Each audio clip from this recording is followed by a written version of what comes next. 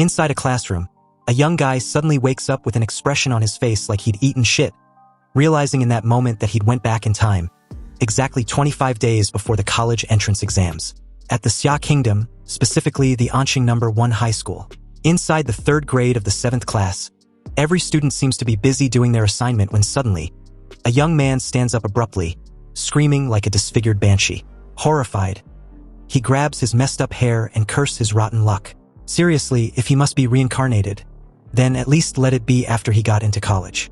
Why the hell does it has to be back in high school, and before the college entrance exams at that? I mean, who the hell is up there fucking with his plot armor? You see, since ancient times, humanity on planet Bluestar has been plagued by a catastrophe known as the Secret Realm invasion.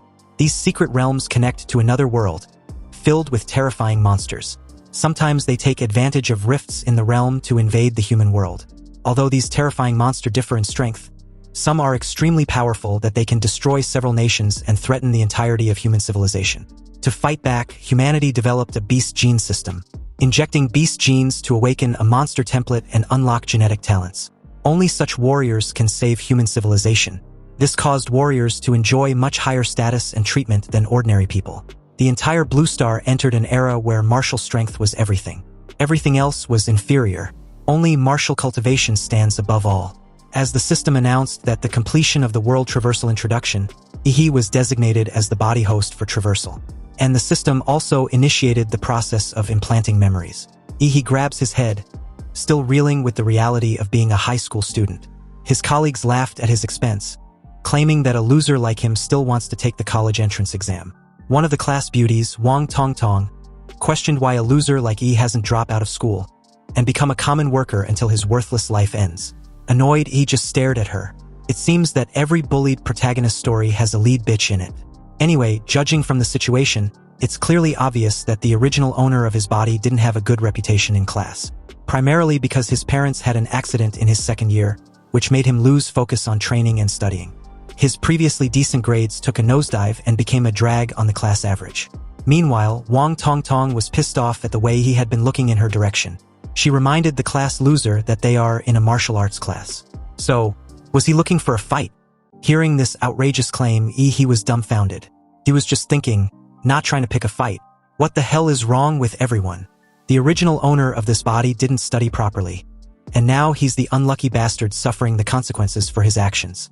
Again, who the fuck is up there that changed his plot armor and made him inherit this humiliating life? Just then, the class teacher informed the students to be ready. They were about to begin the injecting of the genetic modification serum. So in this upcoming event, they need to have some confidence in themselves.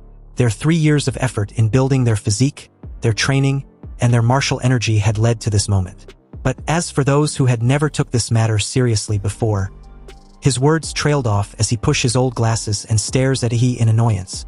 He, on the other hand, feigns a smile and thinks the situation has to be a joke. Seriously, it wasn't like he was the one slacking off but that poor guy who used to own this body. So why panic? And since he'd inherited this unfortunate guy's role, he will do everything right and clean his freaking mess. A while later, the scene shifted to the gene injection hall, where all the students undergoing the gene injection had gathered for the genetic injection conference. Their endless chatter heavily centered on what ability they will awaken. Some even suggested awakening Tier 3 Mountain Splitter or a Tier 4 Sea Bridge Dragon, or a laughable Tier 1 Butt Beast. Anyway, just then a massive machine opens up, and as cold air engulfed the surroundings, several test tubes were shown inside. These test tubes were the Gene Awakening Serum.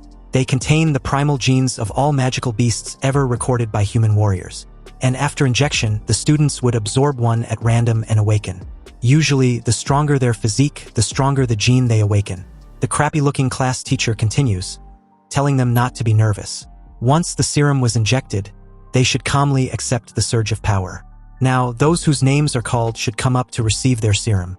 The class teachers start calling names, and one by one, they injected themselves with the serum. After injecting themselves with the serum, apparently their teacher's advice was horseshit because they suddenly started screaming in pain or pleasure like they were having an orgasm or some shit. He saw this, knew exactly what he was in for, but immediately bit the bullet and injected himself with the serum, expecting to undergo a similar process like the rest. But nothing.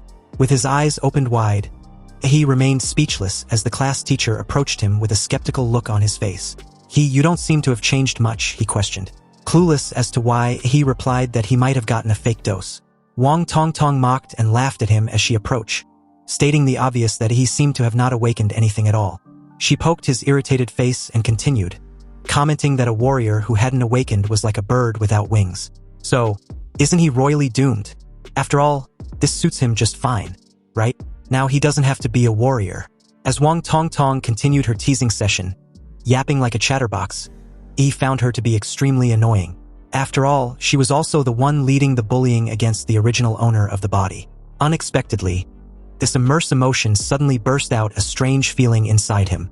The system also detects this and informed him that he'd acquired an infinite monster template, displaying his current growth status. It had his name as the host, Grady as his overall physique, and a list of his martial skills, which was the 9th student basic chi technique, the blocking palm, and the iron body technique. Wang Tongtong saw this sudden action and questioned what the loser was doing. If he hadn't awakened, then he should stop pretending already. He even tried to warn her to stay away, but this blockhead bitch never listens. And now it was too late anyway. His body shakes violently, his eyes glowing with an immense power. Then unexpectedly, this immense power burst forth in the form of a raging beast so enormous and powerful that Wang Tongtong, who had been close to him, was trashed across the room like a freaking rag doll. However, she was not the only one, even though she suffered the full force of Ehi's awakened power. All the students around had a similar experience. This unexpected display of power immediately garnered the attention of the top awakeners, Miss Lu and Li Xinyuan. The system notified Ehi of awakening an A-rank template, the Mad Flame Daimola. The bloodline abilities are the Scorching Breath, the Molten Pulse, and the Spore Absorption. His advanced form is the Flame Lord, also Daimola, but it will unlock when template compatibility reaches 100%. Currently, he was at 3%. As Ehi comes to terms with this information, he wondered if this power could be the golden finger the system had gave him. His impression on the students had suddenly undergone a complete 180 the moment they realized the loser of the class might have awakened something monstrous. His aura managed to blow almost everyone away, especially Wang Tongtong, who had awakened a second-tier magic beast, the Flaming Lizard. Wang Tongtong was knocked out cold, drooling all over like an infant. He apologized to everyone, stating that he'd made quite a scene awakening. Well, no shit. Nonetheless, he did warn everyone to step back, but no one listened. Anyway, who would have thought the loser of the class would make most of his classmates bow and acknowledge his monstrous potential? They were practically kissing the floor at this moment. But just then, the PA system announced that all the awakened third-year students must now proceed to the testing building to examine what kind of magical beast gene they have awakened and to test their martial arts level. At the Gene Breakthrough Detection Device, which tests the subject's magical beast gene and martial level, all the third-year students gathered to test their magical beast gene and martial level. As the holographic screen displayed every awakened information the moment they're examined, the current student on display was Li Xinyuan. He awakened a third-tier magical beast bloodline, the Swift Spine Bug. Some students commented on his lucky break. After all, he was just an average student in their class before awakening. But now, he was probably the #1 student with a strong bloodline. Strong bloodlines are really unfair. Another student, Chu Zhou, lived up to his title of being the top student of the grade. Not only was he a level 9 martial apprentice, but he even awakened the top-tier bloodline among tier 3 bloodlines, the Ice Demon Dragon. It seems this time around, the champion of Anqing City will be him. Next was Miss Lu, who was also a level 9 martial apprentice, and had awakened a stage 4 rare bloodline, the Nether Sparrow. A well-deserved ability for the top scorer of the province. If a stage 4 bloodline beast appeared in its true form, then it could destroy most of a city. Warriors would be as weak as ants before these beasts, and only grandmasters can resist them. In that moment, he noticed something peculiar. Everyone's awakened beast templates were all classified as stage 3 or stage 4. So why was his classified as A class? Just then, it was his turn to be examined, but the moment he turned towards the test tube chamber, the crowd of students were staring at him with dreamy eyes, believing he was going to be someone important one day. The girls even wanted to have his children right then and there. He knew this world really revolved around martial power, but seeing it firsthand, and directed at him, he walked into the test tube chamber with an aura of superiority and confidence. The crowd cheered him on like crazed fans. With such an insane aura after awakening, his level must be the highest with probably a huge breakthrough. Li Xinyuan just watched with a serious expression, finally noticing Ehi's name. He acknowledged him to be someone to look forward to. Unexpectedly, what happened after was absolutely mind-boggling. Because Ehi's data only showed basic information, a stage 3 with an unknown beast bloodline. Seeing this, A brief silence ensues as everyone tried to make sense of what they were witnessing, their surprise and shock evident. But the moment apprehension sank in, the guys laughed at Ehi like the mad joker, while the girls cringe in disgust and embarrassment for ever entertaining the idea of being with such a person. Meanwhile, Ehi calmly walked out of the test tube chamber, expecting this result. Inwardly, he knew. His martial power and beast bloodline are unique and probably immeasurable. His system template also wasn't detected, but it triggered the prompt for the infinite monster template. His template rank might be different from the rest, but this also means as long as he meets the conditions, he can draw monster templates infinitely. With this, Ehi aims to become the king of monsters. So, later that day, the awakening ceremony ended and classes was over, but inside the class teacher's office, the old guy wondered why he suddenly wants a break to study and come back for the college entrance exam. Did he honestly think he would believe that a student such as him will actually study at home? He tells him he really wants to improve. He knows he has fallen too far behind, so he has to go through special training now. If he follows everyone else's pace, then there's no hope for him. Just then, his class teacher tells him he knows this. If he wants to become a warrior, the only way is to go to college. Beijing University was something that was not easy to get into, so he should be preparing a lot. He knows Ehi had awakened his bloodline, but his foundation was too weak. So there was no way he will pass the entrance exams with this strategy. But there was no rush. He should prepare to repeat the year and try again next year if he fails. However, Ehi ignores this. He states that he was desperate to learn. He might not understand, especially since he awakened a powerful bloodline. As long as he can train hard, he will achieve everything he wants. And to tell the truth, he asks his class teacher to look into his eyes. His eyes would not lie to him. Seeing those eyes, the class teacher deems them to be full of sincerity, so he reluctantly agreed. But if he fails, he will be coming back to study under him to repeat the year for next year. A while later, Ehi arrives at the Anqing Warrior Center. Upon entering the center, Ehi, already aware that his parents' house was mortgaged for about 600,000 yen, and with the compensation for their accident over 1 million, he now has enough money to be heading to the main city. But to improve his power now, he has two options. One is to level up as a warrior, but the other way is to increase the contract rate with Tamura's model. And according to the data of the Infinite Monster template, each template starts with only 1 point of compatibility. But Tamura clearly has 3 compatibility points. What Ehi doesn't understand was where did the last 2 points come from? And for that, there was only one answer. The Tamura model absorbed the power of the genetic awakening serum and gained 2 accounting points. This proves that the serum basically related to the genes in this world may be improving its model abilities. Instead of training to death as a warrior, he could be spending money to increase his compatibility. This strategy, if he's being honest, will be much better and suits him perfectly. Anyway, he needed to hurry up and buy some genetic enhancement serum. However, the moment Ehi passes by the identification card checkpoint and entered the building, he experienced the biggest shock of his life. His eyes widened in surprise. In front of him were warriors with various awakened bloodlines, the overwhelming presence of their genes clearly evident. But what was surprising was that everyone in there had already awakened their lineage. After awakening the Mad Flame Tamura, Ehi obtained a unique sensory ability, the magnetic field of life. Since Tamura may be sensing vital signs emitted by creatures through the release of his vital magnetic field, he may be clearly feeling the chi and blood of the warriors burning them, as if it were a furnace inside them. And along with the roars of their beast bloodlines as warriors or monsters, he can no longer suppress the fighting desire within him. After all, the Mad Tamura is the king of beasts in their world, destined to conquer all life on the planet. But unfortunately, he was just a rookie at the moment, so he can only suppress Tamura's fighting bloodline for now. When he gets stronger, he will show the whole world the meaning of being the king of beasts. Suddenly, someone grabbed him by the shoulder from behind and called out to him. This person turns out to be a baddie who advised Ehi to not peek at people so casually like he intends to challenge them. He was a bit startled upon realizing this, so he apologized. She replied that it was fine. After all, it seems Ehi probably just awakened his monster gene, so not being able to control his powers was normal. But what brings him to the warrior's center? She questioned. He calmly replies that he was there to buy genetic medicine. But the place was huge and he can't seem to find his way. Could you help me out? Sure, but why are you already using genetic medicine at this stage? He asked if there was something wrong with that. Not really. She smiled and continued. It's just that gene medicine isn't cheap and can easily cause resistance, making it less effective over time.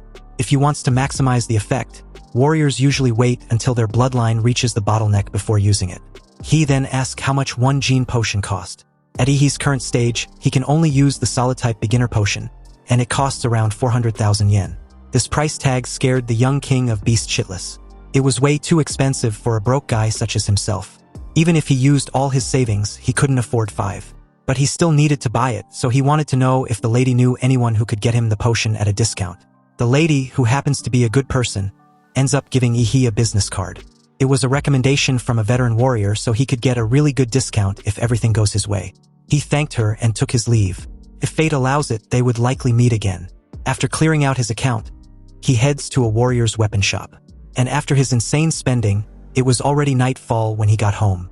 Inside his apartment, Ehi began his upgrade. He took those injections and was under immense pain.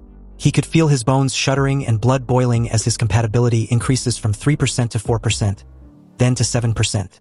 His overall stats also increased from 8 to 10, then from 10 to 15, which was the armed rank 7. When he was done, he crouched on the floor, completely exhausted. So this is what leveling up feels like, he stated breathlessly. However, with each shot of gene potion, Ehi's physique improved. By the final one, it only increased a little. It seems that as his body strengthens, further base mutations become harder and harder to trigger. Nonetheless, his current development was not bad at all. In just a few minutes, he gained what others work 3 years for. And this was just using his base physical stats. If he activates the Daimola's bloodline power, then maybe he really does have a shot at being the top scorer in the exam. This is just too incredible. If cheat mode can't beat the geniuses, then this cheat is way too weak. Next, it seems he has to depart to the secret realm. For context, the secret realm rifts are ranked from S-class to E-class. The higher the ranks, the stronger the beasts inside. Beasts in S-class realms are completely uncontrollable by humans. If they ever invade the real world, it would be an apocalyptic disaster. Anyhow, as the scene shifted to an E-level secret realm at a third-rate location in Anqing, Ehi realizes that there are much fewer people there than he expected. Maybe it was because the secret realm had been developed for too long. After all, it was an old secret realm, and any treasures it had already been plundered. Only a few weak beasts were left behind for the rookie warriors to train with. Knowing all this, Ehi goes to the checkpoint. He asked the lady there about his book ticket for the E-class secret realm. The lady didn't look away from whatever she was watching on her television, and simply handed Ehi a death waiver and his ticket. Without hesitation, Ehi signs the waiver and heads for the secret realm's rift. As he got close, his excitement grew stronger and stronger. In his eyes, this was the beginning of his rise to become the king of beasts. He rushed forward with joy, leaps in the air, and plunged headfirst inside. Inside, he dramatically did a superhero landing simply because why not? In this dimension, he clearly saw that the dungeon had 3 distinct stars. The Kanglan star, the Anwei star, and the Taijin star. Even though Ehi had seen the appearance of a secret realm in textbooks, it's a whole different ball game to witness it in person. To be exact, it was just simply magnificent. Unexpectedly, as Ehi was admiring the view, a mutant rabbit silently crept up behind him. It was a first-rank beast, the Bladefang rabbit. The moment it got close, it launched a fierce attack from behind. However, he had long noticed the sneaky bastard's presence, and swiftly caught the poor guy in midair by the ears. He gave a creepy smile, amused that this unfortunate beast thought he couldn't sense him. He activated his life magnetic field ability and casually crushed the poor beast's head like it was nothing. So with that kill, he ends up obtaining the core of a Bladefang rabbit. He realizes that its core was of average quality, worth around a few thousand yen. If he earns 1,000 yen within the span of mere minutes after entering this dungeon, then he's pretty efficient. Life is truly boundless for the strong. You see, ordinary people would kill themselves to work all month just to earn 3 or 4 times that amount. Anyway, collecting too many first-rank beast cores is pointless. It would be better to find at least a second-rank beasts. But who would have guessed that just as he thought of this, a second-ranked beast, the demon corpse bug, would present itself just like that? Was this beast begging to be killed, or what? Nonetheless, he would grant this bug its wish. So, inside the E-level secret realm, he unsheathed his short sword and skillfully slashed the lower abdomen of the beast. He had read the monster's encyclopedia, so he knew that comparing the monster's steel-like shell on its back to the soft armor on the abdomen, it was easier to break through the defenses of the corpse demon bug. The beast coiled its worm-like body in a circular form and spun rapidly towards Ehi. Seeing this terrifying attack, he plunged his sword on the ground and activated the technique, Hyper Beam. With an overwhelming aura, he shot the beam like a fire cannon, hitting the beast squarely on the abdomen.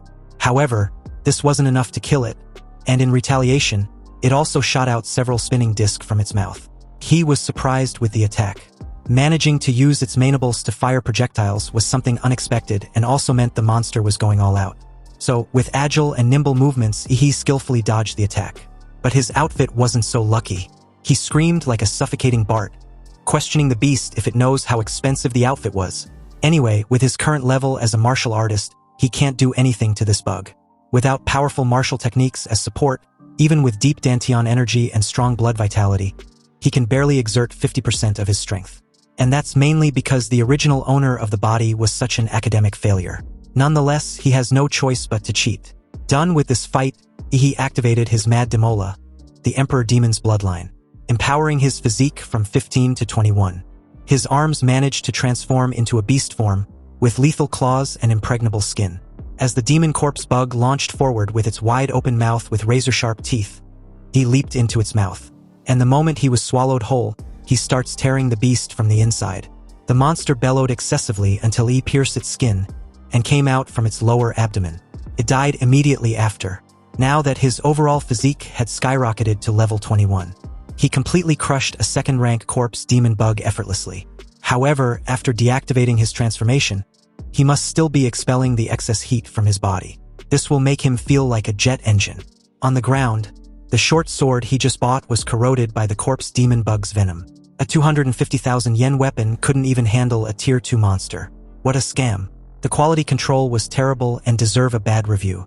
Anyway, was the energy consumption from his first monster hunt too high because he was so freaking hungry? And to make this matter even worse, he didn't bring any food. His stomach growls the moment he smelled something fragrant. He even began to drool too. Staring at the green magic core of the corpse demon bug, he seems to find the aroma tempting. Oh, to hell with it. He opened his mouth wide and swallowed the huge green core in one massive gulp. Within him, the green core dissolves and immediately increased his compatibility from 7 to 7.3%. He was shocked with this increase. He spent hundreds of thousands on a genetic potion and it only increased his compatibility by 1%. However, this single green magic core increased his compatibility by 0.3%. 3 or 4 of these cores are worth the whole potion. Also, a few white magic cores from the Blade Tooth Rabbit should at least increase compatibility by 1%. Cursing, he began to tear up in regret. He had wasted his money on pay-to-win and lost miserably. Whatever, he would turn his frustration into motivation. Because tonight, he will hunt to his heart's content. He placed 2 fingers on his forehead and activated his magnetic life field. This creates a magnetic pulse which detects everything around him within a wide range. After a few hours, it was afternoon the next day, his compatibility had increased to 9. And his overall physique had also increased to 15.8. After reaching 9% compatibility, consuming more white magic cores didn't increase the compatibility anymore. So he just had to sell them for money instead. He had a total of 20 white magic core and 4 green magic core. When the receptionist at the checkpoint saw the number of magic stones presented in front of her, she asks if he was seriously a mere high school student. To be able to collect this many magic cores was just mind-boggling. According to government's regulations, martial artists must submit 1/10 of their loot. For 1 green magic core, Ehi needs to hand in 5 white stones. All in all, Ehi racked up 200,000 Xia Kingdom credits. Meanwhile, the clock was ticking and with only 9 days left until the college entrance exams, the scene shifts to a D-class secret realm. Near the entrance, a team of 6 warriors discuss their mission once they head out. The driver asked the captain if they would be able to complete the Blood Jade Flower bounty mission this time around. The captain of the team, Lin He, a tier 2 martial artist, simply stated that during their last exploration, they already found the general location of the Blood Jade Flower. However, since their fellow team member, Old Chin, was injured by a monster, he won't be able to join them in the secret realm this time around. Hearing this, the young lady among them questioned if the mission was going to be a 5-people job. The guy beside her seconded her question and added that the rules state that at least 6 people were requested to enter a D-class secret realm. So what were they going to do? Captain Lin pointed behind him and told them not to worry. He contacted an agency to introduce them to a new martial artist. Of course, this new person was none other than Ehi. He picks his nose and greets the team, introducing himself as Dadsla, a level 9 martial disciple. Since he was still a student and was not qualified to enter a D-class secret realm, he had to use an illegal agency to create a fake identity to join a team. It cost him 100,000 credits. What a fucking rip-off. The captain then turns towards Ehi and questioned that his Dadsla name feels a bit off. He gave a disdainful look and replied that he had no choice.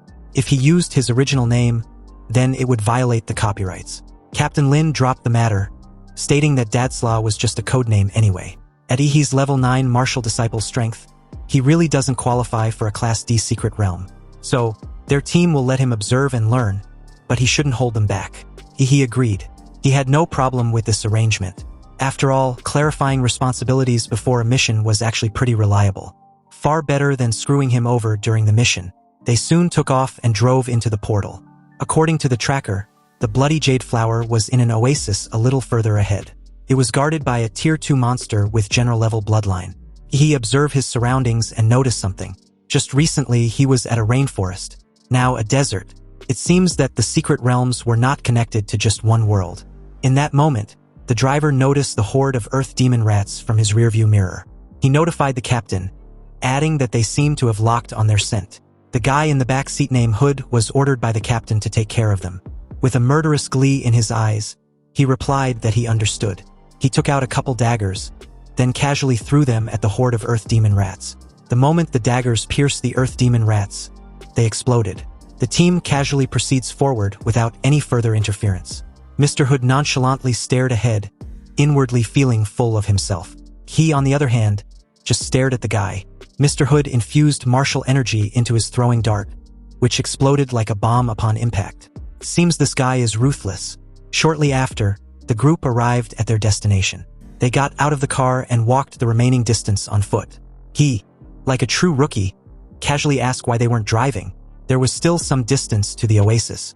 Captain Lin replied that the monsters in the oasis were highly sensitive, so the sound of an off-road engine would definitely alert them.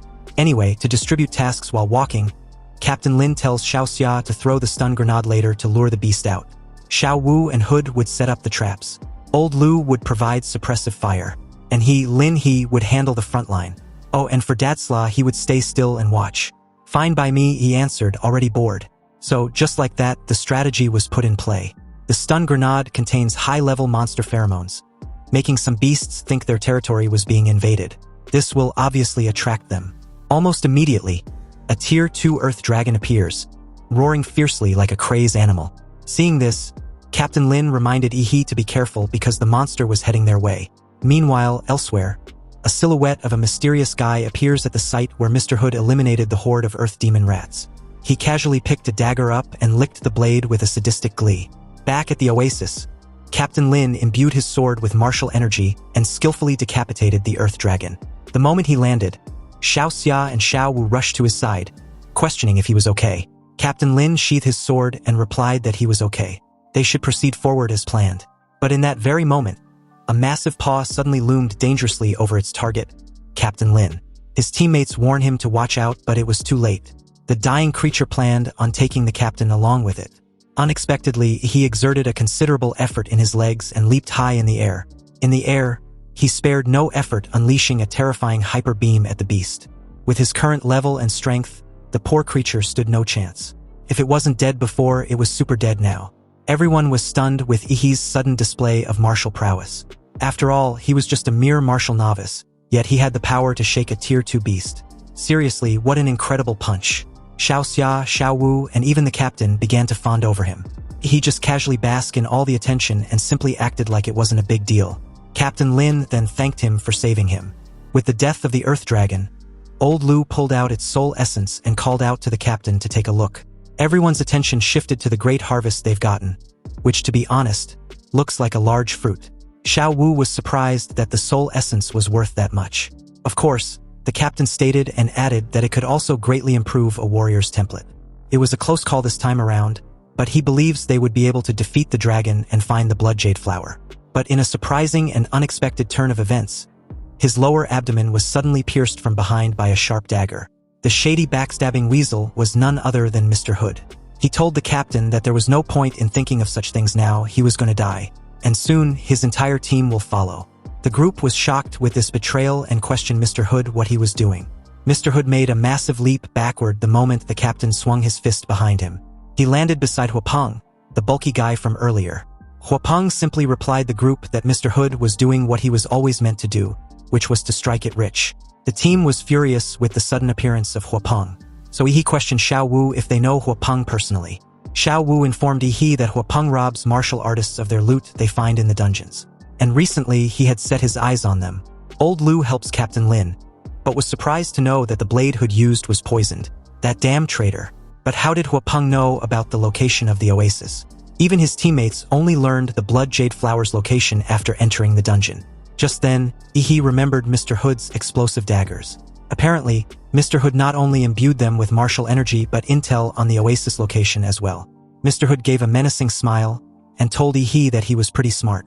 With the college entrance exams right at the corner, he should have stayed in school instead of walking hand in hand with death. Ehi agrees with him about the college entrance exams. After all, he's got the top scorer's title waiting for him. But about walking hand in hand with death, that's for him to decide. Mr. Hood throws a dagger, claiming Ehi was arrogant and didn't know what was good for him. He caught the dagger in between his two fingers and counters that a bald freak like him having the balls to bark in front of him. Now that's true arrogance. Was he courting death so badly that he had lost his mind? Anyway, the situation was so noisy, so it was time to pick up the trash. And by trash, he means those two. Huapeng just grinned with glee. He finds Ehi to be quite interesting. He then orders Mr. Hood to take care of Ehi. To be exact, he wants his head. At that command, Mr. Hood grabs numerous daggers and throws them toward Ehi within a fraction of a second. Knowing full well of the explosive nature of the daggers, he roared, and the mere shockwave of the roar shattered the explosive daggers. The next moment, Mr. Hood, known as Huda, disappeared from Ehi's line of sight and appeared directly above him. The team warned Ehi to be careful the moment Huda's martial technique, the Mountain Splitter, was locked on him. He placed 2 fingers on his forehead, stating that it was the perfect chance to test out his new skill. He shot Huda with a hyper beam that shattered his defenses completely and pierced him in the chest.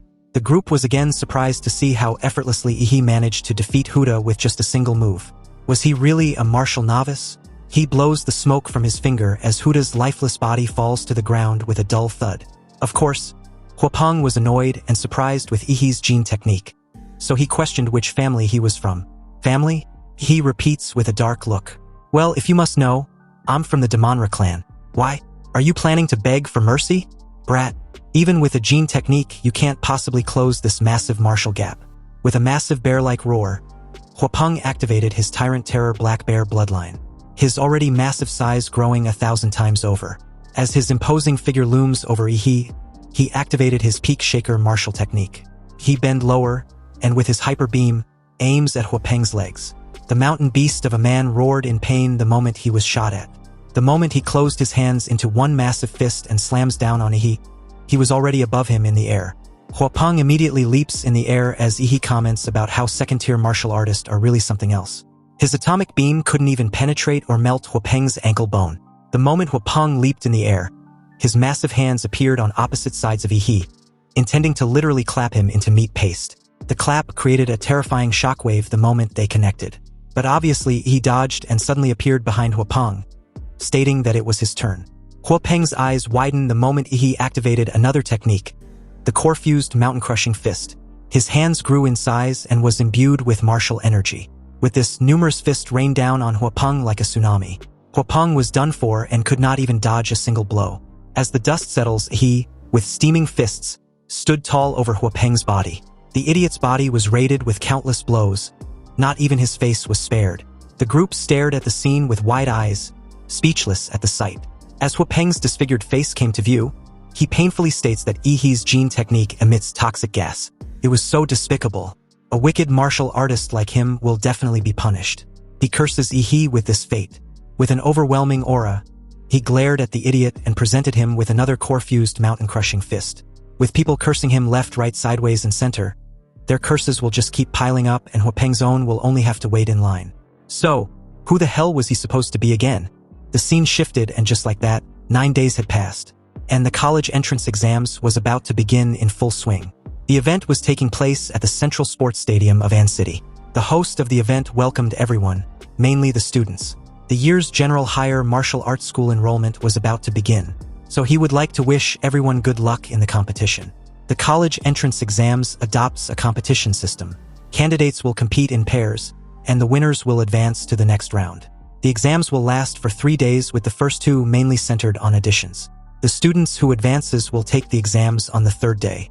Each student will fight 3 matches in the additions, and the students who get promoted successfully will compete all the way until the top scorer of this year's college entrance examination is selected. To each student, the prospects you carry on your back are the future of humanity. So please, show your true potential during this examination for both yourself and humanity. So with that, the host officially announced the beginning of the event. In Arena 1, it was a fight between two male candidates. In Arena 4, the fight was between a male and a female fighter. But as the scene pans to Arena 6, the female candidate was missing an opponent. Apparently, the opposing candidate hadn't arrived yet. The host took a look at the list of contestants and found out that Arena 6 was a duel between Wang Tongtong and Ehi, both from Ant City No. 1 Middle School. But only Wang Tongtong was in the arena. According to the rules, if Ehi still doesn't show up after the competition begins, he will be considered as a forfeit. In the arena, Wang Tongtong stood there, smug and satisfied. She knew the Gene Conference made her lose face, a shame she'll carry for life. She was planning to humiliate Ehi with her flaming lizard, but that pathetic fool was hiding and didn't even have the balls to show up. How disappointing, the audience murmured. How pathetic. He's too scared to even show up for the college entrance exams? He's probably hiding at home, trembling. Someone like him shouldn't even be in high school. He should just go sweep the streets. At that moment, the referee blew his whistle and announced that the time was up. And City's first high school, Ehi. But before he could finish speaking, the crowd suddenly felt a powerful presence approaching from above.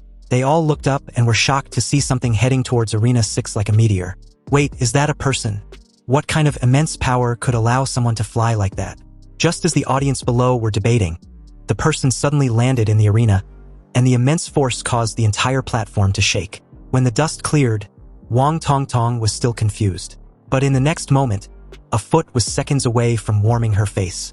Wang Tongtong could not dodge and was immediately kicked off the arena. He watched the annoying bitch knocked out cold for the second time and muttered about his close timing. He almost had to wait and come back next year. With Wang Tongtong out of the arena, unconscious, the host loudly announced Ehi as the winner.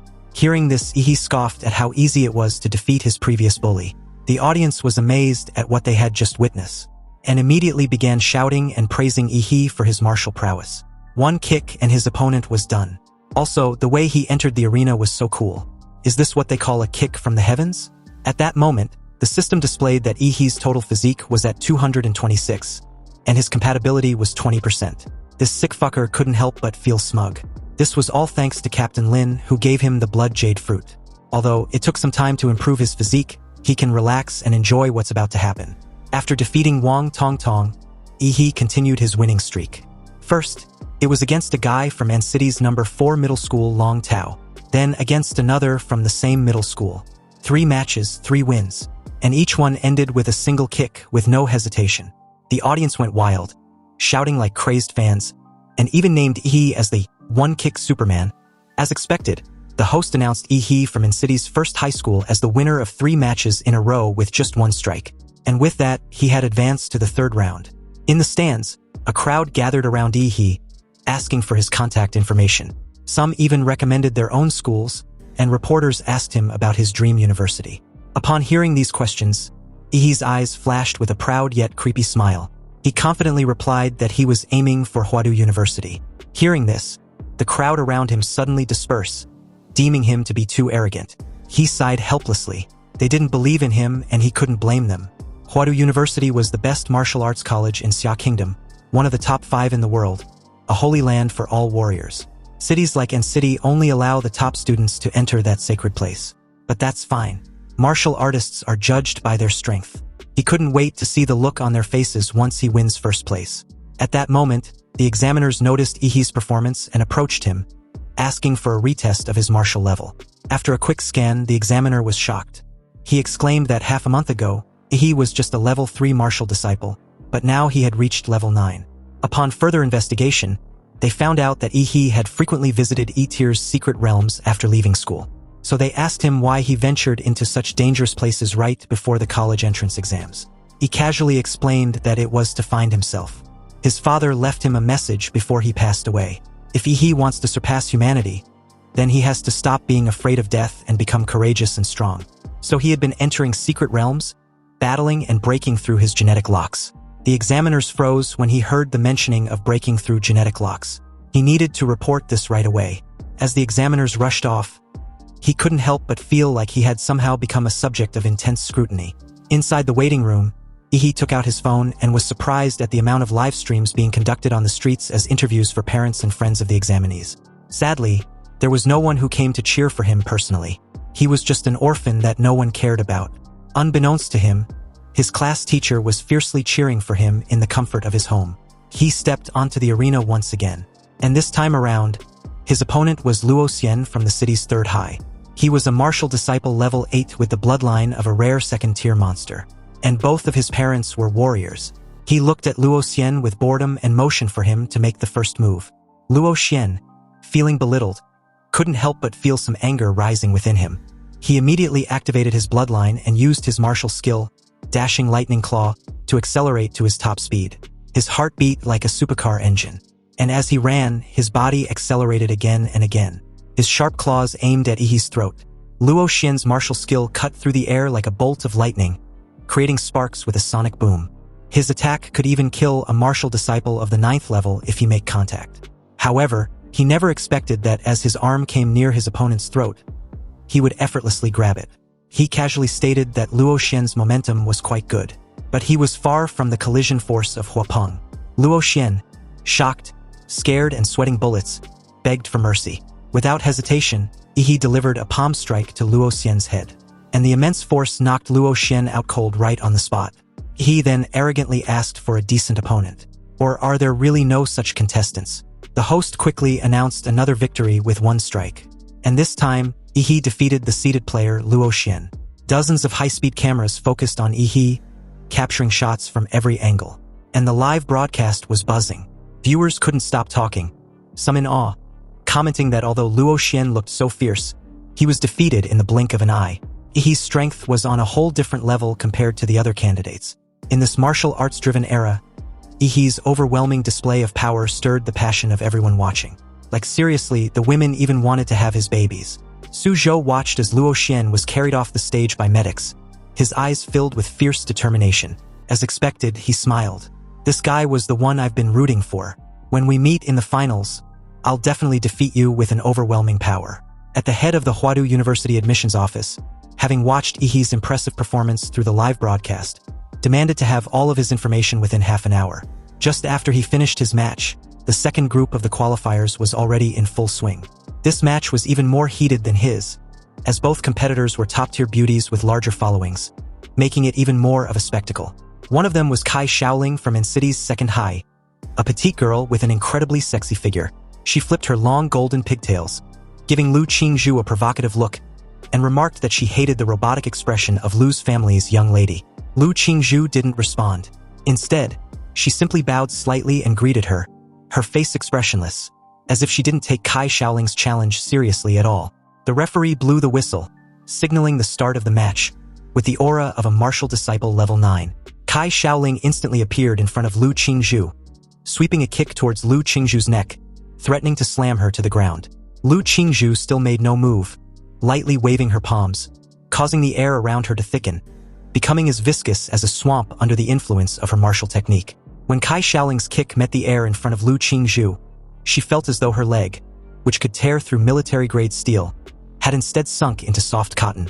Under the diminishing effects, even the high-speed cameras could only capture Kai Shaoling's white leg moving in slow motion, visibly decelerating.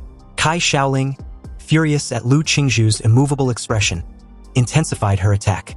She cloaked her body in martial energy, minimizing air resistance, and blurred her form into a shadow as she circled Lu Qingzhu, waiting for the right moment to strike a palm to Lu Qingzhu's side. But as her palm neared Lu Qingzhu's waist by just 3 inches, it suddenly couldn't get any closer. Realizing she had fallen into a trap, Kai Shaoling tried to retract her hand, but the air in front of her exploded with unimaginable suction, preventing her from pulling back. At that moment, Lu Qingzhu made her first move, extending her slender fingers, which now shimmered with a jade-like light. The warriors watching the livestream had their eyes widen as they recognized the move, the Hunyuan jade finger from the Xianhuang martial technique. To see a student about to take the high school entrance exams mastering the Xianhuang technique was astonishing. Such martial talent didn't need to be proven through exams. This alone could guarantee a direct admission to Huadu University. Standing close to Lu Qingzhu, Kai Shaoling could feel the terrifying energy from the jade finger, realizing that if she didn't pull out her trump card now, it would be her last chance. Without hesitation, she activated her bloodline, Shadow Tiger King. A massive shockwave exploded from her body, shattering the air around her. Lu Qingzhu, however, didn't choose to withstand the blow. She lightly tapped the ground with her foot, her body swiftly sliding a dozen meters to create some distance. The examiners in the stands held their breath, eyes fixed on Kai Shaoling, amazed. A king-level bloodline is hard to control, and the Shadow Tiger King is known for its brutal power. This girl's future is boundless. The awakening of the Shadow Tiger King's bloodline placed a heavy burden on Kai Shaoling's body. She exhaled hot air and struggled to speak to Lu Qingzhu, challenging her to display the Phantom Crow bloodline. Lu Qingzhu, ever the woman of few words, spoke her first line since the battle began. "This is enough." Kai Shaoling, completely enraged, shouted, "Do you think anyone below a warrior can challenge me?" Her body moved like a vicious tiger, her fierce blood energy coiling into a torrent behind her, her palms slashing through the air toward Lu Qingzhu. Facing the brutal strike, Lu Qingzhu softened the blow with grace, her hands moving like she was playing a piano, the invisible threads of her technique gradually reducing Kai Shaoling's force until it disappeared entirely. Kai Shaoling's attack failed, and she immediately drew on her immense blood energy, dispelling the invisible threads around Lu Qingzhu. With her small body in midair, she kicked again. Seeing this, Lu Qingzhu activated the Xianhuang technique once more, the Hunyuan Jade Finger. The jade-colored tip of her finger collided with Kai Shaoling's fierce kick, and the two powerful techniques clashed, shattering the specially made arena beneath their feet. The arena erupted in a cloud of dust. Tens of thousands of spectators watched with bated breath, waiting for the final victor. As the dust cleared, Kai Shaoling was the first to appear. She was covered in dirt, stumbling a few steps before collapsing to the ground from exhaustion. Lu Qingzhu, however, stood like an ethereal fairy, her hair slightly disheveled but otherwise pristine and composed. With just his martial skills, he completely dominated Kai Shaoling, who also had a martial disciple level 9 and a king level bloodline. Lu Qingzhu's powerful display instantly exploded the live broadcast room. Viewers were amazed by Lu Qingzhu's strength. Some even claimed she was the top scorer from its city, while others leaked that Lu Qingzhu had awakened the 4th-tier bloodline of the Phantom Crow, a talent so rare that most warriors would be unable to defeat her. After Lu Qingzhu's battle, the rest of the matches, though still exciting, seemed dull in comparison. After several rounds of elimination, the final 8 were decided. From N-City First High, it was Ehi, Lu Qingzhu, and Chu Zhou, 2 from N-City Second High, and 3 from N-City Qingfeng Private High. The finals of the top 8 were about to begin, and Ehi stepped up first to draw lots. He drew in Lot A, and as a tall, muscular giant glanced at him, he revealed his own draw, which was also from Lot A. "It seems like we're set to face off." His name was Shen Guan from Qingfeng Private High. He simply nodded and introduced himself. Shen Guan informed Ehi that they were the second match, so they should watch the first match together. He looked simple and straightforward, with hands as big as fans, pointing toward the big screen above the arena. The first match was Luo Shi from Qingfeng Private High versus Chu Zhou from N-City First High. Shen Guan casually started chatting with Ehi, stating that Luo was incredibly talented, and a repeat student who was specifically aiming for Huadi University this year. He had great mastery over his bloodline awakening, but still stood no chance against Chu Zhou. "Chu Zhou, he's from your school, and City's First High, right? So you must know him." At that moment, the host announced the first winner of the top 8 qualifiers, Chu Zhou from N-City First High. The principal of Qingfeng Private High heard the news and cursed angrily, "Damn, we lost right at the start." At this point, he asked calmly, "How does Luo Shi compare to him?" Shen Guan smiled and replied that he was a martial arts president at Qingfeng Private High's senior year level. Honestly, in terms of combat, his 2 teammates combined couldn't even match him. Then, he suddenly turned his gaze toward Ehi and stated calmly that if he's being honest, he thinks Ehi will be his biggest rival in this exam. Shen Guan had always had an extremely sensitive sense, and he feels that Ehi is like a dormant volcano with a beast hidden inside him. He points to the arena and motioned for them to go on stage. It was their turn. So with that, Ehi and Shen Guan face off in the arena. The host announced the second match of the top 8 qualifiers, Shen Guan from Qingfeng Private High and Ehi from N-City First High. As the competition for the top 8 to 4 in N-City's college entrance exams enters its peak, the fist of Shen Guan collided with Ehi's fist in an explosive impact, sending debris flying, and the solid platform under their feet exploded, forming a huge deep pit. With a reverberating boom, the sound pierced the audience's eardrums as a massive shockwave blinded their direct line of sight. Xinguan sneered excitedly the moment Ehi managed to counter his attack with strength comparable to his own, or maybe even higher. And although he was having a nosebleed, there was no anger on his face, but ecstasy. He'd finally found an opponent who could compete with him in strength, and this truly excited the shit out of him. He also figured out that his nosebleed must be an ability of Ehi's bloodline. It was truly mysterious to be able to directly target an opponent's cells for destruction. But no matter, he knows how to deal with this trivial challenge. He stared at Xinguan with a calculative look. Xinguan managed to use his martial energy to create a barrier around his body, shielding himself from Ehi's nuclear radiation. His eyes glowed in delight as Xinguan commended his martial art. It was truly amazing. He was really a monster not to be trifled with. So in this case, he will also show him his martial arts which had been passed down from generation to generation in his Shin family. Xinguan activated his family's martial techniques, the Shape Wolf Fist, and followed it up with the Deer Peak. With swiftness and lethality like the venomous snake, and a defense-piercing effect comparable to the antlers of a stag, Xinguan's double fist moved as fast as lightning, rendering Ehi immobilized and unable to dodge. The double fist shattered Ehi's defenses and hit him squarely in the lower abdomen. Ehi was pushed back significantly as he clutched his lower abdomen and spat a mouthful of fresh blood. Ehi, previously known as the One-Kick Superman, was dealt with a powerful hit for the first time. Anyway, before he could allow himself a brief moment of respite, Xinguan was upon him with another powerful technique, the Bear Crash. You see, Xinguan's attacks are not simply physical attacks, but he had integrated his martial energy into his body, causing double the damage. And it doesn't help that all Ehi's previous opponents were all weak as shit. They had no experience fighting against a powerful adversary, and apparently so does he. Ehi raised his arms to block the attack, but was surprised when Xinguan's arms shockingly extended and became flexible, wrapping around him and pulling him in a tight embrace. He was half right about Xinguan's martial art. You see, not only can he inject martial energy into his body, but can also lock Ehi's martial energy, rendering him incapable of using martial arts for a limited duration. Xinguan then uses the A-Pearl technique to trash Ehi in the air across the arena. And while Ehi was in the air, Xinguan switched to the Tiger Pounce technique and gave Ehi a solid uppercut, then followed it up with the Eagle Dive the moment his opponent was heading for a crush landing in the arena. Seems this guy is literally a walking zoo. Anyway, Xinguan loudly declared his intention to win this match overwhelmingly, and under no circumstance would Ehi be able to win against him. He dives headfirst into Ehi, and shatters the arena in a bright and devastating crash as debris flew everywhere.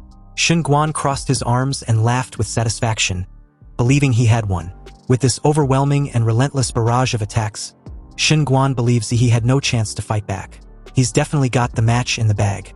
The medical staff outside the venue even readied themselves to move onto the arena, because the Shape Wolf Fist combination techniques the champion of Qingfeng Private High had just used would have killed even an ordinary martial artist. As the dust gradually settles, the host, clearly a dimwit and just an entertainer, was in the process of declaring Xinguan as the winner when suddenly, the supposed winner in question felt a terrifying presence behind him. What the hell is that? Such an enormous aura from a martial disciple. Xinguan turned to see the biggest shock of his life, as a massive paw, skinned with impregnable scales and lethally sharpened claws, stepped out from the dust. The words cut through the noise, praising Xinguan for his strength. But he was unfortunate to be matched against him. If it's any consolation, Xinguan is the first person to witness his current true form, his savage trace Demora bloodline awakening. Sweating bullets, Xinguan was petrified to see Ehi's beast embodiment. And apparently, if a high school student can display the magical embodiment of their magical beast, they can also enter Hadu University without taking an entrance exam. The host announced that he didn't expect that in the small city of Anqing, apart from Lu Qingzhu, a martial arts genius, there was also a bloodline genius. To think that Ehi's bloodline awakening was at such an overwhelming level was truly terrifying. For context, each examiner had been equipped with a monitoring headphone to monitor candidates and a range of factors inside and outside the examination room and arena. However, each examiner, especially the white-beard old guy, saw Ehi's nuclear radiation value and his eyes bulge out like they were being pulled out from their sockets. As anyone might have guessed, Ehi nuclear radiation was off the charts, sitting at 9999999. Seeing this level of nuclear radiation, the examiners were left with no choice but to immediately wrap the arena with martial energy to prevent nuclear leakage. And amidst the crowded audience, Ehi's bloodline was the center of discussion. They find it to be cool and fascinating, but no one knows what the bloodline of his magical awakened beast. What's even more shocking to them was that there was no record of his awakened bloodline in N's #1 middle school. Seriously, how could such a powerful monster be unknown? Anyway, surprising enough, he heard all these discussions due to his heightened senses and was not surprised. After all, it seems that there was no creature like Demora on planet Bluestar, so it's of no wonder that no one had heard of it. Anyhow, back to Xinguan, he was currently having a nosebleed again. So it seems that his martial energy, acting as a shield, was no longer sufficient to block Ehi's nuclear energy. With this in mind, Xinguan intended to end the fight since he couldn't drag it out for long. He also activated his bloodline awakening, the Golden Star Ape Demon, which encased his body with martial energy and increased his physique and overall stats. He even grew in size. He activated his Formwill Fist technique, the Snake Strike, and went on the offensive. Seeing this, he countered the attack with a strike of his own, which was a terrifying and definitely a powerful offensive attack, the Mountain Arresting Fist. But from an objective point of view, it seems like an upgrade version of Hyper Beam. Anyway, Xinguan's entire left arm was disabled, but if he hadn't released the force of the attack in time, his entire arm would have been completely shattered beyond recovery. Xinguan realized he was making such a big fuss before when he never went all out, but now that he knows he's being slapped in the face. And speaking of Ehi, this fucker was fully immersed in the fight that he'd foregone any reservation he had. He told a dominated Xinguan that he was outstanding. But unfortunately, this is as far as he can go. This current outcome cannot be changed. Seeing the activation of Xinguan's bloodline awakened, the host announced in delight that in the second match of the 8-4 of this year's college entrance exams, the Third Order King bloodline had appeared, and his opponent on the other side was actually an unknown powerful bloodline of a magical beast, which was obviously rare to see. Xinguan took on a stance and calmed himself. He needed to assess his current predicament with a level head. After Ehi's bloodline awakened, his strength is simply unfathomable, so a direct confrontation was not advisable, since he is no longer able to suppress his martial energy. Now he can only retreat in order to advance when an opening presents itself. On the other hand, he made a mad dash towards the big guy, informing him not to be distracted. But the moment Ehi got close to Xinguan, the big guy made a tactical retreat and at the same time, activated his Formwill Fist, the Snake Strike. His arm became flexible and moved like a snake, wrapping around Ehi's left hand. With his left hand temporarily restrained, Ehi, surprised and distracted for a fraction of a second, saw Xinguan use this narrow opening to swiftly move behind him. Xinguan informed Ehi that he's unable to budge him as he expected. However, his aim was to reposition behind him all along. And now that he had, Xinguan leaped high in the air and suddenly stumped down on Ehi with a force comparable to the weight of 1,000 tons. Although the pressure would have immobilized any other candidate, Ehi swiftly dodged the bone-crushing stump with ease. Again, Xinguan made another tactical retreat with two massive leaps backwards the moment his attack failed. Believing he'd put enough distance between himself and Ehi, Xinguan looked up at his opponent and was surprised to see that Ehi was casually watching him the whole time with his arm folded. Releasing his terrifying aura, Ehi announced that it was his turn to attack. The moment he raised his right foot, he was upon Xinguan with another mountain arresting fist. Xinguan surprisingly got on his knees the moment Ehi was about to strike, and admitted defeat. He respectfully surrendered, leaving Ehi speechless. He was shocked with this outcome. He was all fired up, ready for his turn, but Xinguan was surrendering now. What is he going to do now that he's all riled up? Damn, this is so uncomfortable. Sighing heavily, he lets out a fiery breath and stated that holding back his energy really makes him so freaking uncomfortable. Nonetheless, according to the rules, once one party surrenders, the other party has no right to attack. The host declared Ehi as the winner, and the crowd cheered excitedly like crazed fans, claiming he was awesome and cool. In the comments section on almost all media platforms, Ehi and Xinguan's match was the trending topic of discussion. Xinguan was being humiliated as fans comparing his demeanor before the match and after the match. At the same time, Ehi's popularity and fanbase increased exponentially. A chat group was even established by his fans with full video of his matches in the college entrance exams. His fans had unanimously declared their big brother Ehi as the top scorer of this year's college entrance exams. And not even Chu Zhou or Lu Qingzhu would be a match for him. At this moment, the principal of Qingfeng Private High was trembling all over with pent-up anger. After all, he'd placed all his hopes on Xinguan the moment Luosher lost. So, the moment Xinguan showed his face, he spared no time expressing his displeasure. How can Xinguan admit defeat? Did he know how much money they've spent on training him? Such an ungrateful bastard. If he doesn't pay off the debt, he shouldn't even think about going to college. Xinguan calmly approached the principal and placed his injured hand on his shoulder. When the principal asked what Xinguan was doing, he simply replied that he couldn't take Ehi's punch, so he admitted defeat in order not to hurt his already injured body. If he hadn't done that, was the principal going to take that punch for him? And as for the kindness Qingfeng Private High had shown him, he will slowly repay it in the future. But the principal should please refrain from threatening a warrior who was significantly stronger than him. The subtle threat shut the fat old bastard up real quick. Sweating bullets and trembling from fear, he stated that Xinguan had a point. Anyway, after a fierce competition, the top 4 of the year's college entrance exams was decided. They were Ehi, Lu Qingzhu, Chuzhou, and some nobody no one cared about. Meanwhile, the principal of City's number 1 middle school was in cloud 9, fanning himself with an expression of a creepy old fucker. He admits old Lu had worked hard in the school for so many years, so it was time he got promoted. The draw for the semifinals took place, and Ehi drew first slot again. Unexpectedly, Lu Qingzhu also drew the other first slot as well, meaning she was matched up against Ehi, while Chuzhou was matched up against the nobody. The first match of the college entrance exams semifinals was an internal battle for City's number 1 middle school, deemed as the strongest battle in the history of City's college entrance exams.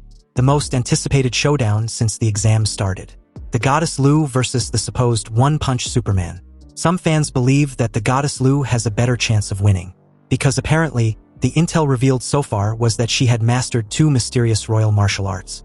So, just by having them, she crushed Kai Shaoling, who had a 3rd-level king bloodline and the awakening of her 4th-level Netherbird bloodline which had not been revealed yet.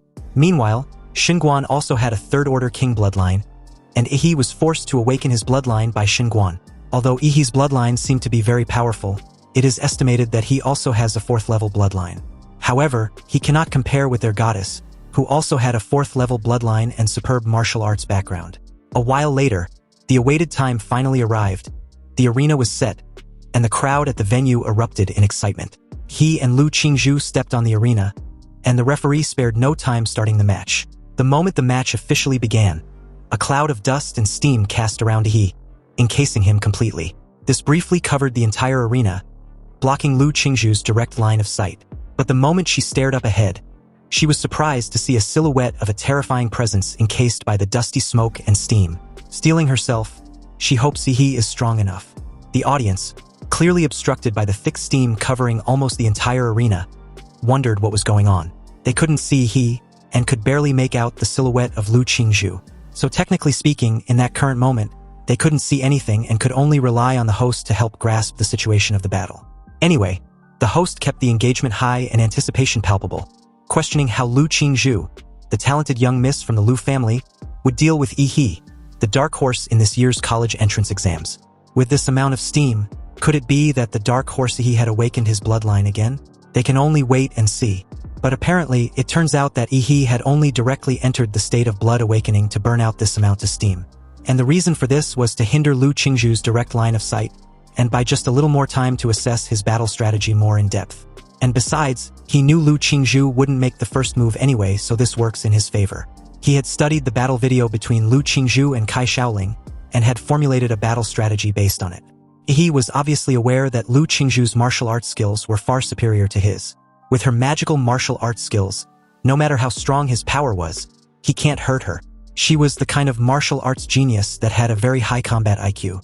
So the longer the battle lasts, the more disadvantageous it will be for him. Seems Ehi has to go all out right from the start. Activating his mountain arresting fist, a sonic boom occurred on the spot as Ehi made a mad dash forward, and was upon Lu Qingzhu with a massive glowing fist. The attack was so obvious that Lu Qingzhu, ever calm and vigilant, evenly spread her hands and stirred the airflow in front of her, as if trying to absorb the fist that was coming at her. She believed that since Ehi was taking the initiative to make the first move to attack, then she will use her martial arts to defend and counterattack. However, in an unexpected turn of events, Ehi's mountain arresting fist never came. Rather, he skillfully twisted his hips together with his waist the moment he deactivated the skill and landed abruptly, closing the distance between himself and Lu Qingzhu. Then, he used his martial energy to create Demora's thick tail behind him and swung it flexibly like a steel whip, bursting the air and striking Lu Qingzhu's lower body from the side. What the hell? He actually cheated me. In all her years fighting since she was a child, Lu Qingzhu had never encountered an opponent who had clearly committed to using a fist to strike, but changes abruptly and ended up using a steel whip. You see, when masters fight, changes often occur within a few critical seconds. Now, Lu Qingzhu's rhythm was disrupted, so she backflipped a couple times to put some distance between herself and Ehi. However, Ehi was not going to waste such a good opportunity when his opponent had clearly lost her rhythm. Relying on his strong physique to chase and attack fiercely and firmly to gain the upper hand, he was suddenly upon Lu Qingzhu the moment she tried to balance herself. Meanwhile, in the live broadcast, netizens watched Lu Qingzhu being deceived by the cunning Ehi and had immediately fallen into a disadvantage. Some began to scold Ehi for being unethical, but there were others that still supported Ehi's actions. After all, when warriors fight on a battlefield, all is fair war. Anyway, Ehi's pursuit was too fierce and relentless, leaving no chance for Lu Qingzhu to escape at all. An endless barrage of skill and attack rained down on Lu Qingzhu like a meteor shower. At some point, Lu Qingzhu was able to use her martial energy to shake off Ehi slightly, briefly escaping her opponent's grasp. Or so she thought, because Ehi transformed his right hand into a beast form with lethal claws. And it seems Lu Qingzhu wasn't getting away that easily. Suddenly, the dark, impregnable claws of Ehi was directly imbued with martial energy as it tore through the air. Fortunately for Lu Qingzhu, she was able to sense this. She skillfully flipped back horizontally in the air just in time to avoid being swept by the projected claws imbued with martial energy. They even exploded behind her the moment she gracefully landed. And of course, her dear classmate was upon her again, giving her no room of respite. The two were right back where they started. He on offensive, releasing an endless barrage of attacks, and Lu Qingzhu on the defensive, blocking one wave of attack after another. He roared, and his fists swung out like afterimages, constantly compressing Lu Qingzhu's escape space. At some point, she wondered why he wasn't even the least bit tired from these numerous high-intensity attacks. Seriously, it seems her opponent had a great physical strength and stamina. You see, Lu Qingzhu had mastered two mysterious royal martial arts, one of which was the defensive Lu family secret art, the floating shadow, and the other was the Hunyuan Jade Finger, which was more offensive. If she could use either of these techniques, she would be able to escape from Ehi's onslaught. But it was as if Ehi was aware of this and wasn't even giving her any chance to do so at all. And from the looks of things, she won't be able to hold on for much longer before she falls off the arena, thereby losing by eviction. Lu Qingzhu had a cool and pretty face on the surface, but inwardly, she was already sweating from anxiety. Also, forced into a corner, she was left with no choice but to use her trump card. He immediately sensed a sudden shift as Lu Qingzhu activated her bloodline awakening, the Netherbird.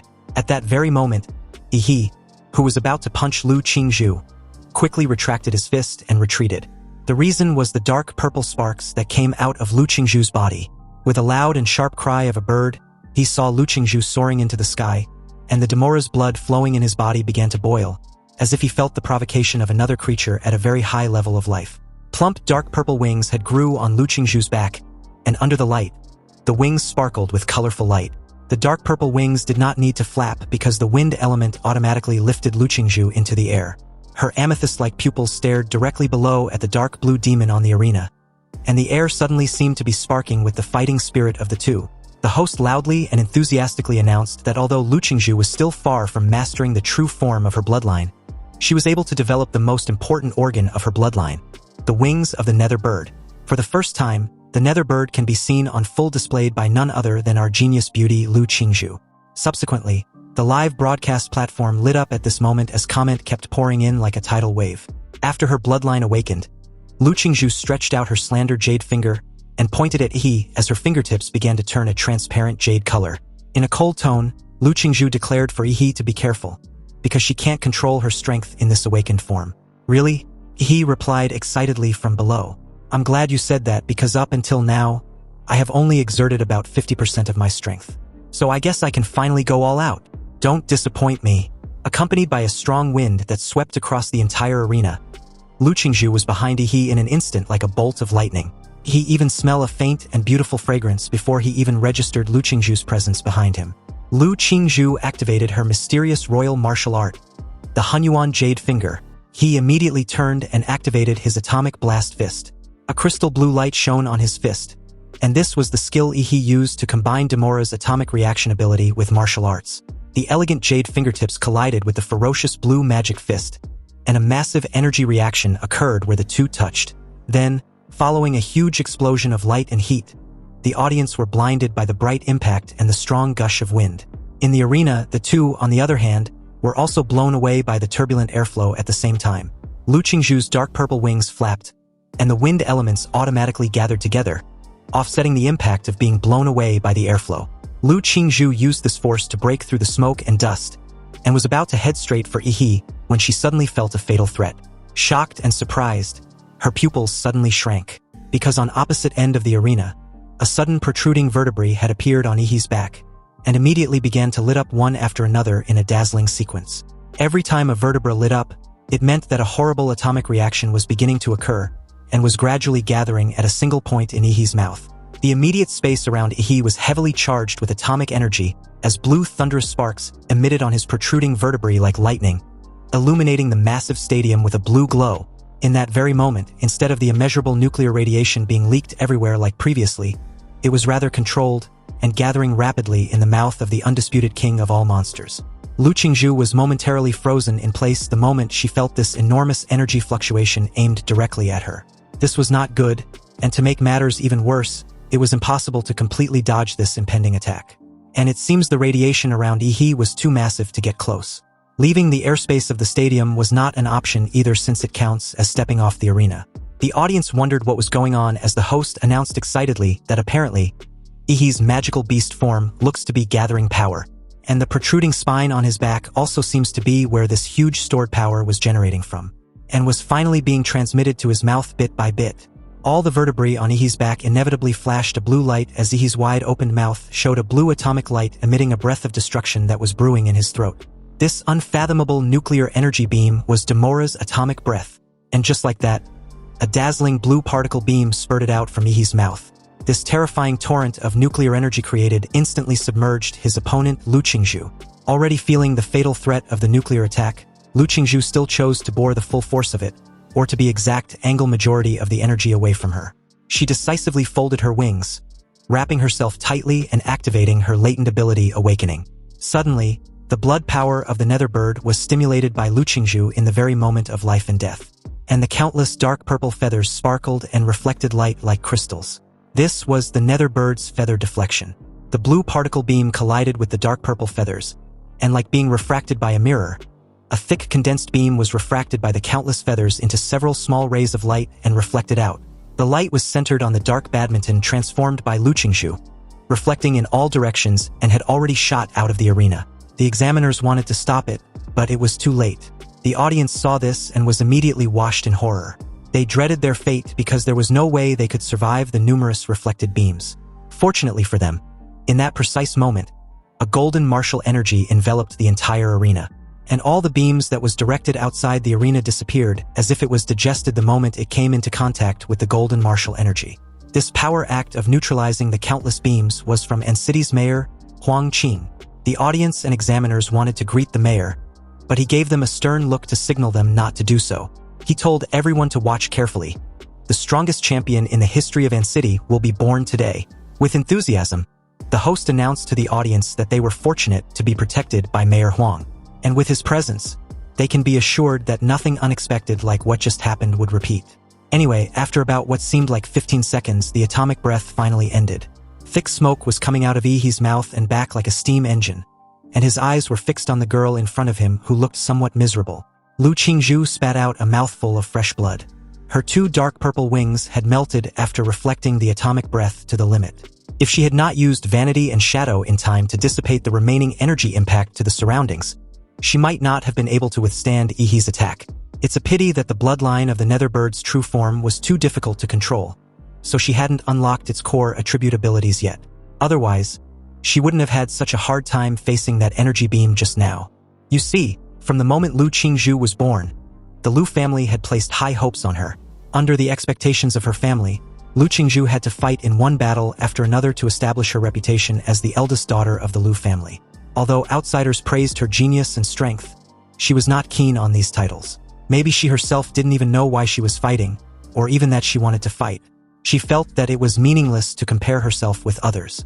She just followed her mother's expectations and moved forward silently, always giving outsiders the impression of being aloof and difficult to approach, but in fact she is just simply socially anxious.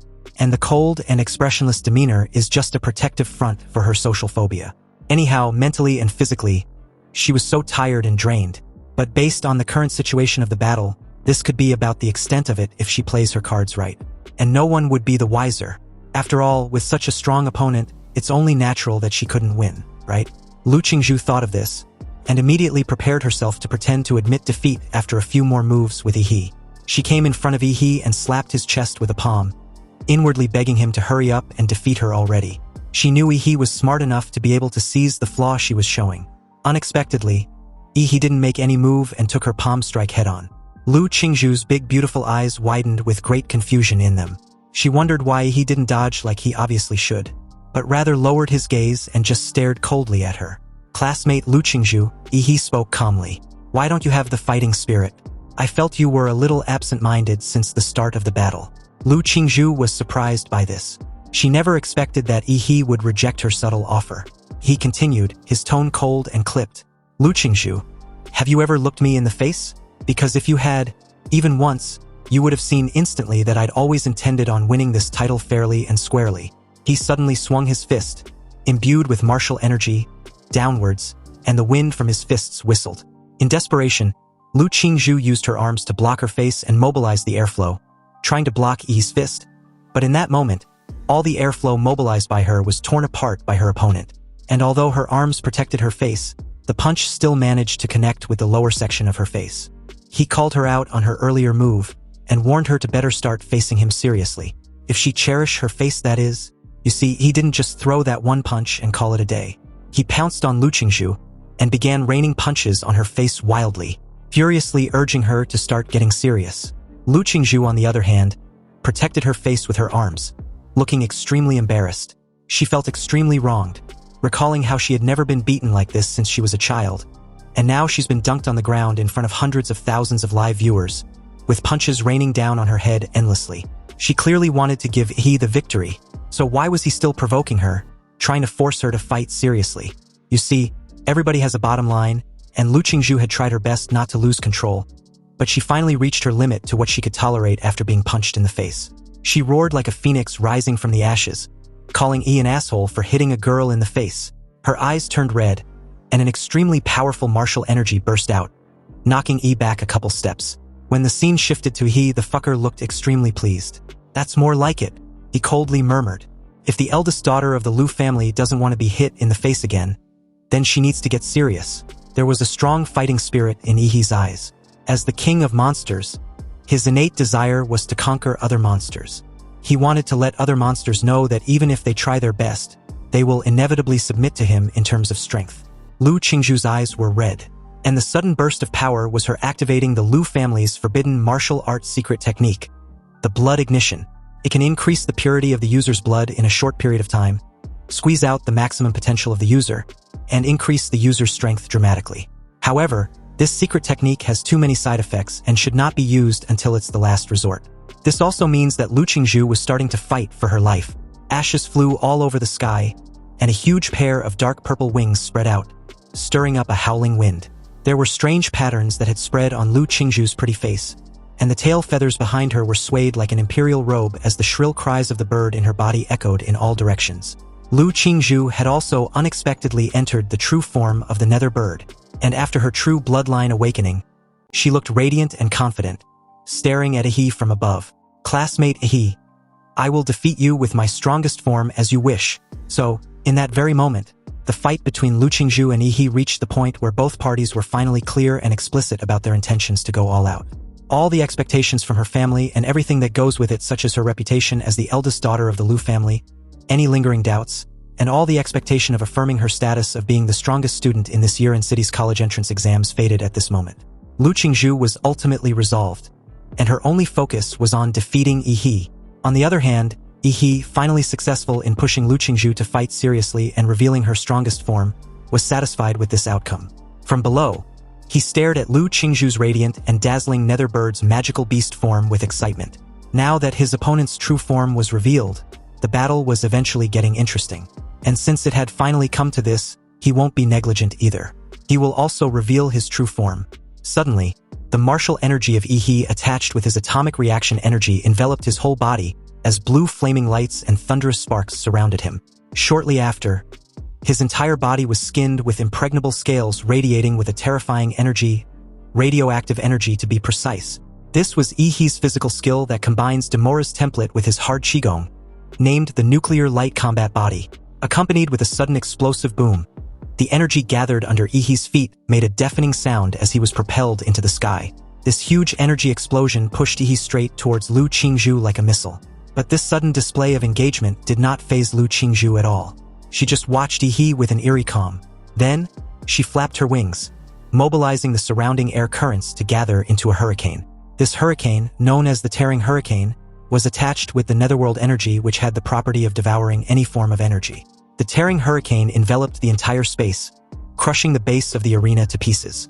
He showed no fear at all, and dived directly into the Netherworld Hurricane like a torpedo. For context, diving headfirst into the Tearing Hurricane was tantamount to nothing short than a suicide, especially for a martial art disciple. The moment Ehi entered the Tearing Hurricane, he activated his atomic fist and produced a blasting punch. A massive blue energy explosion tore through the hurricane, breaking through the dust and rushing towards Lu Qingzhu in an unstoppable manner.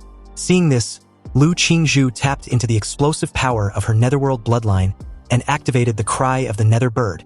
The strange patterns on her face instantly turned red and purple, becoming as hot as a branding iron. Lu Qingzhu endured this pain and opened her mouth towards Ehi. Then, visible sound waves distorted the air and swept over. Ehi's figure was drowned by these sonic waves, and the atomic energy in his body began to flicker like a flame. You see, if Ehi's legendary Demora bloodline wasn't high enough, his internal organs would have directly been torn into pieces by the aura of the Netherbird sound waves. Obviously, Ehi would eventually die by the attack. "Do you think you're the only one who can scream?" he questioned, almost amused, his eyes sparkling with a blue atomic glow. And just like that, he opened his mouth, and beams of blue light lit up on the vertebrae behind him, one after another. The atomic energy reacted violently, and this terrifying aura spread out. This sequence was familiar and could only lead to one outcome, Demora's atomic breath. Only this time, however, it was at the maximum power output. Seeing this, Lu Qingzhu also felt the pressure but was not overwhelmed like previously. There was determination in her beautiful eyes. Already accustomed with this move, she neither backed down nor tried to use her strongest defense. Rather, she decided to use the strongest defensive move in her family, deeming the strongest offense as the best defense. Placing her middle and index finger on her forehead, a familiar jade color shimmered brightly on the tip of her fingers. It was evident at this point that Lu Qingzhu wants to confront Ehi head-on. In that moment, a dazzling blue light beam rushed straight towards Lu Qingzhu with the force that broke through the clouds. You see, the outcome with this move will decide the winner of this battle, because after using the maximum power of the atomic breath, no atomic reaction will be able to take place in Ehi's body for the time being. On the other end, Lu Qingzhu, who had already given up on any defense and released her strongest means of attack, the Shenhuang martial arts Hunyuan Jade Finger, superimposed with the power of the Nether Sparrow bloodline, the Netherworld Bloodthorn, produced an explosive and matching counterattack. The jade-colored fingertips gathered purple-red destructive energy, and Lu Qingzhu pointed at the incoming atomic breath light column. The dark purple wings behind her also provided her with all the impact force to split the atomic breath light column forward. The two destructive attacks headed towards each other with a head-on collision imminent. But at this moment outside the arena, everyone watched with anticipation as the host announced excitedly that the kind of collision of power released was not something the two warriors can control. The examiners knew the severity of the collision and immediately maxed the barrier around the arena with martial energy. On the other hand, the mayor wasn't pleased with Lu Qingzhu's battle strategy of using an offensive attack to counterattack Ehi's atomic breath.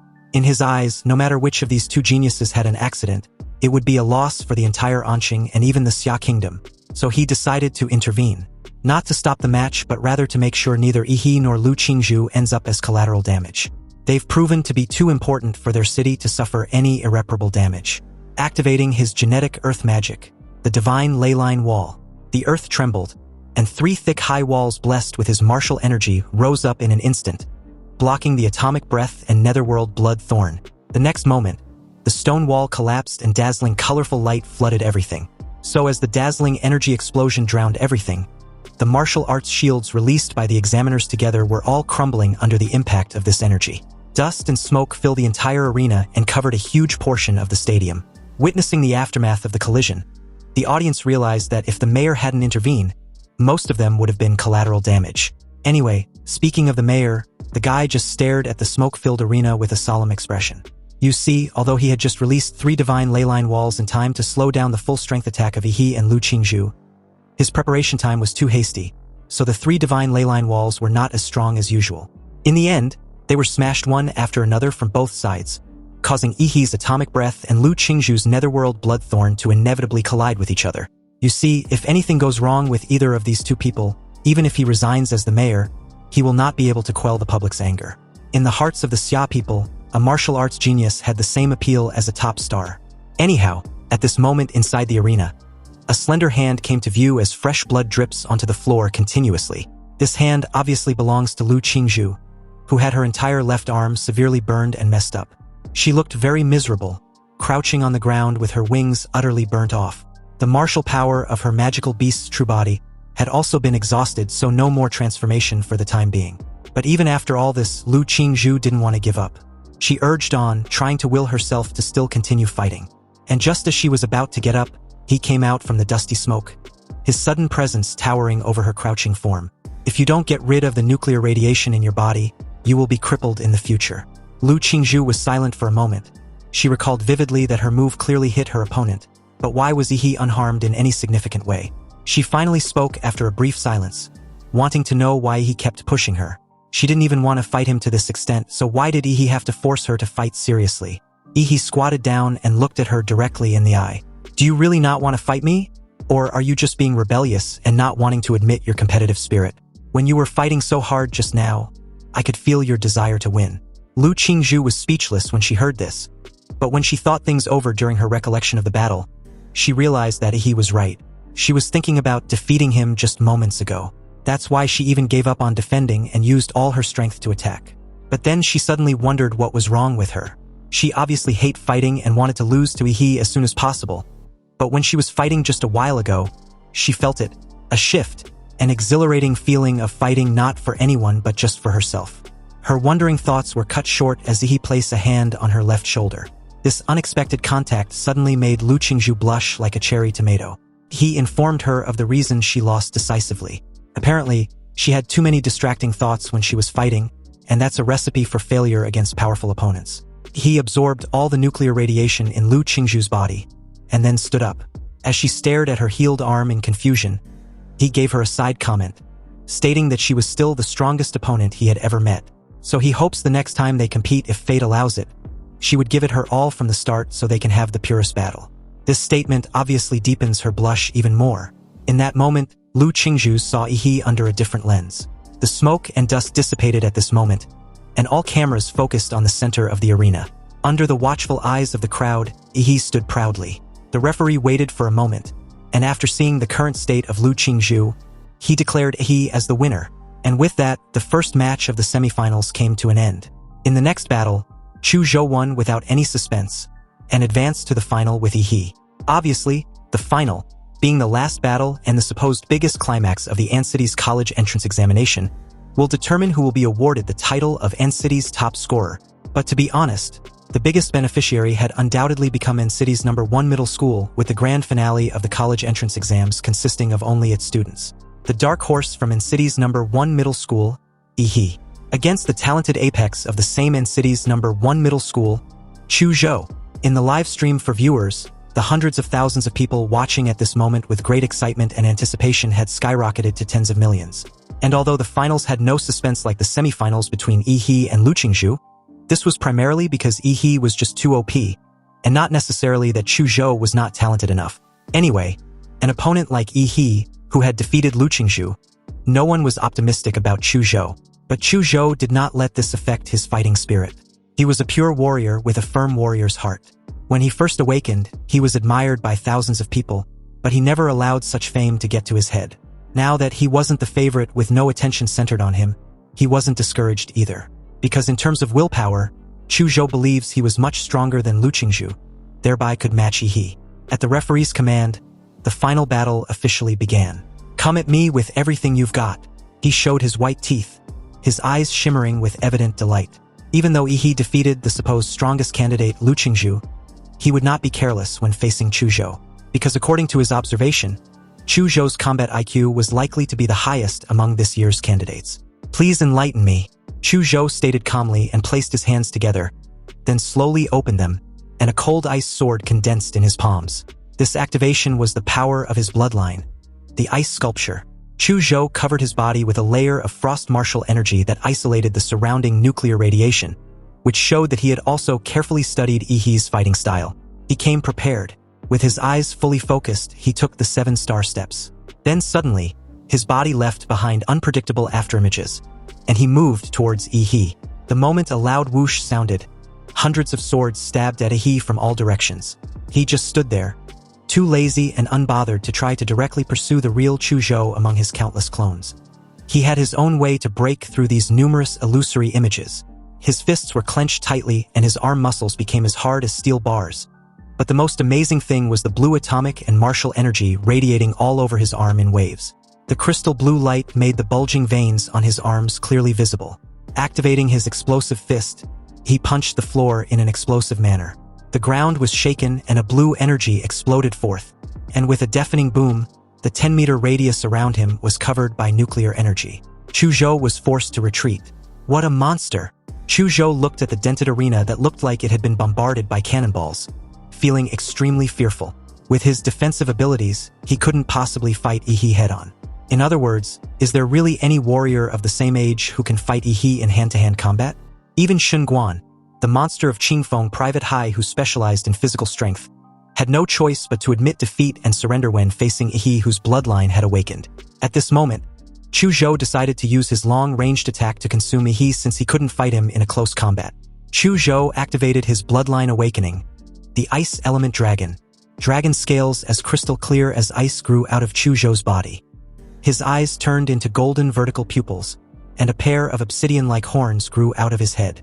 With the power of his bloodline, he activated a skill, Ice Pulse. Suddenly, a violent cold current blew across the arena, and large pieces of ice spikes gathered into an ice tsunami that was dozens of meters high, rushing towards Ehi. You see, the Ice Dragon status among the third-tier magical beasts is not as high as the king-level bloodlines of the Shadow Tiger King and the Venus Ape Demon. But in Chu Zhou's hands, it is even stronger than the blood power of Kai Shaoling and Shen Guan. The audience and examiners were surprised. With this strong bloodline power, a wave of ice submerged the entire arena, and the entire stadium, which was shrouded in the hot summer sun, suddenly dropped to below zero temperature. The live stream that had just been constantly displaying how awesome Ehi was, suddenly became completely silent, and his haters cheered excitedly, claiming Chu Zhou to be so handsome and condemning Ehi as the devil. Chu Zhou gasped slightly. The sudden burst of such a strong icy force took quite a toll on his body. Even though Ehi was frozen by the thick ice pulse, he did not breathe a sigh of relief. He wasn't naive enough to think Ehi would be defeated so easily by him. But at this moment, a barrage of comments suddenly floated across the live stream the moment the iceberg started to melt, and Ehi's wide-open mouth showed a blue atomic light emitting a breath of destruction that was brewing in his throat. Then the next moment, a bright blue beam of energy penetrated the iceberg and shot straight towards Chu Zhou. Chu Zhou, who had been on guard the whole time, was shocked with widened eyes. He couldn't believe how it was possible for Ehi to break through such thick iceberg so easily and quickly. He instantly pushed himself away and manipulated the ground to raise an icicle imbue with martial energy to serve as a barrier. When the blue energy beam hit the thick icicle, a deafening explosion occurred. But luckily enough, Ehi activated his atomic breath mainly to break out the iceberg he was trapped in, so it wasn't nearly enough as the previous instances. Nonetheless, it's too exaggerated. Ehi's abilities were truly the most dangerous anyone had ever invigilated. Nuclear radiations, nuclear explosions, nuclear lasers. Can a high school graduate really handle all these abilities? The melted ice was evaporated by the high-energy heat from Ehi's body as he took a step forward, clad in his usual nuclear light battle body. The atomic reaction in Ehi's body accelerated, and his body was covered with a layer of dazzling blue flames. Any ice vaporized into mist when it approached within 5 meters of him. It seems that I have restrained you very much. Ehi strode towards Chu Zhou, leaving a melting footprint on the ground with every step. No matter how Chu Zhou activated his ice-attributed blood to attack, it was of no avail. The gap in strength was simply too big. So far, only Lu Qingzhu had faced Ehi in this form head-on, and even Shen Guan had surrendered directly. Nonetheless, Chu Zhou wanted to give it a try. Chu Zhou's golden dragon eyes flashed as he stared at Ehi. He told his overpowered opponent of his last move.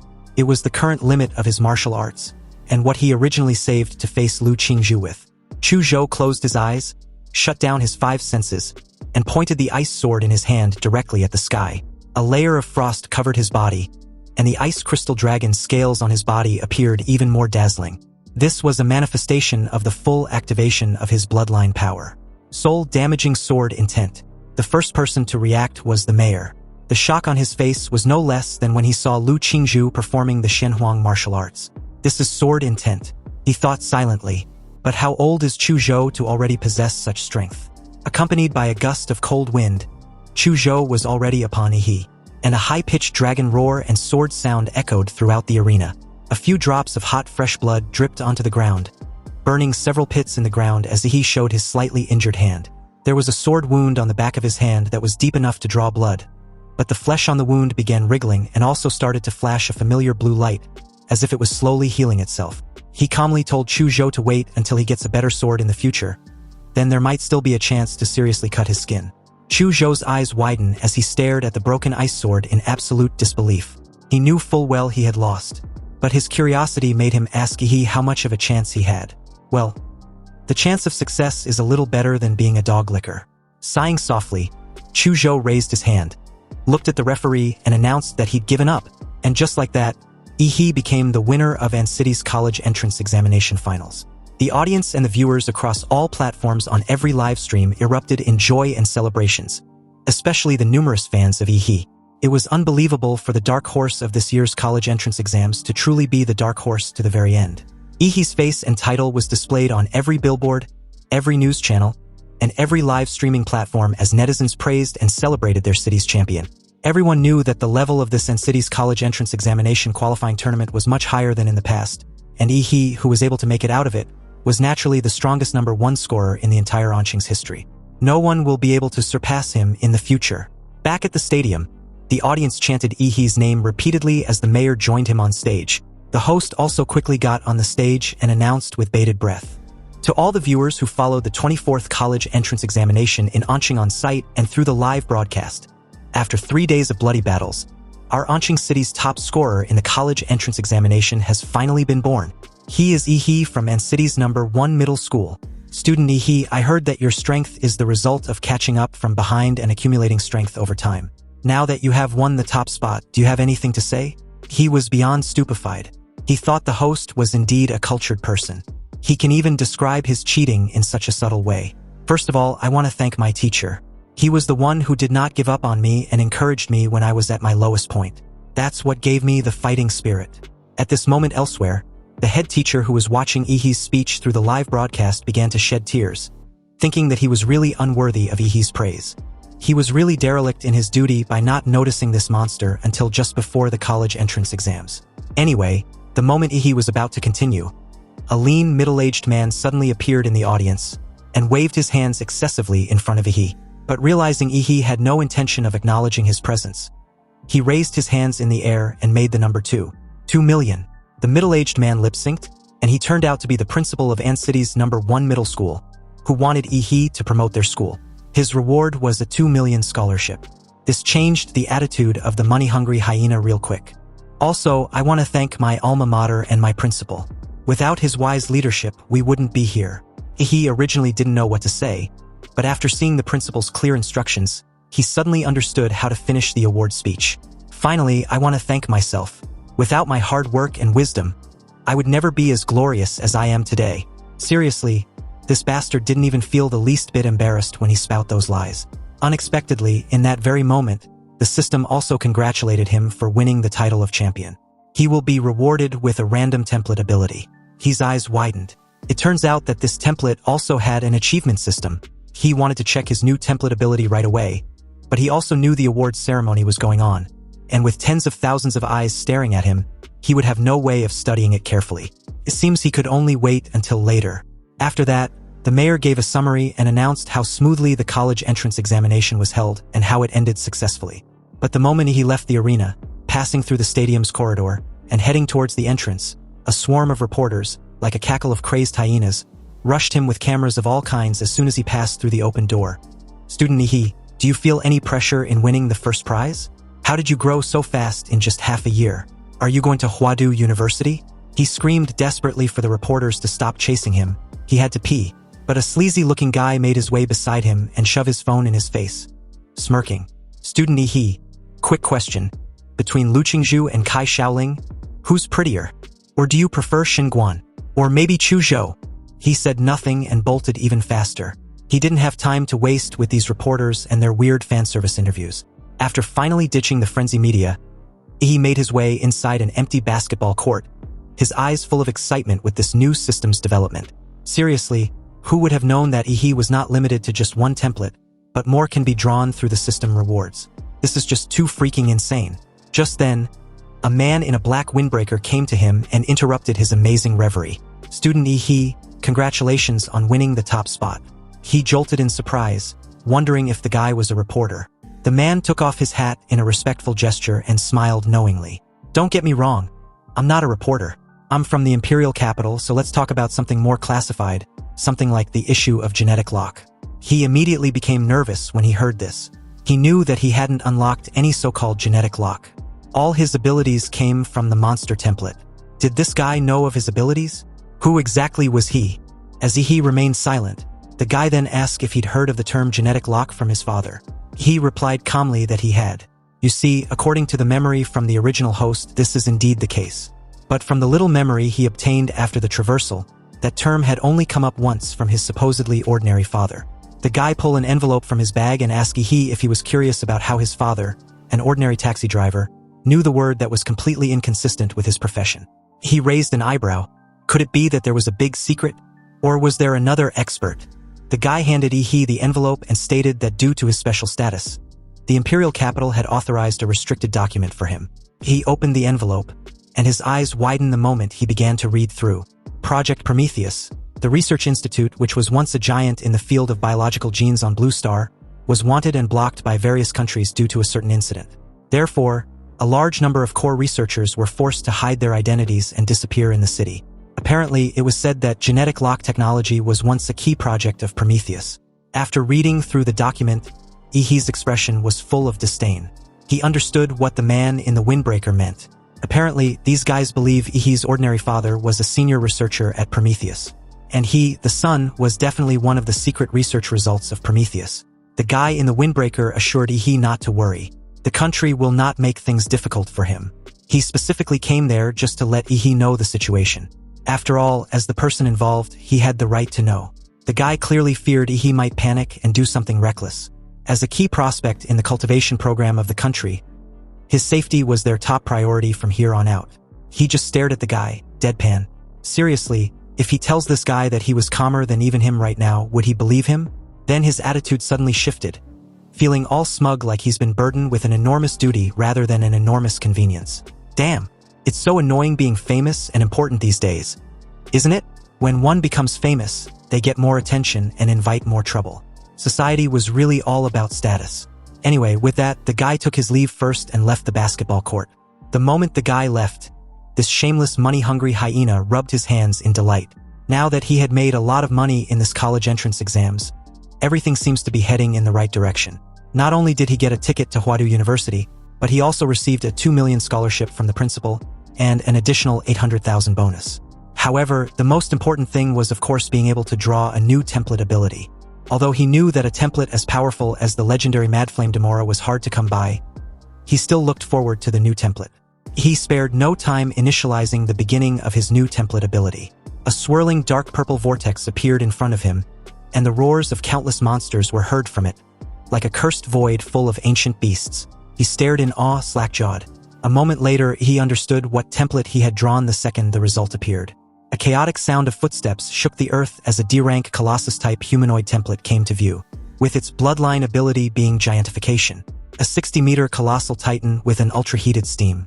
Its evolutionary path was an immutable humanoid and the current compatibility was 1%. He wasn't particularly pleased when he read through the colossal humanoid template, simply because it paled in comparison to Demora's A-rank template. But then his eyes widened as a realization hit him like a thunderclap. You see, it just might be possible that the abilities between templates can be superimposed. So if the colossal humanoid template was superimposed with Demora's template, what would be the result? Holy shit, the implication was too incredible to even imagine. But one thing was clear, Ehi wouldn't just be on top of all monsters but the true undisputed king of every monster in existence. And the first real hybrid. Meanwhile, as the scene shifted elsewhere inside a dimly lit villa with an auspicious setting, we're introduced to Hualong, a massive-looking guy who is currently on the phone with someone who happens to be a business friend of his. The person at the other end asks if Hualong had some personal matters to deal with and would not accept any more tasks for the time being. That's right, cancel everything on my schedule. Hualong hung up the call, took a deep breath as he repeatedly tapped the redwood table in front of him rhythmically. But the only sound in the room was the faint audio from a television broadcast. A dent soon formed on the redwood table where his finger struck. You see, Hualong's younger brother had been missing for over half a month, and the search team sent to investigate returned empty-handed. Not even a corpse was found, but they did find some residue at the place where his brother's signal last appeared. After testing, it was found that there was a small amount of nuclear radiation. As an experienced hunter of forbidden secret realms, Hualong didn't need any confirmation. His brother was dead. Worse, the scene had also been cleaned up.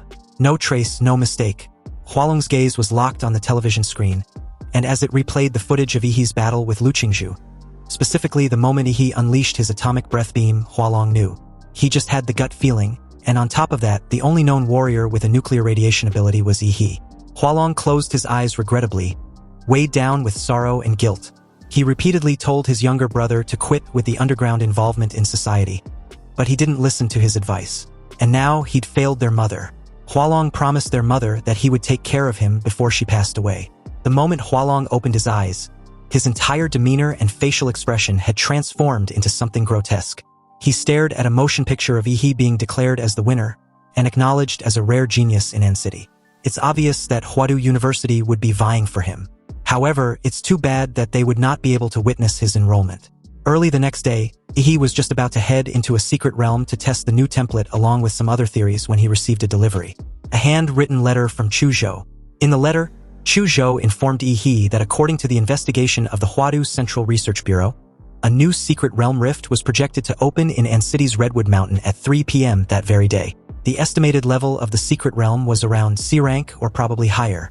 Chuzhou plans to join the warriors who plan to explore the new secret realm, and was asking if Ehi would like a team-up. Ehi's first reaction after reading the letter was not about the new secret realm, but rather at the absurdity of using a letter as a means of communication. Seriously, what era was Chuzhou freaking in? Could that weird fucker also be a time traveler? Anyway, 3 o'clock in the afternoon at An City's Redwood Mountain. The once sparsely populated Mangrove Mountain finally welcomed the most visitors it's ever had in its history. Thousands of warriors had gathered at the Mangrove Mountain, including many powerful warriors and organizations with a long-standing reputation. Even helicopters and troops have been stationed there to prevent any accidental conflicts. The new secret realm means unpredictable dangers, but it also means that everything is undeveloped. It's also filled with rumors of getting rich overnight or opportunities for low-level warriors to soar to the sky. At the base of the mountain, he met up with Chuzhou, who now had a sword hanging around his waist. Chuzhou noticed immediately that Ehi had grown stronger again. He gave a creepy smile, annoyed and also surprised at this insight. He didn't expect Chuzhou to have such a keen sense. After all, he had just used some of his prize money to buy several gene serums and managed to increase the compatibility of the Colossal humanoid template to 35%. Sure, it's just a D-rank monster template, but it has its advantages and grows faster, which can produce results quickly. The two chatted casually as they waited for the rift to open. Curious, he asked Chuzhou which university he applied for. Chuzhou's mood seems to be a little off, but he still replied that he applied for Huadu University. He had noticed this but chose not to pry. He simply stated that they might still end up as classmates in the future. In that very moment, the crowd erupted in excitement, announcing that the secret realm was opening. A gap about several dozen meters long appeared on the mountainside of Redwood Mountain, with a galaxy-like fluid flowing inside. Suddenly, a sharp scream came from the spatial rift, and the next moment, a ferocious monster bird with 3 heads and dark and purple feathers forced its way halfway out of the rift. This was undoubtedly a high-tier monster. Relying on its incredible advantage in the air, it grabbed the first position to rush out of the secret realm. But unfortunately, it was greeted by thousands of fully armed warriors. The warriors let out a battle roar that shook the mountains and forests, not caring at all about the 3-headed strange bird stuck in front of them as they all rushed forward aggressively. The 3-headed strange bird looked in horror at the thousands of warriors rushing towards it like crazy. The poor bird tried to drill back in, but embarrassingly, it was stuck. Within a few seconds, its huge body was trampled into mud by the warriors. He and Chuzhou followed behind a large group of warriors and also passed through the rift in the secret realm. And as for that three-headed strange bird, both its body and magic core were hacked to pieces. It was a tragic death. Inside the Redwood Mountains secret realm, everyone was greeted by a jaw-dropping sight. It was an extremely exaggerated forest of giant colorful trees. Each tree was nearly 100 meters high. A dozen people may not be able to hug a tree, and the warriors under the trees were no different from ants. A thick metallic stench of blood rushed into Ehi's nose. Then he saw that a small tide of beasts had already gathered in front of the rift in the secret realm. It seems a few distance away from the entrance of the rift would undoubtedly become the first battlefield between the mini-beast tide and the arriving warriors. Without a moment of hesitation, the warriors rushed forward. Their roars and wails gathered together to play a cruel and bloody symphony of war. You see, the reason why the warriors resisted the beast tide in front of the secret realm instead of dispersing to look for treasures was because of a law enacted by the state. Warriors have the right to freely explore the secret realm, and also have the obligation to resist the beast tide in the secret realm for their planet Blue Star. If a warrior ignores the beast tide and causes the beast tide to flood into reality and cause casualties among the people, his warrior status will be revoked and he will be brought to a military court. For a warrior, the greater the ability, the greater the responsibility. He and Chuzhou also joined the ranks to fight against the beast tide. Chuzhou activated his bloodline and released a large stream of ice to freeze the feet of the monsters in front, hindering their movement. Although the ice would soon be shattered by the monsters and break free, it still successfully hindered their actions for a few seconds. Many warriors seized the opportunity and rushed forward to kill the frozen monsters. Unexpectedly, a beast tried to ambush Chuzhou from behind, but in that split second, the poor bastard was hit with an atomic fist and instantly melted into a meat paste. Chuzhou thanked a completely unfazed Ehi the moment he warned him to watch his back. He, looking quite bored, added that none of the beasts inside the secret realm were worth fighting. And true to his words, a field of smoldering corpses behind him was a testament to this. Witnessing such an absolutely terrifying, grotesque scene, Chuzhou was stunned. He had already wiped out so many monsters effortlessly while he and the other warriors were carefully holding the line. This was undoubtedly the results of his nuclear radiation. It was hard to resist and silent. The most terrifying thing is that it will directly attack the cells of living things. On the battlefield, Ehi, the human-shaped nuclear pollution source, can finally release radiation without restraint. There were constant wailing sounds coming from the herd of beasts. They opened their bloody mouths wide and tried to get close to Ehi, but before they got a few meters closer, their flesh and blood melted and they collapsed to the ground, wailing weakly. Even if a few monsters forcibly break through the nuclear radiation network, they will only face Ehi's more ferocious atomic blasting fist. If a monster wants to attack in the air, it will be greeted by the dazzling atomic breath that symbolizes destruction. The only difference between a monster dying from these two moves and one dying from nuclear radiation is that it dies more quickly without having to endure the pain of slow withering. He was just absolutely terrifying. He was like the god of death on the battlefield. Wherever he goes, life within that vicinity begin to rot and die. His fighting style even made the rest of the warriors extremely frightened. They secretly felt lucky that Ehi was one of them. He, on the other hand, looked at the magic cores that could not even fill several bags, and couldn't help but smile, revealing the joy of a farmer's good harvest. But that smile frightened the surrounding warriors even more, and they felt goosebumps all over their bodies. Without counting Ehi's various moves derived from atomic reactions, not many warriors would want to make an enemy of him just with his deadly nuclear radiation field. In other battlefields not far away, the warriors who were fighting with monsters looked back and found the others behind resting leisurely. A curious warrior cursed in amazement, wondering why the fight behind them ended so quickly. Was there a high-level warrior among them?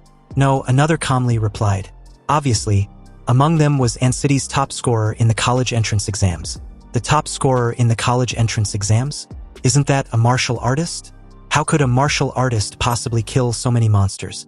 Apparently, the curious warrior missed the live broadcast of the college entrance exams, deeming it uninteresting. Seriously, what was so special about a fight between high school students? Hearing this, the other called him a foolish idiot, because that high school student can effortlessly beat 10 of him.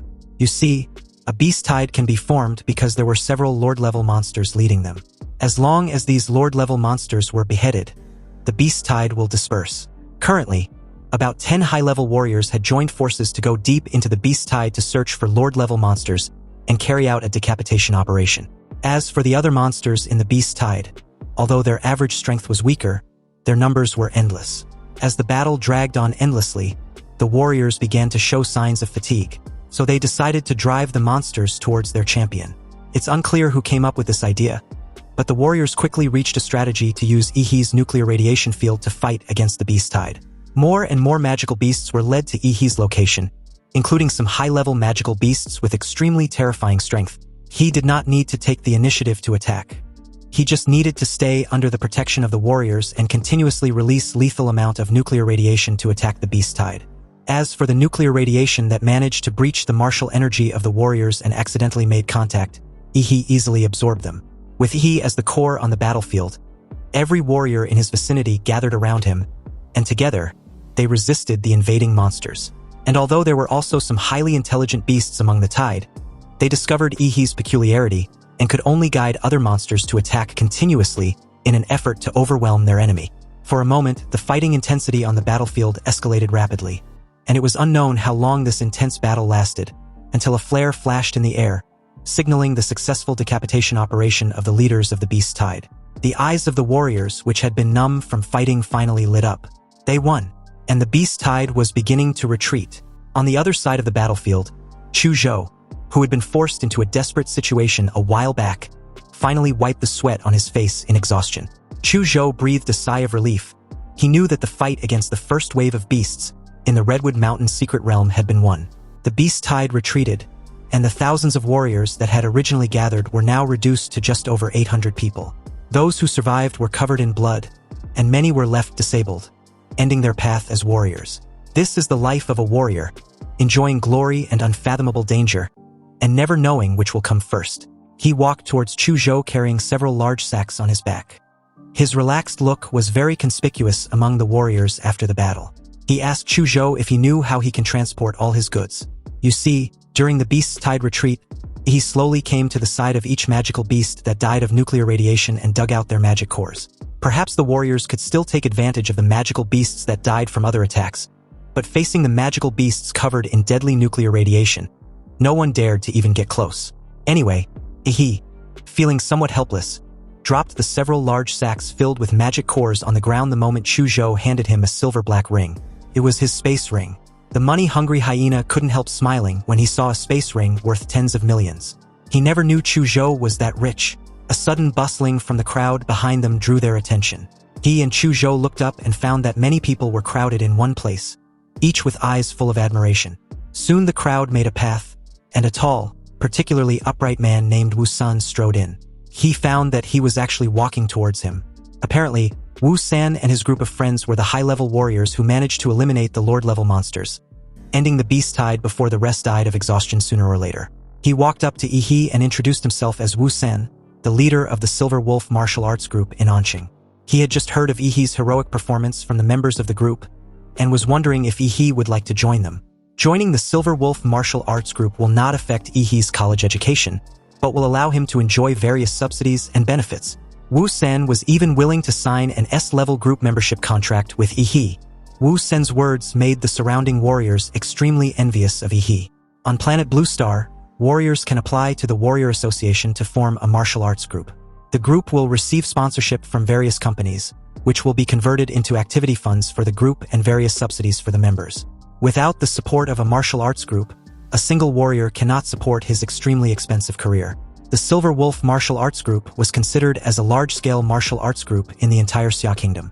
Even ordinary students of the Imperial Capital University were not eligible for the S-level contracts. This signing was definitely not unfair to Ehi, but rather a sign that Wu San values his talent. In that very moment, a gorgeous tiger with shiny hair walked out from the crowd. It wasn't a warcraft, but a genetically synthesized beast, created by a genetic company. Sitting cross-legged on it was a heroic woman.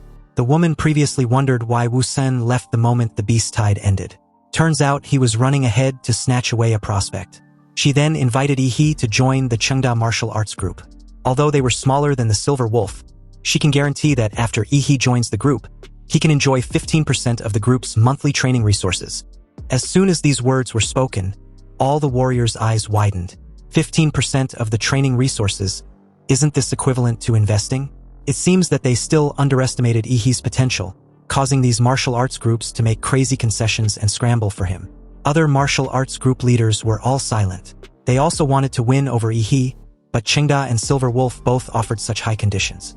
They needed to think about whether it was worth it to offer conditions comparable to those of these two martial arts groups. But soon, Ehi gave his answer, apologizing to the two that he doesn't have any intention of joining a martial arts group for the time being. Wu Sen and his companions were not surprised by this answer. After all, with Ehi's level, he would be extremely outstanding even if he wasn't placed in a top martial arts group. They regarded winning him over this time as a way to establish a good relationship.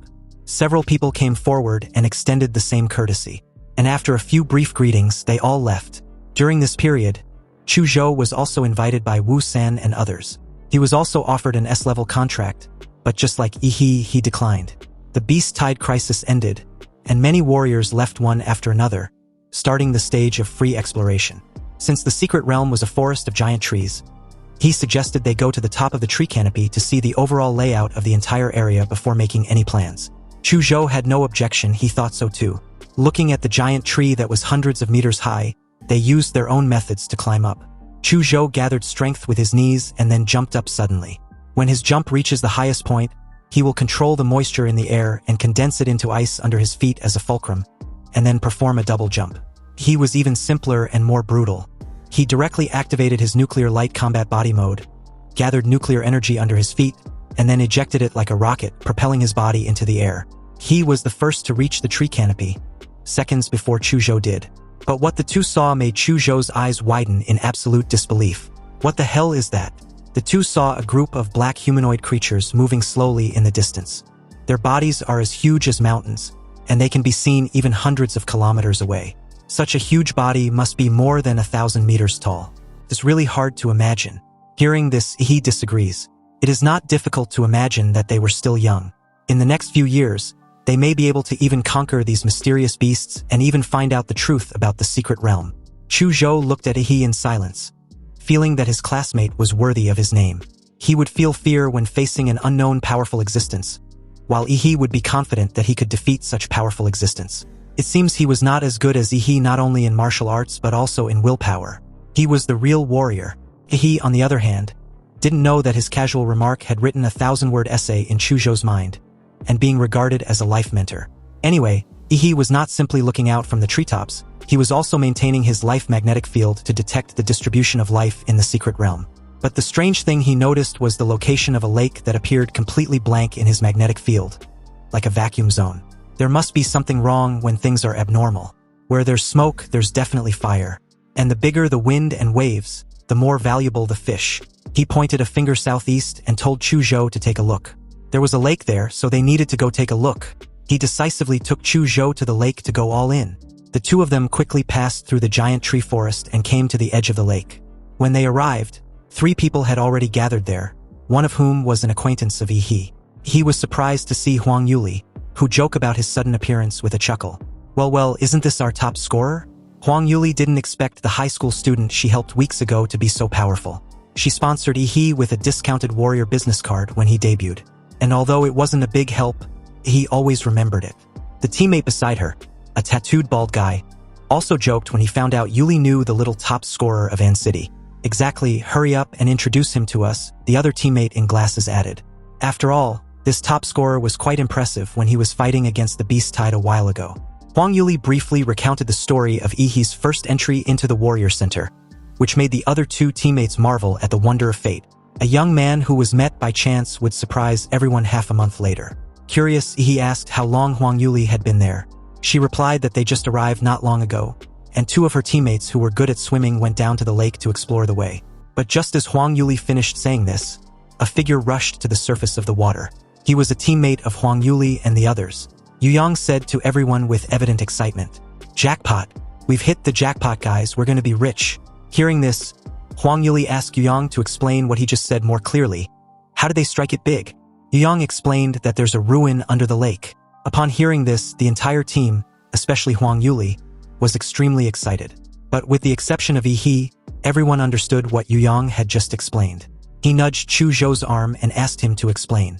In the secret realm, there are some mysterious buildings that are suspected to be left by a civilization in the secret world.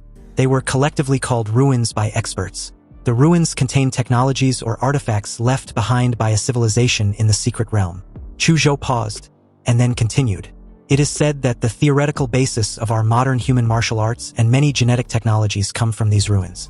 Perhaps Yu Yang was too excited, because he realized that two outsiders, Ehi and Chu Zhou, were also present after he told his teammates this information.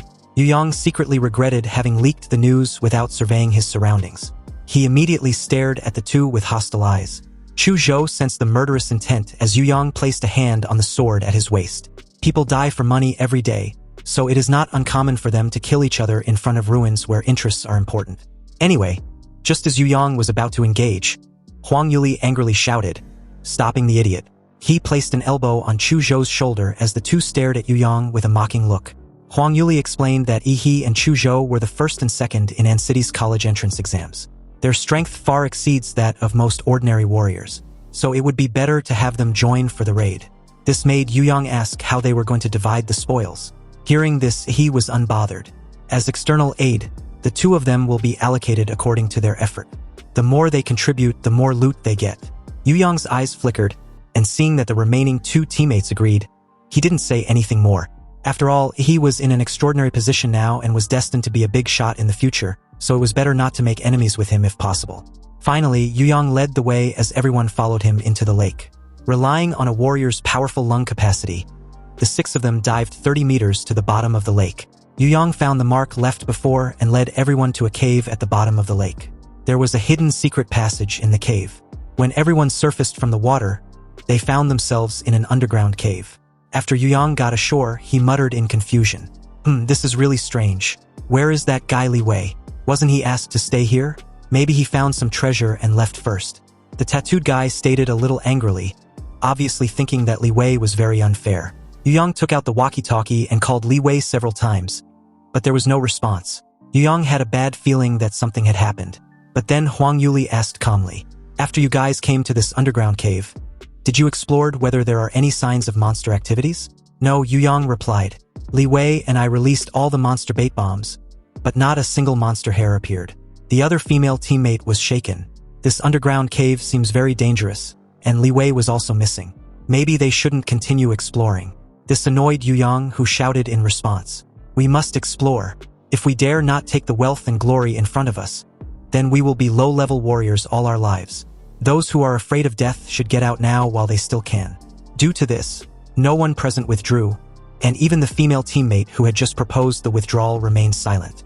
As Yu Yang said, if the mountain of gold was right in front of them, it would be against human nature not to grab it. In that case, the group proceed forward. Yu Yang led the way for everyone. Because of Li Wei's loss of contact, the group was now very silent, always on guard against possible dangers. Yu Yang took out an ultraviolet flashlight and shone it on the ground. The marks he and Li Wei had left in advance were clearly visible under the ultraviolet flashlight. The group gradually went deeper into the underground cave, and the road became narrower and narrower until only one person could pass through. He walked in the narrow tunnel with his eyes flickering. He turned his head to meet Chu Zhou's eyes and began to speak in lip language. Chu Zhou, something is wrong. Yeah, I noticed too, the time doesn't match. They both noticed something was wrong because it was so obvious. Huang Yuli said that their team had just arrived at the lake not long ago, about 10 minutes at most. But Yu Yang and Li Wei were able to find this cave at the bottom of such a huge lake, and through the underground cave, they found such a hidden route leading to the ruins. It's just like having a map perspective in a game. Perhaps the temptation of the news about the ruins was too great, or perhaps the parties involved are confused while the bystanders can see more clearly. Faced with their former teammates, experienced warriors like Huang Yuli did not notice anything unusual. This is obviously a scam. Chu Zhou wanted to know if he should alert Ehi's acquaintances and leave, but Ehi told him not to panic. He had a trump card. Chu Zhou nodded and remained silent. If Ehi was sure, then there was no need to question. Walking out of the narrow path, the view in front of the group suddenly opened up. Huang Yuli and the other two teammates looked gloomy. Huang Yuli suddenly asked Yu Yang about the ruins he spoke of earlier. The huge cave they were in was the size of a football field, with dense dark green vines covering every corner. Many vines were wrapped with dull magic cores, and around them were the corpses of magical beasts that had turned to bones. No wonder we didn't see many aquatic monsters when we were diving. It turns out that they had already been devoured by a top predator. Suddenly, the other teammate screamed. At the location where she pointed was a dried corpse pierced by vines hanging in the air. And judging from the clothes the corpse was wearing, it was Li Wei. Huang Yuli and her female teammate were trembling with widened eyes. And Yu Yang did not answer Huang Yuli's earlier question about the ruins. He suddenly knelt on the ground, holding his head, and talking to himself neurotically. Yu Yang seemed to have regained his last bit of sanity. He suddenly turned around and looked at everyone, murmuring something incoherently about Li Wei's death, the vines catching up to him, his escape, and a whole bunch of nonsense. But the next moment, his head began to swell up, and seconds after, it exploded like fireworks, and several vines swayed from the gap in his head like the tentacles of a devil. A split second after that, a dazzling blue light beam submerged Yu Yang's upper body, and those strange vines were also destroyed by the atomic energy. Who would have thought that a monster could be so intelligent? After hunting 2 warriors, it actually parasitized the brain of one of them and used him as bait to lure more prey. He looked at the dark green vines that were slowly moving in the entire cave with cold eyes. With a crackling sound, a huge rock entangled with vines fell from above like a freaking meteor and collapsed behind them, blocking their retreat. Chu Zhou looked at these terrifying vines and finally remembered that he had read information about this kind of monster in a book. It was a second-order king-level magical beast species, the ghost demon vine. Upon hearing this, Huang Yuli and the 2 other teammates paused in their breathing, trembling with fear. The king-level blood species cannot be estimated by ordinary levels. This level was simply not something that a few first-level warriors like them can fight against. He grinned, revealing his white teeth. He didn't care what level it was. Everyone would just have to watch how he hacks it to pieces. But just as he was about to enter Colossal Titan mode, a loud boom sounded from behind. The collapsed passage behind them was blasted open, and a mysterious warrior with terrifying blood energy swept over. The blood energy on his body even distorted the surrounding air, leaving a long trail of bloody smoke. With this much chi and blood smoke, he was an 8th-level warrior. You see, originally, Huolong had no plans to come to the secret realm of Redwood Mountain. But when he heard that a certain someone in the secret realm was using terrifying nuclear radiation capabilities to help the warriors resist the beast tide, he immediately realized that this person was Ehi. After arriving at the secret realm, it was very easy to find his target's trace. As long as he follows the routes where there was a small amount of radiation left, he can find Ehi's whereabouts. When he found Ehi, it was just when Yu Yang emerged from the lake. And although Huolong was far away from them when he found Ehi's location, he also heard Yu Yang's mention of ruins. Huolong's breathing became a little rapid, so he chose to stay put for the time being, waiting for Ehi and the others to enter the bottom of the lake and find the ruins before taking action. In the secret world, warriors killing each other often occurs. And because it was difficult to obtain evidence, the government often turns a blind eye. So this was the perfect opportunity to kill his brother's murderer and City's top scorer without worrying about the Xia Kingdom's retribution. If he can take some valuable items from the ruins with him, then he will definitely flee to a country that is strong enough to shelter him if trouble arrives. Huolong concealed his breathing and followed the group into the underground cave. But unexpectedly, they destroyed the narrow tunnel as soon as they went in, blocking Huolong's way forward. Huolong's heart sank, and his first reaction was that he had been exposed. Huolong believed he noticed his presence, even though he stopped his heartbeat, breathing, and other states and fell into a state of suspended animation. He really underestimated Ehi, and Ehi was worthy of being the one who can force his younger brother into a desperate situation. He, on the other hand, had just noticed Huolong's presence, and was even confused that the mysterious 8th-level warrior was in search of him. Why was this freaking uncle pining for him? He didn't even know the guy. He just rushed in all of a sudden and monologued some gibberish like they knew each other. The strange thing was that he seemed to feel that this mysterious warrior glanced at him with resentment. But it must be an illusion, right? Huolong directly burst out with the blood and energy of an 8th-level warrior, and had already broken through the collapsed tunnel, bulldozing his way out and declaring that Ehi should prepare to die. Huolong launched in Ehi's direction, his roar like the sound of thunder. In the air, he soon realized that something was wrong. The supposed ruins in front of him was clearly the cave of a powerful monster. You see, the demonic vine hunts its prey based on its life breath. And at this moment, Huolong's life breath was the strongest, so he became the demonic vine's primary target. A thunderous boom sounded, and the entire cave at the bottom of the lake was shaking as if there was an earthquake. Countless vines shattered the rock layers and rushed towards Huolong. Huolong looked at Ehi unwillingly. Cursing, Huolong questioned Ehi if this was also his plan. Huolong's path towards Ehi was blocked, and he could only resist the attack of the demonic vine. After all, it was a king-level blood species, Even if it was only the second level, it could still cause a veteran warrior like him to fall. The ghost demon vine raised wave after wave of demon vines, trying to kill Huolong. But Huolong's punches and kicks were like artillery shells, and countless vines close to him were blown into pieces, with their juice spilling onto the ground. Although it seemed that Huolong had the upper hand, the greatest characteristic of the demon vine was that it absorbed qi, blood, and martial arts and released nerve toxins. Huolong could feel that his condition was declining, while the demonic vine was growing endlessly. If the battle lasted a long time, he would definitely be defeated there. Huang Yuli, clearly alarmed, informed the group that the cave was about to collapse because of the fight. But she was immediately told to get out of the way. A dark blue rough skin had grown on Ehi's body, with crystal blue light flowing through the cracks on his skin. He opened his mouth, and the protruding vertebrae on his back lit up with blue light one after the other. Then, accompanied by a thunderous boom, the maximum power of the atomic breath was released, and a torrent of blue light that seemed to break through everything broke through the rock formation above everyone, shot into the lake above the rock formation, and then rushed out of the lake and shot into the sky. A large amount of lake water poured into the cave from the gap above, and the passage leading to the outside world was surprisingly opened by Ehi. He told Huang Yuli and her teammates to escape first. Hearing this, they did not hesitate and did as they were told. After all, among them, Ehi, although not an official martial artist, was the strongest. If he did not stay behind to cover the retreat, the others would not be able to do so.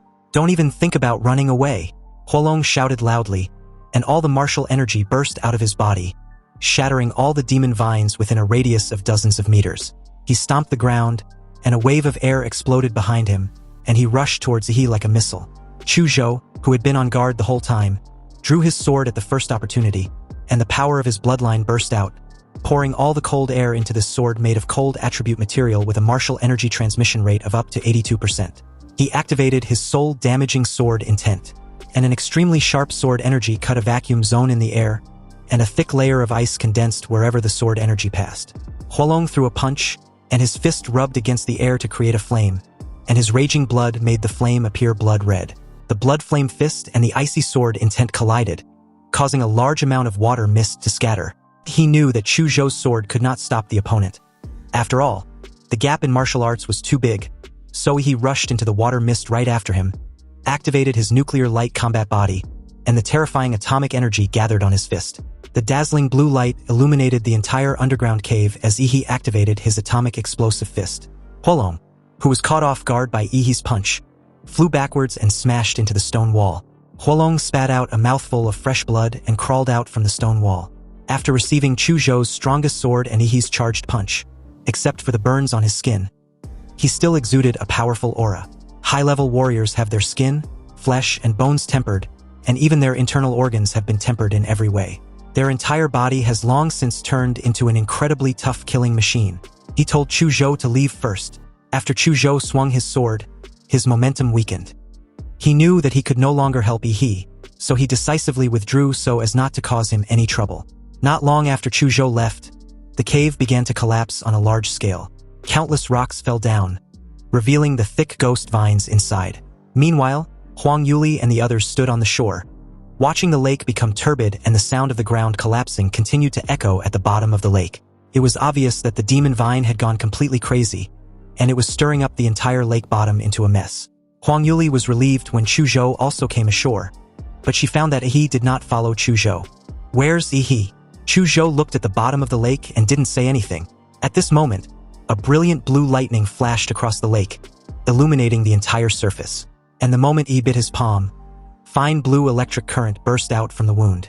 Huolong felt something was wrong, so he sprinted towards Ehi with all his strength, trying to interrupt him. But it was too late. With a deafening boom, a dazzling blue lightning burst out from Ehi's body, and Huolong was directly submerged by the countless blue lightning. His muscles, which were as hard as an alloy, began to carbonize the moment they touched the lightning. Similar to an Attack on Titan transformation type shit, every Titan transformer transforms by biting their palm. And during the transformation, huge energy will burst out of their body, usually released in the form of lightning. Since the Colossal Titan was the largest after transformation, the energy released by the transformer was also the largest during the process. Therefore, one of the strategic attributes of the Colossal Titan is to be used as a small human nuclear bomb. With a roar like a giant beast, he turned into a dazzling blue ball of lightning, and then the lightning exploded, submerging everything in a terrifying energy explosion. Chu Zhou and the rest watched the terrifying blue energy current in the lake explode out of the water, and hurriedly moved away from the lake to avoid being accidentally injured. A large amount of water vapor rose, and the raging blue lightning stopped only after half of the lake water evaporated.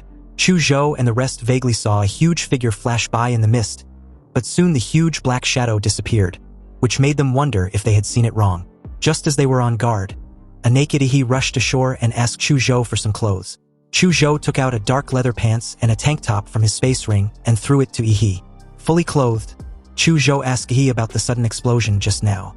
Ehi explained that it was that mysterious warrior. He actually carried a plasma bomb and died together with the demon vine. Plasma bomb? Isn't that a military contraband? What kind of person has access to that thing? And I feel that the explosion just now seems to be more powerful than a plasma bomb. Chu Zhou stated skeptically. Although many things seemed to be out of place after the mysterious warrior appeared, and everyone did not have much time to think about these things, Chu Zhou, on the other hand, was as rational as ever, pointing out that the massive lightning and the giant in the smoke didn't seem like a plasma bomb. He kept insisting that it was a plasma bomb, and Chu Zhou saw wrong. He was relieved when Chu Zhou nodded and tactfully didn't delve into the matter further. Everyone has their own secrets, including himself and Ehi. Also, it would be bad if Chu Zhou learns of his monster template abilities. He was already a little heavy-handed, and Huolong was crushed by him. He lost the corpse, but fortunately, he got the magic core of the ghost demon vine. Anyway, after they had just escaped death, Huang Yuli and her two teammates were very tired and had already planned to leave that secret place. She apologized to Ehi for not only following them for nothing, but also troubled him to save them. They will compensate him when he leaves the secret realm. He told her not to be so polite. He will just consider this trouble as repaying the favor she did for him. However, if she gives him any compensation regardless, then won't he always owe her a favor? Huang Yuli smiled heartily and said no more about the matter. She waved goodbye to Ehi and left with her two teammates. In the next 2 days, Ehi and Chu Zhou continued to explore the secret realm. With the powerful perception of the life magnetic field, Ehi and Chu Zhou found many spiritual medicines. Although they did not find any magical and rare spiritual medicines like the blood jade fruit, it was still a fruitful harvest. By the 3rd day, Ehi and Chu Zhou felt that they had reaped enough harvest and was ready to leave the Redwood Mountains secret realm. In the end, the spoils that the two of them had found were divided, with Ehi taking the lion's share. After the two came out of the rift of the secret realm, they were slightly shocked to see the current appearance of Mangrove Mountain.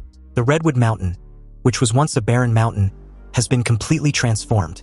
All the trees and boulders on the entire mountain were razed to the ground and replaced with a steel jungle made of concrete and steel bars, which housed a hospital, an auction, an arsenal, and even a hot spring hotel. Even a temporary airport was built far away from the Red Tree Mountain. When night falls, the bustling lights of the entire Mangrove Mountain can probably be seen in the atmosphere. Xia country's infrastructure capabilities were truly terrifying. He and Chu Zhou couldn't help but admire this incredible development. Anyway, a while later, Ehi went to the Secret Realm Appraisal Office, prepared to appraise his harvest this time, and handed over 1/10 of the harvest as tax. He summoned a large sack from his space ring and threw it on the table. Seeing Ehi's rough movements, the staff immediately reprimanded him. If anything inside the office is damaged because of him, it will not benefit him in any way. He scratched the back of his head and apologized. He had too many things in his hands. And if he didn't take them out quickly, he's afraid she won't be able to finish the appraisal before noon. The staff simply told Ehi to rest assured. Every person in there was a professional. Hearing this, Ehi took out another large sack from the space ring and placed it on the ground with care. Then came the 3rd sack, the 4th sack, the 5th sack. The lady looked as pale as death when Ehi kept pulling sack after sack like he freaking owned the Redwood secret realm. Was he moving goods? For about 3 minutes, she finally couldn't help it and asked Ehi if he was done. She breathed a sigh of relief when Ehi replied that he was, but then he added that he was done moving the sacks. But there were still a lot of spiritual medicines left to take out. When the lady heard this, she quickly moved Ehi to the Spiritual Medicine Appraisal Center. This was because the identification process of spiritual medicine was much more complicated and time-consuming than that of magic cores. It seemed she and the rest of the staff would have to work overtime today. The staff were stunned when they saw the magical medicine spread all over a table. Was Ehi from the wholesale market? When did rare elixirs become as plentiful as cabbages? In order to identify the spiritual medicine that Ehi brought out, all the appraisers in the entire Appraisal Institute halted their work and made the identification of Ehi's spiritual medicine a priority. Anyway, while the Appraisal Institute marveled at the rarity of some magical medicines, He just stared with an expression of indifference. Now that the green and white quality magic cores had no effect on him, he can exchange them all for money. And as for the 5 blue magic cores of 3rd level monsters he collected when fighting the Beast Tide, and the green magic core with gold patterns that exploded from the 2nd level king level Ghost Vine, he wanted to keep them for himself.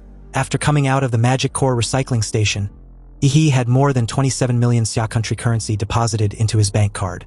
Although his account now had a long string of zeros behind a number, Ehi no longer had his previous joy. Maybe it was because there was so much money that it was just a string of numbers, or maybe it was because Ehi's vision had broadened.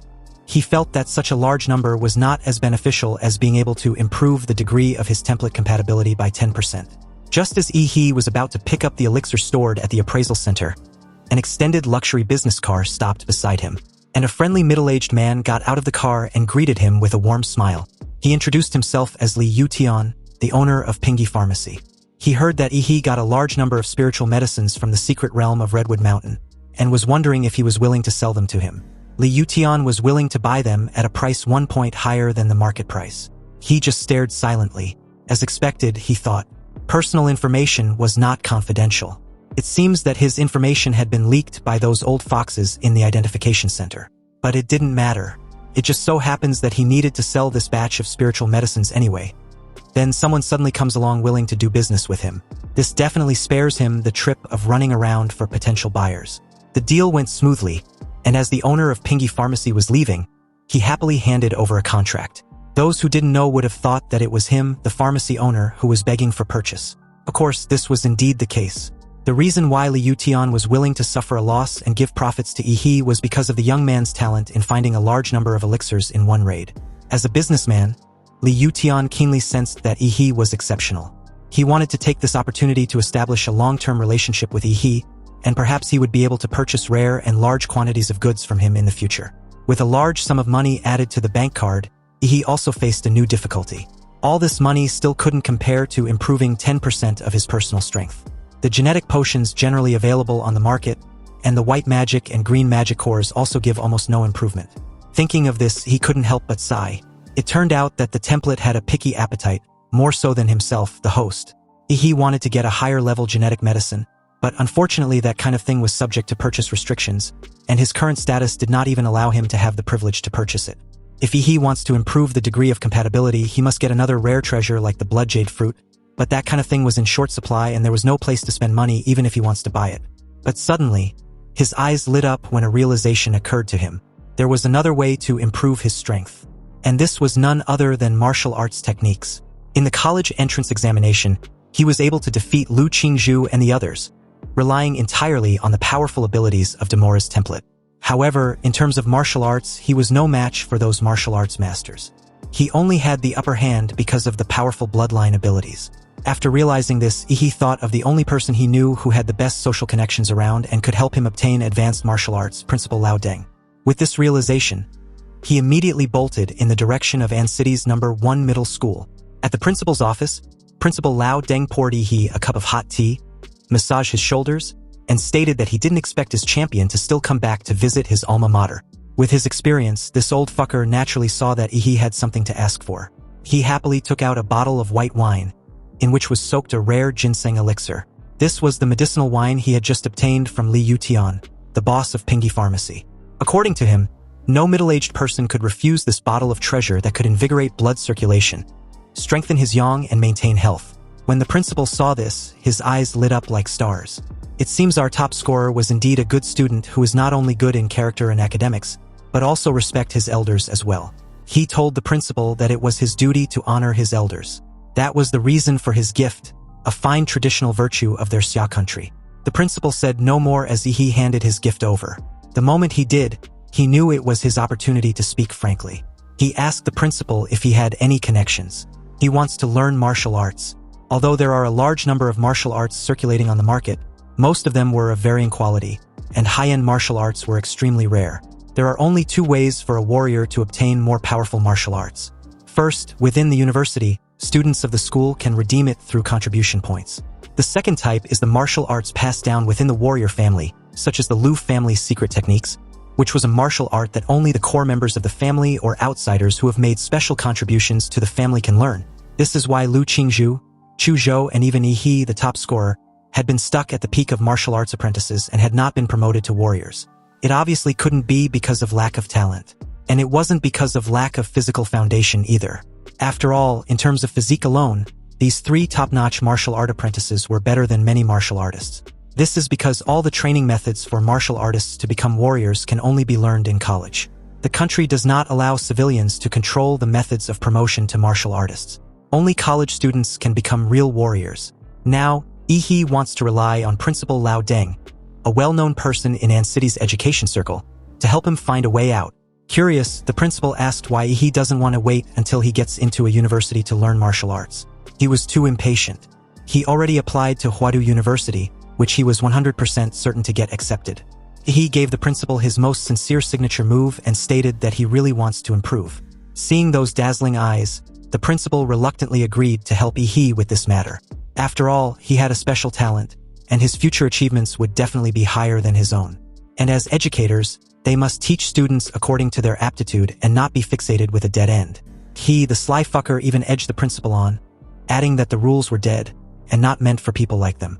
It was a blessing for the education industry to have educators like Principal Lao Deng who understood change. Hearing all this praise, the principal was in cloud 9. The next day at noon, Ehi, who had just exited the shower after training, received a call from the principal. The principal had arranged everything for him, so he just needed to head there now. He thanked the principal, but when he asked which martial arts family he had asked for, his eyes widened in absolute disbelief.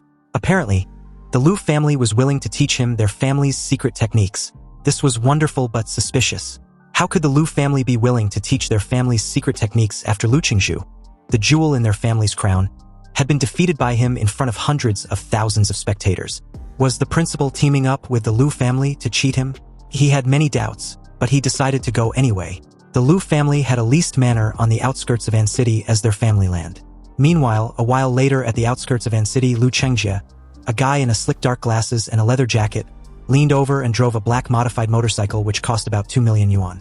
Its engine was comparable to that of a supercar which released a buzzing sound on the entire street. Behind him was a blonde girl hugging his waist tightly, her hair blown behind her by the strong wind.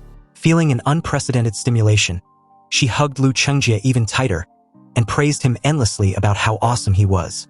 With the beautiful woman praising him, Lu Chengjie felt even more proud. But just when he was about to brag, a figure suddenly appeared almost directly beside him and easily freaked the shit out of him. This person turned out to be none other than Ehi, who advised Lu Chengjie to not be distracted when driving at high speed. If he drove in an unsafe manner and something terrible happens, his loved ones will be the one in tears. Ehi said this while pedaling his little yellow bicycle beside Lu Chengjie. Lu Chengjie felt insulted that a broke biker dared to compare himself to him. He twisted his motorcycle's handle tightly, and the steel beast under him roared furiously.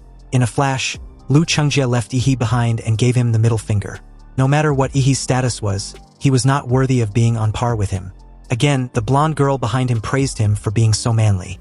Ehi just watched expressionlessly as they gradually widened the gap. Suddenly, the two heard a buzzing sound behind them, which even drowned out the sound of the motorcycle. A blue light streak appeared in the rearview mirror, and upon closer inspection, it was Ehi riding his bicycle. He only activated the nuclear light combat body mode in his legs, and the blue light like a rocket's tail flame pushed him past by the two in a flash.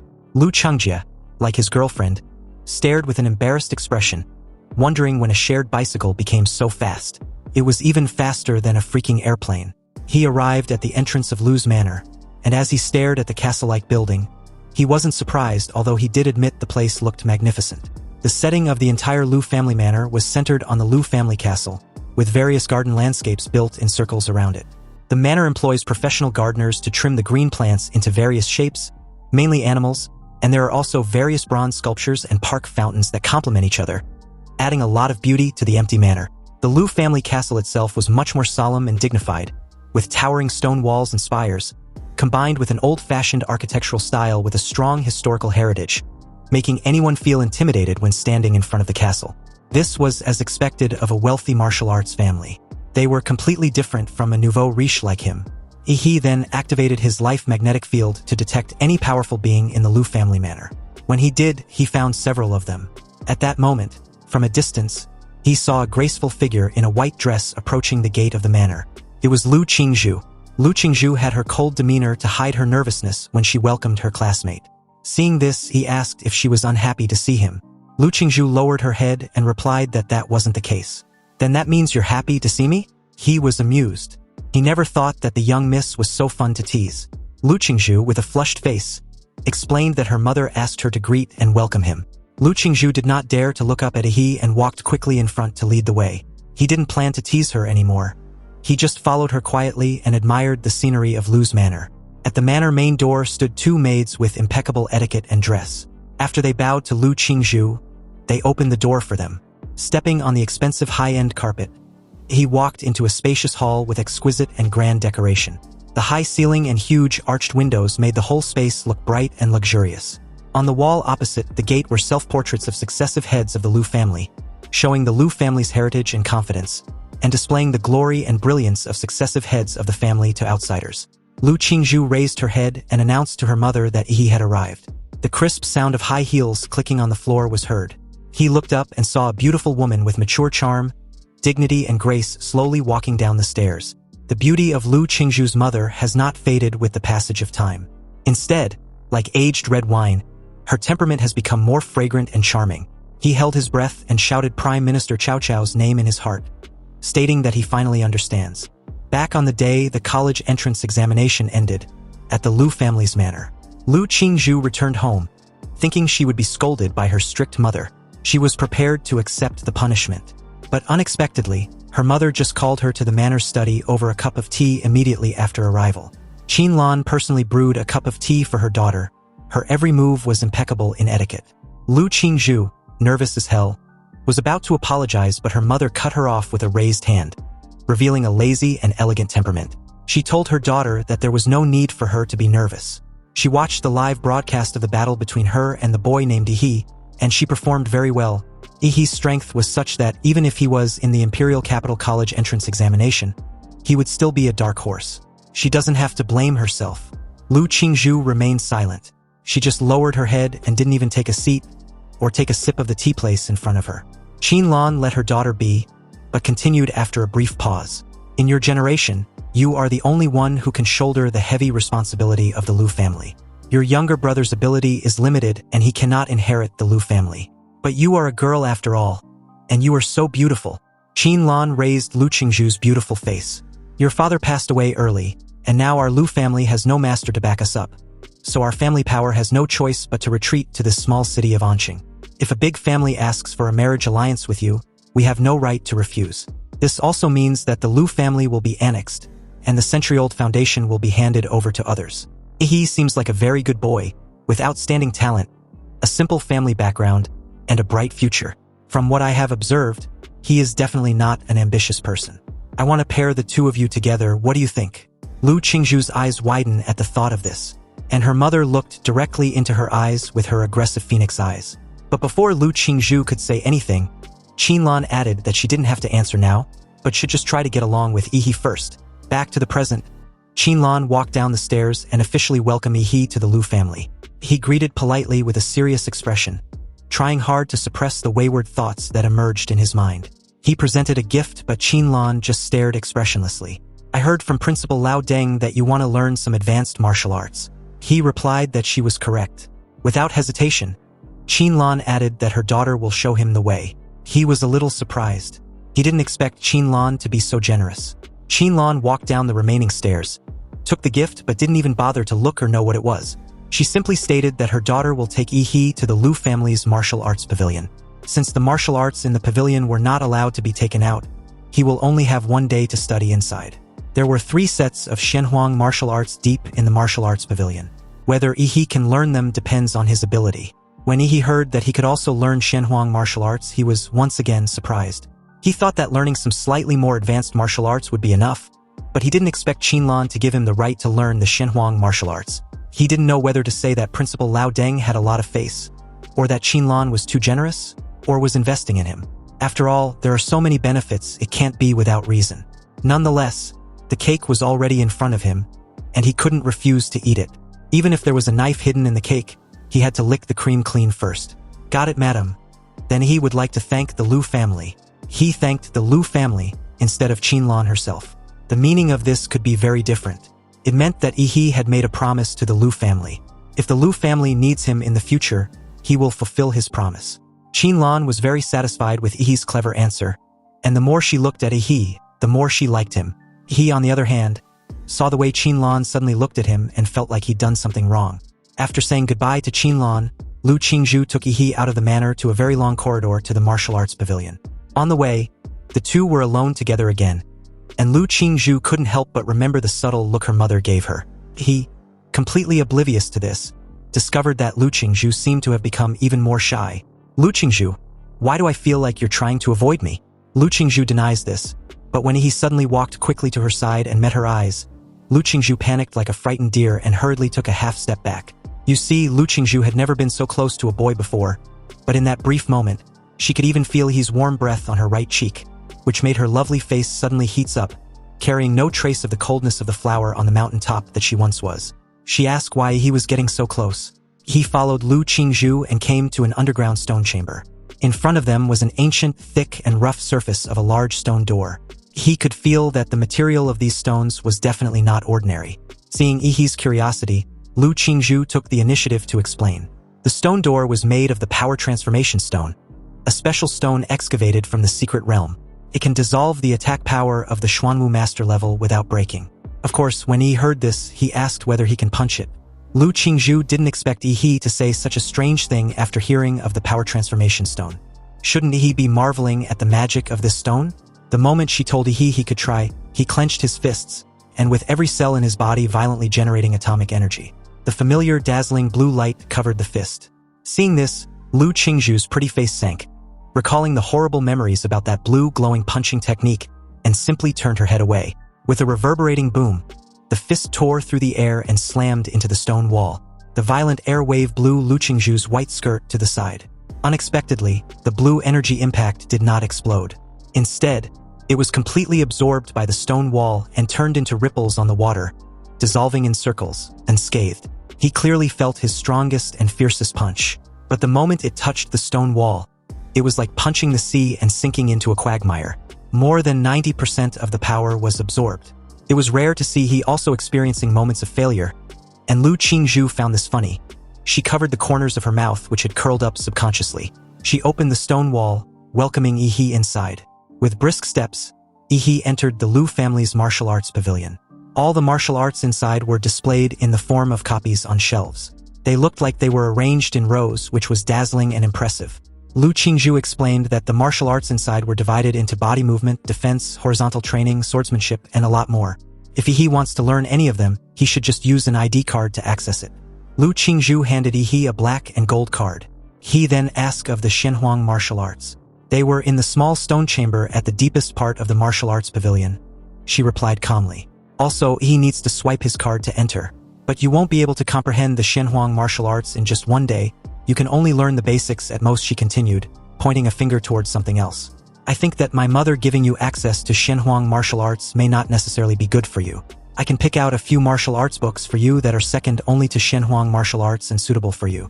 Hearing this, he couldn't help teasing her again. Are you thinking for my sake? Due to this teasing session, Lu Qingzhu didn't want to talk to this classmate of hers anymore. He assured her not to worry her pretty little head. He knows what he wants. If he wants to learn something, he naturally has to learn the strongest one.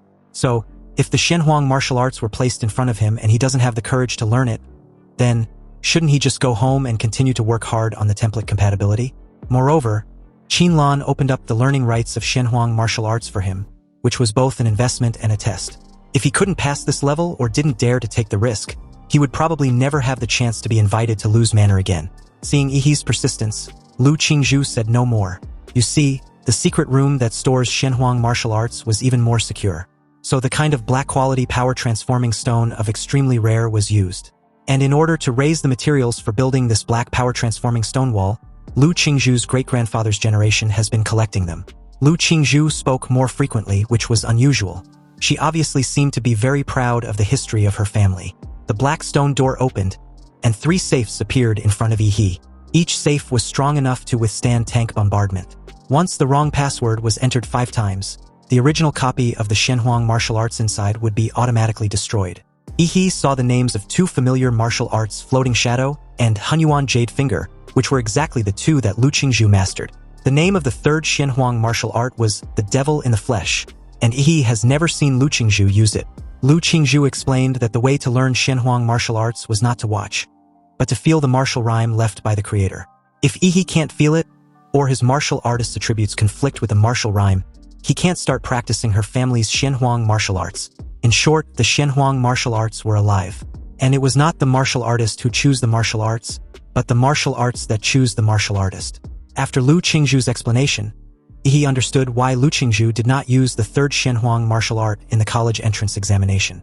It wasn't a talent problem, but a conflict of attributes.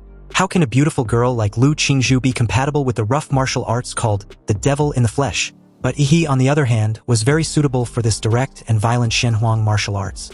He chose the Devil in the Flesh. Lu Qingzhu cracked the code for him, and the safe opened, revealing a bronze statue of a muscular and ferocious man. The whole statue was lifelike, and every muscle was vivid. He discovered that in the gaps between the statue's muscles, there were evil ghosts wailing and crying. This statue of a virile man who was supposed to suppress ghosts displayed the murderous aura to the fullest. After the statue appeared, he seemed to hear the wailing of evil ghosts.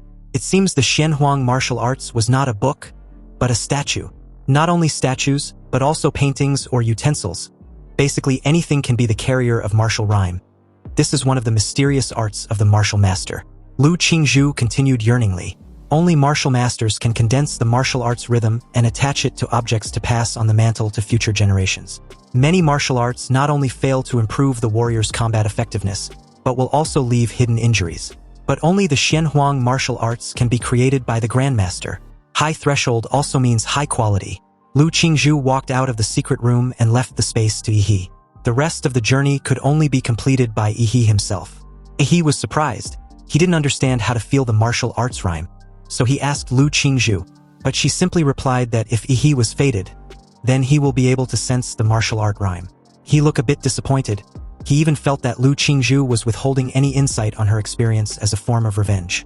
Anyway, since it's preordained by fate, he decided to take a nap to wait. He lay down and fell asleep without saying a word, which made Lu Qingzhu, who was observing Ehi through the surveillance camera, speechless. Although sleeping in front of the Wuyun carrier is also a method, she thought Ehi would try more, such as dripping blood or kneeling and meditating, but she didn't expect him to fall asleep directly. When Ehi opened his eyes again, he found himself in a dilapidated temple, with cobwebs all over the place and dust all over the floor. Even the angry-faced Buddha on the throne had a broken arm. Is this what's called the sensing the martial rhyme? Apparently, Ehi had entered the world of the martial rhyme of the third Shenhuang martial arts, but he could not feel any martial energy, and even the atomic reaction of Demora's template could not be activated. It was as if he had returned to the weak form of an ordinary person. Luckily, his monster system template was still there. It detected that the host's consciousness was in a special space. And to prevent the host from dying suddenly, the system will bless the host's spiritual body.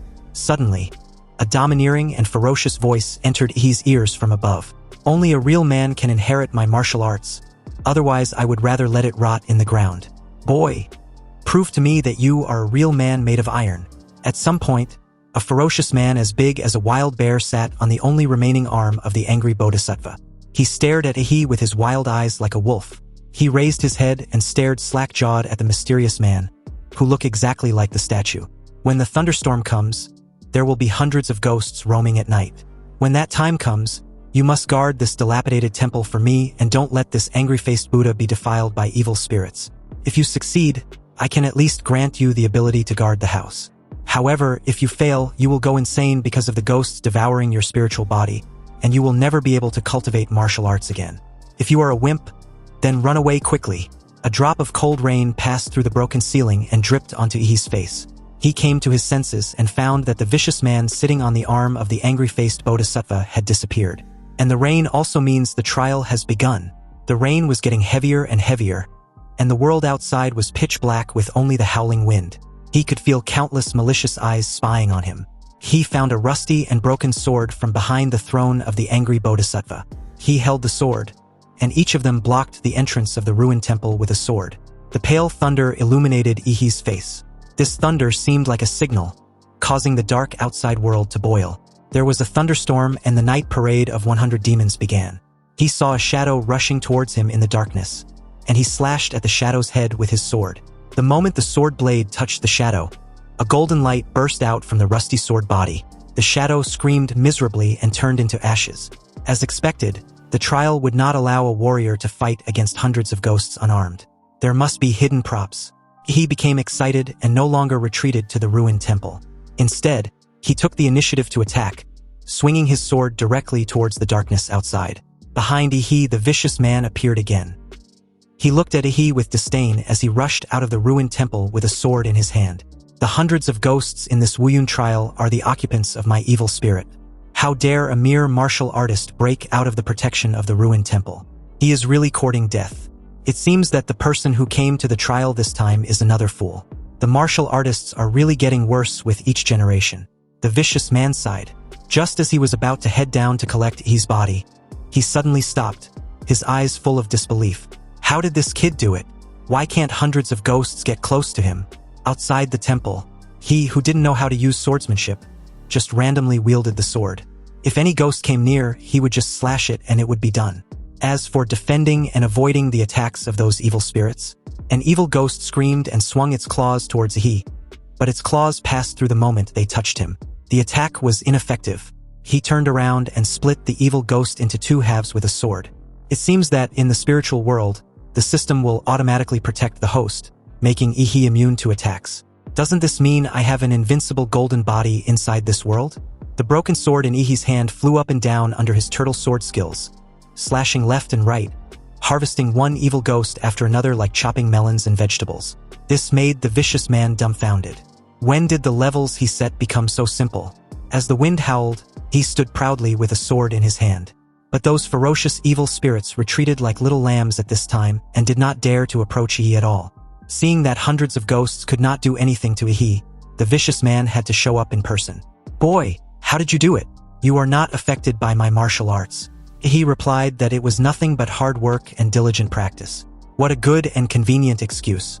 Nonetheless, since you can subdue hundreds of ghosts, I will naturally keep my promise and pass on this inheritance to you. However, it depends on whether you can accept it. The angry-faced bodhisattva in the ruined temple collapsed, revealing a dry well underneath it. The bottomless black well made people feel uneasy just by looking at it. The well contains the essence of evil spirit that the vicious man condensed during his lifetime. The technique of paralyzing the demon in the flesh was also in the well. If you can refine it. But before the vicious man could finish his words, he jumped down. The vicious man was momentarily dumbfounded, but he quickly recovered and couldn't help but have expectations for Ehi. Good, that's excellent. This is the first time I have seen a young man with such a unique personality. You see, when the vicious man was alive, he was a hero who had passed through the S-level secret realm. He lived to use the devil in the flesh, and he died by imprisoning his body. As he aged, his energy and blood began to decline, and the evil spirits suppressed in his body began to eat back at him. He began to go astray and even killed people around him. In order to avoid making the same mistake again, he chose to commit suicide. Before his death, he mixed all the evil spirits and the soul in his body with his martial arts style and cast them into the statue. Although 100 years have passed and the evil spirit in the martial rhyme space has dissipated a lot, it is still not something a mere martial artist can withstand.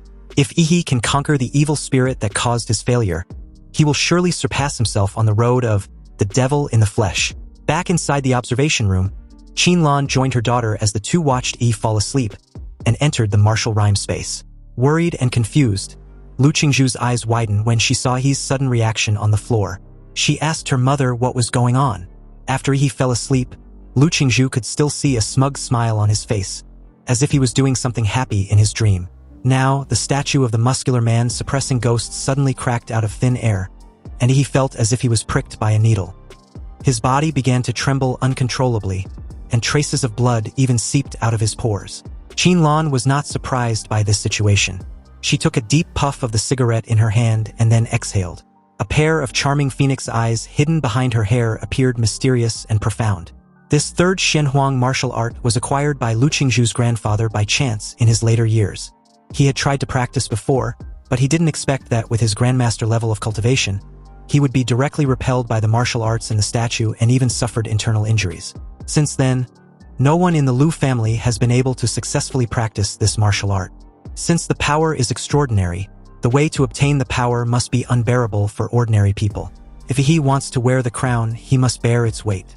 And since he has chosen to accept the power of this martial art, then Qinlan stopped short when she looked at the surveillance footage, and her confident eyes, which seemed to be able to calculate everything, showed a rare moment of confusion. She saw that he was awake, and not just awake, the fucker was even stretching and looked like he had slept comfortably. Lu Qingzhu subconsciously looked at Qinlan with a nervous smile. Mother, it seems Ehi's ordeal in learning this martial art isn't as exciting as you described. The statue, which was originally full of charm, has now become dull and dull. Although the carving was still beautiful, it lacks its previous intimidating charm. Because that trace of charm is already in Ehi's body. He got up and showed his respect, thanking the elder for teaching him the third Shenhuang martial arts. The last words spoken by the vicious man were still echoing in his mind. Boy, you are the most talented person I have ever met. Maybe you can find out the truth of the secret realm. This is a task that our predecessors have not completed, so I will leave it to you, the younger generation. In response to this, he could only say, Senior, you are wrong, I was just cheating. Compared with the grand mission of finding out the truth about the secret realm and shouldering the responsibility for the future of mankind, Ehi feels that the power he has gained now is more real. He clenched his palms and murmured with a confident grin. The flesh and blood imprison the devil, the body is like Shura. Although Ehi's panel attributes did not increase at all, he understood that after mastering the Shenhuang martial arts, his combat power was at least twice as much as before. Just then, the stone door opened, and Qinlan, who was always elegant and dignified, stepped on her high heels in a hurry. Ehi, have you mastered it? He smiled upon hearing this, revealing his white teeth. Yes, I have mastered it. Lu Qingzhu, who had followed behind her mother, wondered if she had heard wrong and even began to doubt her life. Whenever she thought of the title of genius she had been given in the past, she blushed for no apparent reason, because the real genius is standing right in front of her. Qinlan was also silent, looking at Ehi with a look of distrust. How was it possible? Even with her daughter's talent, she would have to stay in the martial rhyme space without sleep for a week. He, on the other hand, only took how much time? An hour? Did Ehi really learn it just by sleeping for a while? Seeing this, Ehi had no choice but to show off his skills to the mother and daughter. Ehi circulated his martial energy, gathering the magical power generated from his dantian in his palm. Martial energy was originally invisible, but the martial energy that Ehi gathered actually had a dark and red color. This was the evil spirit he mastered from the martial rhyme world. If he had to explain it, it's probably like the enchantment in a game.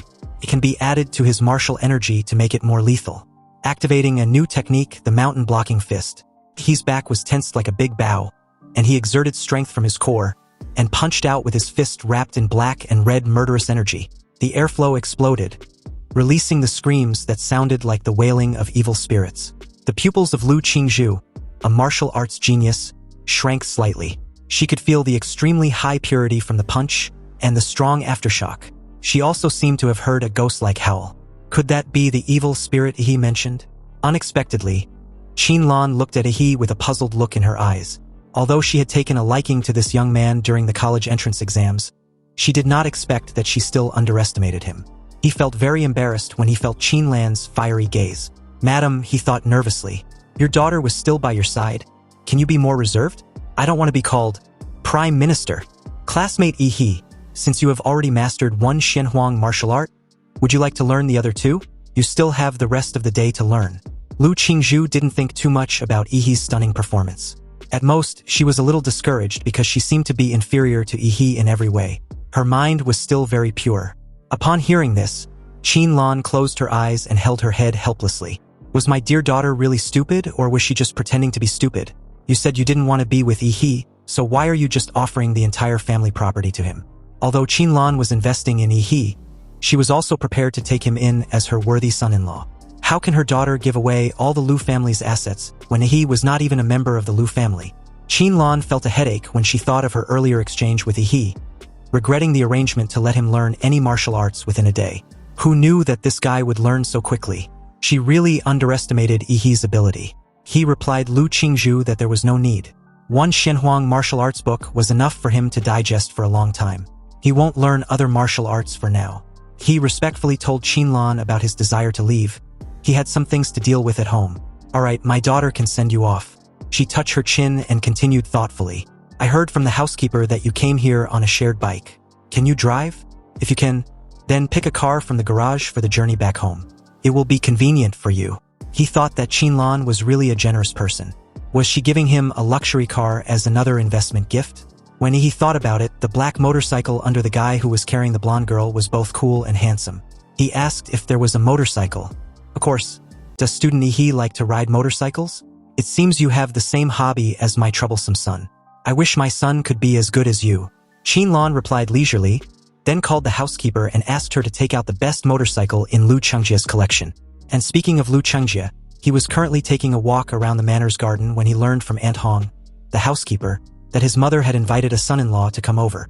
Lu Chengjia wanted to know who the person was. His sister was both talented and beautiful. She was a genius beauty that only appears once in 100 years in N City. Not everyone can match her. Then he suddenly got pissed off remembering his encounter with Ehi. His day got ruined because he scared away the blonde girl. According to Lu Chengjia, he better pray he doesn't cross path with him again. Suddenly something whizzed past him. Lu Chengjia was stunned for a moment, then reacted. Wasn't that guy the same person who was riding the shared bike? What the hell is he doing riding on my motorbike? During nightfall, inside Ehi's apartment, Ehi decided to dip the piece of magic core in a sauce before swallowing it.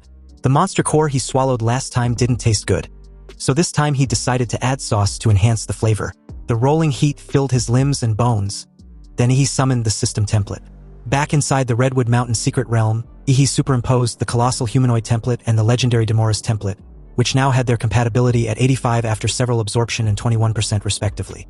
He used the supergiant humanoid for the first time and it was about 50 meters tall.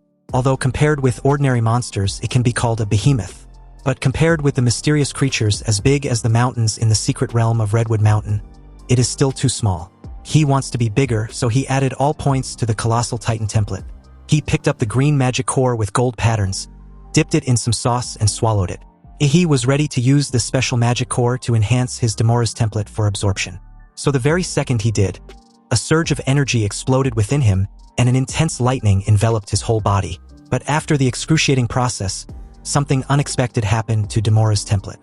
The system template stated that after absorbing the genetic sequence of a special plant life form, a special mutation has been produced. The system template wanted to know if the host would want to prevent the template from mutating. He was surprised by this. After all, mutation means that it will become a monster template with other attributes. If the results become an advantageous attribute, then it's fine. However, if it becomes a disadvantageous attribute, then it will be a negative evolution. After a careful consideration, Ehi decisively chose yes. There was no need to think about it anymore. He plans to gamble and hope for the best outcome. And as luck would have it, the mutation unlocked an S-rank nuclear template, leaving him completely speechless. When the Savage Trace Demora's template reaches 100%, there was a 2% chance of it changing into a Star Universe Demora. He clenched his fist excitedly when he read this. From the name alone, the Star Universe Demora sounds very powerful. But it requires the current template to reach 100%. It seems that he had to upgrade it quickly. Unexpectedly, Ehi's reverie was interrupted by a sudden commotion not far from his apartment complex. He wondered what was going on. Could it be a terrorist attack? Right down the streets outside of Ehi's apartment complex, a loud roar instructed the several armed men as dozens of police cars flooded the entire area, evacuating the crowd and forming a perimeter. Back inside his apartment, there was a sudden knock on his door that made him alert and suspicious. He knew the original owner had a withdrawn personality, and no friends would visit his home at this time. He hadn't ordered any delivery or packages, so who could be outside at this time? As he said this, his gaze suddenly shifted the moment he turned towards the open window behind him. And in a calm tone, he questioned the mysterious invisible intruder if she knew who it was.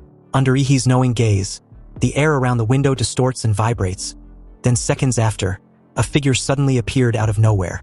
This mysterious lady with a very sexy figure was wearing a white nanobattle suit that clings tightly to her skin, perfectly highlighting her curvy figure. Unfortunately, she was also wearing a black reflective mask, so her true face couldn't be seen. But she was genuinely surprised that this little fellow was not just an ordinary martial artist. Originally, she just wanted to hide something in Ehi's apartment and conveniently alter his memory while she was at it. But now that her target had discovered her, she will have to let him suffer a little. He better not try to run away. Not the least bit scared and wanting no involvement, He quietly asked who she was and what she was doing in his apartment. But after receiving no reply, the shadow on the floor in front of him showed a stream of energy locked onto him like a poisonous snake. In that moment, Ehi realized that he had no way of moving the battlefield outside. In that case, screw it. He had so much savings anyway, so he might as well buy another house. Puzzled, the mysterious lady Yaoime asked what nonsense he was spouting. For dramatic effect, he took a moment to reply and explained that Yaoime was already a dead woman walking. Anyway, in that very moment down the streets, several warriors in sweat uniforms were fighting with a man named Joey.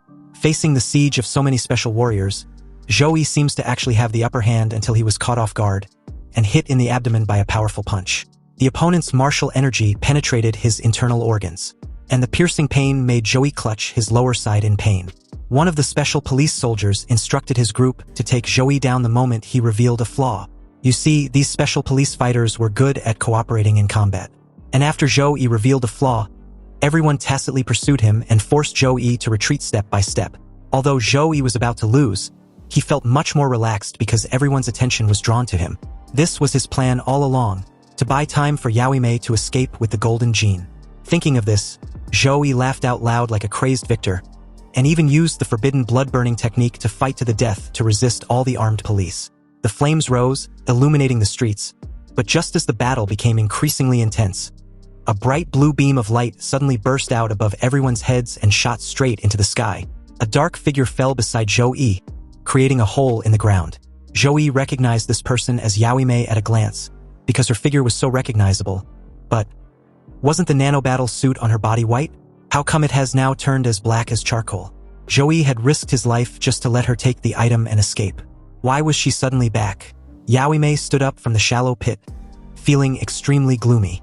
She seriously underestimated Ehi's strength and was hit head-on by the beam of energy that spurted out of his throat. If it weren't for the nanobattle suit, she would have been seriously injured. She whispered to Joey that she had successfully hidden the item, so they needed to bounce ASAP. Joey was relieved after hearing this.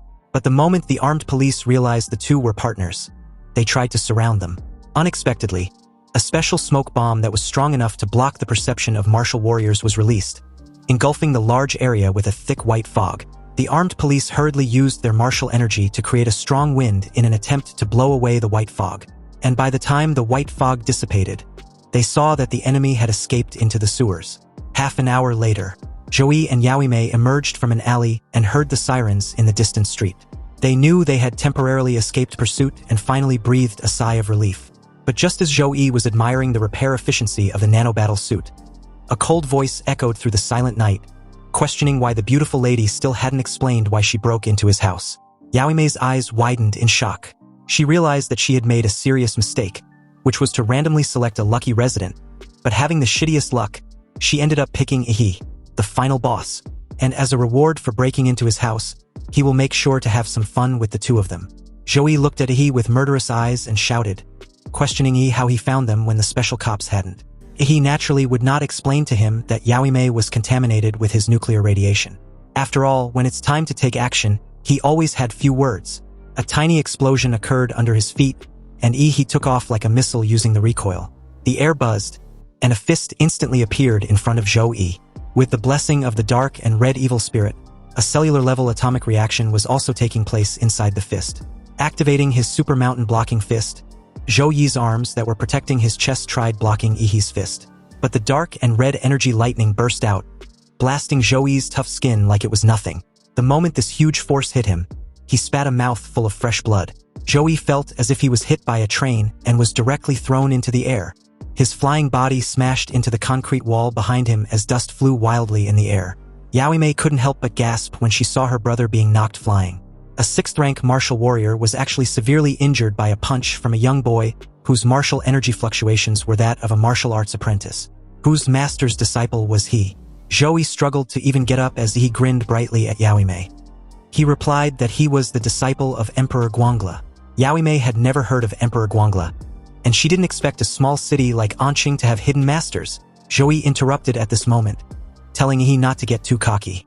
He had just experienced a fierce battle and used a forbidden technique that burned his blood. Now his energy and blood were declining, and his strength was probably less than 70% of what it used to be. Nonetheless, He was not someone a mere martial apprentice like he can handle, although he doesn't know which master's genius disciple he was. Geniuses had always died early since ancient times because they are all too arrogant and inflexible. Joey activated his 5 steps to form and stomped his foot heavily on the ground. His soles dug deep into the cold, hard floor as he took 5 steps forward.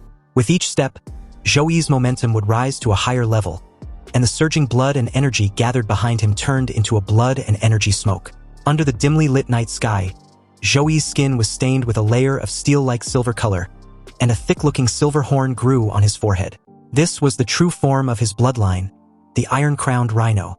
Seeing Joey trying to fight to the death, Ehi's face twisted into a menacing smile, and the cells in his body began to undergo nuclear fusion. Now that's more like it. However, the next second, Yaoime, believing she was the true attacker, and thought Ehi would never expect her to use the stealth ability of her nanobattle suit to attack him from behind, launched forward. But in the air, she was shot and hit in the abdomen with an atomic beam from Ehi without even looking behind. She was blasted away as Ehi casually warned her to stay out of his way. Seeing his companion's sneak attack fail, Joey was annoyed that his useless sister couldn't even succeed in a simple ambush. He roared and rushed towards Ehi like a runaway train. He also experienced a miniature explosion under his feet, which propelled him straight towards Joey. When the two fists collided, the air shook into distorted ripples visible to the naked eye. The atomic energy lightning blessed by Ehi's evil spirit struck Joey's silver skin, leaving only dark marks, not even a flesh wound. He was shocked that Joey's defense ability had increased to an astonishing degree. But Joey just gave a menacing grin. His iron-crowned rhinoceros true demon beast form can easily withstand even tank bombardment.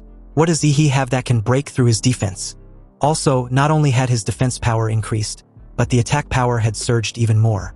He tried to create some distance, but the moment Joey saw this, he didn't miss this opportunity and approached Ehi again in a close combat. Joey's eyes were still filled with ecstasy, and the spontaneous pleasure of being able to kill a genius did not hinder his fighting acumen. Although he had the upper hand, he also clearly remembered the blue beam of light that severely injured Yaoime. And as the scene pans to a broader view, the head-on collision never came. You see, the very moment Joey approached, he suddenly disappeared. Joey was unsure of what just happened, but he was sure that no matter how arrogant Ehi was, he still wouldn't be able to match his iron-crowned rhino. But where did that brat disappear to? He knew he wasn't dead because his attack never landed. A sudden explosion of blue lightning behind him made him turn. However, when he raised his head and saw a 30-meter-tall giant partially obscured in a mist, with a pair of dark blue eyes staring at him, he naturally felt a sense of awe and fear. You see, Joey was too close to move away and was engulfed by the terrifying blue sparks. The blue plasma energy ball enveloped an area of dozens of meters, evaporating everything. Fortunately, they were in a deserted urban area full of unfinished buildings and there were almost no people. After the explosion, white water vapor rose. And although Joey was in a mess, he successfully blocked Ehi's self-explosion just now. The silver skin on his body became a little dull, which was a sign of overdrawn blood power. If he was not a warrior good at defense, he might have died in the explosion just now.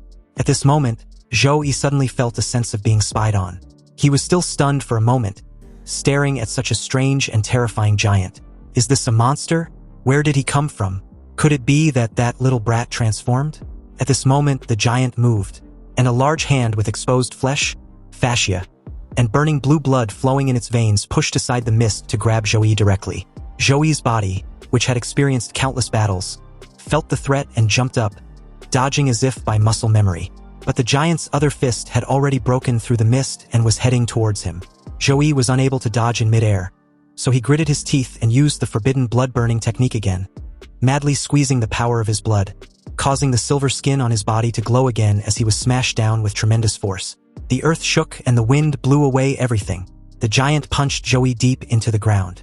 However, this was only the giant's first punch. More punches were about to rain down like a meteor shower, completely destroying Joey with these extremely brutal punches. Joey was flattened by the giant's terrifying power, but due to the toughness of the silver armor on his body, the terrifying impact force was actually transmitted to his internal organs. Joey felt his bones wailing, his internal organs collapsing, and his soul was being knocked out of his body if the punches don't freaking stop.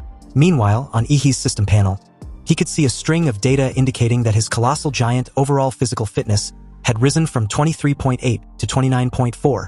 Yaoime, who was struggling to get up, trembled all over when she saw this scene. Ehi, a dignified 6th rank warrior, was actually being beaten like a sandbag in front of a giant who seemed to be Ehi. Yaoime felt extremely stupid at this moment. Seriously, why the hell did she provoke such a monster? She couldn't let her companion die just like that. She had a brief contact with Ehi, but he still managed to track them down through some means. So even if she abandoned Ehi, she would not be able to escape from Ehi's clutches. She can only fight to the death. While Ehi was resisting the giant's punches, Yaoime rushed to the top of a tall building and jumped down holding a thin yellow thread in her hand, her eyes fully focused.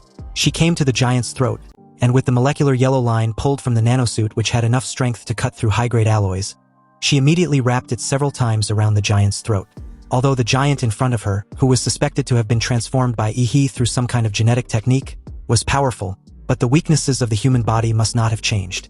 There was a flash of blood, and to Yaoime's surprise, the giant did not resist at all and let her cut his throat. A large amount of burning blood gushed out like a fountain, forming a small pool of blood on the ground. Yaoime got up and let out a sigh of relief, believing it was over. She looked into the giant's dark blue pupils, which were bigger than a lantern, and there seemed to be a teasing expression in there. The giant opened his mouth and a blue light of destruction brewed in his throat. The humming sound of gradually increasing energy sounded in Yaoime's ears, and the last image in her memory was an endless expanse of brilliant blue beam. Then accompanied with a thunderous boom, the atomic breath engulfed Yaoime's slender body, then penetrated a building, leaving a brilliant blue mark in the air. After the exhalation ended, what's left of the giant's head, together with the huge body with exposed muscle fibers, emitted an enormous amounts of hot air like a steam engine and gradually disappeared in the endless heat. He walked out of what's left of the giant's head. The flesh and blood threads that were stuck on his body also emitted a large amount of hot air. With his hands leisurely in his pockets, he stared down at Joey indifferently, who was currently covered in blood. It was Joey's turn to take a permanent nap. Joey slowly raised his head, coughing and trembling helplessly. He opened his mouth and spat out a mouthful of fresh blood at Ehi. He was truly a monster. He simply replied that it was only fair that those who kill should be prepared to be killed. Both of them heard the sound of sirens approaching in the distance. Ehi's fight just now was so loud that the patrolling police had definitely been noticed. But just when he was about to finish off Joey, the already dying bastard wanted to drag Ehi with him. He told Ehi that Yaoime, the woman he just killed, hid something in his room. It's called the Golden Gene, and it now belongs to Ehi, along with all the troubles it carries. He should run because he will face endless pursuit. The fucker had to have the last laugh, promising to be waiting for Ehi in hell. This annoyed Ehi. He raised his foot and bashed Joey's head in the concrete wall, putting an end to his nonsense. And about running away, when has he ever done such a thing? With the cops nearing the site, he efficiently dealt with Joey's body, turned around and disappeared into the night. Not long after his departure, the cops arrived and witnessed the charred streets that looked like they had been bombed, especially the huge hole in the building that was created by Ehi's atomic breath. He returned home not long after. He sent a message to Qinlan first, inquiring how the police questioning went. Qinlan replied that everything was fine at present. Things has been a bit unstable recently, so Ehi should just stay calm and wait until Huadu University starts. He told Aunt Qin not to worry. She knows him, and he was the most well-behaved person ever. Good thing he gave Aunt Qin a heads up in advance. Otherwise, with his signature-level nuclear blast, the cops definitely wouldn't have overlooked him after the fact. After chatting with Qinlan, Ehi found the golden gene that Joey mentioned in the room. It was a sealed silver cylindrical can with a company logo on it, which is a black eagle with its wings spread. But the eagle's wings have no flesh and blood, only skeletons. Ehi knew this logo as the symbol of Laserbird, a giant in the biotechnology field. And according to Joey, the golden gene is a masterpiece of genetic engineering created by Laserbird after it inherited part of Prometheus' biological research legacy. What made Ehi unable to help but complain was that the security team hired by Laserbird to guard the golden gene actually committed embezzlement. The two stole the golden gene and got hunted during their escape. Now, they managed to dump the whole mess on him. He tried opening the sealed silver cylindrical can, but the damn thing wouldn't budge. Putting the matter of the golden gene aside for the moment, he looked at the living room, which could no longer be called that, and felt a headache. Looks like it was time to move. He needs to find a hotel to crash for the night. A month had passed since that incident, and as the scene shifts, we're introduced to the only B-level secret realm in An City, the Swan Lake. At this moment, somewhere inside the inner region of this B-level secret realm, A team with an average strength not less than a 5th-level martial warrior successfully surrounded and suppressed a 3rd high-level blood wolf monster. Just as the team captain cut open the monster's belly and took out the magic core, a sudden ominous sound reverberated from a nearby distance and immediately alarmed the entire team. With a trembling voice, the female redhead of the team called out her captain and pointed out the obvious. Something was wrong.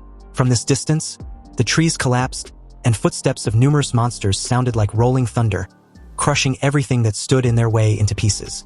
These endless monsters filled the horizon, with no end in sight. On the head of a crocodile-type monster that was larger than a mountain, there was a throne made of bones, and countless skulls were gathered into well-crated hill, serving as the base of the throne. It's common knowledge that monsters didn't leave any bones after they die, so these bones can only be the remains of high-level warriors. Anyway, on this ostentatious throne of bones, a black ape was sitting lazily with its legs crossed like a human, its eyes half closed as if it was sleeping. But even when it was sleeping, the strange phenomenon of heaven and earth above its head proved its nobility and power. There were dark clouds with crackling thunder overhead, and in the center was this ferocious black ape on his imposing yet terrifying throne. This was a strange phenomenon between heaven and earth that only a dominant-level monster could impose. As the entire team bolted in the opposite direction in terror, the captain, not caring about the magic core he and his teammates had hunted so hard for, urgently stated about the need to notify the army. An Overlord-level monster had been spotted leading a massive beast tide, about to invade An City, and it's almost impossible to resist, let alone survive it. The country must deploy grandmasters and senior grandmasters immediately to support. Cursing, he also added that high-tier monsters rarely leave their own territories and invade low-level monster areas. This was also the reason why the danger level of the secret realm has remained stable for a long time. So what was this terrifying fucker doing here? You see, each Overlord-level magical beast is a moving scourge. They release a kind of sound wave from their bodies that only magical beasts can sense. And all magical beasts below the Sovereign class will be controlled by this sound wave and will automatically gather around the Overlord-level magical beast to become Sovereign soldiers. This will snowball into a large beast tide. Moreover, the Overlord-level magical beasts can promote the evolution of low-level magical beasts, and a large number of Lord-level magical beasts will be born. If this 5th-tier Sovereign class monster leads this large beast tide into An City, An City will turn into a hell on earth, and millions of people will die at the hands of these monsters. The black ape sitting on his throne of bones slowly opened its scarlet eyes and looked disdainfully at the team of warriors. Then, almost immediately, the giant crocodile underneath it seemed to understand what it meant, and a sudden ferocity flashed in its vertical pupils. The crocodile opened its mouth as if chanting silently, releasing an enormous sonic colorful waves that seemed to engulf everything. The mud and rocks within 100 meters radius rolled and gathered in the air in a spiral shape, constantly compressing, and finally turned into a 10-meter-sized stone cone, which shot out like a missile. The air wave exploded, and an entire mountaintop was pierced through by these stone cones. The team of warriors that discovered the beast tide was submerged in the bombardment of stone cones like they've encountered a meteor shower. When the dust cleared, a radio communicator was still held at arm's length from a broken hand, and a signal of Overlord incursion was successfully sent out. The black ape also stood up from the throne of bones at this time, and spoke in human language as it gave the order to charge full speed ahead. The surging tide of beasts responded to the Overlord's voice, letting out loud and bloodthirsty roars. Meanwhile, at this moment outside the Swan Lake's secret realm, a high-pitched and sharp alarm of the beast tide approaching sounded, and the citizens of An City fell into a brief state of stiffness. The citizens knew what this meant, but they had only heard about the beast invasion in a certain country or place in the news. When the beast invasion came upon them, they all felt a sense of unreality and even wondered if they were dreaming. But soon, the mayor's voice was heard over the city's radio. A massive beast tide from the B-level secret realm of Swan Lake is about to invade An City. This incursion is expected to break through and reach the city in 20 minutes. Currently, the army has been transferred to the front line to resist the beast tide. The mayor called on all warriors in An City to come to support. This broadcast completely awakened the citizens. Countless people wanted to drive, take high-speed trains or planes to escape from An City, throwing the entire city in chaos. Armed police were deployed to maintain order, and government agencies operated at full capacity to stabilize the people's hearts and order An City to the greatest extent possible. As for the means of transportation to escape An City, currently only students and children can take it. They were the hope of the future. If An City really falls, then every future in the city will be placed on them. When these children grow up, They will avenge their hometown and the souls of their mothers and fathers. Inside the mayor's office, Mayor Huang Qing frowned after he'd made one phone call after another, trying to buy more time for N-City. And the moment his secretary rushed into his office with an update, he asked if she had finished the reinforcements request, which cities were willing to send troops. The secretary's face was gloomy when she replied that it wasn't just N-City encountering a large-scale incursion. There have been beast invasion warnings in many places across the country, and they were now unable to take care of themselves. And the fortunate cities that were not experiencing beast incursions had started building fortifications to guard against the possible beast disasters. With a slightly trembling voice, the mayor then asked of the imperial capital. He wanted to know if any Grandmaster warrior or above was sent over to support them. Even just one will do. But that seemed like a pipe dream because an S-level secret realm has appeared in Guanshan City, the neighboring city of the imperial capital. All warriors in the imperial capital were deployed to Guanshan City to curb the expansion of the S-level secret realm. Mayor Huang slumped in his chair. His keen political sense made him realize that the entire Xia kingdom was caught in a huge net. This beast-tide attack was not an accident but a premeditated one. But soon he stood up again. Nearly pushing towards 50 years, Huang Qing showed the resolute look he had in his youth. They have no time to waste.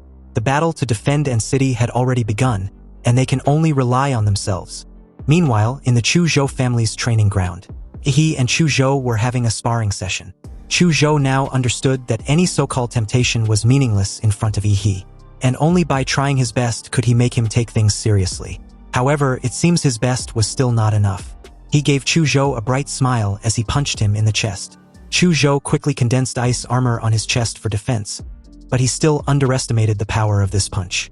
The fist hit the ice armor, and the extremely cold ice that was several decimeters thick was torn and shattered by the evil magic fangs attached to the fist the moment Chu Zhou was forcefully pushed back. He praised Chu Zhou for being able to withstand his punch. Chu Zhou could feel the mystery of that evil spirit, which was definitely not something that could be cultivated through ordinary martial arts. He asked Ehi when he learned Shenhuang martial arts. About a month ago, so I'm still rough around the edges, he replied. But he'd finally understood the essence of the demon in the flesh, which was centered on evil spirits. Every time Ehi goes through a tough battle and slaughters the opponent, his own evil spirit can simulate the slaughtered person. Just as Ehi and Chu Zhou were resuming their battle, an alarm of a beast invasion suddenly sounded outside. The expression on their faces changed at the same time because they knew something terrible was going to happen. They also received a message on their mobile phones, informing them that all college preparatory students in N-City had priority to leave. They were to go to N-City's airport and take planes B-521 and B-753, or go to the high-speed railway and take the high-speed train A-423 to evacuate immediately. He questioned Chu Zhou if he was thinking of leaving. Chu Zhou replied with a suggestion of his own. He believes that with Ehi's talent, he should run rather than staying to defend N-City. Unbeknownst to Chu Zhou, he was already getting excited thinking about the beast invasion. The fucker was even giving off his creepy smile like the titan he was. He told Chu Zhou that he talks too much. Since when did he become this sentimental? If he was staying, then there was only one thing left to focus on. The scene shifts to the Lu family's manor. And just as Lu Qingzhu was about to go out, she found Qin Lan blocking her path.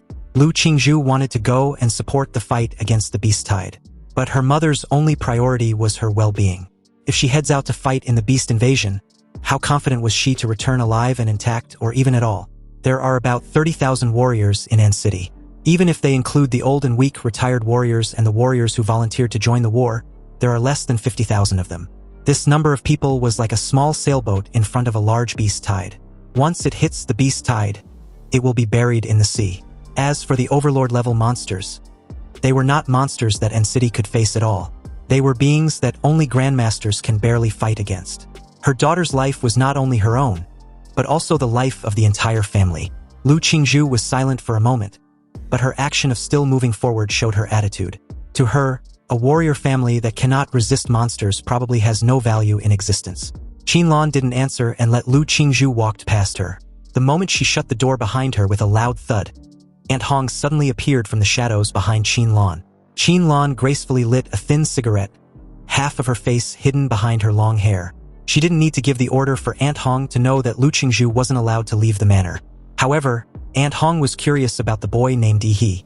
Was he leaving N-City with them? Qin Lan replied that she should send Ehi a message and let him make his own choice. As the scene cuts back to the Swan Lake's secret realm, Tens of thousands of warriors had already formed an iron formation immediately after entering the mysterious rift with the color of the starry sky. 60% of An City's military and high-level warriors above the level of martial artists had all entered the secret realm. They were named the Vanguard Troops and have only one mission. That is to gather intel about the Beast Tide and to try to find out the strength and abilities of the powerful Lord-level monsters, or even the Overlord-level monsters. Then, make it out alive to report back. Staring at the horrific tide with bated breath, these brave warriors, which to be honest are merely cannon fodders, charged forward aggressively. Their battle roar and wails gathered together to play a cruel and bloody symphony of war that shook the mountains and forests. Meanwhile, at the entrance, a temporary military defense line has been established with tanks, anti-aircraft guns, and countless Gatling guns and large-caliber machine guns forming a steel formation. Any monster that steps out of the secret realm will be overwhelmed by countless bullets and artillery fire. The size of the spatial rift was limited, which meant the number of monsters that can pass through would also be greatly limited, thereby eliminating the advantage of the beast tide which was in play. As long as they hold the line at the entrance of the spatial rift of Swan Lake, which was the last checkpoint for the monsters to enter the human world, and City's capability of withstanding this disaster would not be impossible. This was what Mayor Huang was banging his hopes on when his serious gaze suddenly shot up in surprise. And not just him. Everyone was astonished to see a warrior with a broken arm and covered in blood stumbled out of the rift in the secret realm.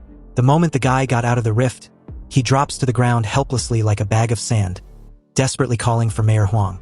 A medical staff and Mayor Huang quickly rushed over, but at this point, it's obvious the guy was at death's door. He raised his trembling hand towards Mayor Huang, and in it was a USB flash drive containing all the results of the Vanguard troops' battle. Mayor Huang asked anxiously where the others were. Upon hearing this, the warrior's dirty, blood-stained face wrinkled into a ball, like a ravaged chrysanthemum. He announced that they were dead. Everyone was dead. The beast tide crushed everything to pieces. Not even the corpses could be brought back. As the warrior spoke, his eyes suddenly widened again, with unconcealable fear and hatred in his eyes as he recalls the brutal encounter. He advised Mayor Huang to be careful of that blood-eyed black ape. It has plotted and set them up. Otherwise, at least a few thousand of them would have made it out alive. Just as Mayor Huang was asking for specific details, a loud noise suddenly occurred from the other side of the rift. Then a huge stone cone flew out in a rotation, piercing through a building in the distance. Without stopping, more stone cones flew out. The fortifications that were built with great difficulty at the entrance to the secret realm were destroyed, and countless buried mines were also detonated by the stone cones. Several deafening and destructive explosions sounded in perfect unison, and it became apparent that the beast tide was trying to blow up the unfinished defensive structures. A dreading realization flashed in Mayor Huang's eyes when he noticed that the enemy's first target was the landmines beneath the defensive structures, and the attack obviously came from the secret realm. It seems these monsters want to disrupt every trap before coming out of the rift. Cursing, Mayor Huang loudly issued the order to fire towards the spatial rift in the secret realm. The tanks and anti-aircraft guns in the rear opened fire, and the flames that shot up into the sky submerged the rift in the secret realm, while the stone cone attacks on that side never stopped. Mayor Huang's expression was solemn. Instead of sending out the beasts, these monsters use long-range attacks to consume their strength first. Since when do monsters use military tactics like humans? At this moment, the words of the dead warrior echoed in his ears. The Overlord-level magical beast had indeed plotted against them, otherwise at least a few thousand of Vanguard troops would have gotten out alive. Huang Qing clenched his fists. Damn them all! Damn that blood-eyed black ape beast! Another round of stone spikes broke through the artillery encirclement and flew over with the air wave. The tank troops in the rear were prepared in advance and moved away, allowing the stone spike to hit the ground. A soldier who was on defense suddenly heard some strange sounds coming from the stone cone fragments behind him. A giant rat with membranous wings suddenly emerged from the rubble and bit off the soldier's head. This cruel and bizarre scene was played out in countless places on the battlefield. The stone cones were actually used as projection cabins for warcraft. They flew out of the cracks in the secret realm through the stone cones and were directly dropped to the rear of the battlefield to cause destruction. Mayor Huang warned everyone to be careful. The enemy's attacks were strategic and should be intercepted before they land. Damn it! Don't let those stone spikes fall. Stop them immediately. The missiles began to intercept the stone cones, but this resulted in a decrease in the firepower attacking the secret realm. The tank troops fell into a brief chaos, and the warrior troops began to provide support, but the monsters had no desire to fight. They quickly hid and fled, focusing on destroying various military equipment, causing the gunpowder network surrounding the cracks in the secret realm to be sharply reduced. In the secret realm, the blood-red pupils of the black ape revealed a very cunning human-like expression. In a condescending demeanor, this ugly fucker knew time was almost up and relish every second of it. In a few moments, the humans would no longer be able to resist his beast tide. So, in a commanding tone, it ordered its soldiers to flatten the humans and their piece of land until there was nothing left standing.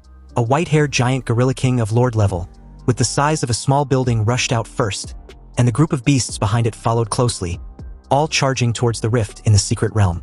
A bone-chilling roar resounded through the sky, and the white-haired giant gorilla king, together with an overwhelming magical beasts, rushed out despite the bombardment of several shells, pounded his ground with his fists, and howled to the sky. With the white-haired giant ape king attracting firepower, the large number of magical beasts took advantage of this fact, quickly drilled out of the rift in the secret realm, and fled in all directions. Meanwhile, on the rooftop of a tall building, Ehi looked at the battlefield below and realized that humans were beginning to lose control of the situation. After today, he wondered what will become of N City. He looked at the once prosperous city and sighed. Although he had only traveled here for a few months, he had grown fond of N City and would not allow a bunch of fucking monsters to destroy the good life he fought to build. Without thinking anymore, Ehi roared and jumped directly from the tall building, running vertically downwards with his feet on the wall of the building. While running, tough dark skin appeared over his body as he decisively charged into the battlefield in Demora's form. And with that, the scene shifted to elsewhere within the city. Luo Xian activated his Thunder Kick martial arts and kicked a monster in the abdomen, cracking it. Its eyeballs were even squeezed out by the impact. Another warrior praised Luo Xian for taking 5 beasts down already. He then took the opportunity to rush forward and dig open the monster's body, taking out the magic core to prevent it from healing itself. Luo Xian couldn't help but smile as he waved off the praise. The next moment, a hideous head of a beast was thrown in front of Luo Xian. Then a petite figure walked over, placed a foot on the monster's severed head and teased Luo Xian for showing off after just killing low-level monsters. The petite figure was none other than Kai Shaoling. She continued her teasing session with a smile, adding that if Luo Xian was seriously calling himself the number 1 in An City's third high, then he was a joke. Luo Xian wanted to refute her, but also knew he probably couldn't beat her if it comes down to it. So in order not to embarrass himself, he could only be angry for a while. Suddenly, everyone felt the temperature drop sharply, and even white frost appeared on the ground. A lonely and cold young man with impeccable styled hair despite his battles walked over. Kai Shaoling was horrified when she saw the blue magic core in Chu Zhou's hand. He actually killed a third-tier beast alone. And what's even surprising was his presence. Kai Shaoling didn't expect to see Chu Zhou on the battlefield. He didn't choose to evacuate. Chu Zhou did not answer the question about killing a third-level monster alone. He felt ashamed of showing off such an achievement, especially since this achievement meant nothing when compared with Ehi's. Chu Zhou answered in a nonchalant manner, as if he didn't take death seriously at all. Their parents were warriors, and they were on the battlefield fighting against the beast tide. So as their children, how could they run? But just as the three were having a brief conversation, Luo Xian, with a slight trembling of his fingers revealing his nervousness and shock, pointed towards something in the sky and told the rest to watch out. Chu Zhou suddenly looked up behind him and saw a tank falling from the sky. As the entire zone got overrun with countless various beasts, leaving corpses and destruction in their wake, Luo Xian, in the exact moment of alerting the group, wondered what freaking monster dropped a fucking tank in their direction. The temperature dropped sharply as Chu Zhou silently unsheathed his sword, and in a swift motion, he coolly slashed the falling tank in two with a single strike, his blade drawing a half-moon in the air as each half falls on opposite side beside him with a reverberating boom. Kai Shaoling's eyes widened when she looked behind at the real culprit who launched the tank. Dreading an encounter with this magical beast, she thought it was the lord-level monster that first rushed out of the secret realm. And how the hell did it manage to rush to their rear front? You see, a few meters away was a 20-meter-tall white gorilla, supporting itself on the ground with its arms as it moved forward. With every step forward, the three felt the ground shaking. Chu Zhou corrected Kai Shaoling, informing her that the beast wasn't a lord. Its size and pressure was different. Also, she needed to calm down. Luo Xian suggested they retreat first. Even if the white gorilla was not a 4th-level lord, it was at least a 3rd-level rare magical beast. It was not something that they could deal with. As they took a cautious step back, they realized the beast had already made them its target. And before any of them could react, the beast got excited and threw a fist in their direction. With the force capable of trashing a tank, the three knew a single punch could unalive them in an instant. So, with widened eyes, Chu Zhou gritted his teeth, held his breath, and was about to channel everything he had to withstand the punch with his sword when suddenly, a blue atomic beam hit the white gorilla's head, causing its head to flip over as its entire body falls to the ground. The white gorilla stretched out his big hand and wanted to slap the figure away, but his huge palm was firmly held by the other party's much smaller palm, unable to move. He gave off a sinister look and told the beast to open its mouth. It was time for its dental care. Seeing Ehi's menacing expression, the white gorilla's scarlet pupils widened upon realizing that it was royally fucked. He stepped on the white gorilla's jaw and pried its mouth open with great force. A dazzling stream of blue light burst out from Ehi's mouth and directly hit the white gorilla's fragile mouth. Black smoke spread out with the smell of burnt barbecue.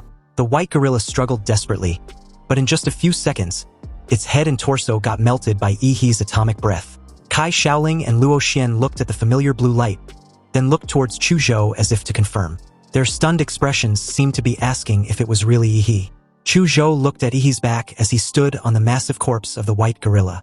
He told the two not to be nervous, it was indeed Ehi. And with him on the battlefield, there was a chance Sin City might just survive this disaster. Maybe this was what was called a sense of security. He had no intention of reminiscing with Chu Zhou and the others. He had to go and support other battle fronts. Performing an atomic reaction on the soles of his feet, he bent his knees and took off in an ostentatious fashion. He flew dozens of meters into the air, and while in mid-air, his next step was to find the area with the most clustered magical beasts. He activated his life magnetic field. And just like that, the scene shifted to his next location on the battlefield, which was one of the defense points closest to the rift in the secret realm. Under the impact of countless monsters, it was already crumbling. The martial warriors at the highest level of martial arts cultivation at that front had died of exhaustion. But the remaining warriors and even ordinary soldiers had no plan to evacuate. Even if they had to die to the last drop of blood, they would never hand over their stronghold to the monsters. A mammoth-like monster resisted the concentrated bombardment of the tanks, accelerated and rushed in, knocking down the high walls of the stronghold. The monsters behind it swarmed in like a tide. The soldiers threw away their guns, took out their swords and fought the beasts together with the warriors. Even if they had to sacrifice themselves, they had to delay the beasts for a second to create a chance for the warriors to kill them. Faced with the mammoth monster that was not afraid of artillery fire, the warriors directly chose the simplest yet most brutal human wave tactic. They pounced on the mammoth monster like ants, and even if they were squeezed into meat paste, they had to cause it some injuries. Although the direction of the battlefield was always determined by the contest between high-level warriors and high-level monsters, ordinary warriors and even ordinary people were determined to fight in this cruel world. At least they can hold on until the human strong warriors arrive and turn the situation around.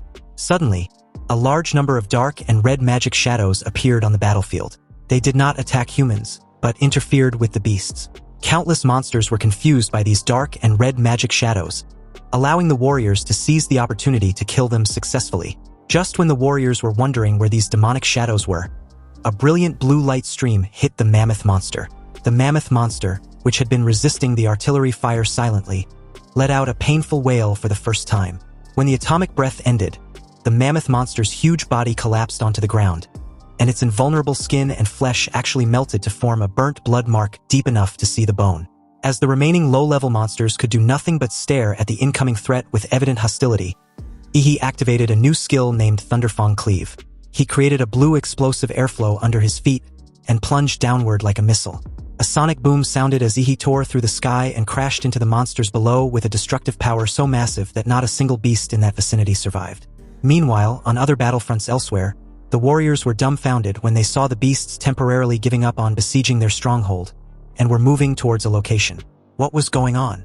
A female warrior informed the rest that it was because of their city's top scorer, Ehi. Reports says he had entered the battlefield, and the beasts were swarming him from every direction. Upon hearing this, the guy realized that the monsters were being called for reinforcements in order to besiege Ehi. And although Ehi might be strong, he was still a kid at the end of the day, and their city's last hope. The guy bolted in Ehi's location, addressing everyone that they can't let Ehi be killed by the hands of those beasts like other masters from the past. They must protect their top scorer at all cost. Meanwhile, as the scene cuts back to Ehi, all the magical beasts within a few dozen meters of him began to lose their flesh and blood, and their bones also began to rot away. Even if they were not dead, they had lost their fighting ability and became lambs to be slaughtered. Ehi had unexpectedly turned into a perfect killing machine, a walking radioactive disaster. His every move was a large-scale energy bombardment, and the atomic reaction in his body, which was equivalent to a controlled nuclear fusion, gave him an endless supply of power and made him never tired. The Beast Tide wanted to kill Ehi by sheer numbers, but this only led to them being slaughtered.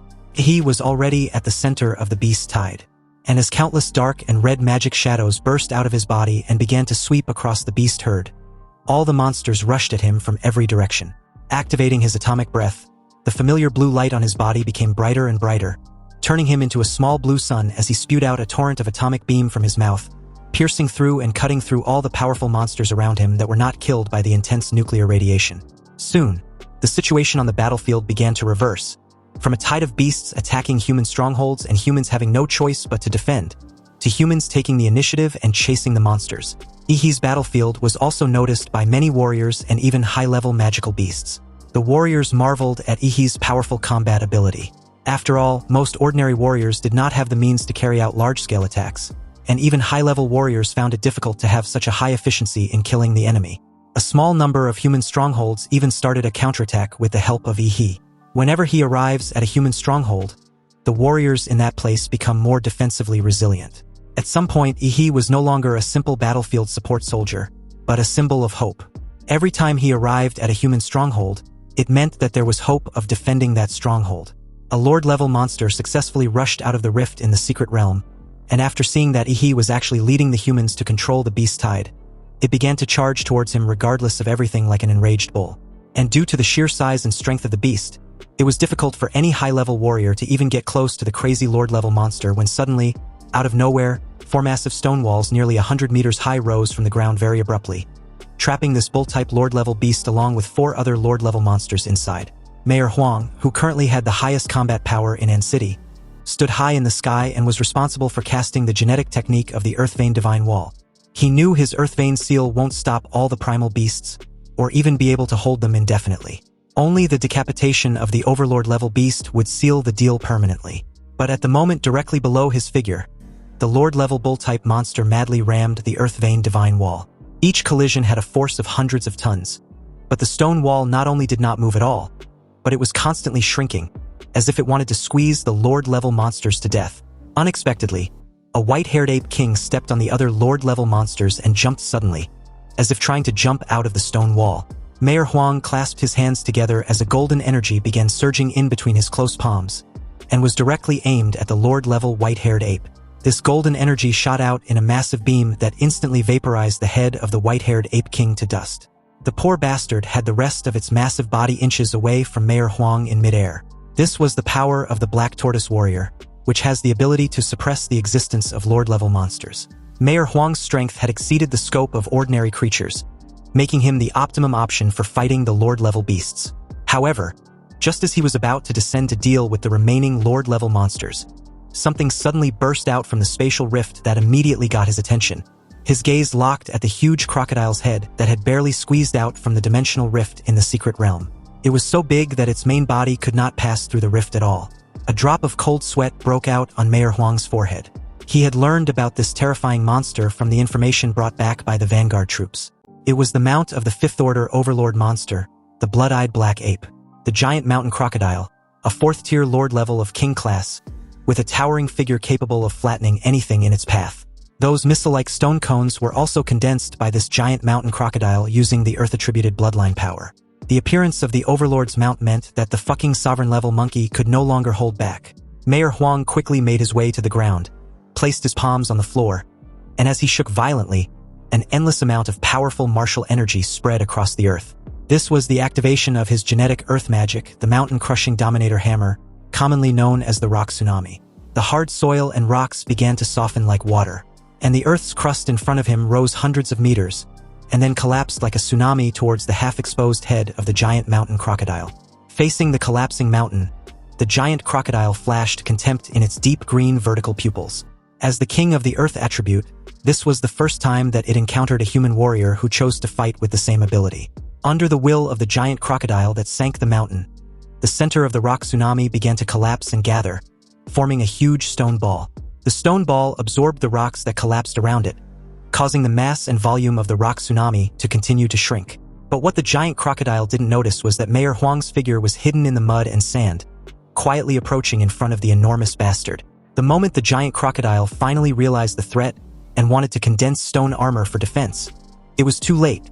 Using the Xianhuang martial arts technique, the drilling mountain power, Mayor Huang punched out with a powerful spiral of golden energy, which was several times harder than diamond, and broke through the mineral eyelid of the supposedly giant crocodile that sank the mountain, blowing its eyeball apart.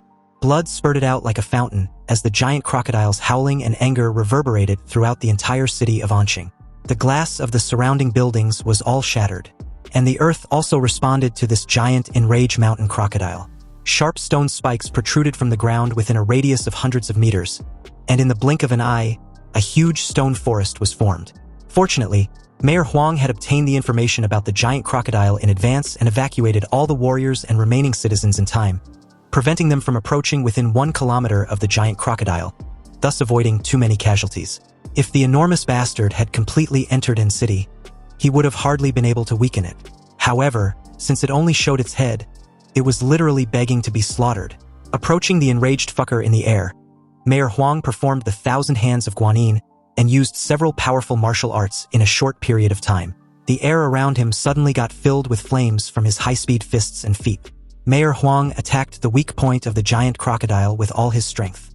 Blood spurted from its scales and armor, and the giant beast was soon covered in blood. If it wasn't for the powerful self-healing ability of its magic core, it would probably have been killed by Mayor Huang by now. However, even under this relentless assaults, the monster wasn't down for the count. Pissed off, it counterattacked, planning to catch Mayor Huang off guard. Spires of stones suddenly grew out from its body, aiming to pierce Mayor Huang, who was forced to halt his offense and defend himself.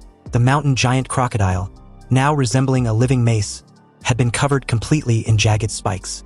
Although the attack was unexpected, Mayor Huang wasn't surprised. After all, an attack of using its body as a weapon was expected from a king-tier lord-level beast. However, just when he stopped for a short while to adjust his breathing, the stone pillar behind him suddenly cracked, revealing a single crimson eye staring directly at him. Mayor Huang sensed the fatal threat and decisively turned around, only to realize it was an ambush. An arm covered with black hair stretched out and grabbed Mayor Huang's head before he could even resist. The owner of the black-haired arm also revealed his true identity, turning out to be none other than the 3-meter-tall black ape with blood-red eyes. It questioned what the foolish human was thinking of doing to its mount. Mayor Huang's pupils shrank, but he remained silent, realizing that the blood-eyed black ape hid inside the stone spikes purposefully for this precise ambush. The blood-eyed black ape declared in an arrogant tone, informing Mayor Huang that he was going to crush his skull, so every human can see just how insignificant they are before him. Then, with the intention to kill in a single blow, it slammed Mayor Huang to the ground with so much force that a dent was formed. Unexpectedly, Mayor Huang's split-second decision of sacrificing his left arm to escape the blood-eyed black ape's death grip saved his life. However, this only excited the bastard immensely. It showed a sinister smile after confirming that there are no stronger martial artists left in the city. Now, it can kill without restraints. It had already tested humanity's trump card. And sure enough, there was no warrior in the entire city who could resist it. A 5th-level overlord. Mayor Huang had a blank expression on his face, seemingly not surprised at all by this situation. He waved his only remaining arm, and countless broad and sharp stone knives emerged from the stone forest created by the mountain giant crocodile. The stone knives gathered into a storm and swept towards the blood-eyed black ape. The blood-eyed black ape didn't seem to be in a hurry to unalive Mayor Huang. It informed him that his resistance was meaningless. He was only delaying his inevitable death. You see, when the blood-eyed black ape confirmed that it had no natural enemies on this battlefield, in its eyes, this was no longer a war, but a game. A game designed to make humanity drown in fear and despair. The blood-eyed black ape wanted to see with his own eyes the expression of fear and hopelessness on the face of the strongest human in N City, deeming it as a delighted sight it could ever witness in this game. The storm of stone knives that was powerful enough to smash a tank hit the blood-eyed black ape. But the arrogant and intelligent monster did not even bother to defend itself, and allowed the stone knives to cut its body. It then calmly walked out of the storm of stone knives. Although the speed was good, the power was way too weak. The fucker casually commented like he was some twisted human instructor grading an exam. Mayor Huang raised up his working arm, launching another tidal wave of stones which pounced on the Overlord beast. But the arrogant bastard just simply jumped hundreds of meters high and avoided the attack range of the sea of stones. Then, accompanied by a thunderous boom, the stone forest was destroyed by the sea of stones, but the blood-eyed black ape was unharmed. This time around the attack was powerful but way too slow. It coldly teased as it made its way towards Mayor Huang in a blink of an eye, actively dashing on one ruined building to the next, then soaring over dozens of meters in a final massive leap, and was in Mayor Huang's face in an instant. It told Mayor Huang to kneel because it disliked lower creatures looking at him. Caught off guard for a moment, Mayor Huang was stunned. He hadn't expected this Overlord-level beast to be this deranged. Then came the strike as the beast's fist descended him like a collapsing mountain. A thunderous impact reverberated throughout the battlefield as Mayor Huang hit the ground. He felt a pain in his knees but didn't fall to the ground completely, rather forced himself to stay half-crouched, refusing to kneel. The ground beneath his feet shattered into broken fractures, yet his eyes remained determined, unshaken. There was only calmness on that somewhat weathered face. As the blood-eyed black ape stared at Mayor Huang's face in confusion, it wondered why the human wasn't afraid. He should be scared shitless, just like the despair and fear it had seen on the faces of the countless warriors it had hunted and killed in the past. This was the first time seeing the opposite when they were about to die. Mayor Huang placed his remaining hand on the ground and replied coldly, questioning the arrogant fucker if it believes it is so clever. But it still miscalculated gravely because at the end of the day, it was just an ugly, arrogant beast. Mayor Huang activated a forbidden blood-burning technique, the Earth Vein Seal. Apparently, he had deliberately lured the blood-eyed black ape at that precise vicinity because that place had his trump card, a formation he laid out in advance. The ground turned into quicksand with terrifying suction and began to spin rapidly in a vortex. In just a few seconds, half of the blood-eyed black ape's body was stuck in this quicksand. The harder it tried, the deeper it sank. The blood-eyed black ape sneered, questioning if this was Mayor Huang's backup plan, purposefully trying to seal him underground? He was too naive for a human because there was no way he could keep him sealed forever. The moment he falters, he will tear every human in this city to shreds. Mayor Huang just stared down at the arrogant beast and smiled slightly, not with joy, but with a resolved pride. This wasn't a backup plan but a hymn to humanity, the hymn of courage. Mayor Huang pulled back his torn-up shirt, revealing a large star-shaped wound on his chest. Then, he pierced through his own chest with his remaining arm. Blood gushed out instantly. The blood-eyed black ape was puzzled. It questioned what the human was doing. Mayor Huang coughed out blood, but his gaze was resolute. You see, at the start of this war, he buried the city's one and only tactical nuclear warhead beneath the battlefield, and the trigger was implanted inside his heart. So if Mayor Huang's heart stops, the nuclear warhead detonates. The blood-eyed black ape roared in desperation upon hearing this. Mayor Huang was definitely bluffing, and also insane. Did he expect him to fall for such bullshit? Because no human would gamble their worthless life on something like this. Mayor Huang still had that prideful smile on his face as the blood-eyed black ape continued to roar desperately. From the very beginning of the war, he had no intention of making it out alive. After all, only by actively getting involved can he perhaps completely deceive this cunning beast. Mayor Huang thought of the declaration he made at the inauguration ceremony as mayor of An City 20 years ago, declaring his name as Huang Qing, and was willing to give everything, including his life, for the city and its citizens. Now, he was at peace, finally content with what he had done. Huang Qing closed his eyes as the bright light of the nuclear bomb broke through the earth. The endless light and heat flooded his body and the body of the blood-eyed black ape, annihilating them in a single blinding instant. A deafening boom sounded that literally shook the entire city of Anqing, and a huge mushroom cloud like a tombstone rose out at the center. When the nuclear bomb exploded, the temperature at the center even reached hundreds of millions of degrees Celsius, vaporizing all matter instantly under this terrifying high temperature. The warriors who had received information in advance to evacuate the range of the nuclear explosion all stood in silence. They looked towards the center of the explosion with eyes filled with tears and great respect. As one, they raised their hands and saluted with pride and gratitude that Mayor Huang Qing had for his city. Chu Zhou and the others lower their heads in silence as a tribute. This wasn't just an explosion, but a grand funeral worthy of legends. When the dark mushroom cloud subsided, the area of thousands of meters in radius turned into a dark red magma swamp. But it seems that all this destructive energy, which lasted for a while, still hadn't been enough to kill the 5th level Overlord. Because somewhere within that dark red lava swamp, a charred creature, barely recognizable as a humanoid, trembled. Its carbonized flesh had been completely burnt off, revealing the charred bones. The heart of the skeleton, which was a dull orange crystal, suddenly emitted a dazzling golden light as if revitalized. Then, mystic blood threads emanated from the magic core within and directly began to weave along the broken skeleton. After a few seconds, a bloody man was formed. Countless membranes grew on its surface, followed by black hair. A pair of blood-red eyes opened, revealing endless coldness and resentment. And just like that, the blood-eyed black ape was reborn from the ashes, although significantly weaker than its previous self before the explosion. It still can't even believe that it was nearly taken out by that lowly human. As it weakly supported its body, feeling the life energy in its magic core depleting, the brutality in its blood-eyed eyes nearly burst out. For monsters at the Overlord level, ordinary nuclear bomb attacks were too slow and the power was not concentrated, so they cannot cause effective damage to them at all. However, the blood-eyed black ape was trapped by Huang Qing and took the nuclear bomb head-on. The blood-eyed black ape roared, promising to slaughter every last person in An City. It will torture every human to death in the most brutal and unimaginable way possible for the humiliation.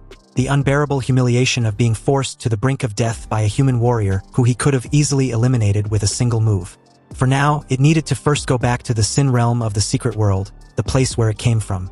Once it recovers its blood and chi energy, it will return and flatten the entire place to the ground. However, in that very moment, it suddenly felt a strong murderous intent as someone questioned where it thought it was sneaking off to. The blood-eyed black ape looked back and found a young warrior covered in dark scales with blue flames on the back of his body, hovering near him. The blood-eyed black ape looked at the familiar blue light and recognized this person. This was one of the biggest obstacles to his beast invasion, a terrifying human genius. Apparently, after the nuclear explosion, he didn't let down his guard and used his life magnetic field to scan the entire area repeatedly. After numerous attempts, he found a slight fluctuation of life. It's just a shame that he was a little too late because the beast had already reconstructed its body. The moment the cells in Ehi's arms underwent an atomic reaction at maximum power, he spared no time charging at the Overlord level beast. The raging blue flames tore his muscles, exposing them to the air.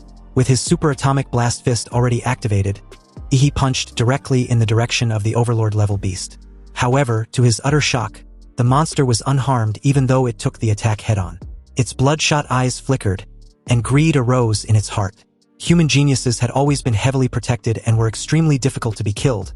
But now, this human genius was isolated and helpless, creating the perfect opportunity to be killed. Driven by his inner greed, the blood-eyed black ape no longer chose to escape, but took the initiative to attack Ehi. A surging heavy mist burst out of the blood-eyed black ape, and as it relied on its domineering defense, it went against the torrent of energy.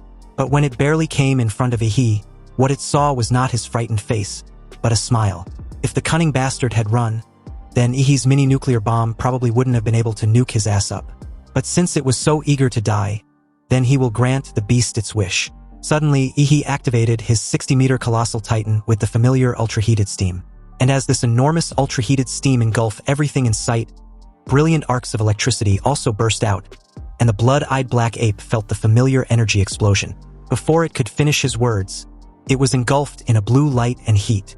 The atomic reactor in Ehi's body also underwent a horrific nuclear fission when the superimposed Colossal humanoid template and the legendary Demora's template was triggered simultaneously. This created a radiant blue nuclear explosion. And although it was far less powerful than the first nuclear bomb, the familiar destructive feeling was palpable. At several kilometers away, the warriors saw the second nuclear explosion in surprise, and wondered how there was another nuclear bomb so suddenly. Was it another trap set by Mayor Huang Qing? It seems that man really did think of everything. After the small nuclear explosion, the blood-eyed black ape, in a charred state, stood there in the dust, scared shitless. It was visibly shaken as it stared at the terrifying figure in front of it, calling Ehi's hybrid transformation a monster. A demonic figure over 40 meters tall stood out from the dust and smoke. Its skin was as tough and rough as black reefs, with spine spikes exposed with blue fluorescent patterns, and the heavy tail behind it which can destroy a cliff with a slight wave. This was the supergiant humanoid wearing Demora's armor. He spread his long arms, roared to the sky, and declared the majesty of the king. The blood-eyed black ape looked unhappy. Why does Ehi look more like a monster than him? Most Lord-level monsters don't have an aura like Ehi's. He looked at the ant-like black ape with blood-colored eyes and replied that he wasn't anything like the bald monkey. He raised his overwhelming feet as the Overlord beast just stared in panic. He stomped down, creating a cloud of smoke and dust. The blood-eyed black ape, on the other hand, managed to roll out of the range of Ehi's feet. A sound like thunder exploded as Ehi activated the mountain-blocking fist flash strike. His arm, as big as a pillar, was swung with a fierce murderous aura wrapped around it. He mocked the little monkey, declaring that there was no use in running. The arrogant blood-eyed black ape could not accept the ridicule from what he deemed as an inferior life form. It turned around and swung its arm to collide with the fist that was a circle bigger than its entire body. Dark and red lightning exploded, and the blood-eyed black ape was hammered into the earth with a direct beam of atomic energy. Ehi's fist was twisted into a knot by the huge force of the blood-eyed black ape, but with the powerful self-healing ability of the giant form, it recovered in just a few seconds. As long as his real body at the back of the giant's neck was intact, the external body of the giant will never disappear. Ehi just didn't expect that the skinny Overlord-level beast was still stronger than the average Overlord. In his giant Demora's form, his overall physical fitness has exceeded the 30-point mark, but he didn't expect that he still couldn't overwhelm the opponent in terms of strength. The blood-eyed black ape looked at Ehi's arm that had healed instantly, and finally gave up on the idea of killing him. It used his full strength in that last strike, and Ehi had already healed it. He definitely can't beat this genius. He can't win. The blood-eyed black ape got up and bolted like its life depended on it. And at this point, it's obvious that it was. He sneered at the blood-eyed black ape, which was no longer charging at him but running away. The filthy beast didn't deserve to stain Mayor Huangqing's sacrifice. The cracks on Ehi's chest glowed blue, and the blue crystal-like spine behind was extremely dazzling. He controlled his body that was over 40 meters long and released a super-large atomic breath. The blue light that was like a divine punishment tore through the air like a sharp knife. Faced with such a large-scale energy bombardment, the blood-eyed black ape had to jump up and down in a ridiculous manner to dodge, but it was no use. The filthy monkey was hit hard by the atomic breath, and as its entire body got smashed into the ground, it suddenly disappeared. He narrowed his eyes, because the cunning beast had actually used the force of the atomic breath to escape underground. It had also gone into a state of suspended animation, pretending to be dead. But pretending to be dead also meant that it was afraid of being discovered. It was in the most serious condition ever after suffering those numerous unprecedented injuries. So this was the best chance to kill it. Ehi tried using his life magnetic field to find the beast's location, but it seems Overlord-level magic beasts can conceal their presence completely. Compared to Mayor Huang's plan that almost killed it, finishing it shouldn't be that challenging even with its skilled concealment. Because any faint traces of life, he can still sense it immediately. This time around, Ehi focused the life magnetic field underground and eventually found the damn monkey's location not far from him. It had swam in the soil like a fish, escaping from Ehi's pursuit. He immediately spurred out an atomic breath which cut through the surface of the earth, and the blood-eyed black ape jumped out of the soil like a fried fish, only to be greeted by another huge fist carrying a terrifying gust of air. The bloodshot eyes of the monster flickered as it cursed inwardly, wondering why this human's perception was so damn disgusting.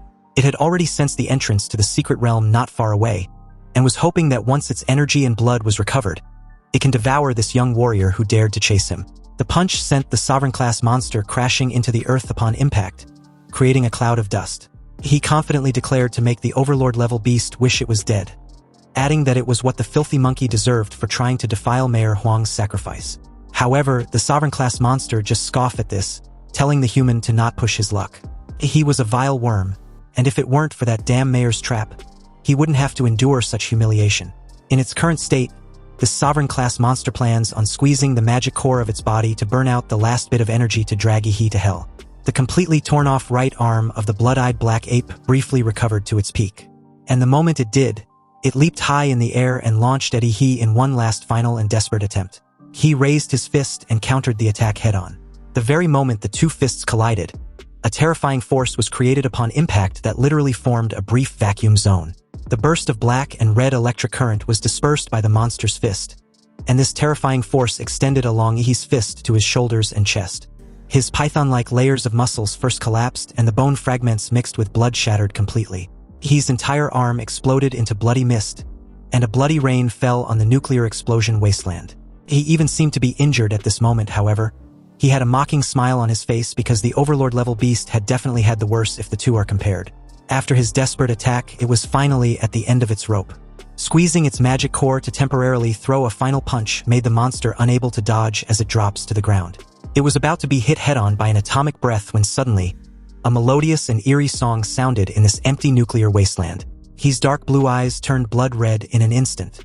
He felt an extremely sharp pain in his brain, and countless negative emotions surged in his mind. He knew that he was under mental attack, and he used all his strength to mobilize the evil energy in his body to protect his mind. When he eventually came to his senses, he saw that the wasteland that had been destroyed by the nuclear explosion was covered with white and tender arms. Countless slender hands with beautiful proportions sway in the wind like flowers, full of strange beauty. The blood-eyed black ape, which had had almost all of its bones shattered completely by Ehi's superatomic blast fist, was now covered by countless pairs of jade hands. The hands lifted up the charred body of the blood-eyed black ape and carried it backwards like a baton. Ehi's face looked solemn, wondering if there was another high-level monster. He didn't expect that there would be unexpected changes. He waved his hand and tried to grab the blood-eyed black ape, but he felt the giant's entire body pause. The jade hands had grown out of all the joints of Ehi's giant body at some point, making him unable to move, like a large machine with its gears stuck. Ehi roared, questioning if this mysterious high-level monster thought it could trap him and save his prey.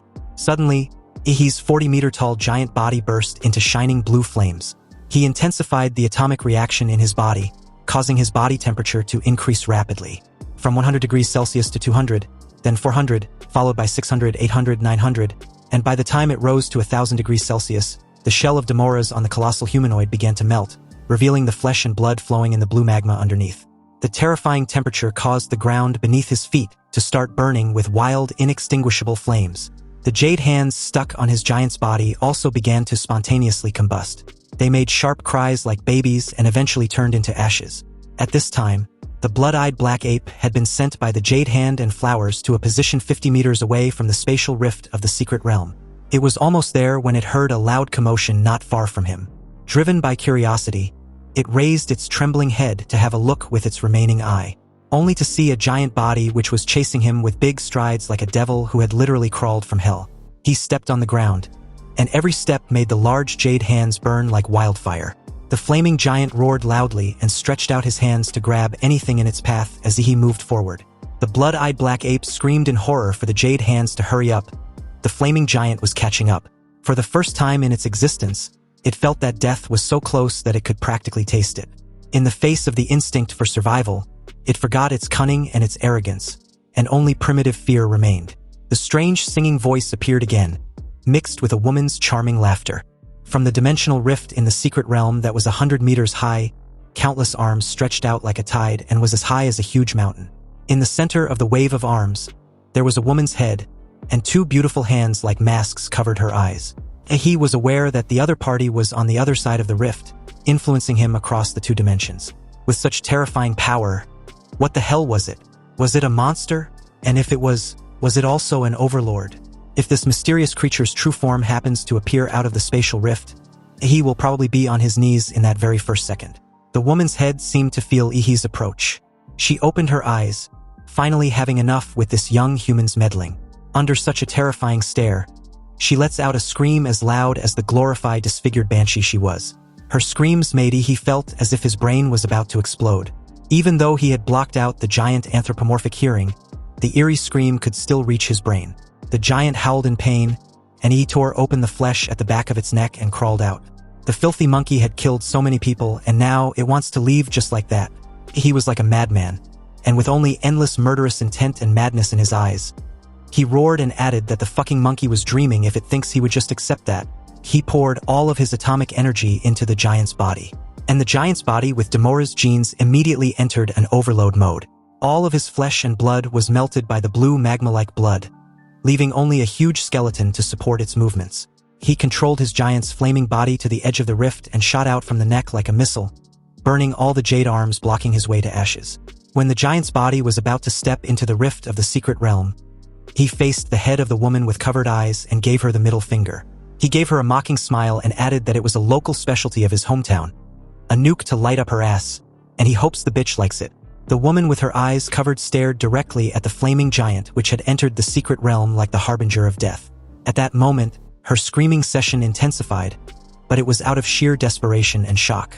Then, the dazzling blue and white explosion flooded everything. Part of the aftermath of the explosion poured out from the rift in the secret realm, blowing the weak Ehi hundreds of meters away like a fallen leaf. The blue-white light passed through the rift in the secret realm, dispersing the nuclear explosion smoke and dust that filled the outside world. like a small sun rising in the nuclear explosion wasteland. This obvious phenomenon was soon noticed by warriors several kilometers away. A warrior pointed out uncertainly that the rift in the secret realm seems to have exploded. Another also discovered a surprising issue. Something unexpected had happened because the beasts were suddenly in chaos. You see, the beast tide obeys the leadership of high-level monsters and has demonstrated a high level of organizational ability in previous battles. But now they were like a colony of ants that had lost their composure, either attacking blindly or fleeing in all directions. All experienced warriors realized what this meant. The Overlord-level beast was dead. They wondered if Mayor Huangqing's plan had succeeded. Everyone cheered up but stayed sharp, not wanting their mayor's sacrifice to go to waste. The city of Anqing can be saved if all the remaining beasts are eliminated. The carcass of the blood-eye black ape was finally destroyed by the giant nuke, halting the flow of beasts through the rift into City. And the remaining warriors who were originally showing signs of fatigue due to the high-intensity battle were suddenly revived as if they had been injected with chicken blood. They finally saw hope from the dark sea of beasts. The siege lasted a full day and night, until every beast was hunted down. The exhausted warriors were finally treated by the medical staff after the siege ended. Somewhere on the battlefield, Chu Zhou sat silently with a brutally battered and bloody body. The damage assessment showed that although City won the siege, it was at a devastating cost. Nearly 80% of the warriors and soldiers were killed or wounded.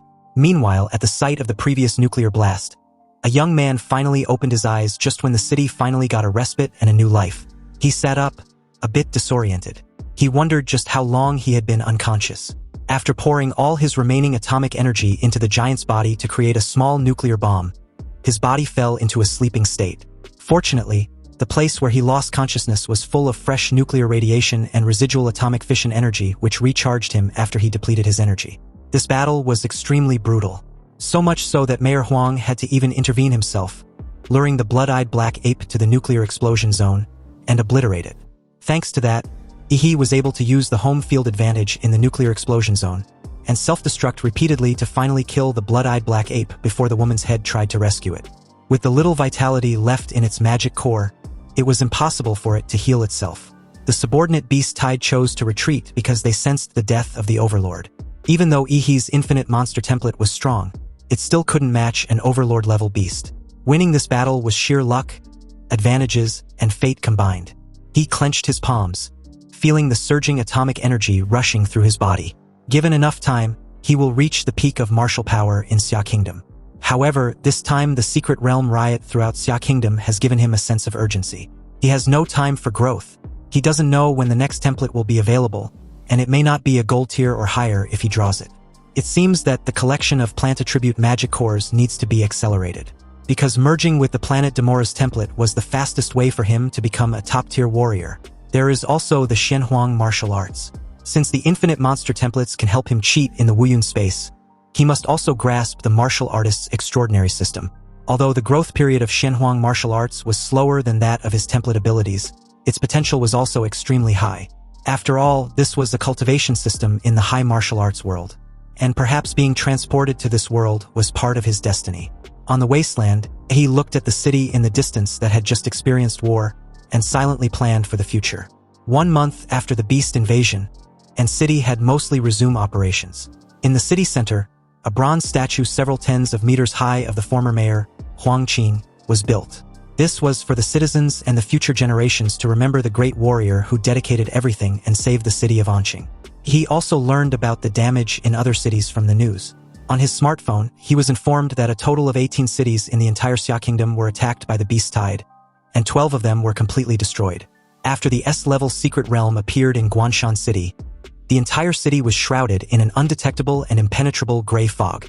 At this point, Guanshan City was completely cut off from the outside world. The imperial capital selected 30 warriors and 5 grandmasters from the national warrior organization named the Daxia Dragon Bird, and went to investigate under the leadership of Grandmaster Du Jingming. Xia Kingdom's strongest national defense-level warrior, Fu Hongsheng, was on standby outside the S-level secret realm.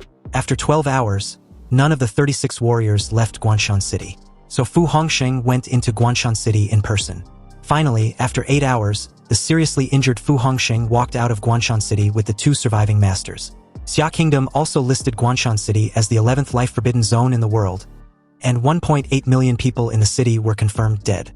Countless lives eventually turned into cold numbers of casualties, appearing on Ehi's smartphone. This was the most serious invasion of the secret realm that had caused the Xia Kingdom the most damage since spatial rifts appeared. For the first time, Ehi realized the dire survival situation of humanity. Even National Guardian-level martial artists were barely enough. He can't wait any longer. Only by possessing great power within himself can he survive in this turbulent world. He turned off the news and called the only person he knows that has access to the items he needed. At the Lu family's mansion, Ehi asked Qinlan for a favor. Qinlan laid lazily on a leather sofa. Her silk pajamas were a little revealing, showing her perfectly toned pink shoulders. She guessed that Ehi wants to learn the remaining 2 Shenhuang martial arts of the Lu family. He felt a little nervous upon hearing this. Was this the image Qinlan had of him in her mind? He replied that that's not the case.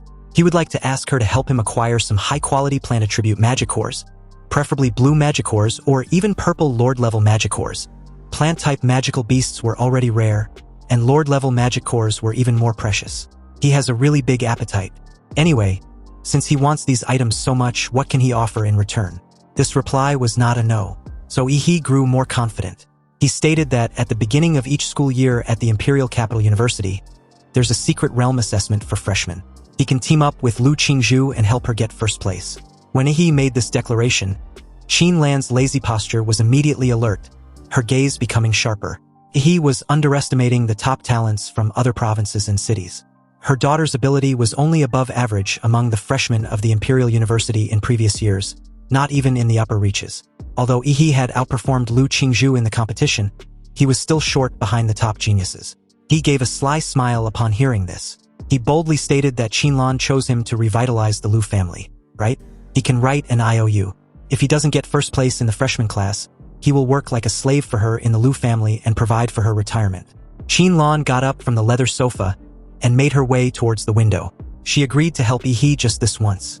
Upon receiving Qinlan's promise, Ehi was temporarily relieved on the other end of the line. And the moment the call ended, he made his way to the city's central hospital to visit Chuzhou. He heard that the battle maniac took 4 battle stimulants in a day, overdrew his body, and was admitted to the ICU. Ehi's fanatical fans, which were mainly young women, came up to him and asked for his autograph the moment he arrived on his sleek black motorcycle. They swamped him excitedly as some requested they add him on Penguin Talk. He was a bit overwhelmed, and if he was being honest, he really didn't expect to be so popular. He politely rejected numerous requests from the fans after signing a few autographs. But he did take some of their many gifts for his friend.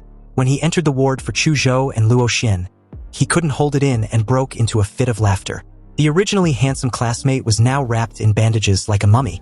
Chuzhou laid on the bed with an embarrassed expression on his face, but his sharp eyes seemed to show his usual composed demeanor, as if to say he never needed bandages in the first place and could still fight.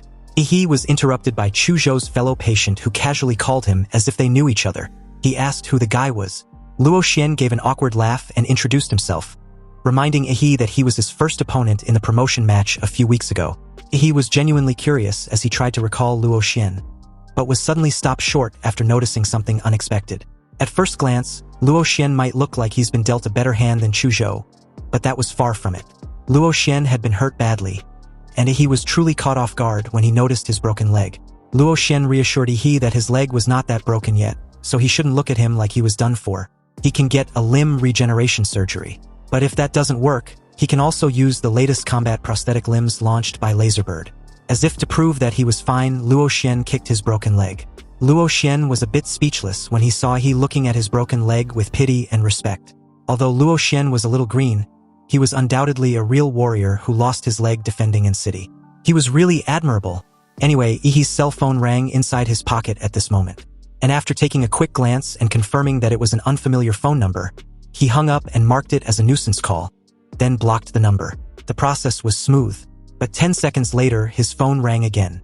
This time, the caller was Principal Lao Deng of An City's No. 1 middle school.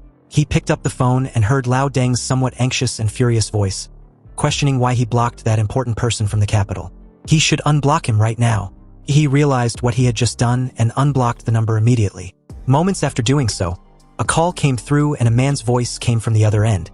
He introduced himself as Wang Tao, the person in charge of the admissions office of Imperial Capital University. He called to inform Ehi that Huadu University will start school a month early, and a special train will pick him up in 3 days. Did Ehi have any request or disagreement? Ehi replied that he had none and will follow the organization's arrangements. Inwardly, he knew that even if he had any issue or request, he had no power to demand anything. And about the early opening of the Imperial Capital University, it's obviously due to the heavy blow caused by the invasion of the Secret Realm to Xia Kingdom. This had undoubtedly forced the Imperial Capital University to make some adjustments or reforms. Wang Tao praised him for having a high level of awareness and ended the call. Subsequently, Chu Zhou also received a call from Imperial Capital University, but the caller was not Wang Tao. Among the 3 students currently in the 6th ward, 2 were top students who had been accepted into Huadu University. Luo Xian lowered his head, feeling a bit out of place. It seems like he shouldn't be in this ward, let alone on the bed. He felt like he belonged under it. Anyway, before reporting in, there was one more thing Ehi had to take care of. He said his goodbye to Chu Zhou and Luo Xian, then left the hospital. So with that, 3 days passed by like a bullet, and as the scene shifted to the Swan Lake nuclear blast site, because of the huge mushroom cloud caused by the nuclear explosion, hundreds of tons of dust were thrown into the clouds. The sky over Swan Lake and the surrounding kilometers had been shrouded in a thick ash, turning the world below into a perpetual night. He came to this dark wasteland when he left the hospital 3 days ago, and relying on the instinct of Demora's bloodline, he found the areas with the richest nuclear radiation and energy residues, like the exact place where Huang Qing sealed the blood-eyed black ape and detonated the nuclear warhead. He sat cross-legged in the big pit created by the nuclear explosion, and used Demora's template to absorb all the radiation energy in the air into his body. His entire body was covered with black reef-like rough skin, and the misty air swirled around him as he meditates, breathing in the dusty clouds rich in ultra-high radiation. The muscles on his back relaxed, and his pores spewed out large amounts of steam like a steam engine. As the large amounts of steam around Ehi began to fade away, the beam of morning light was like a spotlight, highlighting him in the dark terrain. The hundreds of tons of dust lifted into the cloud by the nuclear explosion was finally being blown away by the wind, and the bright morning light had finally started penetrating through the dark gray clouds, shining on the scorched wasteland. Ehi opened his eyes, and a crystal blue light flashed across his pupils. He opened the system panel, ready to see the results of his 3 days of nuclear absorption. The infinite monster templates showed the host, Ehi, had his overall physique as 27.4. His Demora's template compatibility was at 38.9%, and the Colossal humanoid template compatibility was at 90%. He assessed his martial energy and felt the familiar blue arcs of electricity and the dark and red evil spirits coursing through him. It seems that during these 3 days of training in the nuclear wasteland, the fusion of martial energy and nuclear energy had become more profound. After the battle with the blood-eyed black ape in the nuclear explosion wasteland, Ehi discovered that his compatibility with the legendary Demora's template had actually increased by 1.5%, which was extremely high. Even if he had absorbed a blue-quality magic core, it might not necessarily increase the compatibility by 2%. Anyway, if he combines this result with the residual nuclear radiation and atomic fissure energy in the nuclear explosion wasteland, it was a true cultivation sanctuary. 3 days of training had increased the compatibility by more than 6 points, which was a very significant improvement. However, it's a bit unfortunate that he had to leave. He bent his knees, and a slight amount of atomic energy started brewing under his feet. As a blue flash appeared, a sonic boom sounded as he soared into the sky. Meanwhile, at Ancity's high-speed railway station, an announcement about the departure of the high-speed train G666 to the Imperial Capital West Station was being broadcasted. With only 5 minutes left, passengers who had not yet passed ticket inspection were told to do so immediately. Although time was tight, Chu Zhou was not anxious. He believed that Ehi would not be late. Just then, he suddenly heard an explosive sound whizzing through the air and heading in his direction. Chu Zhou knew it was Ehi, but the people around instinctively got goosebumps with their hearts pounding wildly. They sensed the danger and thought a terrifying monster was upon them. Everyone except Chu Zhou was on high alert when Ehi landed in an ostentatious fashion. The warriors looked at this dusty and handsome young man with respect and curiosity. He was truly the pride of Ancity, but that oppressive aura just now scared them to death. Seriously, most high-level warriors don't even have such an oppressive aura like their young genius. Chu Zhou just gave a slight chuckle when he noticed that he had gotten stronger again. At this point, he had become accustomed to his friend's rapid growth. He, on the other hand, just stared at the city of Anqing with a sense of nostalgia. He was about to leave the only city he'd ever been, his first stop since crossing over and point of origin. He bid farewell to Ancity for the last time as he and Chu Zhou strode towards the Imperial University train's waiting platform. and upon boarding the red slick train representing the Imperial Capital University, it gradually pulled away from the railway station the moment the 5 minutes was up. Inside, Ehi was somewhat curious about the strength of the top students from other regions. He questioned Chu Zhou about it, and the handsome fucker confirmed it. Not only that, but apparently, the entire train uses the most advanced structure and materials, capable of withstanding a force impact of thousands of tons. On top of that, there are no less than 5 Black Tortoise warriors escorting Huatou University's train, either openly or secretly, and there are even Grandmaster-level warriors overseeing everything. After all, those sitting inside this very train were the most talented and elite students in the current generation, and they will become the backbone of protecting the entire Xia Kingdom in the future. He smiled with a knowing grin. He had used his life magnetic field to sniff out everyone within a 5-meter radius around him. Sure, there are a few strong ones among the bunch, but it seems there are only 5 people who can survive 3 moves from him. The moment he sat down to rest, a loud noise suddenly issued a level 1 alert. The Imperial University train has been attacked by an unknown enemy. Professors and other faculty leaders are investigating the situation. But the remaining students should please evacuate the carriage as soon as possible, and should not engage in battle with the enemy. The entire carriage was quiet at first, then suddenly became extremely noisy. Some students believed the situation wasn't real because how could anyone dare to attack the Imperial University? Maybe it was just some sort of a drill to test the abilities of the freshmen. But others disagreed. It might not necessarily be a drill, because at present Xia Nation was at its weakest, and the Nation Guardian warriors were either injured or in seclusion. Even Grandmaster Du Jingming, one of the 3 great Guardian Grandmasters who protected the nation, had gone missing. In fact, many Grandmasters and warriors had died during the Beast Tide in Guanshan City and other fallen cities. So it's only natural that nations and other factions that were previously suppressed by Xia Kingdom would begin to stir up trouble restlessly. Almost all the freshmen began discussing the current situation when someone questioned if they should leave the carriage or stay put. As the top talents in their respective cities, they were not stupid and were all quick-witted. However, facing the current confusing situation, they were a little panicked. Chu Zhou turned his head in Ehi's direction and asked for his opinion. He had his eyes closed, and after training non-stop for 3 days straight, he just wanted to take a nap to recover when this annoying inconvenience happened. Nonetheless, he was still a practical person. He immediately stood up and prepared for action. He told Chu Zhou that they needed to go see what was really going on. The remaining freshmen also took different actions. Some believed that this was a test and were prepared to find more freshmen to join forces, take the initiative to attack the enemy to demonstrate the strength, courage, and wisdom of being warriors. On the other hand, others also acted cautiously and were prepared to leave the carriage first, just like they were told. And as for the remaining students, they were just confused and torn between following the crowd, leaving the carriage, or willing to attack the enemy. Chu Zhou took his sword and followed Ehi. But since their carriage was very far back, they moved from one carriage to the next until they finally met Zhou Jingxian, a terrified freshman covered in blood. He shouted that the enemy had already captured the first 3 carriages. They controlled a special domain which can pull people into an independent space so that the aftermath of the battle wouldn't affect the outside world. There were also terrifying enemies inside who were chasing everyone. The warrior teachers who were protecting them had all been killed or injured. They worked together to send him out of that domain to warn everyone to run quickly. This was not a drill. Zhou Jingxian shouted at the top of his lungs, as many freshmen who originally wanted to go to the front carriage to find out what was going on hesitated for a moment. Suddenly, Yan Zhengxiong, a sturdy young man with fluffy golden hair like a lion with a fierce and domineering, came to view. Everyone turned their gaze in his direction as he asked Zhou Jingxian for evidence to back his claim. Zhou Jingxian just said there was danger ahead, right? He needed to show some proof. A teacher's token or other wounded survivors would suffice. Otherwise, are they supposed to believe he was the only one who got out despite everything he just recounted? Yan Zhengxiong has a close friend in the front carriage, and he was strong enough to compete for the top place among them, the freshmen. So he doesn't believe Zhou Jingxian could make it out while he couldn't. Many freshmen agreed with Yan Zhengxiong's assessment. So to put things short, no one believed Zhou Jingxian.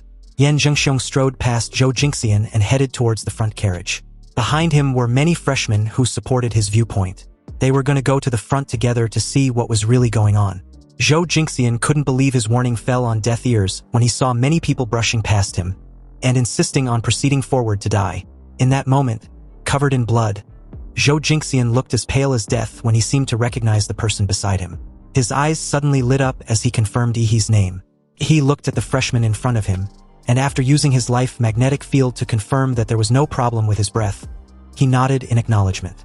Zhou Jingxian explained that a girl named Lu Qingzhu showed him Ehi's photo and asked him to tell him not to go to the front carriage. He was stunned for a moment.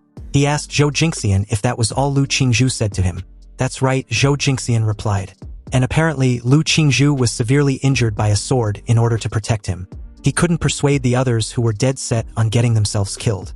But he must fulfill Lu Qingzhu's last wish and make sure Ehi survives. Just when Zhou Jingxian was feeling moved by his own words, he slapped him on the back of his head, questioning what nonsense the guy was spouting. Lu Qingzhu wasn't even dead yet, and this guy was already talking about her dying wish. Chu Zhou asked Ehi if he intends to go into the front carriage, and Ehi, without hesitation, replied that he was. He promised her mother after all. But in that moment, Zhou Jingxian unexpectedly stood in front of Ehi and Chu Zhou, his eyes full of fighting spirit as he blocked their path. Zhou Jingxian refused to let them pass. He was speechless. Seriously, how did someone as pathetic as Zhou Jingxian manage to even get into the Imperial University? He gave Chu Zhou the go-ahead, and at this command, the number 1 fighter instantly unsheathed his sword and casually slashed out a sword energy.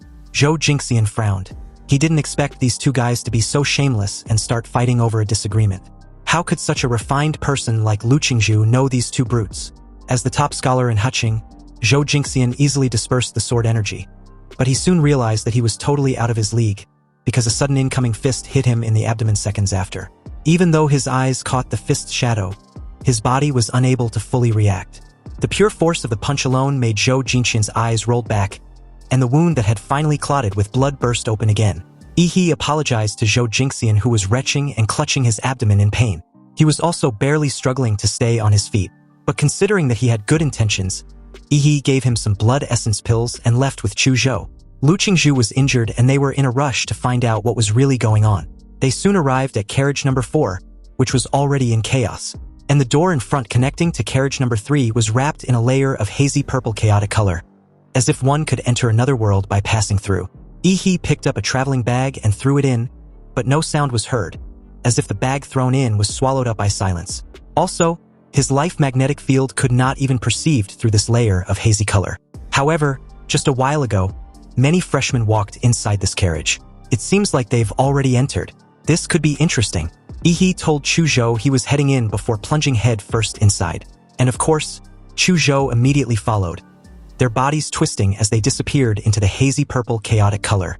Anyway, after he went in, he found it odd that Chu Zhou, who entered together with him, had disappeared. He was the only one on the silent glowing path, and at what seemed to be the end. The glowing path was brighter that it was almost blinding. Ehi walked to the end as the surrounding environment gradually began to brighten.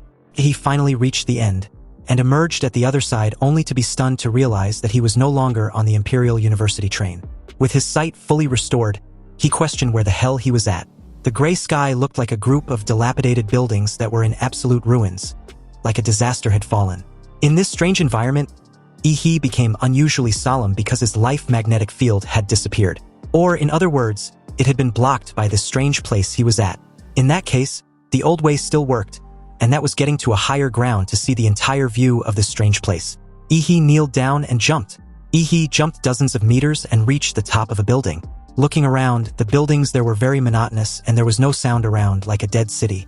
In this unfamiliar environment, Ehi narrowed his eyes. Although Ehi's life magnetic field was blocked, he could still feel a pair of eyes locked on him. This feeling of being spied on and teased made him very uncomfortable. He exerted his vigorous martial energy, with his hands forming a globe shape, gathering martial energy and infusing it with unstable atomic energy. Ehi threw the energy ball into the clouds. A terrifying burst of energy occurred. The huge light and heat dispersed the surrounding gray clouds. The explosion of the air broke the silence of the city.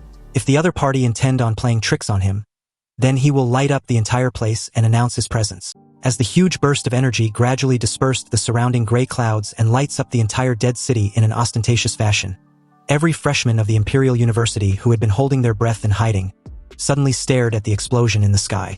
Some in amazement and admiration, others in worry that it would cause trouble, and a few were indifferent. But almost everyone was curiously wondering what expert had that level of insanely flashy entrance, unaware that this supposed expert was one of their own. Only Chu Zhou and Lu Qingzhu were familiar with this high-profile appearance. And speaking of these two, in a building somewhere, a pale-faced Lu Qingzhu looked at the blue light explosion outside the window and already knew he had entered this dead city. However, she was in no condition to leave where she was hiding. Unlike Chuzhou, who was already rushing towards the location of the explosion with a sword in hand, he knew that Ehi's flare had made him the focus of the entire city.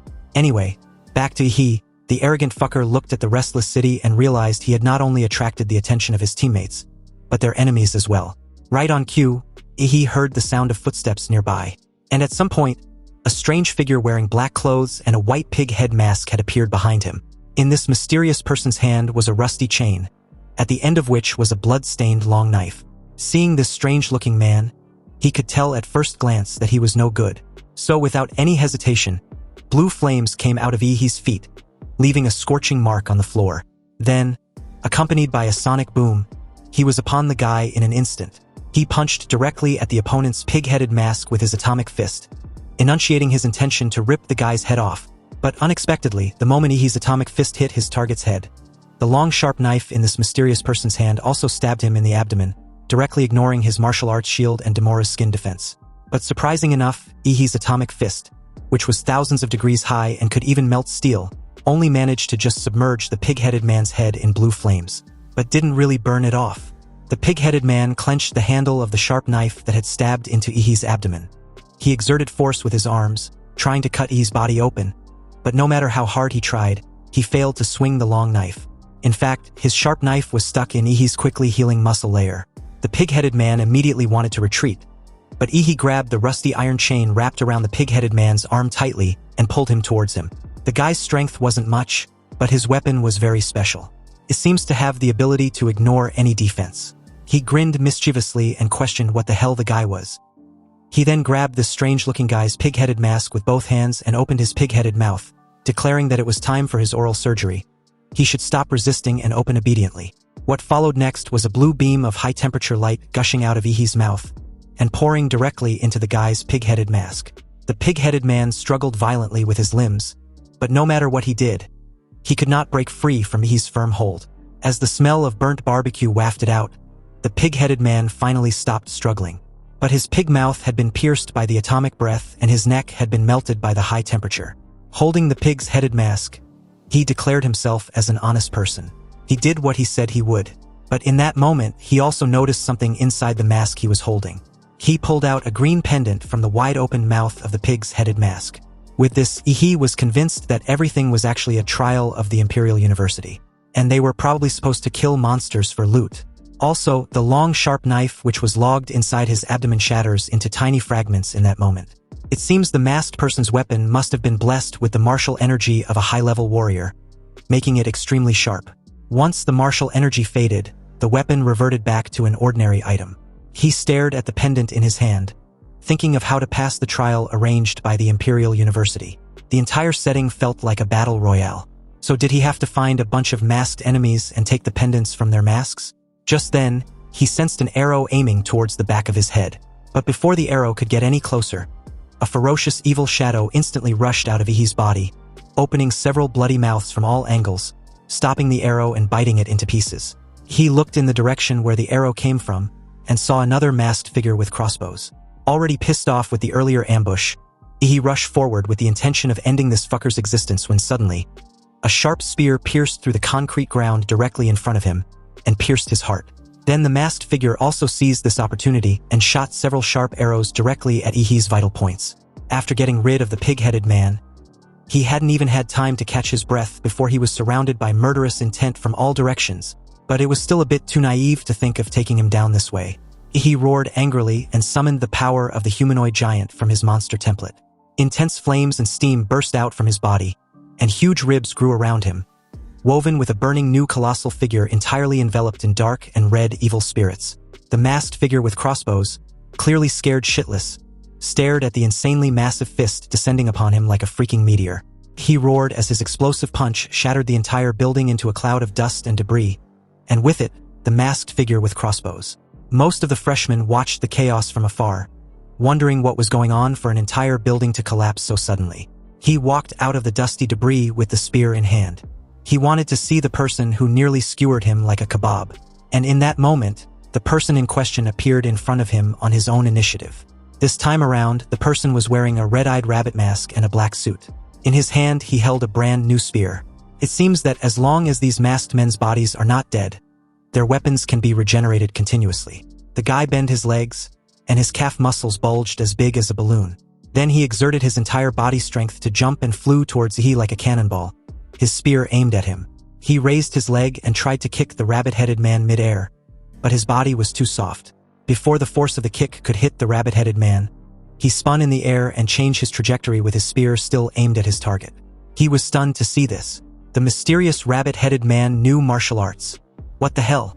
Just as the spear came about a few centimeters away from Ehi's stunned expression, a familiar chill joined the battlefield. And with the power of the ice element dragon, a massive ice wall suddenly blocked the spear of the rabbit-headed man. So, under the shade of a couple ruined buildings, Chu Zhou announced his presence by encasing the rabbit-headed man with an ice wall several meters high. With his spear in hand, the rabbit-headed man looked around in confusion when he suddenly sensed an attack from above. This attack was from none other than Chu Zhou, who comments on how close he was from being speared in the head. He should leave this battle to him. The rabbit-headed man managed to evade Chu Zhou's attack when he pierced the spot the target initially was with his sword.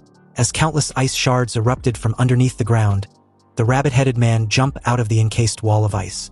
And while in the air, it counterattacked with his spear. The sword and the spear collided multiple times in an instant, creating dazzling sparks in the air. In a few seconds, the two men fought dozens of rounds with the weapons in their hands. Sparks flickered in the dark space. Even though the rabbit-headed man had the advantage with his spear weapon, he could not gain an advantage over Chu Zhou's superb swordsmanship. In another sword fight, Chu Zhou released the power of ice and successfully froze the spear in the rabbit-headed man's hand. After the weapon was briefly sealed, the rabbit-headed man quickly fell into a disadvantage.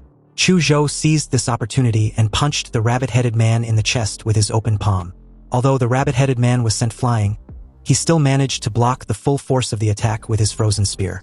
It tried to retreat quickly, but a sudden pair of large hands that had been patiently waiting reached out from the shadows and grabbed him tightly. He, back in his colossal humanoid form, was finally able to catch the little cutie who had been evading him like a scared, terrifying bunny he was. What followed after was another massive burst of martial and unstable atomic energy that lit up the surrounding gray clouds, and again, broke through the silence of the city. Only this time around, a couple ruined buildings was destroyed in the process. Countless freshmen who were attracted by the previous explosion were silently paying attention to any commotion in Ehi's direction.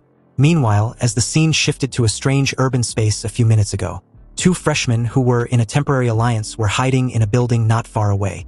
Wondering why there was no movements in Ehi's location after his flashy presence, a freshman asked his partner if the guy who barged in so ostentatiously was dead.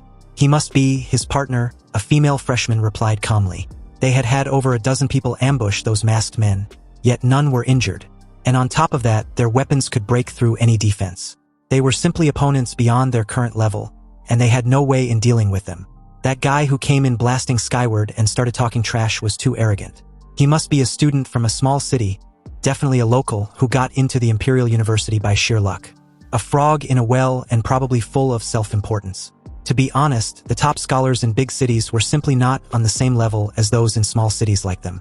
Also, she heard that Yan Zhengxiong and Ouyang Zhe from Magic City, Lan Yusi from Deep Blue City, and Xin Chan from Liuli Island have already started hunting down the masked men. But she really doesn't know how they did it. The guy was amazed at how insanely strong these freshmen were. But doesn't that imply that the freshman champion would be one of them? The lady disagrees resolutely. Every freshman president have always been a local from the imperial capital. And against those Huadu prodigies, students from other regions of Xia Kingdom were no match, and therefore could not compete at all. The martial arts cultivation resources they have received since childhood are worlds apart. It was in this moment that the two were interrupted by a sudden loud explosive blue beam that lighted up the entire city. The two freshmen looked up at the sky, both stunned, because this exaggerated blue light streaked across the sky, dividing the gray sky into two. The two looked at each other, both confused. What was that powerful beam just now? Was it an electromagnetic cannon? But how could there be an electromagnetic cannon in this city? In another corner of the city, the new students who were actively tracking the animal-masked men also stopped and silently looked at the exaggerated beam of light in the sky. Yan Zhengxiong placed the broadsword in his hand on the ground, and the huge weight caused the blade to pierce a dead horsehead masked man and sink directly into the ground.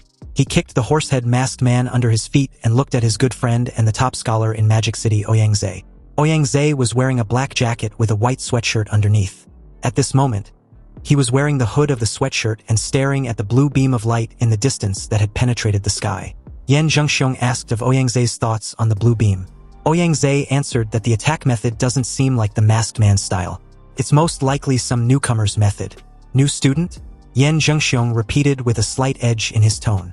You see, apart from those freshmen from the imperial capital, there really wasn't anyone else who could possess such exaggerated power. Yan Zhengxiong truly couldn't comprehend this unexpected development.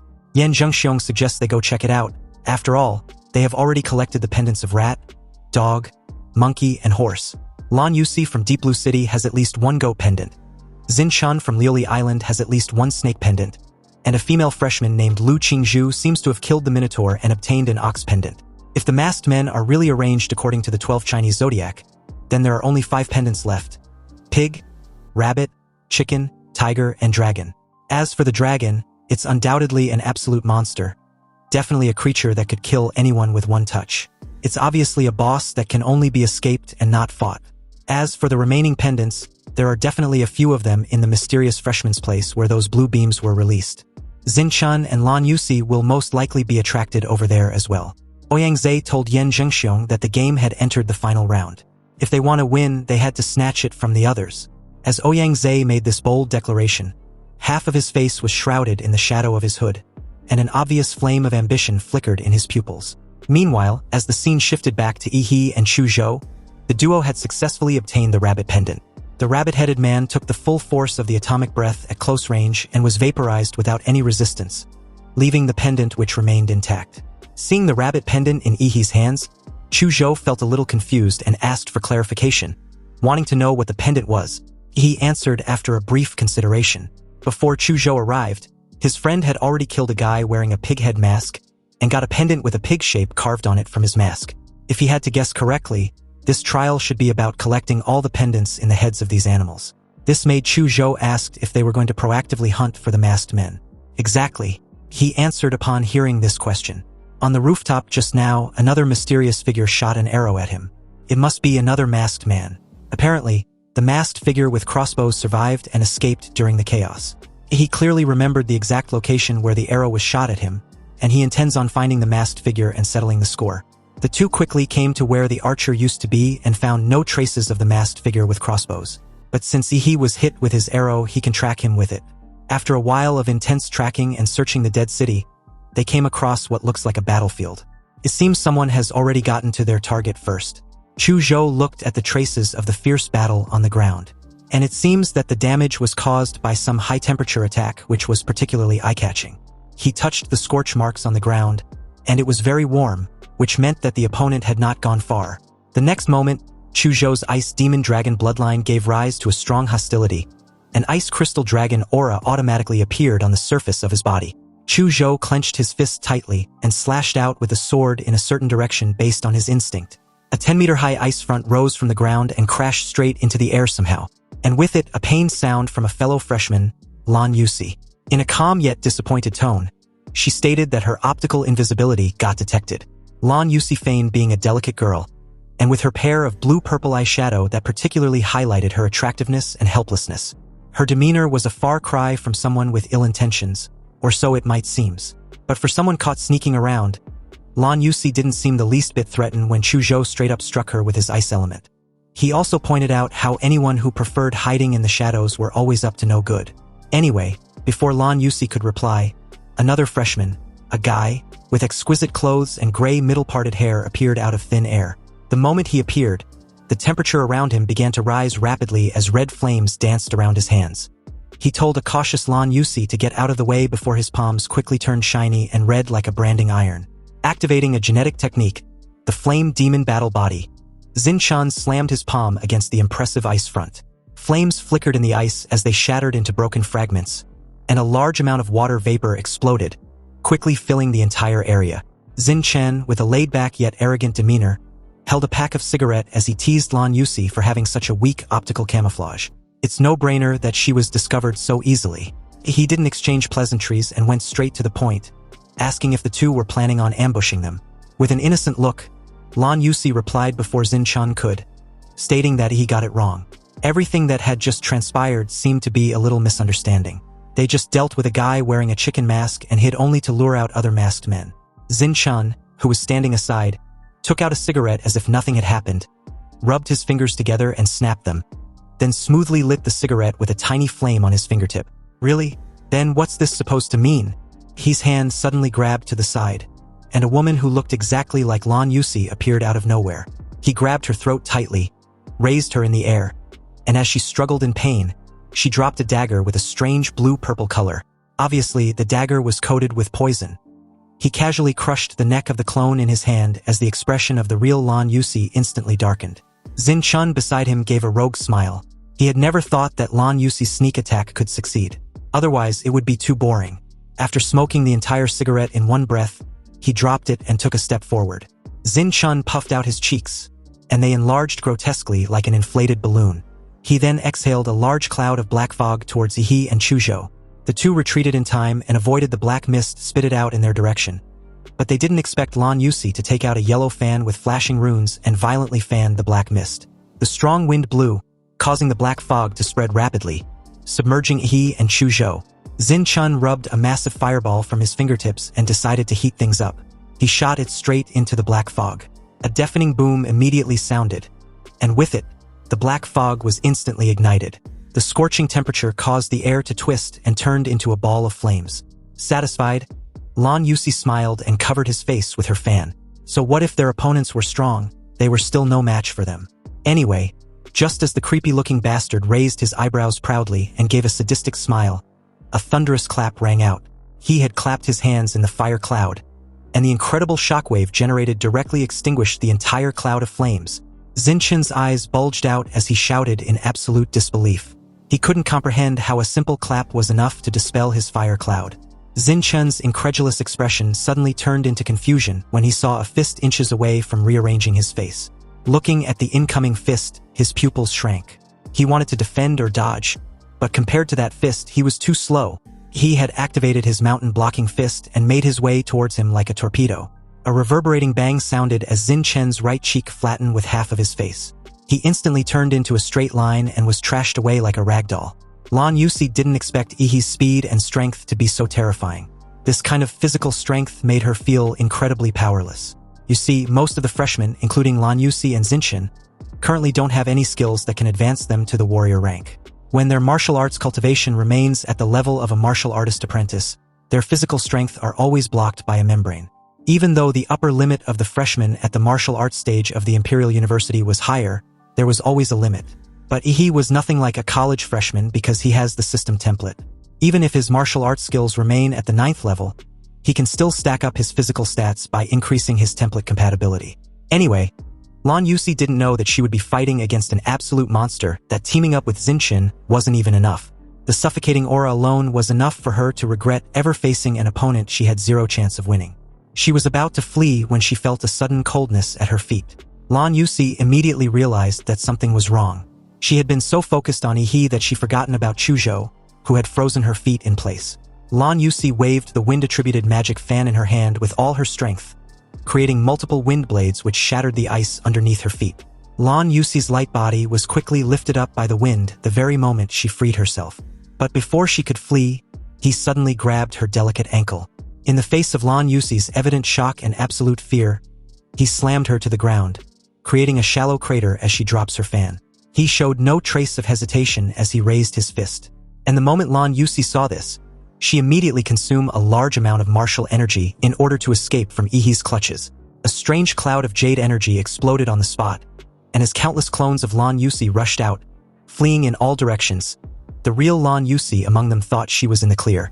However, when he saw this desperate escape attempt by Lan Yusi, he just smiled with a crazed look. He just activated his Shenhuang martial arts as countless dark and red evil shadows burst out from his body. Using the imprisoning the devil in the flesh and demonic illusions simultaneously, the released dark and red chaotic shadows transformed into numerous magical beasts, which quickly surrounded and attacked every Lan Yusi. And unfortunately for her, her clones were not as numerous as Ehi's evil shadows. Although in terms of strength, her clones could suppress 1 or 2 evil shadows, the number was simply too overwhelming. She also had no idea what they were and was scared shitless to even resist. He just laughed with an expression of a mad joker.